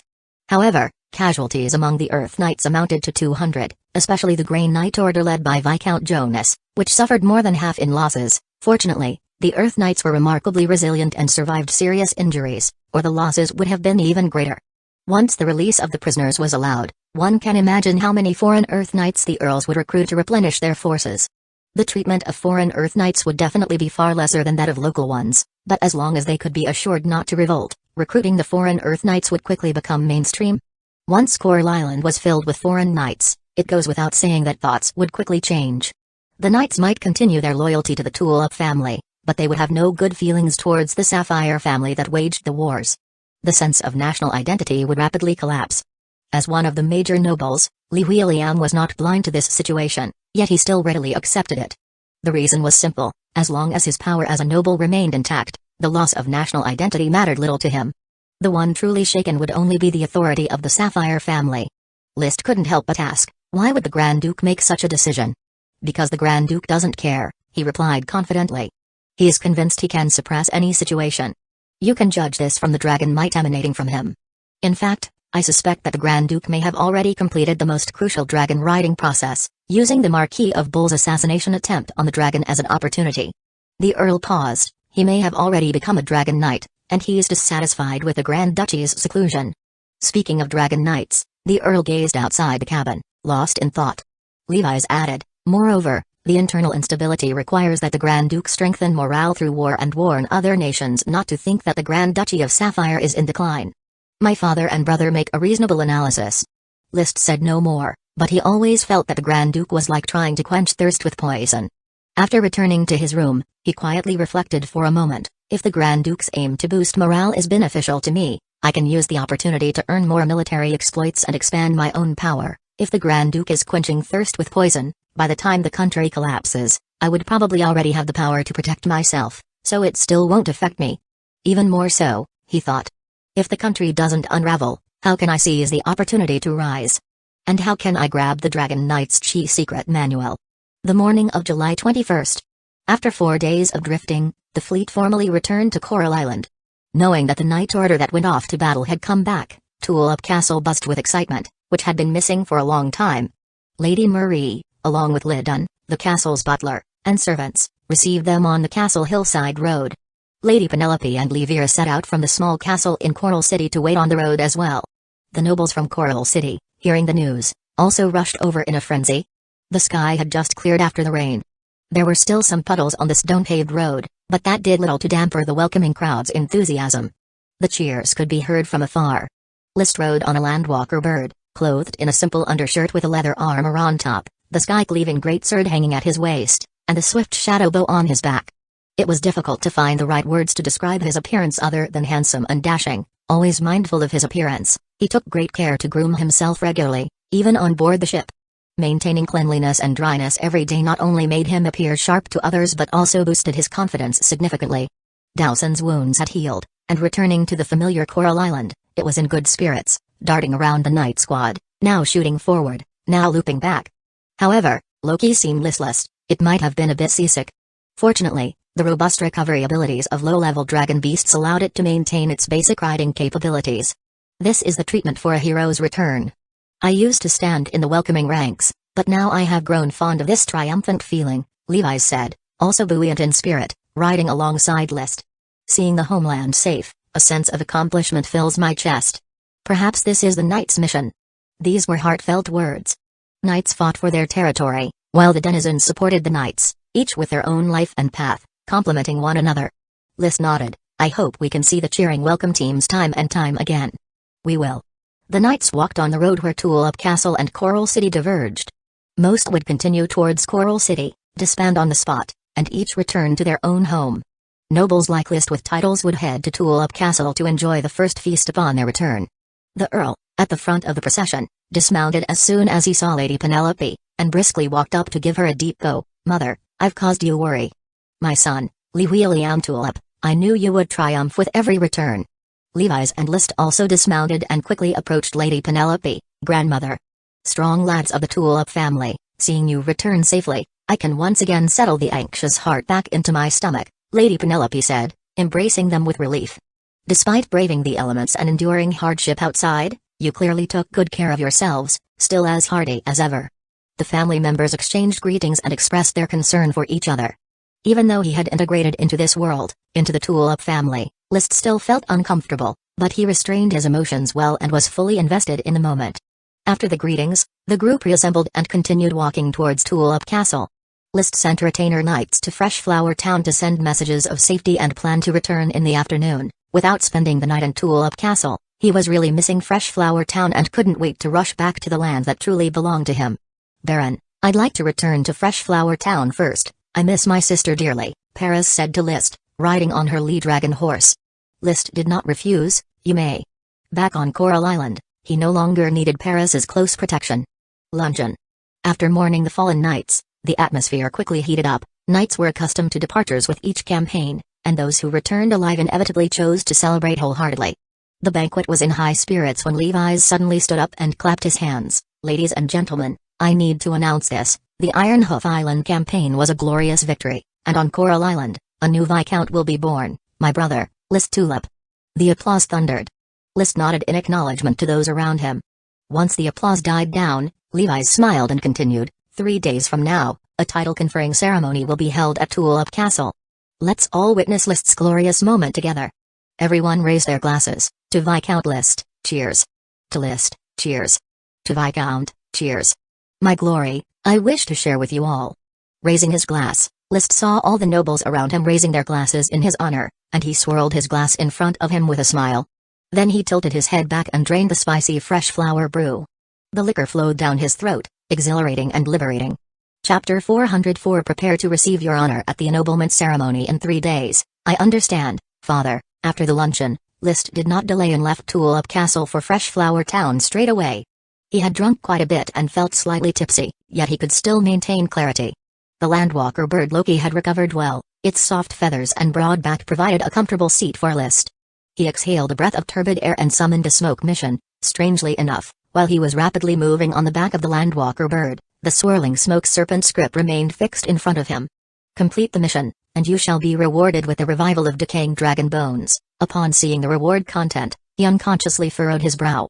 It took a while before his eyes widened, staring at the now changed smoke serpent script for a new mission. Sea Sprite Aloides has accumulated a large number of unresolved magic-related questions which are crucial to her understanding of magic and the enhancement of her own magic power level. Please solve them. Reward, 1 Water System Grand Mage. His eyes were on the serpent script. Yet his mind was on the previous mission reward, revival of decaying dragon bones.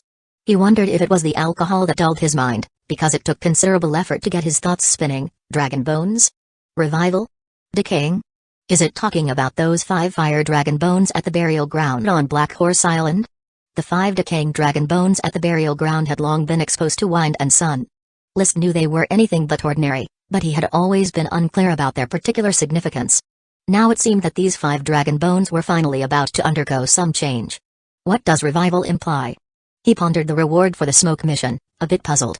Taking the literal meaning, it should mean a revival as in spring returns to the earth and all things come back to life. Do the reviving decaying dragon bones mean that these bones will come back to life, like withered trees springing back to life?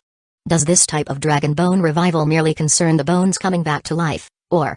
He suddenly entertained a bold thought, could the fire dragon that died countless years ago also gradually come back to life along with the revival of the bones? Can dragons resurrect from the dead? He had never heard of such a possibility. List entertained another idea. Or perhaps it's not about the fire dragon coming back to life, maybe a new fire dragon is being nurtured, relying on the residual magic power within the decaying dragon bones? He remembered a legend. Elderly dragons would leave their homes at the end of their lives and fly to the legendary Valley of Dragons to slumber. Maybe mature dragons return to the Valley of Dragons because they seek a place to prepare for their resurrection from death. As dragons do not have genders and do not give birth, their origin has always been a mystery. This led List to speculate, resurrection and cyclical rebirth. After much contemplation, he couldn't come up with a better outcome. He then restrained himself from fantasizing too much. It's just the revival of 5 bones, don't rashly link it to dragons. Perhaps the smoke mission is simply hinting that the fire dragon bones can be used for shipbuilding. I haven't had a chance to ask Virginia if she knows the dragon bone stabilizer technique. No more thoughts about dragons. The 5 fire dragon bones needed his inspection upon his return. His attention shifted back to the new smoke mission. The mission hinted that Ake had accumulated a plethora of magical questions in need of resolution, followed by a reward of a water system Grand Mage. This was easy to understand. Ake was about to advance to the rank of a Grand Mage in the water system. Not bad, she has not disappointed me. Ake has become a Grand Magician in less than half a year. Her talent is terrifying. In a few more years, she may indeed have a shot at challenging the title of Water Mage. The sun baked the earth. The landwalker bird kicked up gusts of wind as it ran, keeping List cool and gradually sobering him up with the continuous dissipation of G, as his brain became refreshed and alert once again. As the sun neared setting, Thorn Ridge, densely planted with rapid growth iron thorns, came into view. And on the gravel-paved main road, there was already a welcoming party waiting for him. The moment List spotted the group, they too noticed List and his entourage. Suddenly, cheers erupted. Even though they were still hundreds of meters away, one could clearly hear the shouts of Viscount, Lord. The messaging retainer knight had already spread the news of List's imminent promotion to Viscount. It was easy to imagine how excited and effervescent the town officials, led by Galtai, would be. Everyone knew List's future was bright, but no one expected him to become a Viscount within a year. Clip-clop, clip-clop. The sound of horse hooves thundered past as the troop entered the main road of Thorn Ridge. The welcoming party was indeed led by officials including Galtai, along with a large number of the town's residents, crowded at the roadside, craning their necks in anticipation to catch a glimpse of the great Lord Landlord. Oh, the knight's glory has been bestowed upon us, unbelievable! Galtai exclaimed in his characteristic exaggerated tone, shouting loudly, Great Lord, Viscount List. Galtai offers you the highest regards. The other town officials standing behind him greeted List with various welcomings and flattery upon his return. The residual glow of the setting sun fell on List's face, making his already handsome and extraordinary presence even more tall and impressive. In a warm voice, he said, I accept your regards, let's head back to the castle first. Yes, my lord. Thus, the group surrounded List and walked towards the castle with him as the center of attention. Loki was also the focus, its colorful feathers and large yet slightly odd stature amazed the ordinary folk. In a world where magical beasts roamed, people's aesthetics were not limited to cats and dogs. The stranger and more powerful the creature, the more it was pursued with human frenzy. That's our Lord Landlord, even such a terrifying big bird is his mount. The townspeople running behind the group commented, whispering to each other as they ran. It might be an intermediate magical beast, you know. The Lord Landlord's Dowson is an intermediate magical beast, and he's also slain the intermediate sea monster, the 6-headed king serpent. The townsperson running alongside nodded in agreement, finding it plausible. Exactly, if it wasn't intermediate, the Lord Landlord wouldn't be interested. The Lord Landlord has become a Viscount. Do you think North Valley City will be given to the Lord Landlord? Don't know, maybe the Lord Landlord can get an island like that Viscount from Beer Island. Ah, when the Lord Landlord first came to Fresh Flower Town last year, I said he was a born noble and would eventually achieve countless honors. Amidst these whispers, List did not overhear, as the officials around him, eager to offer their flattery, were completely unaware that he was not in the mood to hear their compliments right now. All he wanted was to get back to the castle and enjoy a cup of fresh milk tea brewed by Mrs. Morson. Mrs. Morson must already be brewing the milk tea. She knows my favorite is the one made with dragon breed milk, and even if she forgets, Mr. Carter will remind her. After a year of living together, servants like Carter and Morson felt like family. Before List even set foot on Dowson Avenue, he suddenly raised his head to look forward. Accompanied by a wow cry, the familiar thorn miner elf Jayla flew over undulating high and low. It seemed elated to see List and landed directly on his head. Elves are creatures full of emotion, and the contract made Jayla and him all the more intimate. Little one, have you torn down the castle yet? List called Jayla to his palm and continued to ride the landwalker bird towards the castle. Wow! In an unguarded moment, Jayla suddenly raised its hand, and a pale green light emitted, sprinkling over Loki's head. Chapter 405 Jayla, stop. List reprimanded the still mischievous Jayla, and before the thorns had time to grow, he plucked the green thorn sprout from Loki's head. The green light on top of the head flickered and vanished in an instant. Loki, not understanding the reason, let out a meaningless cry, "Lock da!" and continued to walk. Dawson Avenue had been renovated to be even smoother, with apple orchards growing lush on both sides of the road, bearing no fruit this year since they were recently transplanted. But the apple tree cordyceps was covered with green apples, clearly having grown at least twice its size. Its branches and leaves spread out, providing a cool shade. Under the tree, tables, benches, and rocking chairs were neatly arranged. Wow! Wow! Jayla flew up to the apple tree, clutching a green apple and swinging it. The apple didn't touch the ground, but it clearly had become Jayla's plaything, as she liked to swing on it. They soon arrived at the castle entrance. Butler Carter was there with all the castle servants, lined up on either side of the door by gender, looking at the tall and handsome List as he leapt down from the back of the landwalker bird. Carter stepped forward immediately and with a familiar, deep, steely voice said, "My lord, welcome home." Mrs. Morrison also represented the maids, smiling as she said, "My lord, welcome home." Yes, home at last. He had intended to express his triumphant emotions further, but a burst of barking interrupted the mood of the scene. 8 glossy black dogs swarmed over, rushing towards Dawson and List. Woof woof. It was the 8 tiny ones. In just over a month's time without seeing them, the 8 blizzard beasts had grown a lot, now larger than big wolf dogs. Woof woof. Dawson, perhaps because the separation had been a bit long, wasn't too fond of his son's approach and barked a few times to chase them away. On the other side, belatedly, came the Earth Matron, calling out to Dawson, "Woof woof." Dawson immediately rushed over enthusiastically, mingling with the Earth Matron, wagging its tail excitedly. Now, both the Earth Matron and the 8 tiny ones could move freely. Storm, flame, rock, surge, thunder, light, ice, snow, shadow, line up. List ordered sternly. However, the 8 tiny ones were too busy frolicking to pay any heed to his command. They even started growling at the landwalker bird Loki, attempting to attack the long-legged, long-necked, fat bird. Loki hopped around, dodging the 8 tiny ones' harassment. Lock da! Lock da! The scene turned into a chaos of chickens flying and dogs leaping, an unruly mess, and the sense of triumph that had just been conjured was utterly destroyed. The servants rushed to control the 8 tiny ones, but with so many people and excitement today, the 8 tiny ones were overstimulated and impossible to restrain. Even one of them, Surge, opened its mouth to release a rock spike, attacking Loki. Loki was adept at running but not at fighting, so he could only passively take the hits. Lock da! At the critical moment, List shouted with a grim face, "Dawson!" Dawson instantly left the Earth Matron and charged over. Woof woof. "Get these 8 crazy dogs down for me."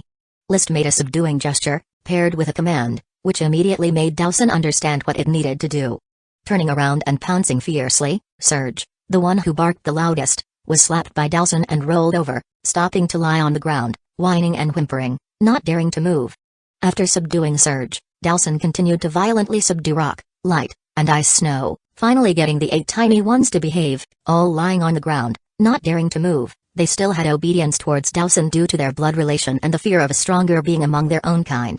Someone take these 8 crazy dogs, and Earth Matron too, tie them all up, and leash them to their respective kennels. List was somewhat angry, no training for over a month and it's complete chaos.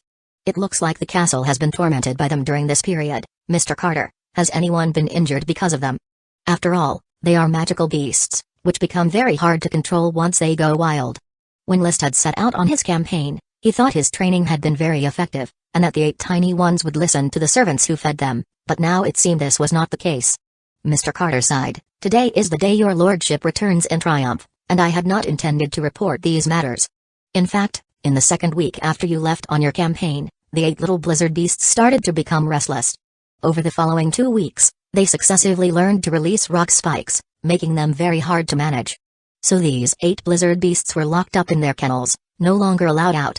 However, a few days ago, they successfully escaped from prison and started ravaging the area, taking the castle as their center, and even rushed into the residential area of the town yesterday, injuring several people. Stableman Barton was stabbed in the leg by a rock spike, and although his life was saved, he has been left with a permanent disability in that leg. Several members of the town's patrol team were also injured and became disabled. If it weren't for the magician Lady Chris Truth's intervention, there might have been even more casualties. My oversight, List breathed out a cloud of murky air. See to it that compensation for Barton and the injured patrol members is generous. Do not be stingy about the damage the blizzard beasts have caused outside the castle. Draw up a list of all the losses and have the castle compensate for them directly. Also, build a separate shack for Loki. Yes, my lord. He then turned and said to Galtai and other officials, I am quite fatigued today. The banquet will proceed as normal, no official business will be discussed. Tidy up the affairs of Fresh Flower Town and report them to me in detail tomorrow. Also, prepare to gather 4,000 gold coins, which I urgently need. 3 days later would be the day he was promoted to Viscount. Starting with Viscount, he would officially join the ranks of the middle nobles. At that point, the finances between the castle and the estate needed to be gradually separated to prevent confusion in the accounts, because a Viscount has the power to grant nobility, which is tantamount to establishing a simple bureaucratic system. Galtai replied, As you wish, Baron. Then you may all disperse. I will join all of you to drink and chat about the Ironhoof Island campaign during the banquet. List dismissed the crowd directly, preparing to set aside all vexing matters and rest for a while. Only after confirming that all the blizzard beasts were locked up in their kennels and Loki had adapted to the new environment did he enter the castle. Mrs. Morrison brought him brewed milk tea and handed it to him. He drank it all in one gulp. The familiar taste, the familiar feeling, quickly smoothed over his irritation from the rebellion of the 8 tiny ones. He had intended to hide in the study, using deep thought to adjust back to life in Fresh Flower Town. However, he quickly remembered that he had not yet visited Sea Sprite to complete the task. So he got on Loki and rushed to the seaside. The Seaview Villa had been taken care of in his absence. He entered the room and blew the horn. There was no response for a long time. Ake was probably not nearby and might have gone to other places. I'll come back in the evening. Unable to find Ake, List went directly to the magic workshop. He had run out of magic potions and needed to replenish them now, or else he would interrupt the potion-taking process. Even though stopping for a while wouldn't cause too much of a problem, he still hoped his path of cultivation could be as perfect as possible. Baron, congratulations on your victorious return. The host of the magic workshop, Lady Christruth, had grown accustomed to life in Fresh Flower Town, and the delicious and plentiful food had made her gain a bit of weight. List smiled slightly. It was only a battle that was destined to be won. Chapter 406. After retrieving the recently stockpiled magic potions from the magic workshop, List returned, ready to continue ingesting drugs. The castle's kitchen was busy preparing for a banquet, and Butler Carter was ready to report on recent work, but List declined. We'll talk about it tomorrow. I don't want to discuss work today. He wasn't a workaholic. After fighting for over a month, he just wanted to relax. Please have Mrs. Morrison make me another cup of milk tea. I want to rest in the study for a while.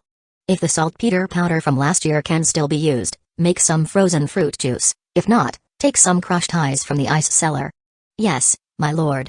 A moment later, the milk tea was served, but the frozen fruit juice would take some time to prepare. Suddenly, List asked, Is Mr. Elkson in Fresh Flower Town? Mr. Elkson visited a week ago. If needed, I can notify the caravan to relay the news of your return, replied Butler Carter. Please do so. Very well.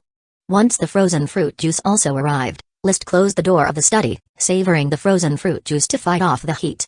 It was now July, the hottest month of the year, and life would be unbearable without ice. He sat in a rocking chair, swaying back and forth, letting his thoughts drift. But soon, he became bored. He decided to take out a soul storage vessel shaped like a teapot from the gemstone space. Virginia Truth has been awake for a long time. I've been busy with the war and haven't had the chance to talk to her again. Now that he had free time, it was the perfect opportunity to chat and have Virginia contribute the dragonbone stabilizer technique. He tipped the teapot, and a stream of smoke formed into light was poured out, quickly taking on the shape of a human's upper body. Indeed, the previously seen Virginia Truth, the specter with the majestic 36D. We meet again, Virginia. Should I address you as Miss Virginia, or perhaps as Your Excellency? List said, watching as clarity returned to Virginia's eyes. It's as if I was in a very long dream. Sir, since you already know my identity, I am a magician from the Magic Goat family, Virginia Truth, dead from an accident. Virginia gave a slight bow and then looked at her body. Was I previously sealed in a dragonbone stabilizer? Yes, I salvaged you from a sunken dragon beast sailboat, List said. Virginia nodded, calmly replying, I remember now, it was Curtis Truth who killed me.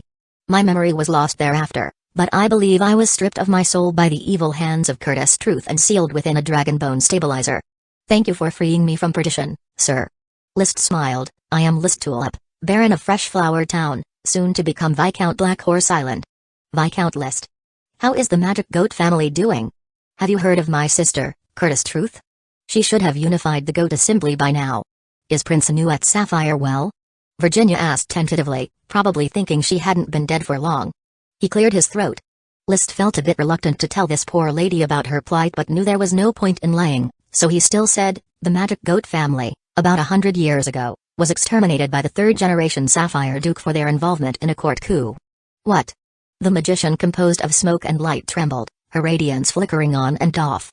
Just when List thought she was about to faint again and retreat back into the soul's storage vessel, her body finally stabilized, although her tone was still one of shock and disbelief. Over 100 years ago? Viscount List, are you deceiving me? I have no need to deceive you. You are merely a remnant soul residing in my soul's storage vessel. In fact, I have little curiosity about events from over a century ago. The magic goat family is like a ship that sank into the sea, which might have remained unknown if it hadn't suddenly been stumbled upon. Over 100 years.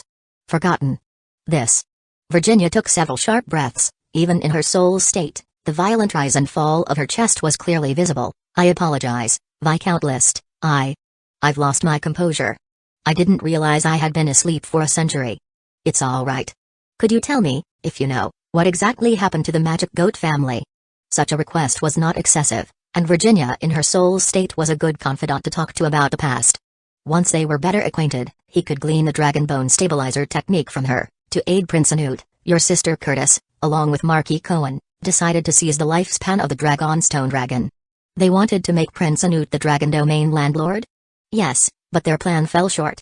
The second-generation Grand Duke discovered their plot and personally put an end to the magic goat family. The Grand Duke himself was injured in battle and abdicated in favor of the third-generation Grand Duke, Andite. By the way, is Andite Anuet's older or younger brother? Younger. The third-generation Grand Duke exiled Anuet's soul, and your sister Curtis probably escaped. Instead of seeking revenge, she delved into lich experiments, ultimately transforming herself into a lich and sacrificing a vast number of magicians and civilians to turn the goat vessel into a ghost ship bound for the exiled lands. Lich. Ghost ship. Exiled lands. Virginia murmured to herself, she really was a terrifying woman, dragging the entire family into a grave for her own love. This is just some basic information I know. Now, as Curtis's sister, could you tell me about the circumstances of that era? Virginia nodded, her gaze sinking into reminiscence. After a long pause, she began to recount the story of the Grand Duchy of Sapphire from over 100 years ago, a flourishing era when the Duchy of Sapphire was vigorously developing its sea trade, and the magic goat family was following the trend. After the Sapphire family developed the three-masted ship technique, the magic goat family went on to invent the dragon bone stabilizer technique and founded the Goat Assembly, an organization of magicians. The initial purpose of the Goat Assembly was to nurture magicians for the family and to participate in the construction of dragon beast sailboats. My father was Cohen Magic Goat, a Marquis of the Grand Duchy. Curtis was my cousin. She grew up with me and was the pride of our family with her magical talent. She became a grand magician at the age of 16. Her romance with Prince Anuet was blessed by everyone. Virginia's voice was somber and fleeting. As for me, I was just an inconspicuous member of the family. Arranged marriages and shipbuilding were probably all there was in my life. I had never left the city of thousand sails, where I grew up, lived, and worked. Studying magic was the happiest time for me, until one day, Curtis came. She ordered all of us to stop our work and assist her in some cruel experiments and to secretly research the Sapphire Dragon. We didn't want to, and my teacher ousted her from the Goat Assembly. Then she massacred those of us who did not comply, and I could never imagine she would turn on me. And then Virginia's story came to an end. She died. So, you know the dragon bone stabilizer technique? List asked. Yes. Chapter 407. So List hesitated for a moment. He originally planned to slowly familiarize himself before inquiring about the dragon bone stabilizer technique, but then he felt there was no need for such complexities when dealing with merely a remnant soul in his possession. Thus, he paused and directly asked, could you hand over the dragon bone stabilizer technique to me? Virginia was taken aback for a moment. I can. However, Viscount List, hasn't the dragon bone stabilizer technique been disseminated in over 100 years?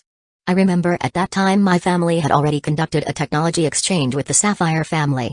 We acquired the technology to build three-masted sailboats, while the Sapphire family received the dragon bone stabilizer technique. There was a technology exchange?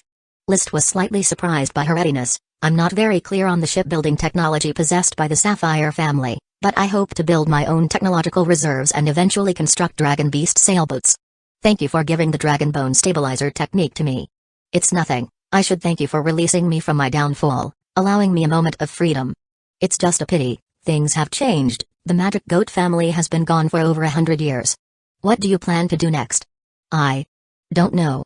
The atmosphere grew a bit silent, and the mage made of smoky light, with a lifelike expression, revealed her perplexity.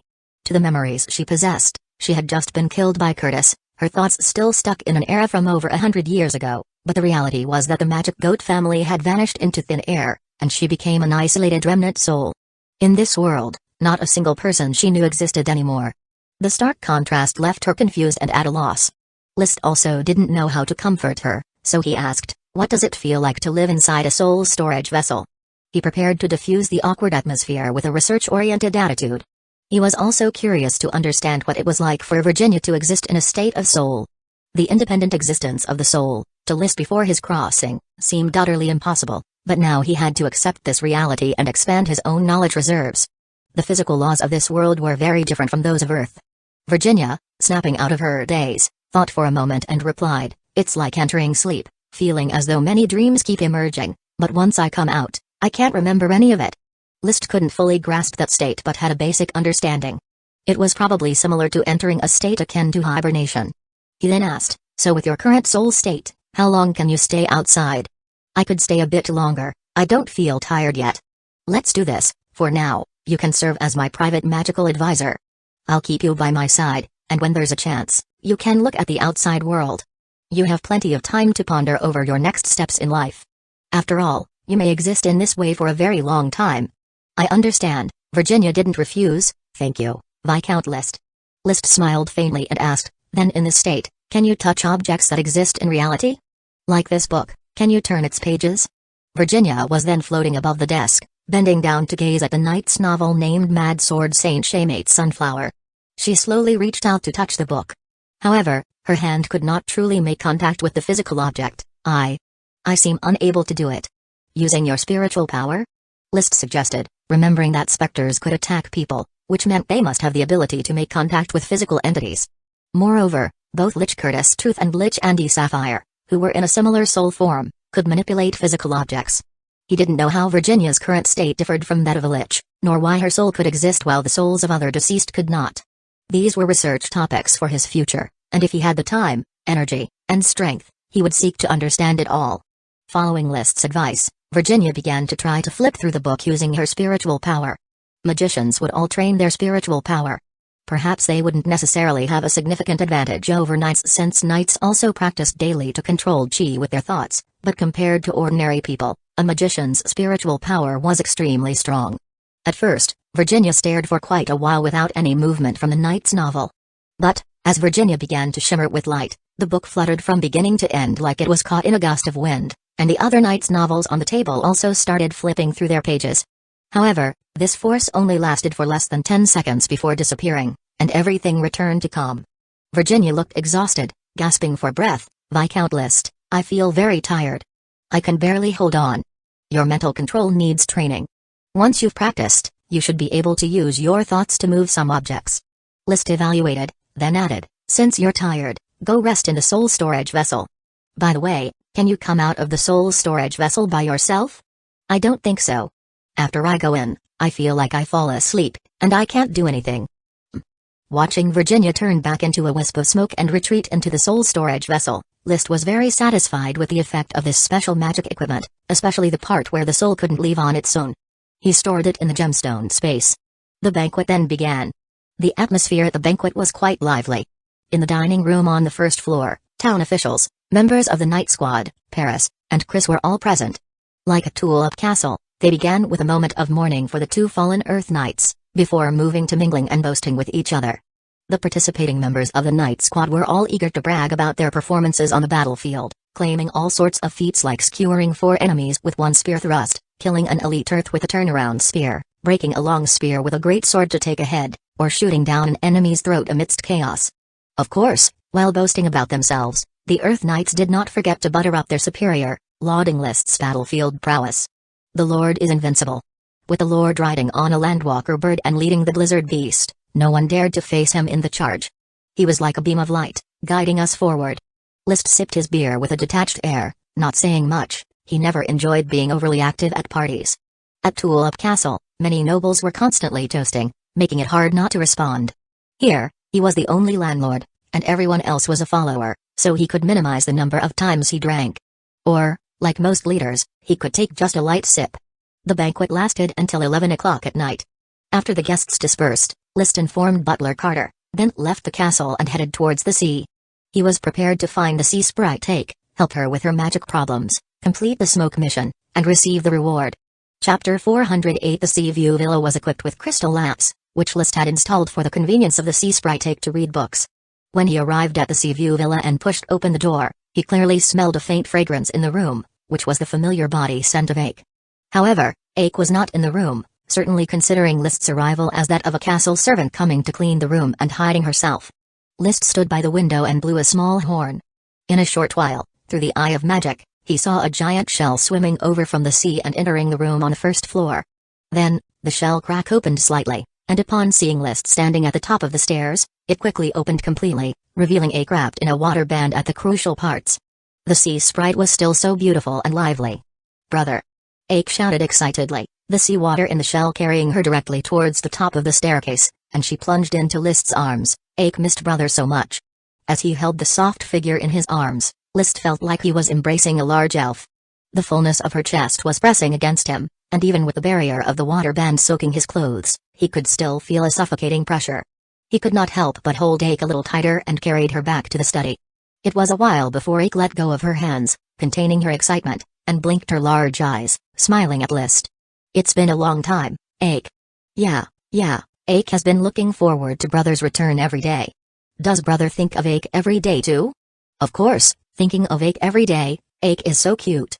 List rubbed her blue hair, and she immediately burrowed into his arms like a kitten, sitting with him on a chair. Or rather, List sat on the chair, and Ake sat in his arms. Her petite stature of no more than 1.55 meters, when in the arms of List who was over 1.85 meters, indeed made her seem like a little cat. But although Ake was petite, her body was curvy and well-proportioned, which unavoidably led to some inappropriate thoughts. List felt somewhat feverish himself. But he quickly harbored righteous thoughts. Ake is just a sea sprite who doesn't quite understand human emotional communication. She is not yet of age. I should not indulge in fantasies. Despite the embrace making it difficult not to imagine some parching scenarios, he still restrained his impulse. He chatted with Ake about some amusing anecdotes from the Battle of Ironhoof Island, boasting about his own brilliant valor. Then he got down to business. "Ake, how has your magic progressed while I've been away?"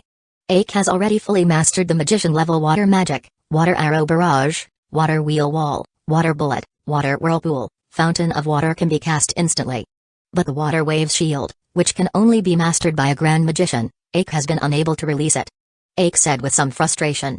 The water waves shield was provided by Truth, although she was not a grand magician. Because she had a grand magician as a teacher, she mastered several advanced magic casting methods.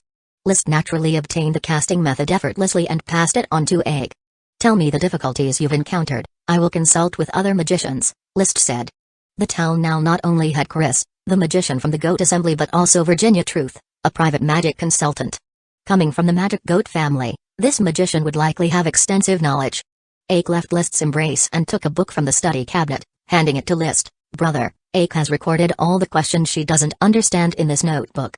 Taking the notebook, List flipped through it casually. The handwriting in the first half was crooked and ugly, but as he reached the latter half, the handwriting became more and more graceful, with many special magical symbols also drawn. It had to be said that Ake's magical talent was brilliant, and so was her talent for drawing. "I will consult with other magicians and help you solve these as soon as possible." Putting away the incomprehensible notebook, List asked another question. "Ake, where's Nami? Not following you?" "Nami is a mangrove miner elf." Ake said with a smile. "Nami is at Mangrove Island. There are now many little ducklings hatched on Mangrove Island. Nami likes them very much. Every day she catches green caterpillars to feed them and even sleeps with the ducklings." "How many adult green-headed ducks are there on Mangrove Island, and how many just hatched?" "There are 25 adult ducks, and 44 ducklings have hatched. There are also many eggs that haven't hatched yet."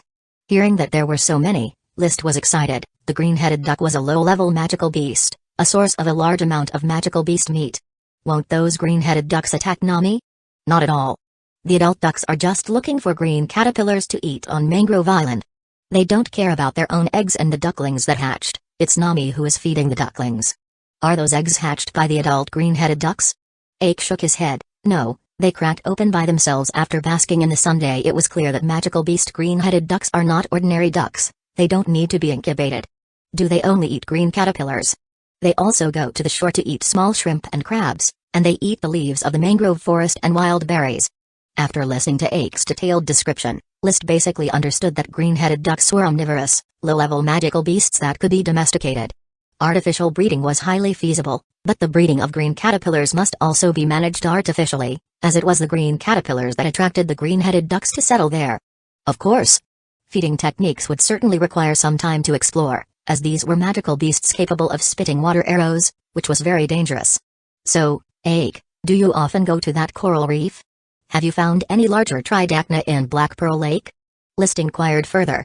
The coral reef was the coral reef that submerged during high tide, the surrounding waters of which he had named Black Pearl Lake. Naturally, the tridacna that produced black pearls were named Black Pearl Tridacna. I often go there to play, but there aren't any larger tridacna in Black Pearl Lake. I've looked into them when they open their mouths. There are no very large black pearls. All of them are much smaller than the black pearl brother gave to Ake, Ake said, conjuring a black pearl the size of a fist as if by magic. Holding the black pearl, she said, Ake has been practicing magic array construction with black pearls recently. Good. Apart from learning to cast magic, try to work on researching magic arrays. Aim to not only be able to fight in the future but also to produce magic potions and manufacture magic equipment. Leaving the Seaview Villa, it was already midnight. He had intended to hand over Ake's magic notes to Chris for solutions, but considering the time, he decided not to disturb her as she might already be asleep. Early the next morning, he had a servant send the magic notes to Chris, tell Chris to try to complete the solutions as soon as possible. If there are parts that she cannot answer, just skip them. List would ask Virginia about the parts Chris couldn't solve. Afterwards, he was having breakfast while listening to Butler Carter's report on the castle's activities over the past month. There were no problems requiring his intervention, so he could skip over them. After breakfast, he gathered knights such as Marcus and consultant Galtai to set sail towards Black Horse Island. Black Horse Island was already ready to be disclosed to the public, but first, it had to welcome a land measurement by the court envoy and the tulip fort envoy to ensure it was suitable to be a viscount's titled island. On this trip, List was going to handle the secrets on the island that couldn't be exposed. More importantly, he wanted to inspect the revitalized fire dragon bones on site. Chapter 409 Burial Ground. In the afternoon, List walked among the 5 huge fire dragon bones, constantly using the Eye of Magic to observe the magical feedback of the bones. He saw no sign of magic. The so-called resurrection of dragon bones by the smoke mission showed no signs. These 5 decayed dragon bones still looked the same as ever. He dismissed the Eye of Magic and observed the dragon bones with his naked eye. Geographically, from Black Horse Island, the burial ground was located between Icegrass Hill and Needlegrass Hill, roughly to the due east of the island. If I take this number 1 dragon bone beside me as the starting point of 0 eastward and northward, the coordinate system, with the eastward extension as the x-axis and the northward extension as the y-axis, with 20 meters to a scale. Then, the number 2 dragon bone is located at -2 eastward and 3 northward, the number 3 dragon bone at 4 eastward and 5 northward, the number 4 dragon bone at 8 eastward and 3 northward, and the number 5 dragon bone at 11 eastward and 4 northward, with the closest distance between numbers 1 and 2 being 72 meters. As List examined, he plotted the coordinate system on thick parchment. The 5 dragon bones, positioned on the coordinate system, could roughly be connected to form a pentagon shaped like a sword blade. Is there some special reason for this shape or for this distribution of bones? Or is it just because the volcano erupted at random, scattering the bones to these 5 points? It seemed to be a random scatter without a special reason. He packed up the parchment and climbed to the top of the number 1 dragon bone, which had been weathered into a flat horizontal surface at the break. The bone was originally covered with soil and weeds, but now the weeds had been cleared away to reveal the fine patterns of the dragon bone itself. According to normal skeletal structures, bones are hollow, but the fire dragon's bones were not. Or rather, the location of the bone marrow inside its bones has been filled with some substance. List squatted on the broken surface and looked closely. One could see a division line between the bone and the marrow, like the growth rings in a book. The fire dragon bones haven't turned into fossils and are still bony in nature, including the large fragments previously transported to Fresh Flower Town, which are real bones. Those bone fragments didn't contain the substance that marrow transforms into. What exactly has the marrow in these 5 dragon bones turned into? He wanted to chip off a piece for research. But the dragon bone was too tough to be chipped open, and strangely, the echo seemed a bit too loud. He stopped, and the echo disappeared instantly. When he struck the bone hard, the echo surged again. Something's not right. He immediately used the Eye of Magic again, looking around in a circle. No magical traces were found. He struck the bone again, and at that moment, along with the surging echo, a magical pattern, like lightning, appeared beneath his feet on the dragon bone. Red magic power, intertwining like blood vessels within the dragon bone, flashing by in an instant. There's a situation. He struck once more, seeing even more clearly the fire-red magic power within the dragon bone emerge, thick and thin, convoluted like roots. He turned his head to look at dragon bone number 2 nearby. When struck again, the second dragon bone also displayed a mass of densely intertwined fire-red filaments that flashed over the bone. Looking towards the distant bones 3, 4, and 5, every time he struck bone number 1, they too would flash red magic filaments. The echo expanded accordingly. And as Liszt continued to strike, the twinkling of these fire-red threads became brighter and brighter, as if they would ignite at any moment. He inexplicably thought of the sensation of turning the crank on a tractor from his childhood. With the acceleration of the crank's rotation, the ignition of the cylinder increased, eventually accompanied by billowing black smoke, and the tractor ignited successfully. So, his chisel danced on the fire dragon bone like the needle of a sewing machine. In his view through the Eye of Magic, the fire-red magic filaments grew brighter with each pass until at last they almost blazed into a large fire. The temperature in the surrounding air was also rising progressively. Just a bit more effort, and I would have ignited these 5 dragon bones. His heart surged with excitement as he increased the pace of his work. However, just as the flames were about to catch, the fine steel chisel snapped with a crack. The fiery red threads on the fire dragon bones also extinguished instantly. All his efforts were in vain. Suppressing his frustration, Liszt took out a bone hammer made from fire dragon bone fragments from the gemstone space and continued to hammer away at the bones. But after he had also broken the bone hammer, the fire dragon bone still failed to ignite. There must be something missing, perhaps fire dragon magic power? He stopped hammering and sat on the fire dragon bones to think, his wrist already numb and sore, requiring a rest. After he had rested, he took out his stock of fire dragon jars. Aside from the supply used for the fire dragon brick factory, there was still quite a lot of fire dragon magic power that had not been put to use. He released a small amount of fire dragon magic power onto the fire dragon bones. He quickly discovered. As the fire dragon magic power touched the fire dragon bones, it instantly turned into numerous fiery red magic threads and was devoured by the bones. After the fiery threads vanished, no magic little fire dragons flew out. After watching for a while, Liszt was certain of one thing: has my precious fire dragon magic power just gone to waste like that? Unwilling to accept this, he took out another bone knife and continued to strike the fire dragon bones. However, the result was the same as before. The fiery red threads grew brighter and brighter until the bone knife broke, and still, the fire dragon magic power did not ignite. Could it be that I need to keep feeding it fire dragon magic power? It seemed the fire dragon bones were lacking a kind of fuel, much like a tractor without oil. No matter how much you try to crank a tractor with no oil, it won't start up. But still, for Liszt to use fire dragon magic power as fuel, adding it to these 5 seemingly useless fire dragon bones, felt somewhat reluctant. After all, the uses of fire dragon magic power were so immense. Currently, the fire dragon brick factory relied entirely on fire dragon magic power to operate, and the raw material ratios for slabs, conduits, and pottery had already been figured out. They could be fired into finished products. The conduits and slabs from the fire dragon brick factory directly accelerated the construction speed of Black Horse Island. The streets of the port town were already paved with slabs, and the drains were covered with conduits, neat and smooth, showing none of the backwardness and primitiveness typical of a small town. Once you step away from the fire dragon brick factory, the feeling of backwardness hits you in the face. The fire dragon brick factory is one of the few industrial lights on my territory, and I must ensure its smooth operation. The current stock of fire dragon magic power could barely be used as fuel for the addition. Besides, we could continue to mine the underground volcanic glass and extract new fire dragon magic power. He made a decision right then. While Black Horse Island was still undeveloped, he would first clear the land and mine all the volcanic glass and fire dragon magic power. The entire underground of the island was made of basalt columns, with gaps filled with lots of volcanic glass. It should be possible to mine plenty of fire dragon magic power. Igniting the 5 dragon bones should be nearly enough, right? He looked at the dragon bones in front of him and released all the remaining fire dragon magic power. As the bones rapidly absorbed the magic power, he struck for the last time. Unfortunately, the result was still the same. All his efforts had been in vain, unable to ignite the magic power. Regardless, the 5 fire dragon bones have clearly revived. The next step is to keep mining fire dragon magic power and add it as fuel. When it finally ignites, what will it breed? Could it really be a fire dragon cub? List swallowed his saliva, feeling his heartbeat quicken. He quickly dismissed this unreliable fantasy. Chapter 410 Igniting fire dragon bones seemed to be a colossal enterprise, and List even doubted whether collecting all the fire dragon magic power from Black Horse Island would be sufficient to accomplish the ignition. I hope that with the help of the smoke mission, it can be lit as much as possible.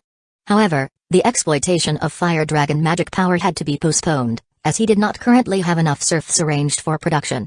When construction on Black Horse Island began, there would undoubtedly come a significant labor shortage. After one last look at the fire dragon bones, List returned to the port town. Since he had to attend an ennoblement ceremony the day after tomorrow, he did not have time to stay on Black Horse Island any longer, and he needed to return to Fresh Flower Town tomorrow. That night in the port town, he convened a brief meeting. Measuring the island simply involves taking measurements around its perimeter, but the court envoy and Tulip Fort envoy will definitely land on Black Horse Island and stay in the port town for a few days. Therefore, the secrecy must be well maintained. Consultant Galtai, how have you arranged this? Asked List. My lord, there are 4 places of concern on Black Horse Island. One is the pasture with the black blood treasured horses, which must be strictly guarded to prevent discovery, Galtai reported. Second, the bones in the burial grounds, regardless of what creature they belong to, discovery would inevitably lead to prying eyes. Third, the fire dragon brick factory, where the slab, culvert, and pottery formulas must be carefully guarded. And finally, the rubber garden, as rubber is just too important. List turned to Carl Ironhammer. Carl immediately stood up and reported, the patrol team has completed its training and has set up a defense layout for the port town and Black Horse Port. When the envoys are stationed on Black Horse Island, I will deploy the patrol team to monitor them all day to prevent them from leaving the areas of the port town and Black Horse Port. Very good, this is exactly what is needed. Black Horse Island is my territory, they can measure its area, but they must not set foot an inch inside it. Galtai asked, Lord, what if they want to hunt here or take in the scenery? Tell them if they want to hunt, go to Coral Island. Black Horse Island has neither game nor scenery, List pondered and said, you could also discreetly offer some gold coins to the court envoy, so that when they measure the size of the islands, they might report the size of Black Horse Island to be as small as possible. The size of an island on paper was linked to military exploits. A larger area naturally required more military exploits to be credited, while a smaller area would mean a significant reduction in military exploits. In reality, whether Black Horse Island was large or small didn't matter, it was all List's fief anyway. Therefore, he hoped that it could be measured a bit smaller, just like a house worth $1 million could be contracted for $800,000. The house would still be the same, and the money paid to the homeowner would still be the same, but it would save a lot on taxes. After setting up the security measures, List then asked, aside from the little wheat bug that I just contracted, have there really been no other elf bugs emerging? After returning to Fresh Flower Town, he immediately formed a contract with the plump little wheat bug, then placed the barley bug in Barley Hamlet. All 19 elf bugs were comfortably settled in their new homes. Based on the frequency of elf bugs awarded before the smoke mission, he should have been able to foster 1 or 2 more elf bugs during his more than a month of campaigning. Galtai spread his hands and said, My lord, the night's glory has already favored Fresh Flower Town and Black Horse Island immensely. The number of elf bugs we've found far exceeds that of any place on Coral Island. Indeed, over this past month, we did not detect any signs of new elf bugs being birthed. The following morning, just as the eastern sky began to show the pale light of dawn, Liz took the triplet rubber bugs to the rubber garden, unleashed the tri-phase force, and restored the rubber trees that had been heavily tapped. After several releases of the tri-phase force, the rubber bugs showed no clear sign of stunted growth. On the contrary, they seemed more lively after recovering from fatigue. This seemed to prove that releasing the elf's unique magic did not affect their growth or evolution. Afterwards, before the sun had risen, they set sail on the fresh flower vessel towards Mangrove Island. He was headed to the mangrove forest to conduct a field observation of the green caterpillars and green-headed ducks. The boat quickly approached the shores of Mangrove Island. In the blazing summer heat, the peak season for plant growth, the mangrove forest seemed denser than before. Many seabirds could be seen flying around Mangrove Island or nesting in the canopy of the mangrove trees. Lower the boats, Captain Coster bellowed. The sailors immediately lowered several sampans, also dropping ropes so that they could slide down to the sampans. These sampans, small wooden boats, were made of thorn ironwood bonded with rubber, very sturdy and capable of fishing in the coastal waters. They were a product List was planning to promote. The first step towards the sea was to conquer the coastal waters and develop the fishing industry. Combining the dragon bone stabilizer technique with the yet unborn longitudinal sailboat technique, He would eventually establish a deep-sea fishing fleet capable of whaling and even hunting sea monsters. At this moment, he slid down the ropes to a sampan and swiftly paddled toward the mangrove forest, startling a large flock of seabirds. List was constantly vigilant of the deeper parts of the mangrove forest and soon saw the green caterpillar rewarded by the smoke mission, indeed a plump, green caterpillar as long as a finger, covered in curved hairs. At a glance, it was evident, the green hair somewhat resembled animal fur. "Put on gloves and catch this green caterpillar to feel its hair," instructed List to the rowing sailor. The sailor readily extended his arm and caught a green caterpillar on a mangrove branch. "Lord Landlord, it feels like soft green hair, very comfortable to touch." He even took off the gloves to feel it with his skin and repeatedly mentioned how comforting it was, as soft as the fur of a kitten or a puppy. List nodded and then ordered, "Collect a batch of green caterpillars, and go back to study their nutritional and fibrous value." He then continued to row deeper into the mangrove forest. The mangrove forest had a complex root system, entangled and knotted. Thankfully, there were some waterways left through which, by bending down and lying on the sampan, one could barely pass, twisting and turning. By the time the sun rose in the east, List finally set foot on the ground of Mangrove Island. The ground was soft mud, clearly often washed by the waves, and many freshly sprouted mangrove seedlings could be seen, not only mangroves but a variety of other trees as well. Although they belonged to different families, they coexisted in much the same way, forming the mangrove forest. These trees are truly peculiar, not just the roots, but the flowers are even more strange. Marcus snapped off a tree branch and handed it to List. "Lord, look at this. Their flowers actually look like this, like a bunch of sticks." List took the branch and quickly recalled some knowledge about mangroves. "These aren't their flowers, they are the seedlings. The seeds have already developed into seedlings. Once they fall, they instantly grow into new mangroves." "Seedlings? Seedlings growing on the tree?" Marcus was somewhat skeptical. "Mangroves live by the sea. If the seeds were to germinate on the ground, they would quickly be washed away by the waves. However, once they grow seedlings on the trees, as soon as they hit the mud, they quickly take root, preventing them from being swept away by the waves. This is probably why mangrove forests can continuously propagate." After a brief explanation, List tossed away the branch. His main goal was to collect duck eggs and watch the green-headed ducks. And to look for the mangrove minor elf's cordyceps. Perhaps he might even encounter Nami.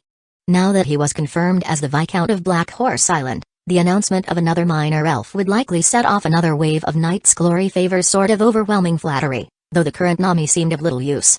Just then, the sound of a duck's quack-quack echoed. Chapter 411. It was a green-headed duck. A very plump and large green-headed duck, about the size of a wolfhound, with shiny, oily green feathers on its head. It didn't fly, but instead, waddling through the mud, came from the island toward the shore. "My lord, it's a very plump wild duck." Marcus quietly took off his bow and arrow, preparing for the hunt. "Take it on board, smear it with oil and char, we can change up the flavor." Influenced by the castle, he had also become a part of those who appreciate fine food. List raised his hand to stop Marcus. "This is not a wild duck, it's a low-level magical beast called a green-headed duck, capable of shooting water arrows. Let's observe for a while and see how many green-headed ducks are on the island." "Low-level magical beast?" Marcus raised an eyebrow, much more cautious now. Perhaps a low-level magical beast wasn't much of a threat to List, an elite Earth Knight well-equipped and adept at consuming magic-enhancing substances, but it still posed a threat to him, an elite Earth Knight focusing on combat skills. This green-headed duck had been living leisurely on Mangrove Island for over a month without encountering any danger, so its vigilance had greatly diminished as it strolled around looking for food. It seemed to notice a green caterpillar on the branch of a mangrove tree, so it snapped its beak, releasing a water arrow and accurately hitting the green caterpillar. The green caterpillar was knocked down by the water arrow, and the duck walked over slowly, bit the caterpillar. Its flat beak trembled rapidly a few times, then spit out the caterpillar, or rather, the green hairs of the caterpillar, eating only its flesh. After finishing one caterpillar, it waddled away to look for more green caterpillars. Only then did List come out from behind the mangrove where he was hiding. "Green-feathered ducks have come to Mangrove Island, which is good news. Let's look around for the eggs of the green-headed ducks. These magical beasts don't like making nests, so their eggs are scattered everywhere." Before he finished speaking, Marcus shouted, "My lord! Here's an egg. A pale green large egg, probably 3 times the size of a normal duck egg." List used his eye of magic to see the pale blue magic power flowing inside. Undoubtedly, this was a fresh egg of the green-headed duck. After spending an hour, the group roughly searched the entire Mangrove Island, not only finding 20 green-headed duck eggs but also several plump green-headed ducks. However, the whereabouts of the 40 or so hatched ducklings were unknown. List did not find them, and they were probably hidden by the mangrove miner elf Nami. Because when List found the mangrove cordyceps, he had seen Nami hiding in the mangrove bushes, not greeting him, probably a bit apprehensive of the retainer knights following List. So, List did not force her to show herself either. There was no need to tell everyone about the treasure like an elf, it's better to enjoy it privately. Carefully hold the green-headed duck eggs, let's head back. List specially took another look at Nami's mangrove cordyceps and felt it was just an ordinary mangrove without much use. So, he didn't pay too much attention to it and returned directly to the fresh flower vessel. Having collected enough samples, it was possible to try breeding green caterpillars and green-headed ducks back in Fresh Flower Town. Once the technology was fully mastered, the breeding scale could be expanded on Black Horse Island. Green-headed ducks would definitely become a high-value magical beast industry in List's hands. On the ship, List commanded the retainer knights to lay the eggs on the deck, padded with cloth, so that the sunlight could continuously shine on them, to avoid delaying their hatching. Consultant Galtai, make sure to figure out the breeding techniques for green caterpillars and green-headed ducks as quickly as possible, as you wish. I also need you to quickly arrange for the 7 craftsmen I brought back, List remembered. Initially he had asked Marcus to search for craftsmen in Main City and then have them sent directly to the seaside to secretly join the fleet. In total, there were 7 craftsmen and their families. He had planned to continue searching for craftsmen, but unfortunately, the Earl had called a halt to it. He did not want to risk losing what's important over something trivial, so the only craftsmen he could bring back were these 7. Fred Ginch's job is easy to arrange. I will set him up with a specialized drilling team, Galtai said, a bit excited. His arrival is very important to Black Horse Island. It's difficult to get water in the harbor town, and the nearby rivers have too little flow, so drilling wells for water is a must. Fred Ginch was the only one among the 7 craftsmen to have reached master level, and he was a driller, an essential profession for the territory, not one who drills for oil, but for water wells. His surname also originated from drilling. Ginch is a wooden tool used to stabilize well walls. It could be said that Fred's relocation to Black Horse Island had resolved the island's water source issue.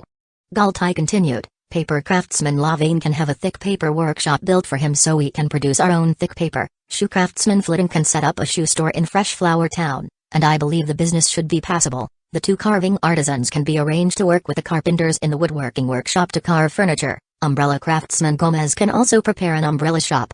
I recall there was also a gelding artisan? List inquired. Yes, gelding artisan White, Galtai answered, revealing his increasing comfort with his role and diligence at work. I asked him yesterday, and he can castrate cows and horses. He once gelded horses for the nobles of Main City, and those war horses all stemmed from his gelding. With a batch of crossbred horses about to be born in the stables, all future gelding work for the grown horses can be handed over to Dwight. By calculation, the pregnancy of the fire dragon horse mares had reached 11 months, it was time for them to give birth. This was the first batch of horses mixed with the bloodline of the black blood treasured horse. List wasn't sure about their quality, but he held high hopes for them. Purebred herds of black blood treasured horses would take decades to cultivate and develop, making it challenging to equip the Knight Order. However, they could continue to breed and produce mixed breeds.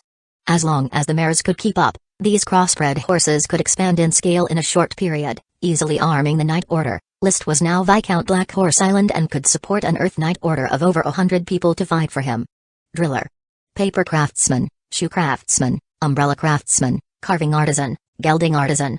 These 7 selected craftsmen could somewhat compensate for the industries that Fresh Flower Town lacked, but to properly develop Black Horse Island, more craftsmen were needed: pot menders, vinegar brewers, butchers, scale makers, salt workers, blade sharpeners, pen makers, bamboo weavers, mold makers, wax workers, ink makers, etc. Even comedians and other performers were necessary as part of the cultural enrichment. Back in Fresh Flower Town, the green-headed duck eggs continued to bask in the sun. List then took a trip to the magic workshop to inquire about Chris's progress on the magic notes. To his surprise, it had only been a day, and she had already solved all the questions. My lord, the magician who posed these questions is very clever, but his experience is immature.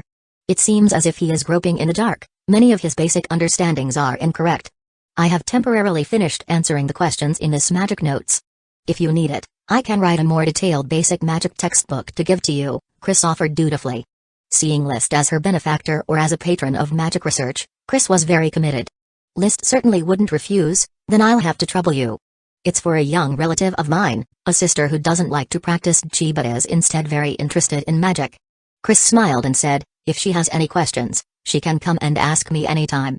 I shall share all I know. Chapter 412 Presenting the magic notes solved by Chris to the diligent Hack. The smoke mission was immediately completed. Mission accomplished. Reward: Water System Grand Mage Akerloide's Truth. Indeed, Ak is about to break through to become a Grand Mage. But then again, how exactly is the distinction defined between a Grand Magician and a Magician? List was puzzled by this point. Magic, unlike Chi, did not have a hierarchy of low-level, intermediate, advanced, and Dragon Chi, so he wasn't clear about the differences between a Grand Magician and a Magician besides the variety of magic they mastered. Nor could anyone clear up this confusion for him. So far, the only Grand Magician he had seen was at Red Crab Island, the court Grand Mage Grim Truth, who set off fireworks for Marquis Merlin. They had shared a drink at the banquet, but their chat did not exceed 2 sentences.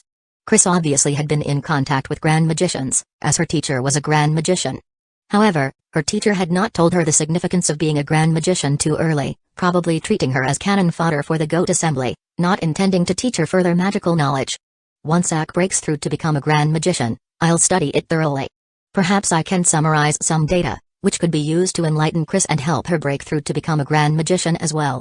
In this way, I'll have 2 Grand Magicians. Magicians are indeed evil, but I'm sure these 2 wouldn't harm me. List's impression of magicians was not very good. Granted, a knight's cultivation could not do without magicians to supply magic potions and create magic equipment. But the magician's obsession with truth made them irreverent, always committing terrifying acts. Causing explosions was one thing, but even daring to mess with dragons. The Grand Magician of the Maple Leaf Duchy using a light dragon to transform a white dragon wraith. The Grand Magician of the Goat Assembly, even using a sapphire dragon to transform a lich. As a noble knight and a member of the ruling class, List naturally condemned the magicians, anarchy. And decided in his heart that if he couldn't keep a firm grip on the magicians, he would not allow them to live on his territory. In the Seaview Villa, Ak was studying the book earnestly, his face sometimes puzzled, sometimes delighted, completely immersed in solving the magic notes. List sat aside, contemplating new smoke missions. Mission: there are not many moments in a person's life that are worth engraving in memory. For a knight, promotion of rank is definitely such a memorable moment. Approach this ennoblement ceremony with your utmost fervor, and enhance your noble prestige. Reward: bursting elf bugs. Bursting elf bugs, what does that mean? He pondered. Does it mean another elf bug is about to evolve? Or does it mean that my territory is about to breed a new batch of elf bugs? Whichever it was, both were rewards that excited him. Currently, he had 2 little minor elves and 19 elf bugs, wealth beyond madness for a baron, and even for a viscount it was a substantial fortune. Yet List was not satisfied. His life goal was not to be just a minor viscount, so he needed to accumulate elves continuously. Approach the ennoblement ceremony with utmost fervor, enhance my noble prestige. I was planning to keep it low-key, but it seems I must make a grand gesture now. His grand gesture was to lead a lavish entourage the next day en route to Tulip Castle. The landwalker bird Loki was his mount, mithril armor, a sky-cleaving greatsword, a swift shadow bow, paired with a bright red cloak embroidered with black tulips. The blizzard beast Douse leading the 8 tiny ones who were taught a lesson and returned to their trembling days, followed closely behind. On the back of the lead dragon horse was his personal guard, Black Dragon Child Paris.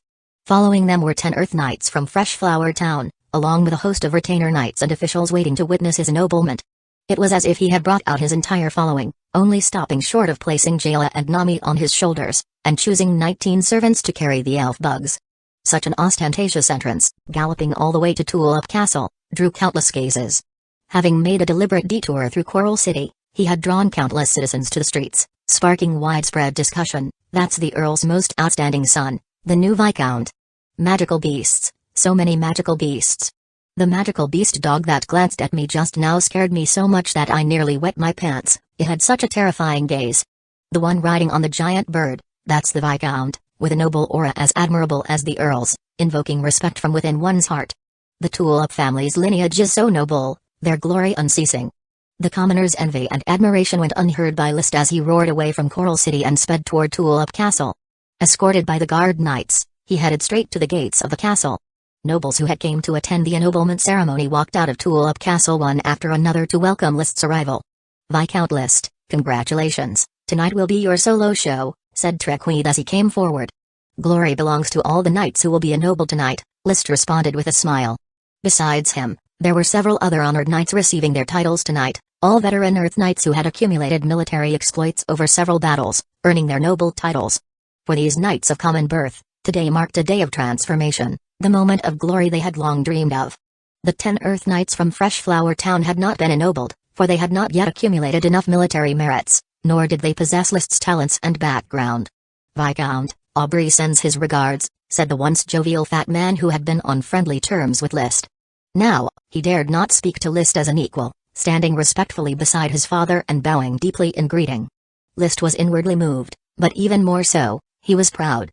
Yet, his face remained as warm as a spring breeze, with the standard noble smile. "Aubrey, you've gained a lot more weight. Visit me in Fresh Flower Town or Black Horse Island when you're free. As long as you're not busy, I always look forward to visiting Black Horse Island."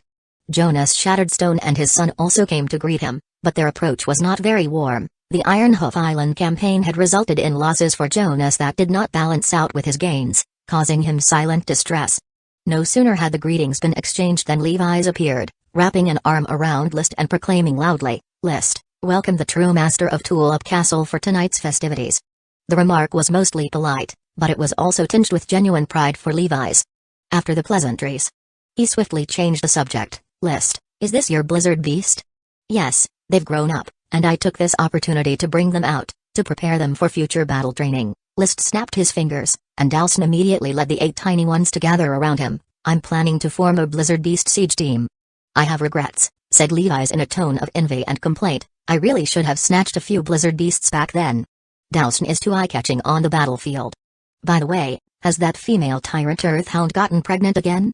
Don't forget, you promised me half of the next litter from the fierce Earth dogs." "I said I would share a few with you, but not half. Of course, as long as they can keep reproducing, I'd be more than happy to share them with the family. However, it's somewhat regrettable that the female tyrant Earthhound has not become pregnant." List expressed his disappointment genuinely. Reproductive isolation had broken his dream of building an army of blizzard beasts. Chapter 0410, Viscount Black Horse Island. "I vow to serve you unto death, my lord." In the Tulip Hall, where the knighthood ceremony had already begun, impassioned, exhilarating, trembling roars echoed. 5 Earth Knights who had accumulated enough military merits held the medals symbolizing the rank of honored knights, tears brimming hotly in their eyes. Generations of effort had finally borne fruit in their time, a glory bestowed upon them, a pride like no other. It brought to mind the days of old. The ancestors of the Tulip family, too, came from common stock, and even earlier forebears might have been serfs unknown to any nation. The great-great-grandfather, endowed with divine strength, returned alive from the battlefield and was made an honored knight, his title hereditary and indisputable. From there, step by step, the family grew and expanded to become the present-day Earl family. Being an honored knight was a new starting point for noble evolution. Although the road ahead was not without challenges, and they could fall in battle at any time, they now had a clear path to continue their father's cause, to pioneer and enterprising. The 5 new honored knights solemnly performed the standard knight's oath of allegiance to the Earl, who sat in the place of honor. The Earl serenely accepted their fealty. Then, the knighthood ceremony quickly moved into its true climax. The Earl's retainer knights, holding the metal civilization staff symbolizing power and the Viscount medal symbolizing glory, stepped into the hall and stood to the side. Another retainer knight held Lee William's sword. The Earl stood up from his seat. Taking 2 steps forward, he spoke in a deep voice, "My son, and my follower, List Tulip. I shall repay courage with honor, loyalty with love, and betrayal with vengeance. Let the knight's glory be witness." List stepped forward, knelt with both knees on the ground following the customary procedure, straightened his body, and calmly looked at the Earl, devoid of any joy or sorrow. The retainer knight holding the sword gave it to the Earl, who took it smoothly. Laying the blade of the long sword on List's left shoulder, he declared solemnly, "In light of your performance on the battlefield, your fearless charge and disregard for life and death, you have achieved magnificent glory and brought considerable military achievements to Coral Island." The blade lifted, shifting to the right shoulder. "Now, I, as Coral Island's Earl, name you my Viscount, the Lord of Black Horse Island, with all authority over Black Horse Island, to foster knights and ride for me." The sword was passed back to the retainer knight, and the Earl picked up the metal civilization staff that symbolized power, and solemnly handed it to List. List took the staff with both hands and planted it firmly on the ground. Clang! The metal struck the floor, emitting a dull sound. Using the staff to support himself, he stood up and bowed, performing the knight's oath of allegiance. "I shall manage Black Horse Island, foster knights, and ride for my lord." Lee William nodded slightly, picking up another medal shaped like a shield. About the size of an infant's palm, it was a brass medal with a muted yellow brass color. The front was engraved with patterns and designs that symbolized the Viscount, resembling a tulip upon closer inspection. The back was inscribed with Black Horse Island in 3 compact serpent scripts. The craftsmanship was far from exquisite, rather rough to the eye. But it was the noble proof of noble status. From now on, you shall walk the earth as a viscount. Commoners seeing you shall perform a kneeling salute, your peers shall address you by your title. And I, your lordly Wheelie M. Tulip, shall affectionately call you by your name. List Tulip. The Earl placed the Viscount medal on the front of his chest. At once, the nobles gathered in the hall cried out in unison, Viscount List. Followed by the knights without titles, who bowed reverently and called out, Viscount, my lord. Adorned with the Viscount medal and holding the medal civilization staff, List turned around. Scanning the room with an air of confidence, he affirmed that he had become the 4th Viscount on Coral Island and the 3rd to receive a titled fief. Thus, the brief yet thrilling ceremony concluded, the due honor had been received. Next came the celebration banquet. List, I am proud of you, the Earl approached him, raising his glass. I hope that in the times to come, you manage Black Horse Island well, achieve greater glory, and make the Tulip family known throughout the world because of your name. Father, I will constantly remind myself to tirelessly strive for glory. Levi's also approached with a glass in hand. I hope we brothers continue to fight side by side, striving together for the glory of the Tulip family. Of course. Following that, his advisor Galtai came over beaming with joy, lifting his glass high, to my lord, the glory of the Tulip family, the ruler of Black Horse Island. List, I offer the most loyal respects. Marcus and the others hurried over, toasting to List. Drinking heartily from the fresh flower brew, tonight List decided to open his arms wide, turning away no one. I stand with all of you. I am proud of you, my boy. Lady Penelope embraced him and offered her grandmotherly blessing as List prepared to depart at dawn. Thank you, grandmother. Livira also gave him a hug. Well done, my dear brother, you always bring us surprises. Lady Maria and Lidon also came to bid farewell, at least outwardly very enthusiastic, and he responded with a warm smile. Then, he listened to his instructions in the Earl's satisfied smile. When the envoy from the court comes to measure Black Horse Island, I will have advisor Jacob accompany him. This is your land, from now on, manage it well. If there are difficulties, ask the family for help. I will, father. Get Black Horse Island in good order soon, and your castle too. I'd like to have a room there. Grandmother, you, Lady Marie, Levi's, Livira, Lidon, will all have a room in my castle, and are always welcome to visit Black Horse Island. The Earl patted List's shoulder, looking up at his son who was even taller than himself, his smile clear. Go on then, I know you're eager for the matters of Black Horse Island. List nodded, mounted the landwalker bird Loki, and prepared to set off. Just then Lady Penelope called out, Oh, lad, wait a moment, I have one more potted plant to give to you. A young knight favored by knightly honor, it might bring you good luck. As she spoke, her personal maid struggled to bring over a potted plant nearly half a person tall. On the tree hung several purple-red, oval-shaped fruits. List was rather helpless about his grandmother's habit of gifting potted plants, as not every potted plant could nurture an elf bug. Nevertheless, he smiled and had the retainer knights move the potted plant onto the carriage. Then the procession set off, truly walking the land of Coral Island with the stature of Viscount Black Horse Island. Now in the entire Coral City, there was no one who did not know the new Viscount had been granted his title. List's name was no longer passed around as the second son of the Tulip family, but as Viscount Black Horse Island. The landwalker bird was very steady beneath him, he could summon the smoke mission at will. The smoke curled up, forming a long section of serpent script. At first glance, it seemed as if the mission was not yet complete, but upon closer inspection, List found that the mission had indeed been completed. It was just that the rewards were astoundingly generous.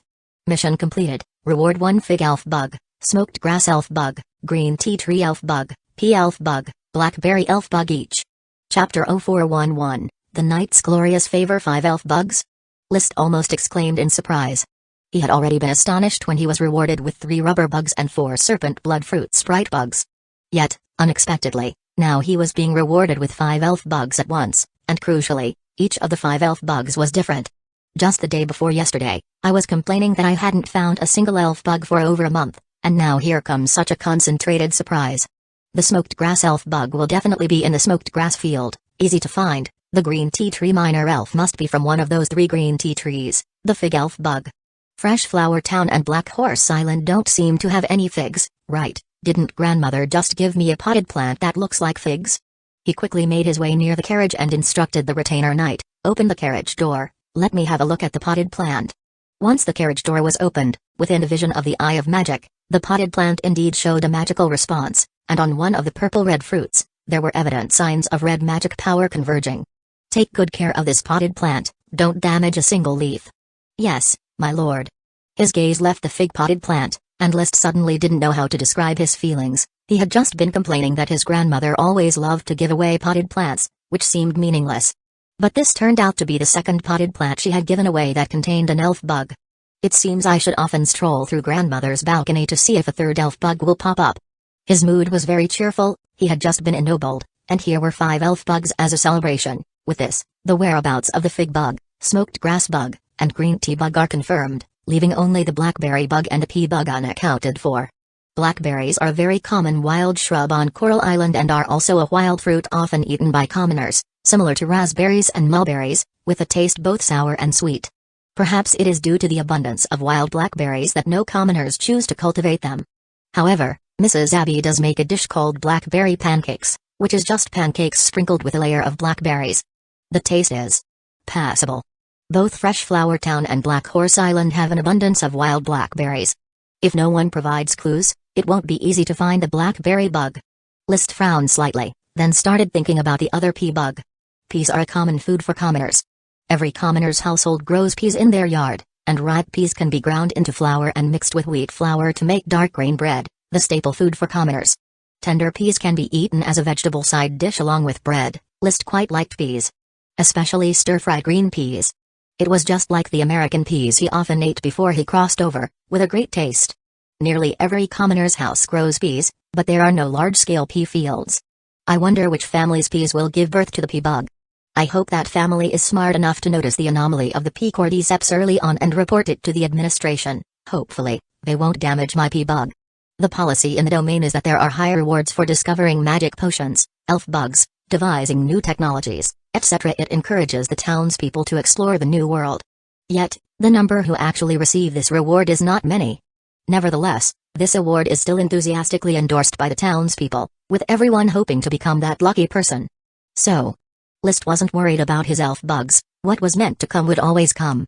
He admired the scenery along the road, which seemed exceptionally beautiful today no matter how he looked at it. Perhaps only the poetry of Meng Zhao could describe his current mood. The spring wind puffs my cloak as I ride proudly, and in one day I have seen all the flowers of Qing'an. He couldn't help but run his hand over the Viscount medal hanging on his chest before taking it off. The time for ostentation had passed, and now it was better to be more composed. There was no need to continue wearing such a redundant decoration like the Viscount medal. Made of brass, I wonder how many copper coins it could be turned into, List thought. The material of the medals was different according to the ranking of nobility. It was said that when the king conferred the title of duke, the medal awarded was made from magic metal fine gold, marquis medals were crafted from gold, earl medals from silver, viscount medals from brass, and baron medals from fine steel. As for the honored knight medals, they were made from refined iron. These medals were only used once during the investiture ceremony or worn at high-level banquets. They were seldom taken out on ordinary days and not used as tokens of identity. In List's castle, there was also a fine steel Fresh Flower Town Baron medal that he had never worn. He handed the medal over to a retainer knight for safekeeping. List continued to review the smoke mission, and a new mission had been posted. Mission: as the new Viscount Lord with an independent island as your fiefdom, what you need next is a castle befitting your status that has a name. Please choose a suitable construction site for the castle. Reward: Advanced Chi Manual. When he first saw the reward for the mission, his eyes immediately blazed with excitement, feeling wrapped in knightly glory. But after cooling down and thinking, he couldn't help but laugh at himself. He understood where this mission reward came from. In the Battle of Ironhoof Island, when looting spoils of war, he found the Advanced Chi Manual Thousand Thunderstrike Sky Flash in Celery Fort. Accordingly, he asked the Earl to use this manual in a trade, exchanging it for an advanced manual suitable for fire attribute Chi. The Earl would naturally not refuse a request from his son, and besides, the family indeed had no knights capable of thunder attribute Chi. Although I know that smoke missions don't fabricate rewards out of thin air, still. This kind of reward, which I could have obtained without the mission, is indeed a bit awkward. Like the cultivation of elf bugs, he very much needed the hints from the smoke mission to stir the strings of fate. In the current situation, there was absolutely no need for the smoke mission to interfere, but since the smoke mission had intervened, List found it rather helpless. He now had two choices: wait for the Advanced Chi Manual to arrive in his hands, which would change the mission and trigger the release of a new one, or complete the current mission.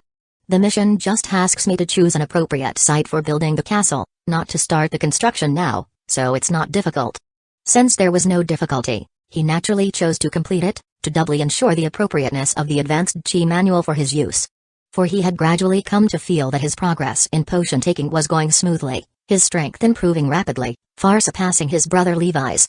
He had compared the total amount of chi between himself and Levi's and discovered his own chi had clearly surpassed that of Levi's. Levi's had been taking potions for several years, whereas List had not yet reached 1 year. In 1 year of potion taking, I've already surpassed Levi's. I fear that in another year or two, I could really advance to Sky Knight before the age of 20.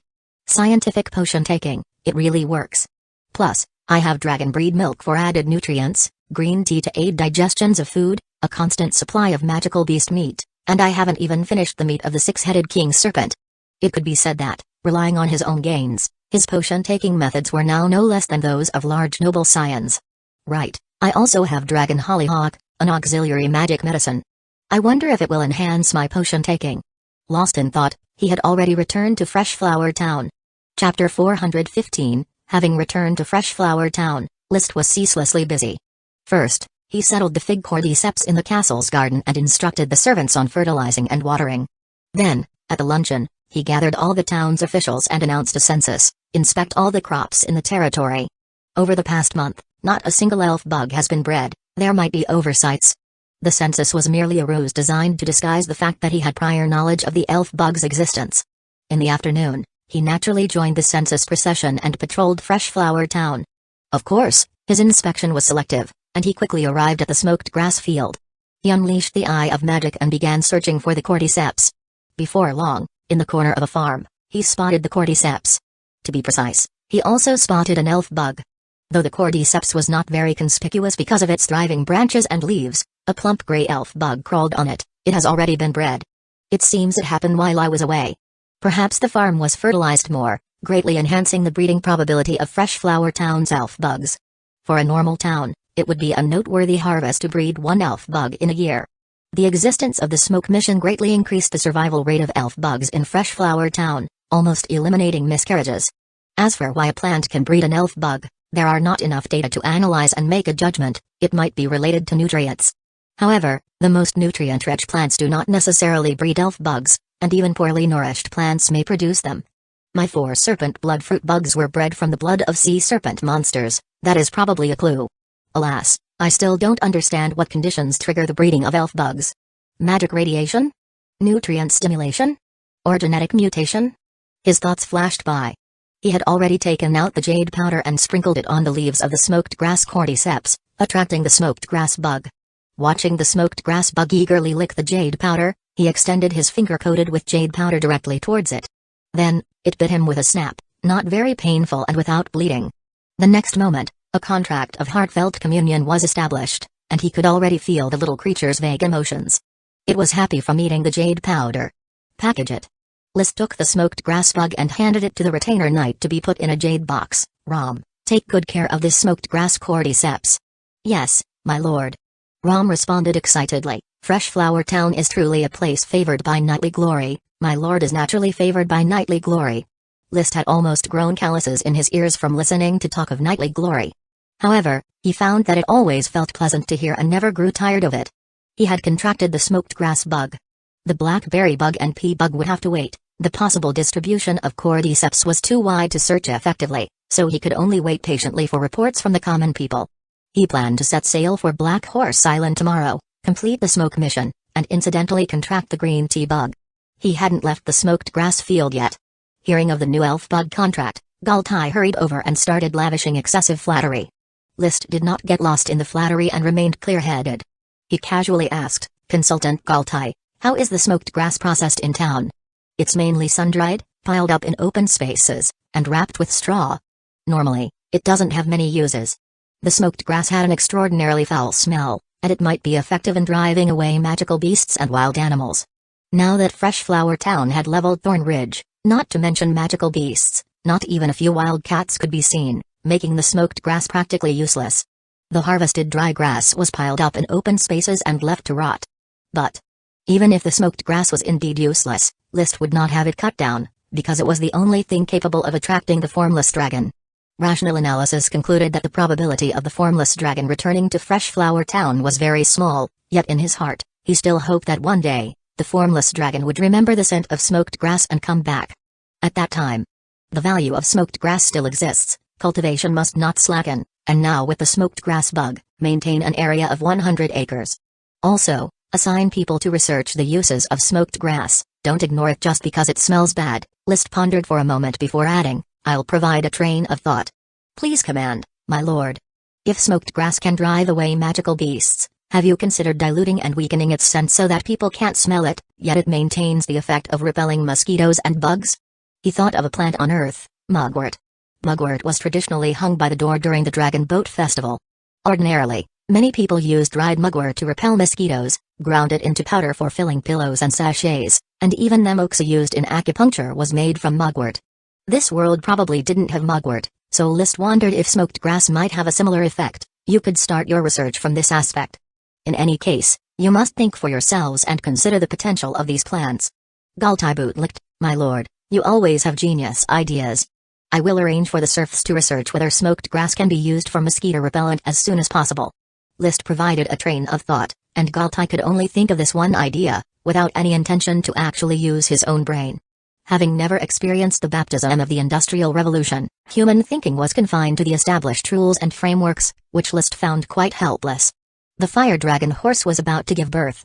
One-eyed Barton, who had already lost a leg, was very anxious. He left his sickbed, leaning on a crutch, to personally attend to the birthing of the fire dragon horse. After inspecting Fresh Flower Town for a round, List visited his old friend, the fire dragon horse, in the evening. For his predecessor, the horse held profound feelings. It was his birthday gift, the vessel of his knighthood dreams, and even carried the complex emotions akin to those between a father and son. List, the transmigrator, was also very fond of this gentle mare. However, ever since taming the Lee Dragon horse, the fire dragon horse made fewer and fewer appearances, gradually becoming merely a breeding tool.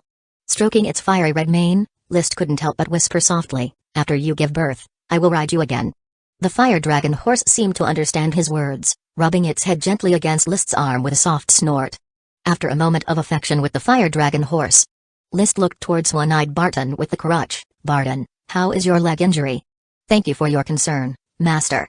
Although Barton's leg is crippled, my body has pulled through. I hope the master won't despise me. Barton can still raise horses and drive for the master. Of course, you can continue to raise horses for me. After some time, I will build a castle on Black Horse Island. Then, you will have even more horses to rear, and it might be very hard work. I don't fear hard work, master. Please rest assured, Barton will surely raise the castle's horses strong and healthy. One-eyed Barton said excitedly. For him, staying to work in the castle was the best possible outcome. Everyone envied working at the castle. Of course, it would be better if that group of blizzard beasts stayed away. Thinking of those crazy big dogs, Barton felt a throbbing pain in his calf, the spot where it was pierced by a rock spike released by a frenzied blizzard beast. Take good care of your injury. Leave the heavy and tiring work to the 5 male servants being trained in horse rearing. Whether driven by a sense of compensation or valuing Barton's talent in horse rearing, List was going to continue employing one-eyed Barton. He was someone who valued loyalty. As long as the servants did not make mistakes, he had no intention of dismissing anyone. Chapter 413, Nami's Apple. Having entrusted the production of the fire dragon horses to one-eyed Barton, List returned to the castle. Before dinner, he squeezed in some time to play the piano again. The impulse of a piano king had probably faded, but he still enjoyed playing the piano very much. Listening to the music, he purified his soul. At the banquet, his followers got wildly drunk to celebrate his successful ennoblement of Black Horse Island. I really wish I could be carefree like them. List envied them, who could eat and drink without worrying about the future. He felt somewhat depressed because before the meal began, the finance officer Blair reported to him, My lord, the 4,260 gold coins you requested to be raised, considering Fresh Flower Town and Black Horse Island's finances, even moving all the business funds and tax revenues, we've only managed to gather 1,350 gold coins. How long would we have to mortgage the future earnings of Fresh Flower Brew to extract enough gold coins from Tulip Castle? I've calculated it, considering the current production scale and market sales of Fresh Flower Brew, which have only partially spread to Coral Island and Red Crab Island, while still in negotiation with Golden Island, the monthly profits are around 600 gold coins. It would take about 6 months of mortgaging to withdraw enough gold coins. Then let's mortgage it. But my lord, if we mortgage the future income of Fresh Flower Brew, the territory's construction will immediately fall into difficulty in this half-year. We don't have sufficient funds to support the construction of Black Horse Island, and relying solely on the income from Fresh Flower Soap, the carpentry workshop, and Black Tulip, we cannot sustain it, Blair said helplessly. Fresh Flower Town was simply too thinly capitalized, and List's eagerness for rapid development meant that the capital chain was always on the brink of collapse. Don't worry, let's first mortgage the income from Fresh Flower Brew. I'll figure out a way for the remaining gold coins, List reassured him, but his heart bled. He knew that he had to sell off personal assets again. So, while his followers drank merrily, he couldn't bring himself to join in. He didn't want to and didn't like drinking. Holding a glass of iced juice, he sipped it slowly, his thoughts occupied with how to make money. Fresh Flower Town is so rich in resources, with a bunch of elves enhancing production, but it still can't keep up with my consumption. The most profitable magic potion is just enough for my own use. It's difficult to support an elite Earth Knight addicted to magic potions. In this world, as long as one was well-fed and not of too poor aptitude, one could generally train to become an Earth Knight.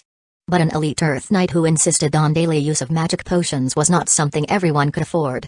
Black Horse Island was not yet developed, so List's revenue all came from Fresh Flower Town. It was only with the help of the Smoke Mission and the development of products like Fresh Flower Brew and Fresh Flower Soap that a small town could support his continuous magic potion consumption. Gold coins were the greatest obstacle to a knight's progress. Maybe sell the rubber. Black Horse Island hasn't been fully developed, and doesn't use much rubber. Such a fine product, Tulip Castle should need it, and it could fetch a good price. Following magic potions and ironwood, the most important agricultural output of the territory was the versatile rubber. Certainly, the milk of the dragon breed cows was also an important output, but it was not suitable for publicity and best used for internal supply. In fact, he could also sell the stored mithril, jade and crystal, but these were consumable resources, easy to sell but hard to acquire, and he was reluctant to sell them again. That settles it, sell the rubber. After the banquet, he made a trip to the Seaview Villa. These past few days, Ak had hardly gone swimming. Instead, he was earnestly reviewing notes and studying magic, almost immersed in it. It made List feel a hint of neglect. Brother, Ak feels close. Very soon I'll be able to grasp the key information and make a breakthrough to become a grand magician. To help brother navigate the seas. Thankfully, she was just too engrossed in her magic studies and not really neglecting List. Hard work is a given, but don't stay up too late. Relaxing more can make your brain clearer and more effective than burying yourself in magic books all day. Ak understands. Even so, her eyes still couldn't leave the magic books. List didn't disturb her any further and began to play with Nami. The mangrove miner elf hadn't fed the ducklings on Mangrove Island today but had followed Ak to stay at the Seaview Villa.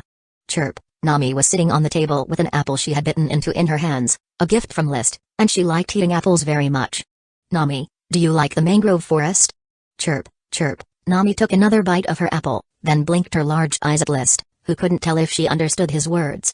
Based on the living habits of the mangrove forest, I plan to plant mangrove forests by the seaside in Fresh Flower Town and Black Horse Island to create a habitat for green caterpillars and green-headed ducks. He was ostensibly talking to Nami, but he was actually pondering to himself, green caterpillars cannot be bred in ordinary forests. Green-headed ducks might be kept in cages, but to breed them properly, they can't do without green caterpillars. The green caterpillars of Mangrove Island definitely couldn't support the large-scale breeding of green-headed ducks. Chirp. Nami glanced at List, then looked down at the large apple in her hands, and then, somewhat reluctantly, offered the big apple to List. Chirp. Haha, I won't eat it, you eat. List pushed the apple back, then stroked the small green leaf and little red flower on Nami's head. The emerald Nami was exceptionally pleasing to the eye. Originally, her main use apart from looking good was that the mangrove could produce a kind of fruit that tasted faintly sour and sweet, not particularly delicious, and its use was unclear. However, as the food chain relationship between the green caterpillars and green-headed ducks was established, the use of the mangrove forest began to emerge. The mangrove forest couldn't do without Nami's mangrove cordyceps, not to mention Nami also reared ducklings. After playing for a while, List left the Seaview Villa. The next morning, he took the Fresh Flower vessel to Black Horse Island, which now basically traveled back and forth between Black Horse Island and Fresh Flower Town every day. Captain Coster was both transporting goods and using the voyages to train his crew. Once Black Horse Island entered a rapid development phase, List would have to assemble a flotilla to serve his own territory. Teacher Marcus, Isaiah, what do you think of this land for building a castle? I hope to build a waterfront castle, half submerged in the water and half standing by the shore, Standing on the rocky shore to the east of the port town, List asked his followers for their opinions. The castle is closely linked with the city, my lord. Have you decided to build the port town into a port city? The size of Black Horse Island is too small, a port city is very necessary. Other than the current Black Horse port, there is only one more harbor suitable for construction in the northwest, List said. In terms of shipping routes and distance, building a city at the port town is most suitable. Then I have no objections to the castle being built in this current location. However, my lord, perhaps we could build the castle entirely on shore to prevent attacks from marine creatures. No. List said emphatically, I love a seaside castle. Chapter 0414 Brad's Work Dilemma. List planned to build a modern castle. With rubber and ironwood, many plans could be realized. Of course, there was no money to build a castle now, and he would have to live in a cash-strapped situation for a few days. This did not hinder him from planning the location of the castle's construction, as well as its footprint, floor height, and other requirements. An attached castle was generally the tallest building in a city. Fresh Flower Town's nameless castle only had 2 floors, most unnamed castles stood between 2 and 3 floors in height. Named castles were mostly 4 floors high, and many viscounts and earls would build 4-story castles. Beyond the 4-story main body, there might be an even taller spire for vigilance and defense. Tulip Castle was a 4-story castle, but it looked particularly majestic as it was built according to the mountain terrain. Nobles generally chose steep and rugged terrains for their castles, easy to defend and hard to attack. The most magnificent castle List had ever seen was Longtaro Castle, which seemed to merge with the mountain range, a miracle of rock masonry 5 stories high. In the future, this rocky beach will be the site for the castle's construction. To the east and north, the castle's ancillary buildings will be constructed in succession. To the south, a stone road connecting to the port city will be built. And the planning of the port city, I hope, can be between that of a large city and a small one, he said. By the way, List also outlined his thoughts for his new city. Typically, a landlord's city construction would develop organically, gradually accumulating population and slowly expanding in size. This led to cities appearing chaotic and filthy, with sewage and excrement flowing everywhere. List did not wish his city to become another so-called excrement city. Sewers, toilets, and septic tanks were essential facilities he required for building a new city and town. Separating the commercial district, workshop area, and residential zone was another principle he advocated for city planning, as only such a city could be called the light of civilization. Nighttime. List called forth the smoke mission. The location for the new castle has now been decided. This place is definitely the right one. Fate's threads moved, smoke twisted into trails like little snakes, forming a message in serpent script. Complete the mission. Reward, Advanced G Manual Rising Sun Blaze. The Advanced G Manual had arrived. It was probably being stored at Tulip Castle now. He immediately turned his attention to the new mission. Mission: Crystal Craftsman Brad is unemployed, and all the volcanic glass stocked in the town has been carved into vessels, leaving his crystal workshop completely idle. As a landlord, it is your responsibility to solve his employment issue. Reward: Mutated Variety Corngrass. Mutated Variety Corngrass? Corngrass was currently being cultivated as fodder on a large scale, covering an area of 300 acres. Frequently harvested, it provided nutrition for the black blood treasure horses and dragon breed cows. List thought to himself, could the mutated variety of corngrass develop towards a magic potion? Or reward? Corn? Corngrass is not corn. According to Earth's taxonomic classification, corn was domesticated from wild corngrass millennia ago by humans, and only in modern times has it turned into the grain corn with the big ears. This suggests that there is some connection between corngrass and corn ears, and in this world full of magic power, it is not impossible for corngrass to mutate into corn.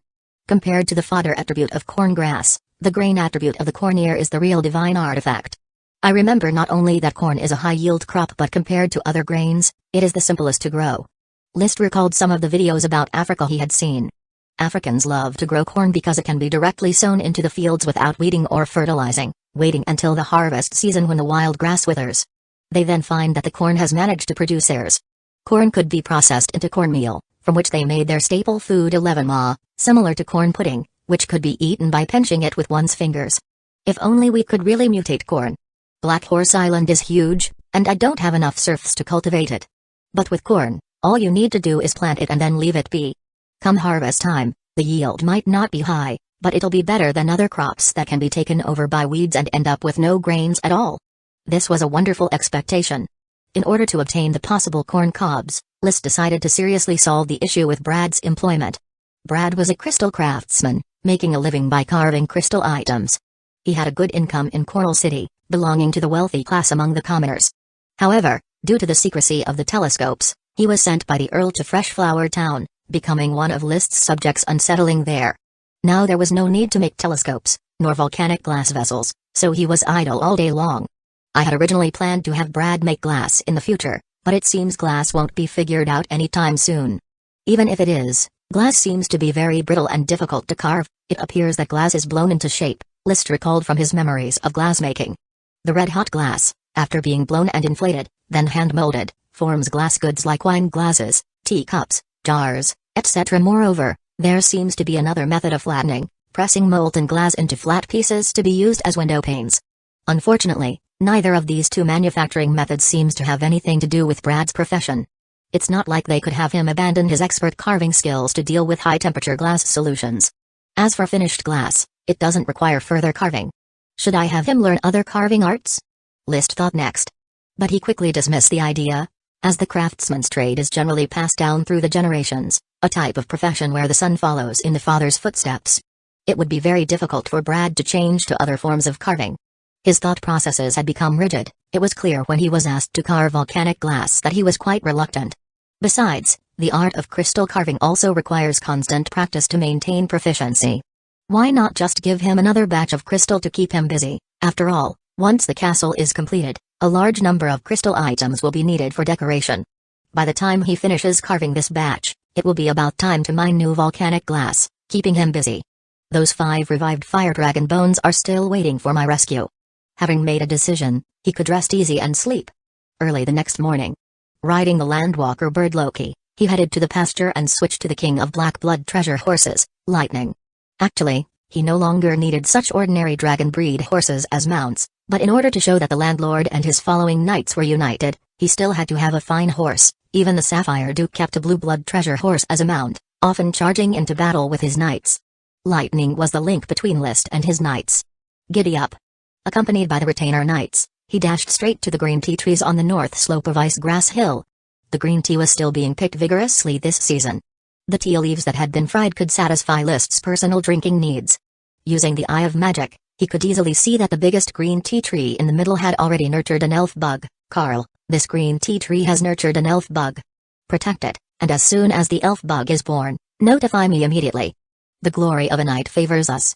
Carl Ironhammer responded with excitement. Please rest assured, my lord, I will protect the green tea tree cordyceps carefully and prevent the elf bug from any harm. Chapter 0415 The trafficker Elkerson returning from Black Horse Island. Good news kept coming. First, a civilian family discovered their peas growing bigger and bigger and reported it to the authorities. List later confirmed the presence of pea bugs within them. Then a patrol member found a blackberry bush with unusually large blackberries in the wild, which List also confirmed as cordyceps.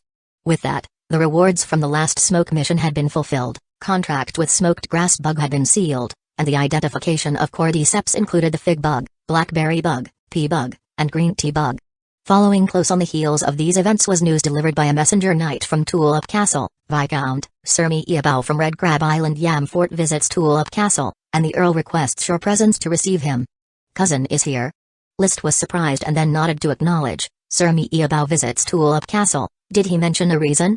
I'm not sure, Viscount. Alright, go rest and have a glass of juice. Thank you, Viscount. By evening, List had not immediately headed to Tulip Castle. He planned to go the next day. As for the reason Miabao came by, List did not speculate since he would find out tomorrow.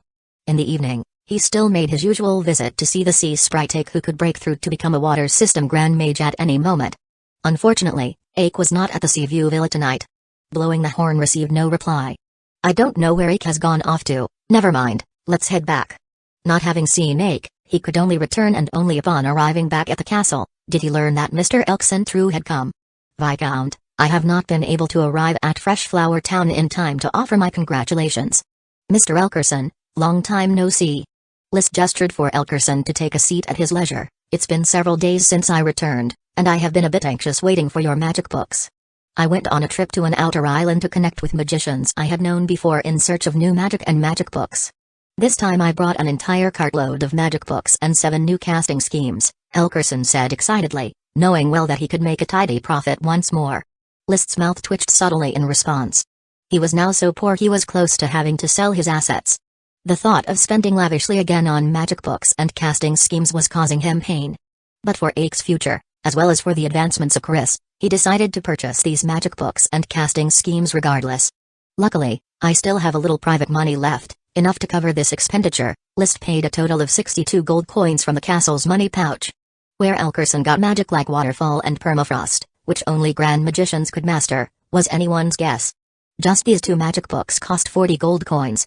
Waterfall was suitable for the future water system Grand Mage Ake to practice, and permafrost was suitable for Chris, who was proficient in ice system magic. Once the transaction was complete, Elkerson did not immediately take his leave. Instead, he looked mysteriously around, ensuring the servants had departed before saying, "Viscount, have you ever heard of the Dragon Soul Soldier?" "Dragon Soul Soldier?" List shook his head. He had never heard of such a thing. Mr. Elkerson explained, "Legends say dragon souls reside within their teeth, which is why dragon-tooth soldiers wield some of the finest divine weapons. However, they aren't considered the best weapons. Another legend speaks of extracting a dragon's soul and infusing it into a special blade to create a dragon soul soldier, the ultimate weapon. Is there such a claim?" "I've heard it mentioned," Mr. Elkerson said with a smile. "Viscount, I was chatting with a few magician friends on the Outer Islands during the Ironhoof Island battle, so I know very little. Could you enlighten me with some details? Then I'll summarize and share some information I have with you." On trading information, Lee C.T. nodded. "What details do you wish to know?" "The battle between the Grand Duke and the Marquis of the Bull." "It was no secret," Lee C.T. remarked. "The Marquis of the Bull became a powerful lich, shrouded in blue flame, standing 2 or 3 times taller than an average person, wielding a big sword that oozed blue fire. He was strong, fought off a group of Sky Knights, slayed several, and fled Juniper Castle. Unfortunately, he encountered the Grand Duke riding a dragon, got slapped back, something pulled out from his chest, and was then taken away." Mr. Elkerson realized, so the plan was half a success. "What plan?" "Have you, Viscount, heard of the Goat Assembly?" "I've heard of the Goat Assembly." "The Marquis of the Bull, along with the evil magicians from the Assembly, executed a dragon-slaying plot, but ultimately failed and fled." Lee C.T. glanced at Elkerson, curious to see his expression when evil magician was mentioned. To his disappointment, Elkerson seemed unperturbed by the label. "The news I received indicated that the Goat Assembly collaborated with the Marquis of the Bull with the aim of creating a dragon soul soldier. The Marquis needed the power of the Sapphire Dragon to transform into a lich, while the Assembly sought to steal the Sapphire Dragon soul." "From your magician friends?" "Yes, those magicians often organize exchanges, trading spellcasting materials, and such events tend to reveal some information. I was there to buy magic books and spell plans, and accidentally overheard this news, thinking it might be useful to you, Viscount." Regardless of the veracity of this information, Lee C.T. was rather appreciative of Elkerson's conduct. "The news isn't very useful. Both the Marquis of the Bull and the Goat Assembly have been destroyed, and the Grand Duke's dragon is unharmed. However, living in the countryside does lead to outdated information. In the future, as you seek out magic books and spell plans, keep an ear out for any valuable news for me." He then added, "I will compensate you accordingly, based on the value of the information. I would be pleased to serve you, Viscount." Elkerson's eyes narrowed into a happy smile. He had fallen from a magician who revered truth to a merchant solely focused on money. "By the way, Mr. Elkerson, tell me more about the Dragon Soul Soldier." "Honestly, I don't know much. My colleagues always act so mysteriously, telling half-truths, or adding their assumptions to the little they know. They believe the Grand Duke's dragon had its soul extracted, and the magicians from the Goat Assembly have already taken the dragon's soul to create a Dragon Soul Soldier. As for what it looks like, nobody knows.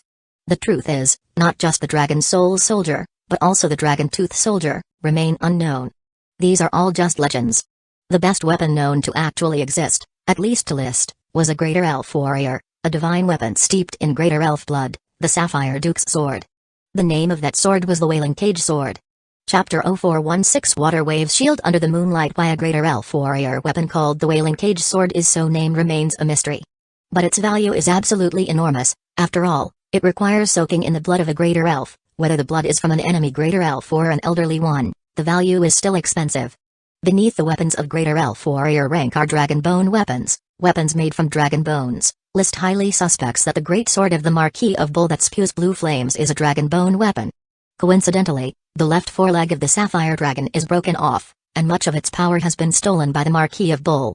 The clues match. Further down are little elf soldier weapons, followed by gemstone weapons, followed by magic equipment. The value of magic equipment varies, depending on the value of the materials used to craft it. If it is made from materials of advanced magical beasts or even super magical beasts, its value can certainly be on par with dragon bone weapons. Above the greater elf warrior weapons, the most likely weapons to exist are the dragon tooth soldier weapons and dragon elf weapons, and now there is also the dragon soul soldier weaponry informed by Elkerson. Perhaps in the future, even Elf King's weapons may appear and become legendary, List thought to himself. The Elf King is evolved from a dragon elf, and though only existing in legend, no one knows its appearance, abilities, or value. But it might become reality, as long as there's a possibility of existence, there's the possibility it could be slain, bled, and its blood used to soak weapons.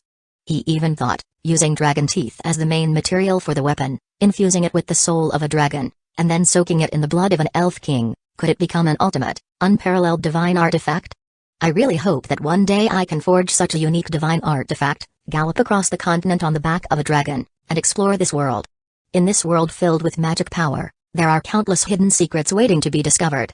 Of course, List is still very weak at present, and his range is limited to a few islands, so he must proceed step by step, very steadily. One day, the dream will be realized. Under the illumination of the crystal lamps, the study was bright. List flipped open the covers of magic books one by one, and if opening 100 book covers could earn him the bronze achievement cover sliding maniac, he probably had become a gold level cover sliding maniac. No. No. No. Well, I didn't find any secret techniques in this batch of magic books, I can sleep easy now.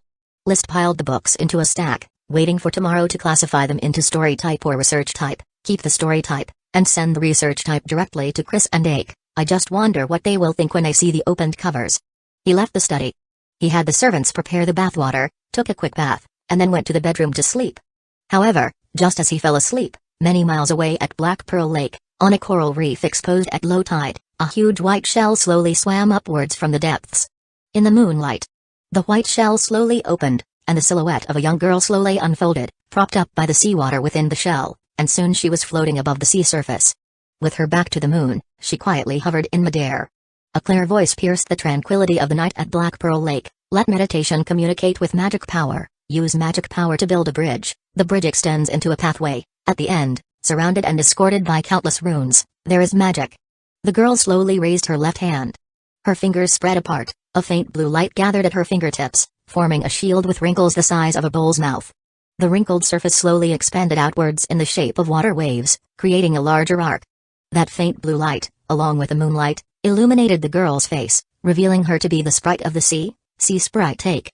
At that moment, Ake's face was full of devotion, her gaze was especially firm and serious, and traces of sweat were seeping from her forehead, showing she was exerting great effort. Let the magic power boil inside the body, let the runes constrain them into a magic array. Magic is born within the magic array. Ake will definitely succeed. The sea nymph bit down on her teeth and tried hard to release the magic. Brother is so looking forward to Ake becoming a water system grand magician. Ake absolutely cannot disappoint brother. In the name of Akerloid's truth, water magic, water waves shield, come forth. Whoosh. The seawater around the seashells trembled, splashing countless waves. Accompanied by Ake's final crisp shout, the arc-shaped water wave light in front of her abruptly expanded, bending and extending left and right, finally closing up to form an egg-shaped sphere of light, enveloping Ake within. Ah! Ake exclaimed in surprise, then unable to contain her joy. Ake has done it, the water wave shield that only a grand magician can master. Ake finally overcame the cognitive barriers of a magician, completed a deep understanding of the magic array, and advanced to become a water system grand magician.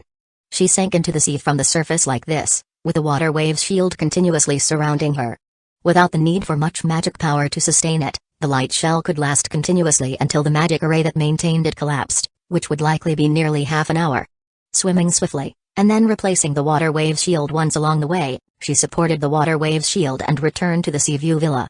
Wanting to share the good news with List, but looking at the pitch-black night sky, she suddenly thought, now it was the middle of the night, alas, I can't share the joy with my brother, how annoying. The next morning, early on, after List walked the dog, Brad was already waiting in the castle. Lord Landlord, do you have any orders for me? I hear you've been idle recently. I just happened to have a task for you. I need a set of exquisitely carved crystal tableware, to reflect the prestige of a viscount. I will have Mr. Carter take out the crystal tableware from the castle for your reference. You must carve this new set of tableware to perfection. Yes, Lord Landlord. Although he had complaints in his heart, Brad still respectfully accepted his new task in front of List. The problem that troubled Brad was thus easily resolved. This set of crystal tableware would take him nearly a month to carve, and after a month when volcanic glass began to be mined, his work would be even busier. Having sent Brad away, Liz directly called out the smoke mission. Complete the mission. Reward: mutated variety corn grass. Mutated grain variety. Has it really become corn cobs? List expressed his surprise and then instructed a servant to pass the message to the administrative officer Isaiah in the town hall to halt the harvesting of corn grass. He would go to Tulip Castle to meet with Mi'Yabao himself upon their arrival and would personally find the corn cobs to arrange for cultivation, to provide a new food source for the territory. At this moment, he looked at the next smoke mission. As a landlord, one only needs to manage one's own majesty well, but to achieve leapfrog development, one cannot avoid hard work. Please carefully consider the positioning of Fresh Flower Town, and make an industrial transfer plan.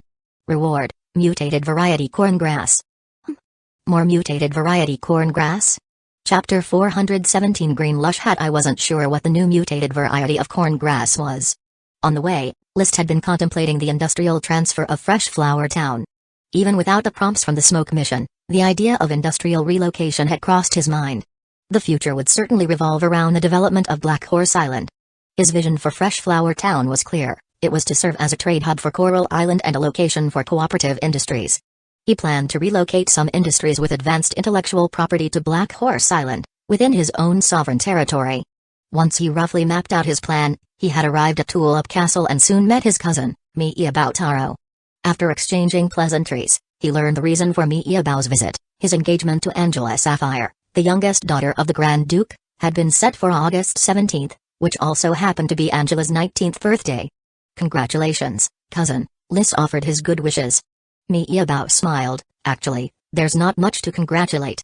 After shedding singlehood, longing for the life I have now will not be easy. Indeed, especially since the other party is the little princess. Now that I'm engaged, your brother Levi's also engaged to Marquis Roderick's daughter, it leaves only Vera and you. Now that you've become a Viscount, it's time to consider a Viscountess. Mi'Yabao's matchmaking tendencies were still not subdued, even after arriving at Tulip Castle and taking such concerns to heart. I'm not in a hurry, time is on my side, List interrupted promptly. He genuinely had no thoughts of marriage or children at present. He planned to wait until he was at least 25 or 26 before considering such matters. True, you are in the ascendant phase of knighthood's glory, and your future looks very bright. Do you know what grandfather said about you three, father, and sons? Oh, what did grandfather say? Grandfather said uncle could become the new marquis in the Grand Duchy. Mi'Yabao glanced around, making sure no one was eavesdropping. He said Levi's could barely hold on to his achievements, but you might become the new glory of the Grand Duchy's younger generation if your strength can improve faster. I only advanced to Earth Knight after becoming an adult. Although I've now become an elite Earth Knight, does grandfather really think so highly of me? List felt curious. His performance was extraordinary, but it still paled in comparison to real geniuses. After all, those geniuses became Earth Knights before reaching adulthood.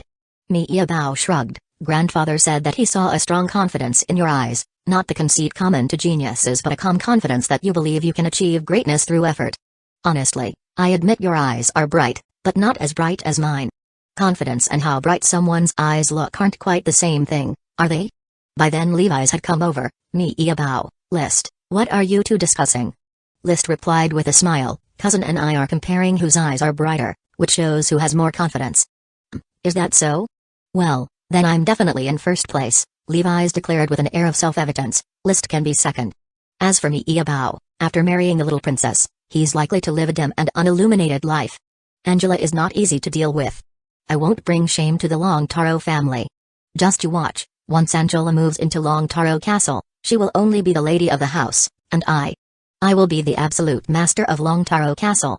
Regarding this, List harbored doubts in his heart. He wasn't the kind to maliciously speculate about others' characters, but Angela Sapphire's reputation was truly poor. Looking at Mi'Yabao, who was still caught in the joy of his impending marriage to the princess, he silently prayed, I hope cousin Mi'Yabao's hat doesn't turn green. Mi'Yabao had no plans to stay long in Tulip Castle, as many nobles still awaited his personal invitations. Therefore, on the next day, July 25th, he left Coral Island. Angela is very sociable, she keeps in touch with many daughters of the great nobles. Don't worry, I will keep an eye out for you and strive to introduce you to a suitable noble lady to help you manage the castle, he said before leaving, still not forgetting to continue playing the role of matchmaker. Thank you. List said thanks, but inwardly he was speechless. Dare he marry a noble lady introduced by Angela? Birds of a feather flocked together. Given Angela's open lifestyle, it was hard to believe that the noble ladies who socialized with her were very conservative. After seeing off Mi'ia, List soon received his reward for the smoke mission. The previous reward had been the Advanced Chi Manual Rising Sun Blaze. This Advanced Chi Manual was, in fact, brought over by Mi'ia. The Earl's so-called trade of manuscripts meant trading with Long Taro Castle. Don't set your sights too high, List. Keep this Advanced Chi Manual safe, and in a few years when you've advanced to a Sky Knight, then study it. At this stage, what you need is to earnestly consolidate your foundations. Right, I've been meaning to ask, when did you advance to an elite Earth Knight? The Earl queried in the study, speaking to List alone.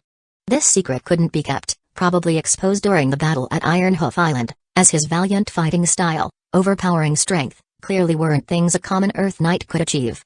About a few months ago, List replied humbly, after exterminating the forces at Thorn Ridge, I gained a large amount of magical beast meat, enough for me to engage in chi cultivation. Moreover, I feel like my talent has begun to unfold, and perhaps I can make a push to surpass everyone and become the first Sky Knight. The Earl's mouth hung open. It took a moment before he said, your talent is indeed different from ordinary people. 17-year-old elite Earth Knight, a year earlier than your brother, maybe you really do have a chance to be the first to advance to a Sky Knight.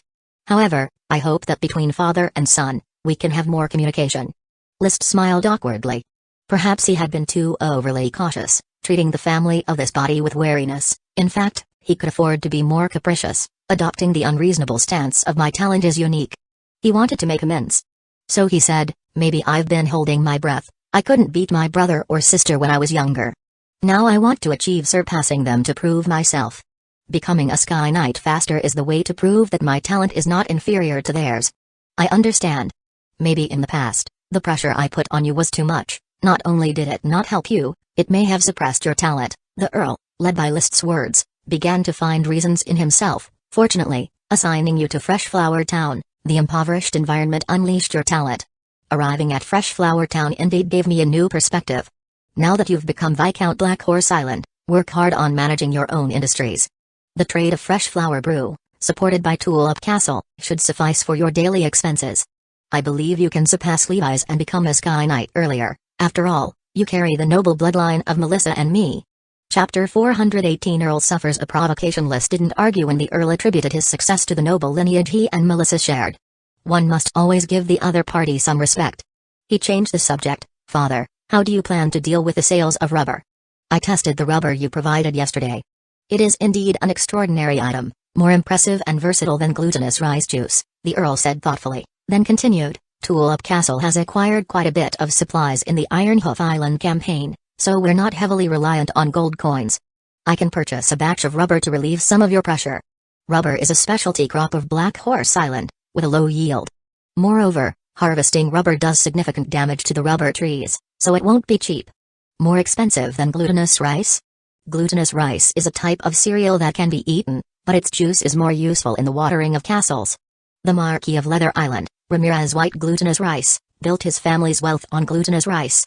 I think it would certainly be more expensive than glutinous rice, because rubber can also be used for building. The quality of construction is no worse than that of glutinous rice juice, and in terms of speed, hardness, and adhesiveness, it is even slightly superior.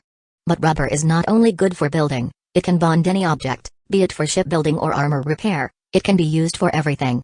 This kind of treasure, if he weren't in dire need of money, List would never want to part with it. The Earl looked at List and asked with puzzlement, just how many treasures are you hiding on your Black Horse Island?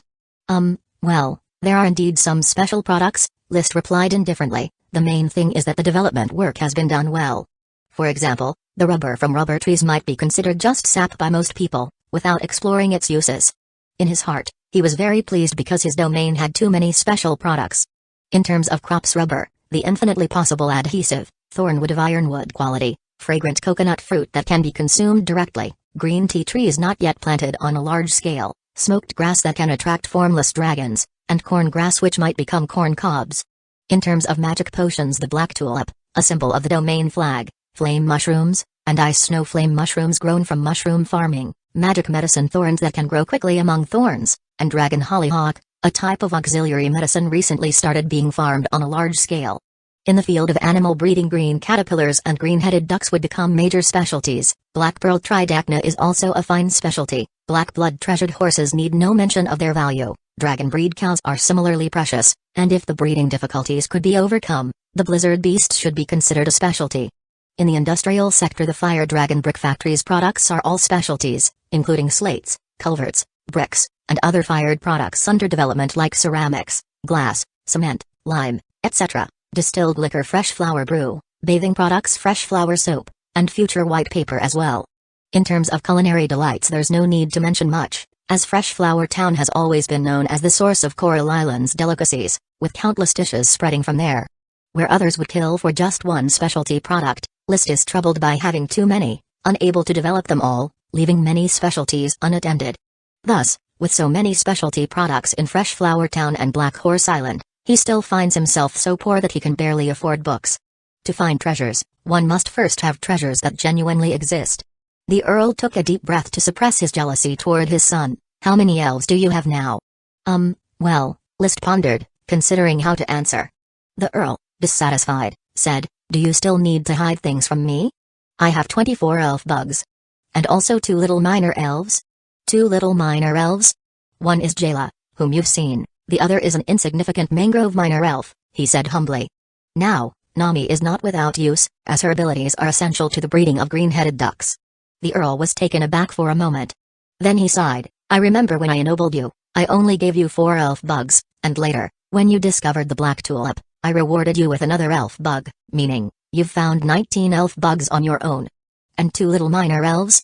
The origins of the elf bugs are somewhat complicated. 2 elf bugs were born from the potted plants my grandmother gave me. I contracted a barley bug outside the nameless castle in Main City. Father, you remember the 6-headed king serpent, don't you? Following the records in a magic book, I cultivated 4 serpent blood fruit bugs with its blood. List calculated, leaving those aside, the number of elf bugs born in the domain is not many, only 13. And Jayla was an evolution of the thorn bug you gave me. Which is to say, the number of elves that were born within the Fresh Flower Town and Black Horse Island itself is 13 elf bugs and 1 little minor elf. 13, and you still think that's few? Since I took over Coral Island, in 20 years of cultivation, a total of just over 200 elf bugs have been born, only about 10 a year. The Earl tried to keep his emotions steady. The key is, I have never discovered any wild little minor elves. List wanted to say something to lighten the mood. But the Earl interrupted him directly. I used to think Knight's Glory was just a slogan to inspire people, but now I believe it truly exists, and it clearly favors you. Go back, do not let down the Knight's Glory that has been bestowed upon you. I look forward to your future. He quickly sent List away without even intending to discuss the pricing of rubber. When the door closed, the study fell silent. The Earl leaned fully into the chair and his gaze slowly drifted to a space and time unknown, whispering, Melissa, the son you were most worried about has grown strong enough to take flight at any moment. It's just that this boy is too cunning. Marquis Merlin wrote to me telling me that he was already promoted to Elite Earth Knight last year. The voice faded into obscurity.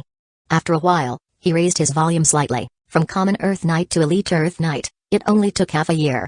His domain has several magic medicines, and he even shelters a magician who specializes in making magic medicines. Our son might just outshine me in my youth. Actually, I should have been more discreet and not provoke the Earl. Riding on the back of the landwalker bird Loki and recalling the Earl's near breakdown scene, List shook his head and sighed, forget it, tomorrow I'll have Galtai come over and have a good talk with Levi's and Frank, aiming to negotiate a fair price to ease the finances of the domain. The tremendous properties of rubber were plain for all to see, and he was not worried about getting a good price. Upon returning to his domain, before he had time to inspect the corn grass fields, he received a report from the office. Sir Foldbore found that in his field of corn grass, there was a patch that was very odd, with huge tassels growing on the top. Isaiah further explained, My lord, we are unable to determine whether this patch of corn grass is incubating corn grass bugs. They look rather unusual, but their number is too great, a good 20 or so corn grass plants, all sprouting huge tassels. It's unlikely that so many are all incubating elf bugs at once. Tassels growing on top? List furrowed his brow. This was not quite what he had envisaged for corn cobs. Chapter 419 Emily's little pony. Arriving at the cornfield, List saw the flowering heads of the corn grass, and indeed, there was a large, fluffy tassel at the top of the human-height corn grass. In the view of the eye of magic, there were no signs of magic power, meaning this was either the nurturing of elf bugs or simply a mutation of the ordinary corn grass. Are the tassels at the top of the corn grass mentioned in the smoke mission hint referring to a grain mutation? He pondered. The mutated state of the corn grass didn't seem to be evolving into the type of corn he had in mind, it rather seems to be evolving into sorghum, doesn't it? It had to be said that this patch of corn grass indeed resembled sorghum. Only the tassels of the corn grass were yellow. Take good care of this patch of corn grass, don't harvest them. Wait for them to mature before assessing what they really are, List instructed before leaving the cornfield. Whether the corn grass had mutated into corn or sorghum needed more time to confirm, but his mood was somewhat deflated since sorghum wasn't a high-yield crop. He still held out hope for corn cobs. However, hope remained. Once I've planned the industry transfer, there will be new mutated varieties of corn grass waiting, perhaps those will be the real corn cobs. Back at the castle, good news came immediately. One-eyed Barton, responsible for delivering the foals, helped the fire dragon mare give birth to a healthy colt. It was a male foal with a coat that was a combination of black and red, looking very majestic, though still very weak, trembling as it walked. Master, this colt has an excellent lineage, it's fantastic. It has inherited its mother's quiet grace and its father's robust physique, and it will surely become an exceptional warhorse when it grows up, Barton said excitedly. Very good. List, equally excited, tried to reach out to pet the little colt hiding by the side of the fire dragon mare. Although he no longer needed such a mixed blood mount, warhorses were undoubtedly a noble's wealth. There were no large horse farms on Coral Island, and a qualified warhorse would cost several gold coins. Nevertheless, it was a celebration that after the Ironhoof Island campaign, many knights had switched to better mounts. The spoils of war could not be taken away, but no one could stop them from changing their equipment. It could be said that List's knights, both Earth Knights and Retainer Knights, had amassed a set of fine steel armor and robust warhorses from the battlefield. This equipment was not included in the military exploits and belonged to the knight's private distributable property. Barton, take good care of it, and the other mares will also give birth soon. Make sure this batch of foals is well looked after, List ordered. But Barton said, Master, you should arrange for knights to come and tame this batch of foals as soon as possible. Tame them now. They're too young. Start taming them when they're 2 or 3 years old. Master, actually the best time to tame a foal is right after it's born. In the first few months of a foal's life, that's when we can most influence its growth. Before I was sold to the Duchy of Sapphire, I began raising horses and saw many knights on the mainland prefer to train newly born foals. Is that so? List was mildly surprised, he had never heard of this. For knights who possessed G, any spirited horse could be tamed, so there was little systematic training of horses. Like how List had tamed the Lee Dragon horse and Lightning, just get on their back, subdue them, and the rest was a slow process of bonding which wasn't considered poor. However, Barton's opinion also served as a reference. Training a foal from a young age would make it more accustomed to interacting with humans, so he decided to give this foal to his only female follower, the young girl Emily, for taming. My lord, may I have this foal? Emily, returning from training in the Knight's Square, was called to the castle stables and asked excitedly. List nodded, of course, you can try taming it. By the time it grows up, you will also be of an age to join the charge. He had been keeping an eye on Emily's training and discovered that she indeed had an extraordinary talent. Compared to Perez's sister Maggie, Emily had made terrifying progress, leaving Maggie far behind even with Perez desperately helping her sister by providing lots of meat, even some magical beast meat. Therefore, List's expectations for Emily's future were growing. Perhaps he really could cultivate a female Sky Knight as his follower. Thinking of this prospect was quite exhilarating. Thank you, my lord. Emily swears allegiance to you unto death. Having received the beloved foal, Emily's youthful face wore a solemn expression. I accept your loyalty, Emily, List said with a smile. So that afternoon, Emily didn't return home and instead stayed at the stables to bond with the pony, giving it a pleasant name Sarah. There was nothing spectacular about the little girl taming a horse. List returned to the castle and brewed a cup of tea. Just as he was preparing to read a book and pass the time, Butler Carter knocked and entered. My lord, Consultant Galtai, accompanied by the town officials, has came to report on their work. Is today the work report day? List pulled out a schedule from his desk and glanced at it. The schedule was outlined boldly with ink. Morning 6 o'clock to 6:30 wake up, wash up. Morning 6:30 to 7:30 walk the dog, feed the birds, feed the horses. Morning 7:30 to 8 o'clock have breakfast. Morning 8 o'clock to 10 o'clock practice combat skills on Monday, Wednesday, Friday, and Sunday, practice archery on Tuesday, Thursday, and Saturday. Morning 10 o'clock to 11:30 train Dalson and the 8 tiny ones. Morning 11:30 to 12:30 have lunch. Afternoon 12:30 to 1 o'clock read, drink tea, digest. Afternoon 1 o'clock to 1:30 nap. Afternoon 1:30 to 3:30 read on Monday, Wednesday, Friday, and Sunday, patrol the domain on Tuesday and Saturday, listen to officials' work reports on Thursday. Afternoon 3:30 to 4 o'clock play the piano. Afternoon 4 o'clock to 6 o'clock take medicine, cultivate chi. Afternoon 6 o'clock to 7:30 free time, occasionally conduct live combat drills. Evening 7:30 to 8:30 have dinner. Evening 8:30 to 9:30 visit the sea view villa to watch the sea. Evening 9:30 to 10:30 read, drink tea, summarize the day. Evening 10:30 to the next morning 6 o'clock sleep. He mostly arranged his life according to this schedule. Of course, the timing wasn't always fixed, and the number of times it was interrupted by unexpected events was many. He could count the days he strictly followed the schedule on one hand. He put the schedule back and said, "Then please show them into the study." "Yes, my lord." Footsteps followed, and Galtai along with other officials streamed into the study, each finding a stool to sit on. Half an hour was plenty for them to report on their respective responsibilities. In fact, there were rarely any significant issues, since governance matters were often discussed during the evening banquets. Afterward, List threw out his topic for discussion: "What are your thoughts on Fresh Flower Town's industry transfer to Black Horse Island?" Chapter 420 Light System Mage. Black Horse Island has become my territory, and I can openly carry out development and construction, while Fresh Flower Town is only rented land.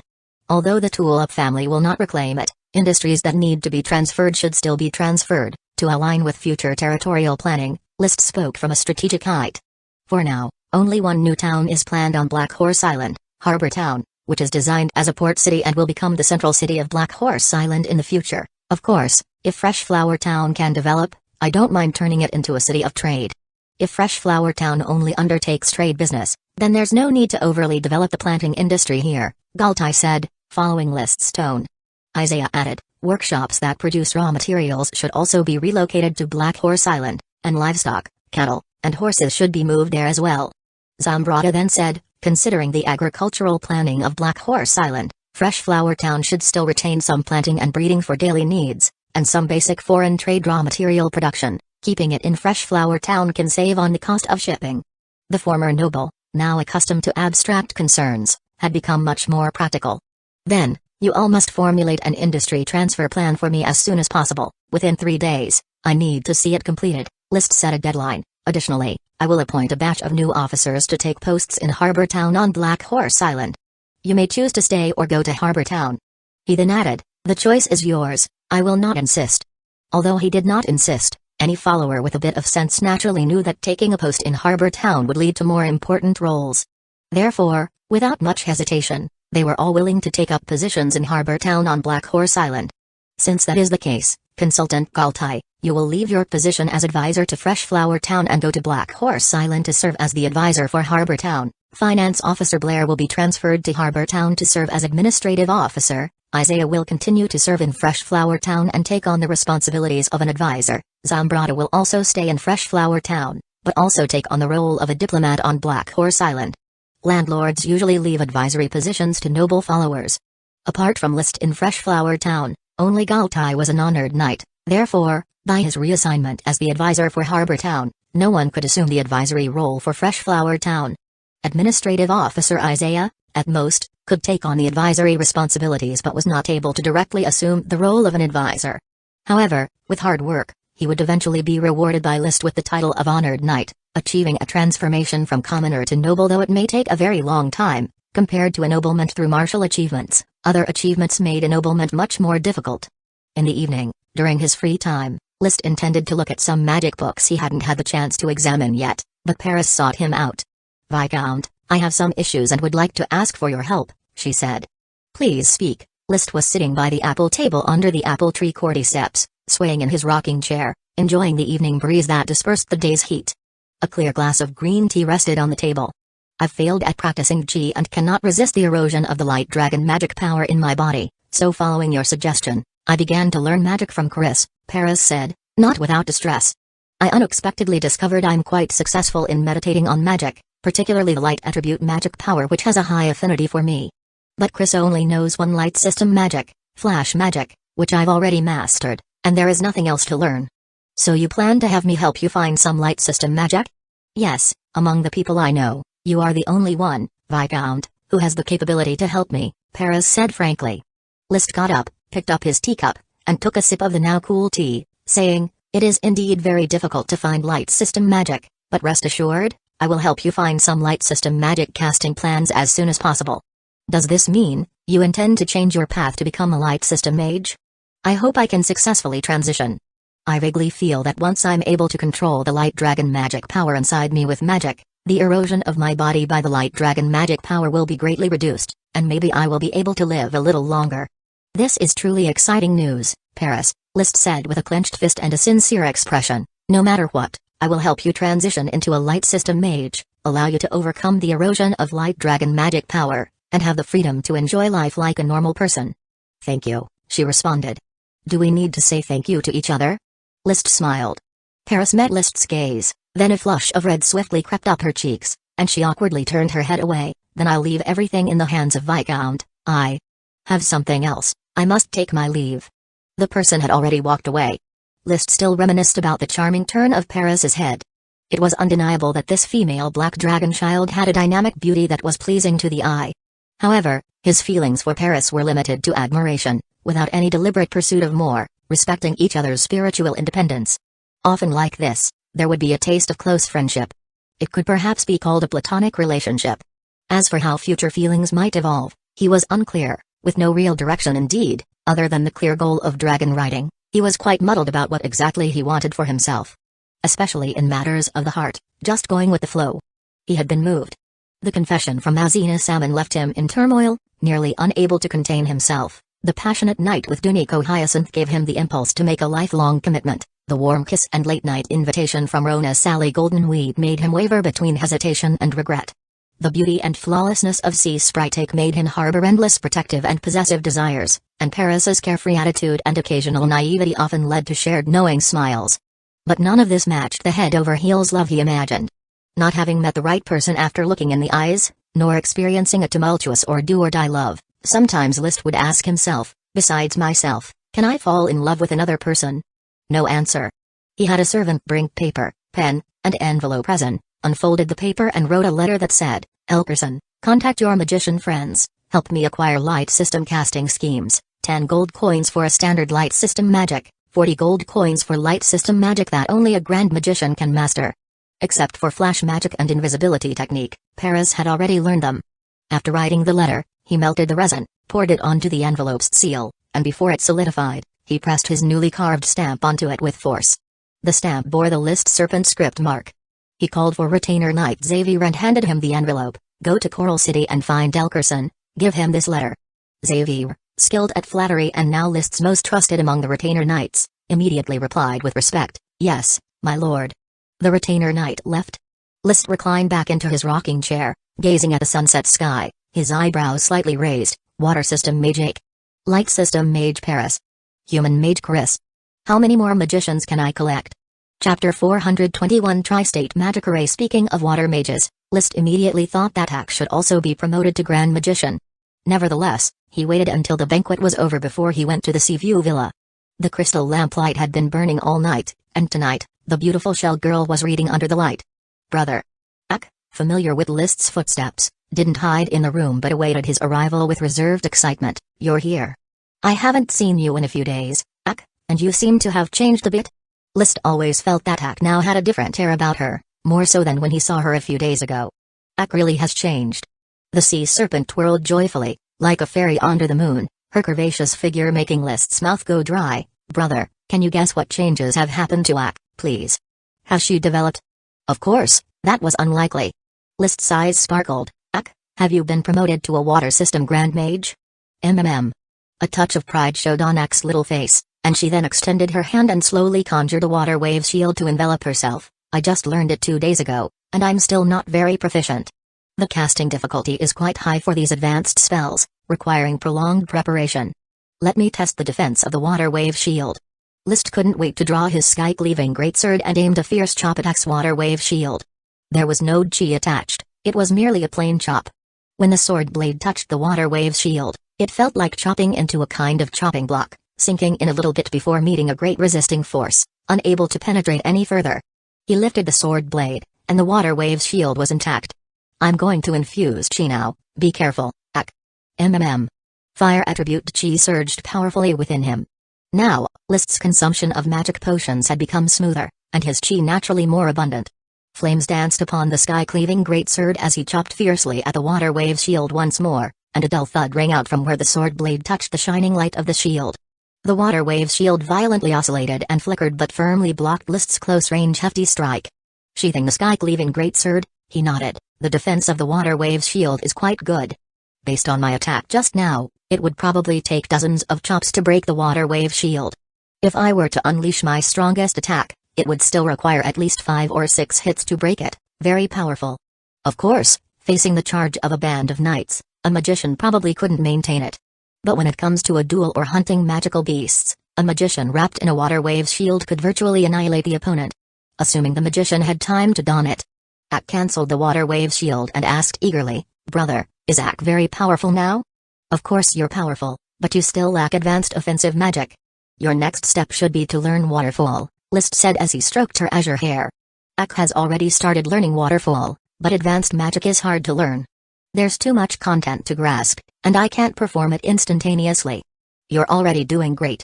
Normally, grand magicians can't even instantly cast common spells, List consoled her, then asked, "By the way, Ak, after your promotion to grand magician, did you notice any changes in your body, in your magic power or spell casting? Or rather, what's the difference between a grand magician and a magician?" The difference between a grand magician and a magician had always been something List was curious about. Now that Ak had advanced, she could finally give List a glimpse into the qualitative change, and as she continued to share her experiences, it became clearer to him.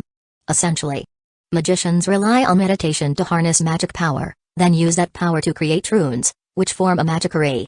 Magic is the manifestation of magic power constrained within a magic array. Magic apprentices only know about meditation, or use magic power to form the simplest of runes, and complete the simplest magic array's basic magic. Spells such as the water arrow spell, flying rock technique, fireball technique, wind blade spell, flash magic, etc., and they may not even realize that the magic they're casting is a magic array. Magicians have mastered runes well enough to form magic arrays within themselves and release more advanced magic, common magic like water arrow barrage, rock spike, light body skill, great fireball, etc. This represents a solidified understanding of magic. And grand magicians, they've broken through cognitive barriers regarding magic arrays, deeply understanding the relationship between magic runes and the arrays, and extending to the essence of the relationship between magic and magic power. Once they grasp this layer of relationship, they can manipulate the runes to induce more complex changes in the magic array, evolving to unleash more powerful spells. Advanced magic. Ak, do you think my understanding is correct? List summarized the content Ak had mentioned, and reflected. Basic magic is like an embryonic form of a magic array, common magic is like the static form of a magic array, and advanced magic is the dynamic form of a magic array. The embryonic form of a magic array, magic apprentice. The static magic circle, magician.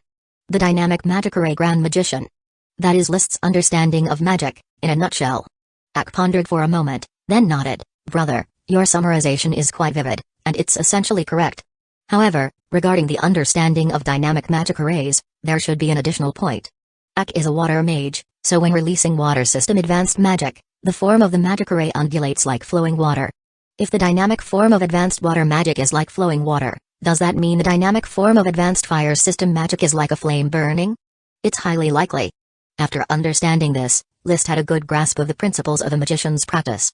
He patted Ak's hair and said, "It's very hard to find advanced water magic spellcasting methods, and you might not have more advanced water magic to learn for a while.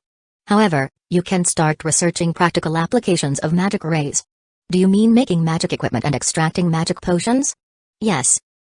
Ak will study hard to help brother make magic equipment and magic potions." Ak shook her bracelet on her wrist, a gift from List that could amplify casting range. Armed with Ak's insights, List immediately set to work on writing a book about magic. He named the book Three-Phase Magic Array and Reality Interaction Theory.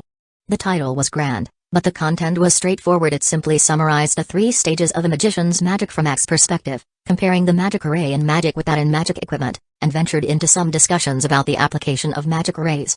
It wasn't filled with detailed theories, just some general talk. He planned for the book to be 30,000 words long. This book wasn't intended for public distribution, just meant to be given to Chris Truth for her to read, and later, when other magicians faced issues with advancing, they could also refer to this book. "Once I finish writing it, I'll have proofread it for typographical errors. Who would have thought that I, a knight in my own right, would actually write a book on magic? Magic's loss is sure, for not having me study it. Chapter 422 Why work so hard in 3 days? List was busy writing his book 3-Phase Magic Array and Reality Interaction Theory. At the same time, the officials in the acting administration had already drafted the industrial transfer plan. The plan established that within a year, all elf cordyceps would gradually be relocated to Black Horse Island for protection. Plants like tulips, thorns, flame mushrooms, and dragon hollyhock, which are ingredients for magic potions, will also be progressively moved for cultivation on Black Horse Island. Fresh Flower Town would only retain ordinary crops, relying on compost for irrigation. As for workshops, the Bone Craftsman Shop, Magic Workshop, Crystal Workshop, Brewing Workshop, and Soap Making Workshop, all would be moved to the port town. Most of the craftsmen would also relocate to the port town, leaving the shops and workshops of Fresh Flower Town to the apprentices. The plan was detailed. List didn't have much to add, obviously agreeing with the plan and delegating its implementation to the officials. He was more concerned with the smoke mission. Complete the mission, reward, oily mutated variety corngrass. Seeing the serpent script for oily, a look of disappointment flashed across List's eyes. Isn't this just corn cobs? Oily mutated variety? Is it going to turn into soybean oil or sesame oil, or will it compete with peanut oil?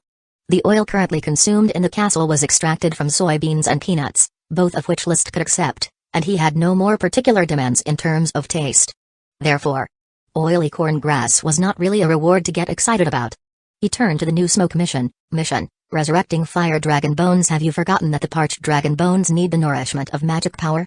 Only then can they nurture a result that makes your heart flutter. Please organize the serfs to mine 10 tons of volcanic glass. Reward, agitation of the rubber bug. After reading it, he immediately had an inkling, volcanic glass, fire dragon bones.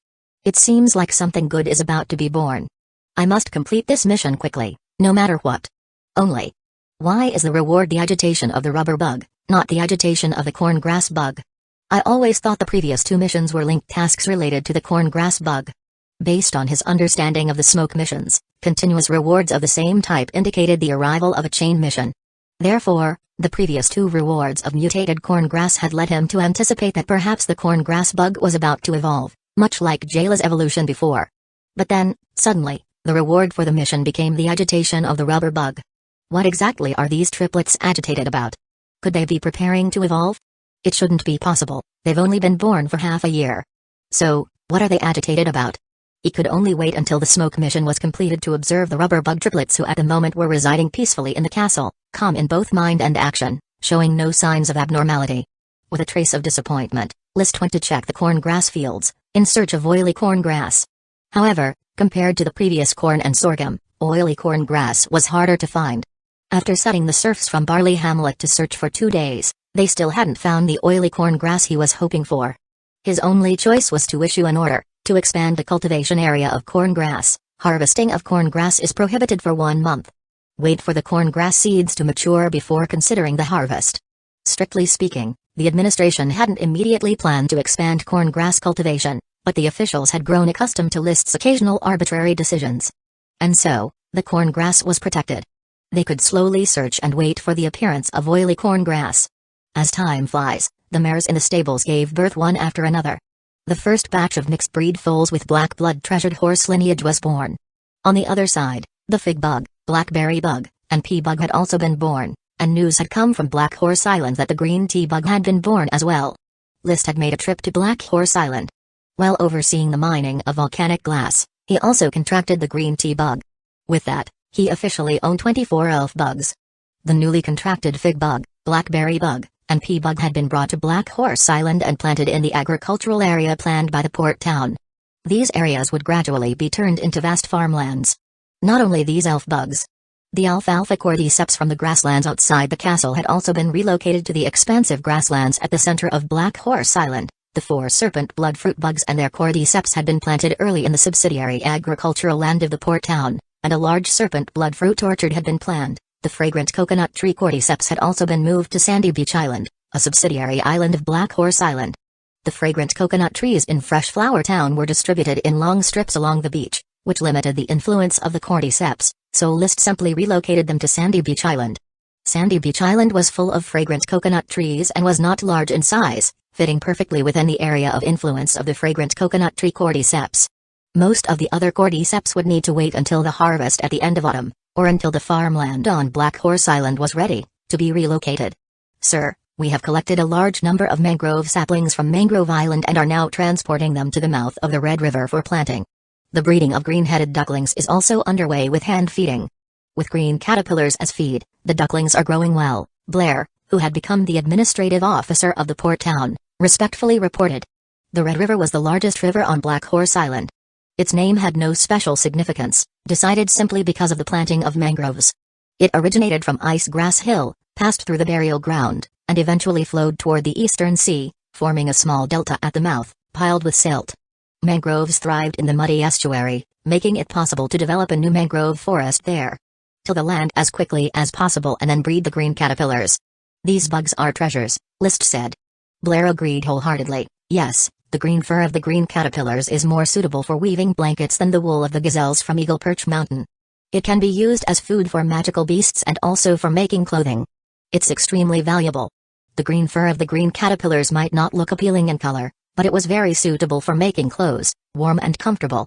Blair continued to report, however, there is a severe shortage of serfs in the port town. Sir, we need to continue purchasing serfs, preferably 5,000 or even 10,000 at a time. The vast land on Black Horse Island can absorb these serfs, and with the night squad formed, the serfs would not be able to resist our rule. List did not respond to that remark, but instead asked, how is the sale of rubber going? Currently, we have dealt with Tulip Castle, Shattered Stone Castle, and Beer Castle. The price is double that of glutinous rice, and the response is not bad, barely enough to cover the gold coins needed for the territory. But the production of rubber is still too slow, even with the rubber bugs recovering. The stock is shrinking day by day, and soon we won't have enough for ourselves. When it came to gold coins, List felt annoyed. Let's just endure this period for now.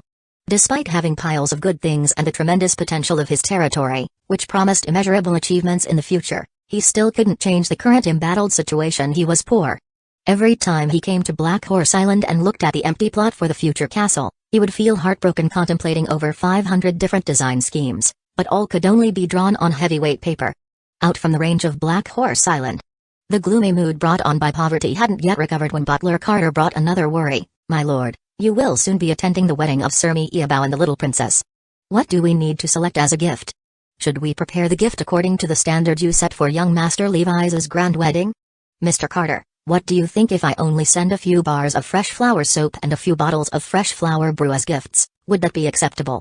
Carter showed an embarrassed yet polite smile. That is. Chapter 423. The gift must be given. Fresh flower soap and fresh flower brew obviously couldn't be considered the main gifts, as it would greatly diminish List's stature, who was now the Viscount of Black Horse Island, a mid-tier noble. Moreover, the person getting married was his own cousin with whom he had a good relationship. Specialties, food, resources, these three things fundamentally make up the gifts exchanged between nobles in this era. Aside from gourmet food, the specialties of Fresh Flower Town include fresh flower soap and fresh flower brew, and I'll definitely choose a good amount of these three. As for resources, I can gift a few small black pearls, and pick some jade, crystal, and mithril respectively. The total value of the gifts should properly convey my sentiments. Interactions among nobles, especially big nobles, tend to be quite generous. List was rather helpless, but he had no choice but to give a gift, and it couldn't look shabby either. He could only painfully gather a batch of resources. If I don't get married soon, it seems unlikely that I'll be able to recover these gifts. With the custom of gift giving, it doesn't seem like I have many opportunities to receive gifts either. As a bachelor, he had neither weddings nor funerals to organize, nor occasions to celebrate a longevity. At most he could celebrate a birthday. After giving it some thought, he instructed the butler, Mr. Carter, I'll prepare a batch of precious gifts myself. Please help me choose some supplementary gifts, preferably some novel specialties, mainly delicious food. Yes, my lord. And with that, the matter of the gifts was mostly settled. Splurging was inevitable, but List was willing to pay that price. Not to mention that Miebao had treated him quite well. Just the Sword Saint's notes given to him by Marquis Merlin were worth reciprocating. He often read it and had committed it to heart. The experiences summarized by the Sword Saint at the completion level were invaluable. He rose to his feet and went out the door, mounting the now fully recovered Fire Dragon horse, and headed for the Magic Workshop in Little Wheat Village. At the Magic Workshop, Chris was extracting magic potions while teaching Paris magic. Viscount. How is the magic learning progressing? Paris has shown outstanding affinity for light system magic. What she lacks are only casting plans. Despite this, she has already started working on the magic array. Thanks to you for bringing the three-phase magic array and reality interaction theory, it has opened the door for me to advance to Grand Magician. Is that so? You're about to advance? Chris Truth said modestly, I am trying, but I can't guarantee when I will succeed. Chris is remarkably skilled in magic, and she is also an excellent teacher, Paris praised without reservation. I've learned a lot of magic knowledge following her. Viscount, you know I'm not fond of reading, and Chris always explains magical knowledge to me like she's telling a story.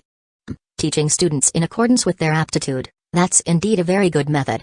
List suddenly asked, Chris, which field of advanced magic are you focusing on to be your pathway to becoming a Grand Magician? Chris shook her head, I haven't made a choice yet. Currently there are casting plans for water, fire, earth, wind, and ice high-level magics, any of which could be the breakthrough point. The magics brought by Chris and Delkerson combined amounted to 7 kinds of advanced magic: water systems water wave shield, waterfall, earth systems rock grenade, rock wall, fire systems resist flame ring, wind systems tornado, ice systems permafrost. Actually, Paris' innate abilities obtained through the light dragon magic power, light and shadow tug, could be categorized as advanced light system magic invisibility technique. However, this was her instinct, lacking a systematic casting plan.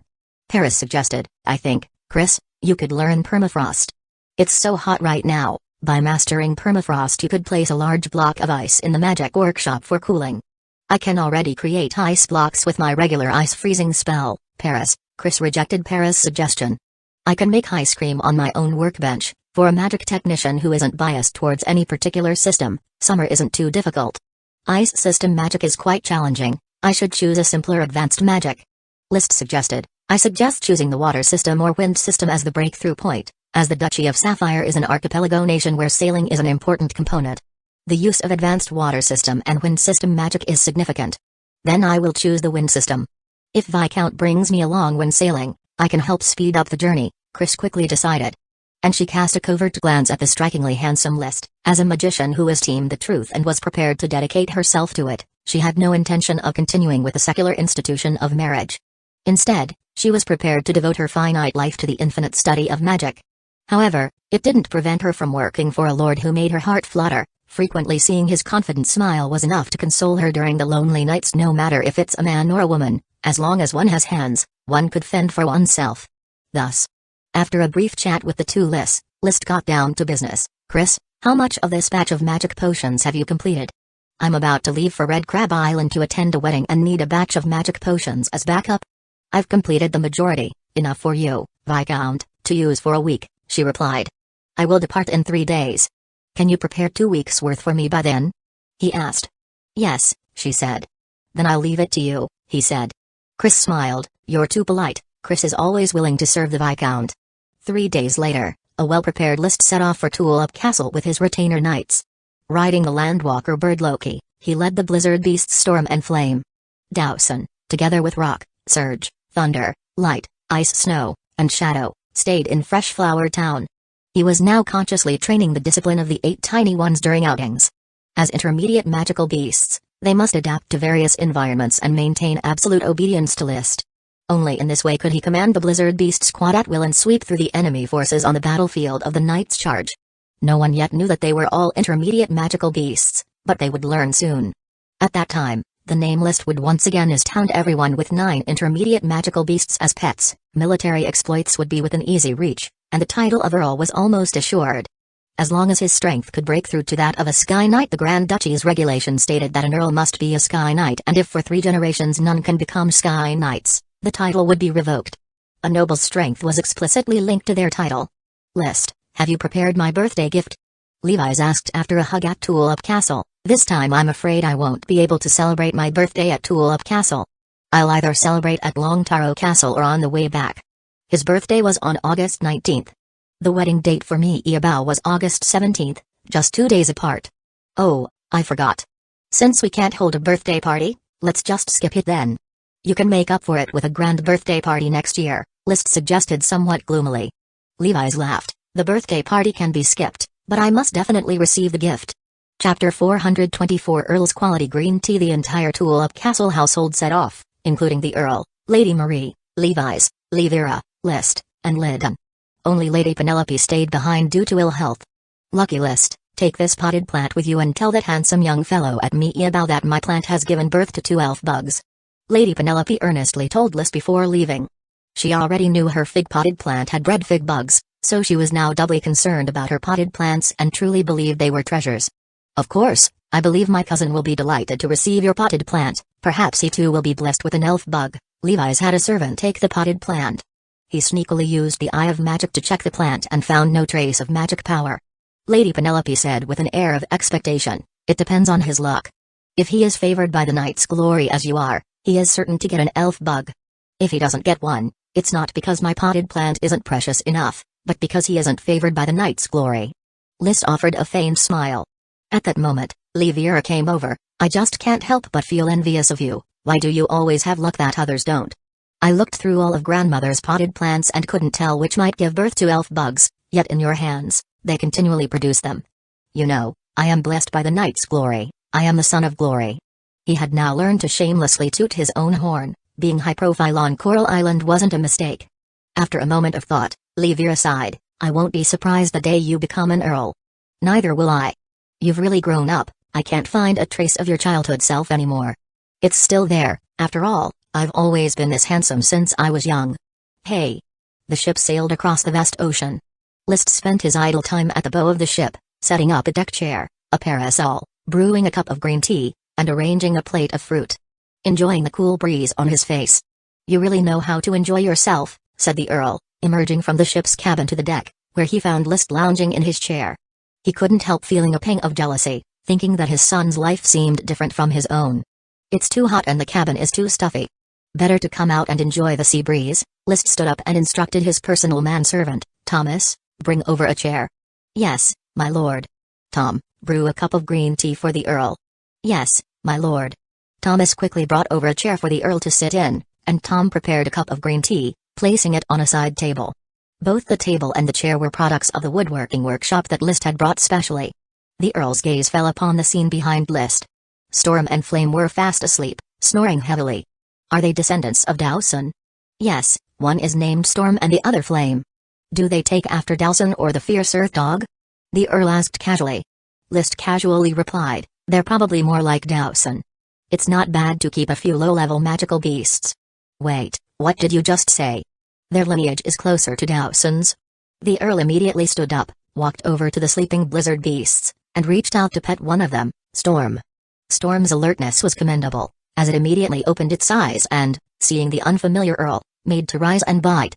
But List promptly commanded, "Storm, lie down and don't move." A moment later, the Earl's astonishment had not lessened. This truly is the behavior of an intermediate magical beast. Its magic power dissipates very quickly, surpassing the scope of low-level magical beasts. If this is the case, with Dowson having 8 offspring, doesn't that mean there are 8 more intermediate magical beasts? It's almost safe to say that, but neither Dowson nor the 8 tiny ones are powerful intermediate magical beasts. However, tearing down a castle should not be difficult for them.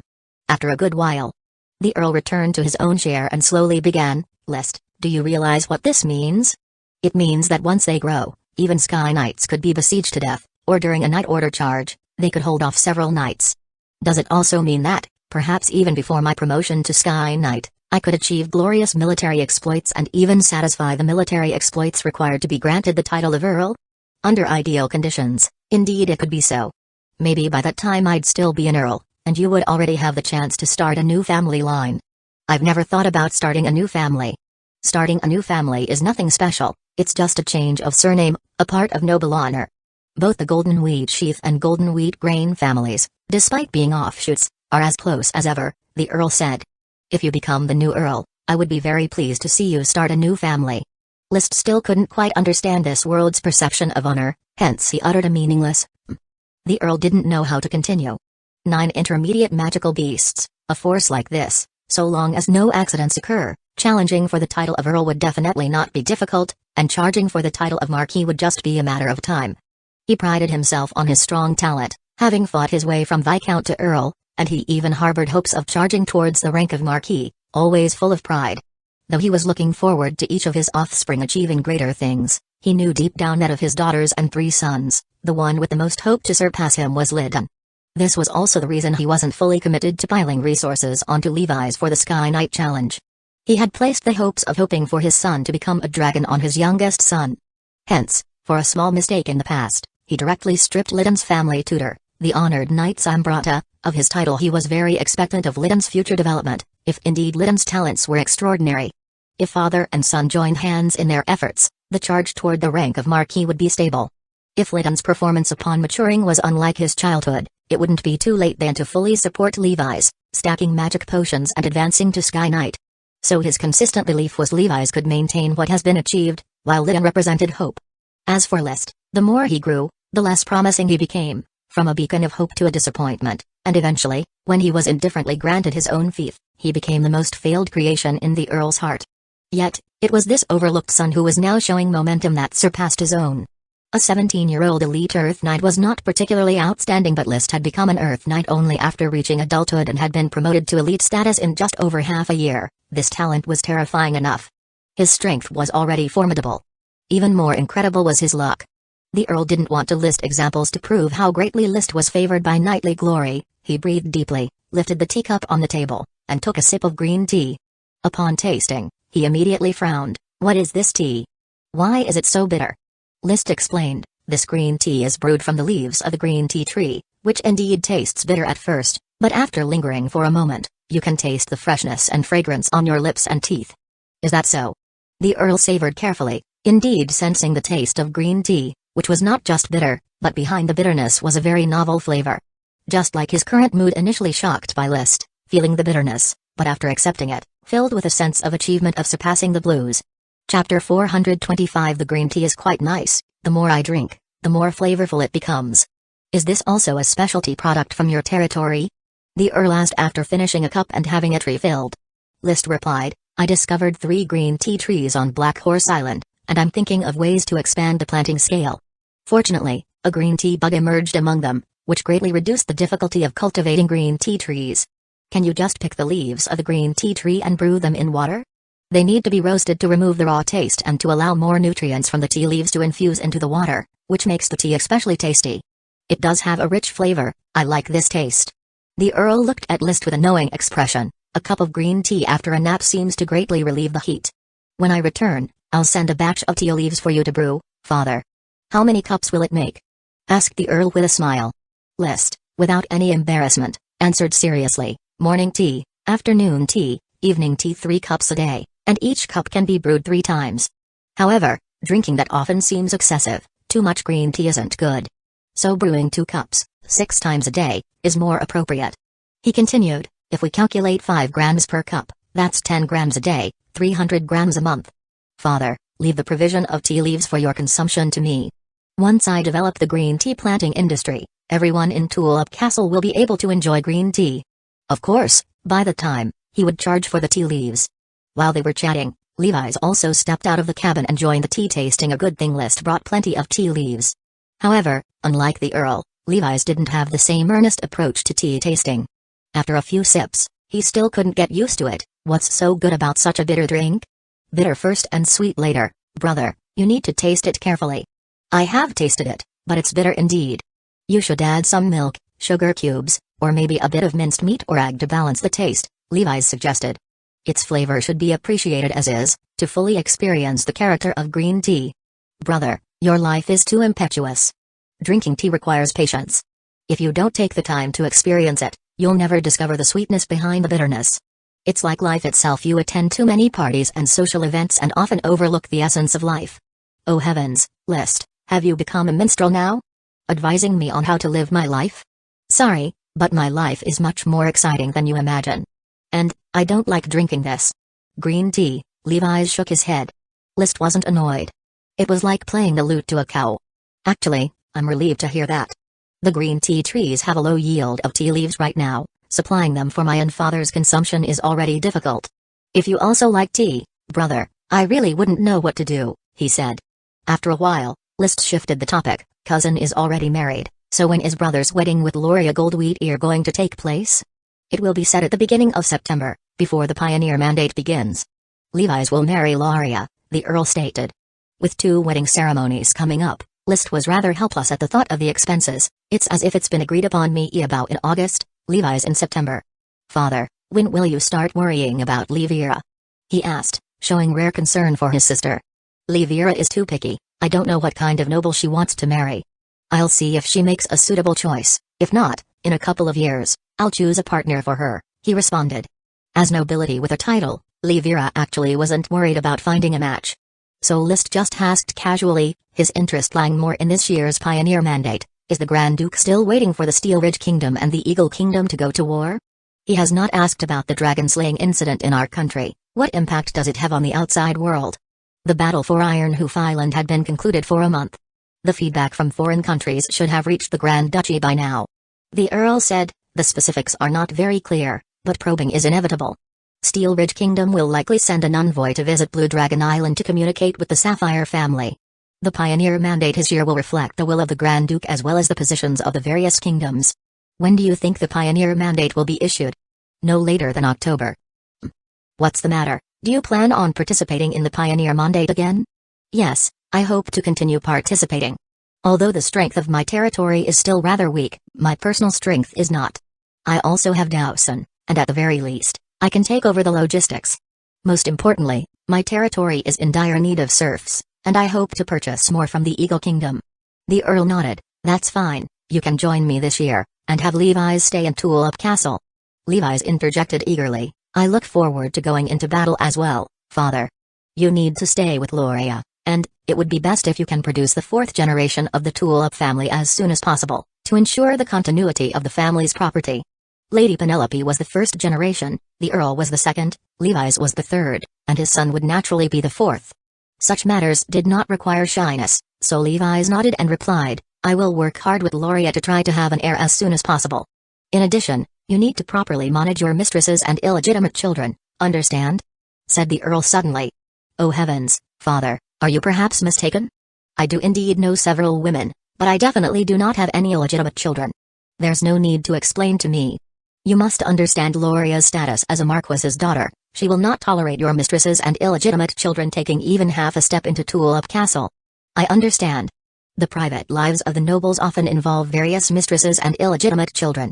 However, when the great nobles intermarry, it is difficult to tolerate the involvement of illegitimate children in the family, especially within families where the bride's side is a strong noble house.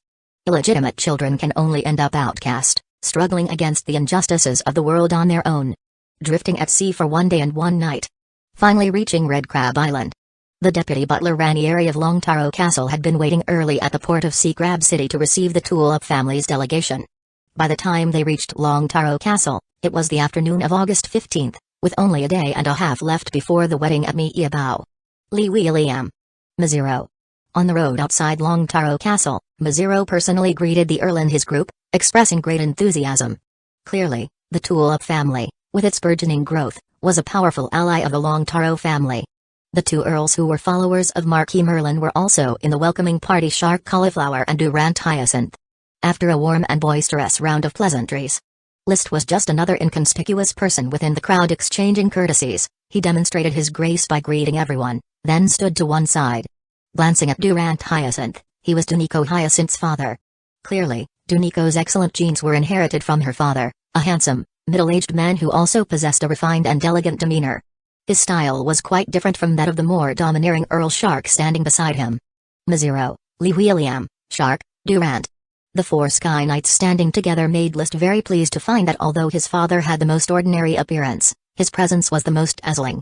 It stemmed from his advanced chi that was harmonious inside and out, constantly radiating a robust aura that influenced the senses of those around him. Chapter 426 Better to see once than hear 100 times. The grey-white walls of Longtaro Castle were adorned with an abundance of flowers, branches, and ribbons, making the majestic castle look especially sacred. 2 huge banners fluttered high on the castle's highest spire. One was the abstract Changyu banner of the Longtaro family, and the other was the Sapphire family's Sapphire Dragon banner, rustling in the wind. These temporarily hung massive banners represented the family marriage alliance. In the vast area before the castle gate, countless servants were busy arranging the wedding site, with squads of knights interspersed among them, and even officials-looking figures were participating and gesturing orders. These are professional servants from the court and internal affairs officials, as well as knights from the Blue Blood Knight Order. They are not only taking over the wedding process but also responsible for the defense, as the Grand Duke will personally attend the little princess's wedding with Mi'ia, Maziro Taro explained. Upon hearing this, Earl Lee William's brows furrowed slightly, and his expression quickly turned cold. It's understandable that the Blue Blood Knight Order is taking over the defense, but why isn't the wedding process conducted according to the traditions of Long Taro Castle? This is Long Taro Castle's ceremony of welcoming its mistress, even if she is the Grand Duke's daughter. Durant and Shark did not join the conversation. Maziro also felt somewhat embarrassed. It's my father's wish, hoping to show more respect to the little princess. The Long Taro family's contribution of more knight's glory is the respect for the Grand Duke and the little princess, not this way. Earl Lee William was very dissatisfied with the court interfering with Long Taro Castle's etiquette. I need to talk with Marquis Merlin. Maziro, is your father in the castle? I will take you to find my father. Durant and Shark, please entertain the guests for me. With that, the two hurried into the castle to find Marquis Merlin. Lady Maria and Lyddon followed the deputy butler to the guest lounge. These two had rather special identities. They were considered relatives of Long Taro Castle by status, but they had no blood connection, and it was even a bit awkward. Levi's, Levira, and List, the three siblings, didn't treat Long Taro Castle like someone else's home. They found a butler and inquired, where is cousin Mi'ia? Master Mi'ia has gone to Matsutake Castle. The first prince has already escorted the little princess to reside in Matsutake Castle, waiting for the wedding to come, said the butler.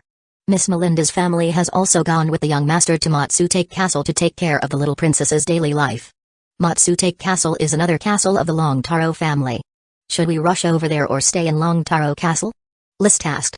It's just a 2-hour ride on horseback from Long Taro Castle to Matsutake Castle, we might as well hurry over. I haven't seen what the little princess looks like yet, Levira said excitedly. Levi shook his head, I need to stay here. Father is very unhappy with the court arranging the wedding process for the Long Taro family. I might be needed to lend a hand later. You go ahead and send my regards to the first prince. Afterward, List and Levira set off for Matsutake Castle together. When they arrived at Matsutake Castle, the sun was about to set, and the entire castle was guarded by knights of the Blue Blood Knight Order, barring outsiders from entering. The siblings waited outside for nearly 10 minutes. Only then did they see Mi'ia hastily coming to greet them. Levira, List, you've arrived? Didn't you rest at Long Taro Castle? How come you came to Juniper Castle? We heard that Aunt Melinda's family and cousin you are all here, and that the first prince and little princess have already moved into Matsutake Castle, so we came over, Levira said eagerly. Where is the little princess, cousin? Hurry, take me to visit the little princess. I can't wait to meet my future sister-in-law. Mi'ia smiled, follow me. Upon entering the Matsutake Castle, it was necessary to first pay a visit to the first prince even though List and Levira were not vassals of the Sapphire family, they only needed to be loyal to their father, Earl Lee William. Your Highness the first prince, I am pleased to see you again, List bowed and paid his respects, neither pretending to be aloof nor deliberately lowering his stance. The first prince clearly remembered List, the only knight promoted during the Battle of Ironhoof Island. List, I'm also glad to see you. After a few simple courtesies, List and Levira took their leave. Given the great difference in status and the absence of a vassal relationship between them, indeed, there wasn't much they could talk about. Following cousin Mi'ia, they proceeded to the second floor of the castle, and in the piano room on the second floor, they met Aunt Melinda and cousin Russell's wife, Cassie Broccoli. Of course, there were also several other young, eye-catching, lavishly dressed noble debutantes. Everyone is here, so please wait a moment to chat, Mi'ia said loudly. Drawing everyone's attention, please allow me to introduce. This is my cousin, the daughter of Earl Lee William, Levira Tulip, Baroness of Falcon Town, and my cousin, the second son of Earl Lee William, Viscount List Tulip of Black Horse Island, and incidentally, his viscounty is a reward for his military service. Family shadow and merit-based involvement are two different concepts. One represents identity, the other represents potential. While being a second son might be somewhat awkward, gaining recognition through one's own efforts is more noteworthy. Who doesn't favor a stronger knight? Upon entering the room, List felt the gaze of these noble debutantes brighten when they looked at him. When Mi'ia introduced him as a knight ennobled for his military service, their eyes brightened yet again. I've heard of you, List, the new Viscount who was promoted during the Battle of Ironhoof Island and has tamed an intermediate magical beast, a noble debutante said quickly, her eyes roaming over List. Even though he wasn't dressed in flamboyant Flaccabi attire, wearing only a simple suit of leather armor, he still had an outstanding presence. Seeing that the debutante had already spoken, Miyabao proceeded to introduce her to Livira and List. This is Ms. Grassutti Red Maple Leaf, the sister of the Red Maple City Marquis. Red Maple City Marquis Glendenton Red Maple Leaf was precisely List's immediate superior during the Battle of Ironhoof Island. As Marquis Glendenton was the husband of Grand Princess Annie Sapphire, it was natural for his sister Grassutti to become best friends with the little princess. "Pleased to meet you, the lovely Miss Grassutti," List said with a smile and a bow, though against his better judgment, as Grassutti was not particularly beautiful in his eyes. In List's opinion, she would be considered quite ordinary. Miyabao continued, "This is Salando Dulyahuilan, the daughter of the Quicksand City Marquis, and she is already spoken for. This is Joanna." He introduced several noble debutantes in succession, all offspring of nobles. Birds of a feather flocked together, and it was only the offspring of nobles who could be companions to the little princess. Finally, Miyabao approached a beautiful woman sitting at the piano, took her hand, and introduced her with emphasis, "Livira, List, need I continue? Angela Sapphire, my fiancée, the future lady of Longtaro Castle, and your future sister-in-law." "Pleased to meet you, Your Highness," the siblings said, smiling and paying their respects. The Grand Duchy's most famous socialite, finally met in person, and soon to become family as well. Chapter 427 Escape from Matsutake Castle. Livira, List, greetings. Angela Sapphire exhibited a noble-like smile, brimming with the grace of a lady. She appeared to be about 21, fair-skinned, attractive, and well-rounded, not the epitome of beauty, but she certainly conformed to List's aesthetic preferences. Moreover, her tone and demeanor were the epitome of elegance. It was hard to believe that this was the same person alleged to be the infamous socialite known for her openness, or rather, licentiousness. Of course, judging by appearances is wrong, and List didn't let any of his thoughts show. After exchanging greetings with the myriad of noble young women, he sat next to Aunt Melinda, not wishing to become the center of attention. He spoke little, allowing his sister, Livira, to quickly engage with the ladies. He simply exchanged pleasantries with Miyabao. The cousin was in a state of excitement, constantly glancing over at Angela while talking, eager to join in the conversation. Before long, several noble young women broached the subject of the piano, a common topic amongst them. Miyabao declared his favorite piece to be Yuri Ili by the River. That didn't resonate with anyone, but Salando Dulyahuilan countered, "My favorite is for Alice. It's simple, pure, like the first time one meets someone they like, the subtle joy and impulse." "Do you know, it was I who popularized that piano piece," Miyabao chimed in smoothly. "I sent it to Master Hannibal, and later his apprentice performed it all over the country, making for Alice renown nationwide. But guess, where did the piece originate from? Where did it come from?" Salando asked eagerly. "There is a heartbreaking love story behind it, but let's have List tell everyone." Both the original and the revised versions stemmed from him. All eyes turned to List in an instant. This left List quite speechless, as he had no desire to stand out. He did not wish to develop any memories with a particular young woman on this outing. It was merely in memory of a pair of siblings in love who were forced to part. "I happened to hear it and transcribed it," he answered, glossing over the details. "However," Livira interjected, "List has an exceptional piano talent. I've heard him play a piece he composed himself about Castle in the Sky. List, why not play that piece for us again?" While speaking, she even winked purposefully. A puzzled look came his way, suggesting, "With so many noble ladies here, you'd better take one home." "That's all the help I can offer, brother." That made List want to laugh and cry at the same time. Then Miyabao, Grassutti, and Salando started egging him on to play the piano piece he composed. List intended to refuse, but even the little princes spoke up. "List, may I have the honor of hearing you play this piece?" Without any other choice, he walked to the piano and sat down. His fingers gently brushed the keys as he briefly narrated a story. "I've heard of a city above the sky, affluent, peaceful, and happy. There was a child named Zeta who descended from the sky holding a flying stone, and a serf named Baz who wished to prove the existence of Castle in the Sky. While getting to grips with the new piano, he finished the story. To prevent Castle in the Sky from falling into the hands of the evil magician, Zeta and Baz chanted a spell that made the castle disintegrate and crumble. Though Castle in the Sky was ultimately destroyed, the pursuit, a brave heart, and the beautiful journey was enough. This piece is called With You." After finishing the story, List's hands pressed the piano keys, starting to play the piano piece he knew all too well. The piece concluded. Noble young ladies almost clapped their hands raw. "It's so exquisite, I feel as though I am in the sky, soaring among the clouds. It made me feel a tranquility in my heart that I have never known, an emptiness. Ah, I have fallen in love with this piano piece, just as I fell for Alice." Even Miyabao couldn't help but clap and exclaim, "List, if you switch to being a pianist, You would surely achieve the accomplishments of Master Churney. It's only a momentary feeling, which I composed into a piano piece. But no matter how modest he was, at Matsutake Castle's dinner, he had already become the center of attention. Noble young ladies always managed to casually inquire about his various details while pretending to chat with him, and there were even those who made suggestive remarks, like 3 young ladies who bluntly invited him to teach them how to play with you. Private lessons. What would happen behind closed doors was anybody's guess. Lee Ct eloquently refused such invitations on the grounds of not having the time.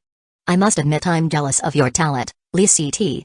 If I could compose something as moving as with you or for Alice, I wouldn't need to go through so much trouble pursuing Angela. She would take the initiative and throw herself into my arms. Miyabao kept talking non-stop as they walked. They left after the dinner, with only 1 day left before the wedding. It was not appropriate to stay overnight at Matsutake Castle, so they had to return to Long Taro Castle. To escape this one night, you could have easily chosen one of the noble young ladies to return with you to Long Taro Castle. I believe she would not have refused, Lee Vera said. Sorry, sister, I'm currently in a critical phase of my practice and I don't want to be disturbed by these messy things, Lee Ct replied as he undid the button at his collar. You, on the other hand, should be more mindful of seizing your own opportunities. Surely many noble young talents have come this time. You needn't worry about me, I have my own standards for choosing, she replied. Lee Ct shrugged noncommittally, which was just as well. He didn't fancy playing matchmaker. During his walk around Long Taro Castle, he found it bustling with countless servants scurrying back and forth, busily setting up for the wedding ceremony the day after tomorrow, a stark contrast to the quiet he encountered on previous visits. He didn't find the Earl, but he did find Levi's. Brother, father went to see grandfather. Do you know what they talked about? I saw that the court's servants and the internal affairs officials haven't left, he said. It's actually a misunderstanding. These servants and internal affairs officials are a wedding gift from the Grand Duke to the little princess. They will join Long Taro Castle to take care of the little princess's daily life and will be under the jurisdiction of Long Taro Castle's butler. Levi shook his head. The Grand Duke really is too indulgent with the little princess. Perhaps, was the reply. You should also get ready. You, me, really, and 3 other young nobles will form Miyabao's groomsmen. We'll need to participate in the rehearsal for the wedding tomorrow, so better rest early tonight. Do I need to wear some strange clothes? A formal suit is necessary, and you'll even need to wear a floral garland, did you know? But there's a part worth looking forward to. We'll have more interactions with a group of beautiful bridesmaids. Chapter 428. Teasing at the wedding the entire day. List hadn't enjoyed the pleasure of close contact with beautiful bridesmaids that Levi's had mentioned. He was like a marionette, manipulated by the internal affairs officials. I don't like being a groomsman, really, his cousin complained under his breath, dressed in a light gold suit, with a wreath of colorful flowers on his head and a round, fluffy, ruffled collar around his neck, looking out of place. Count me in,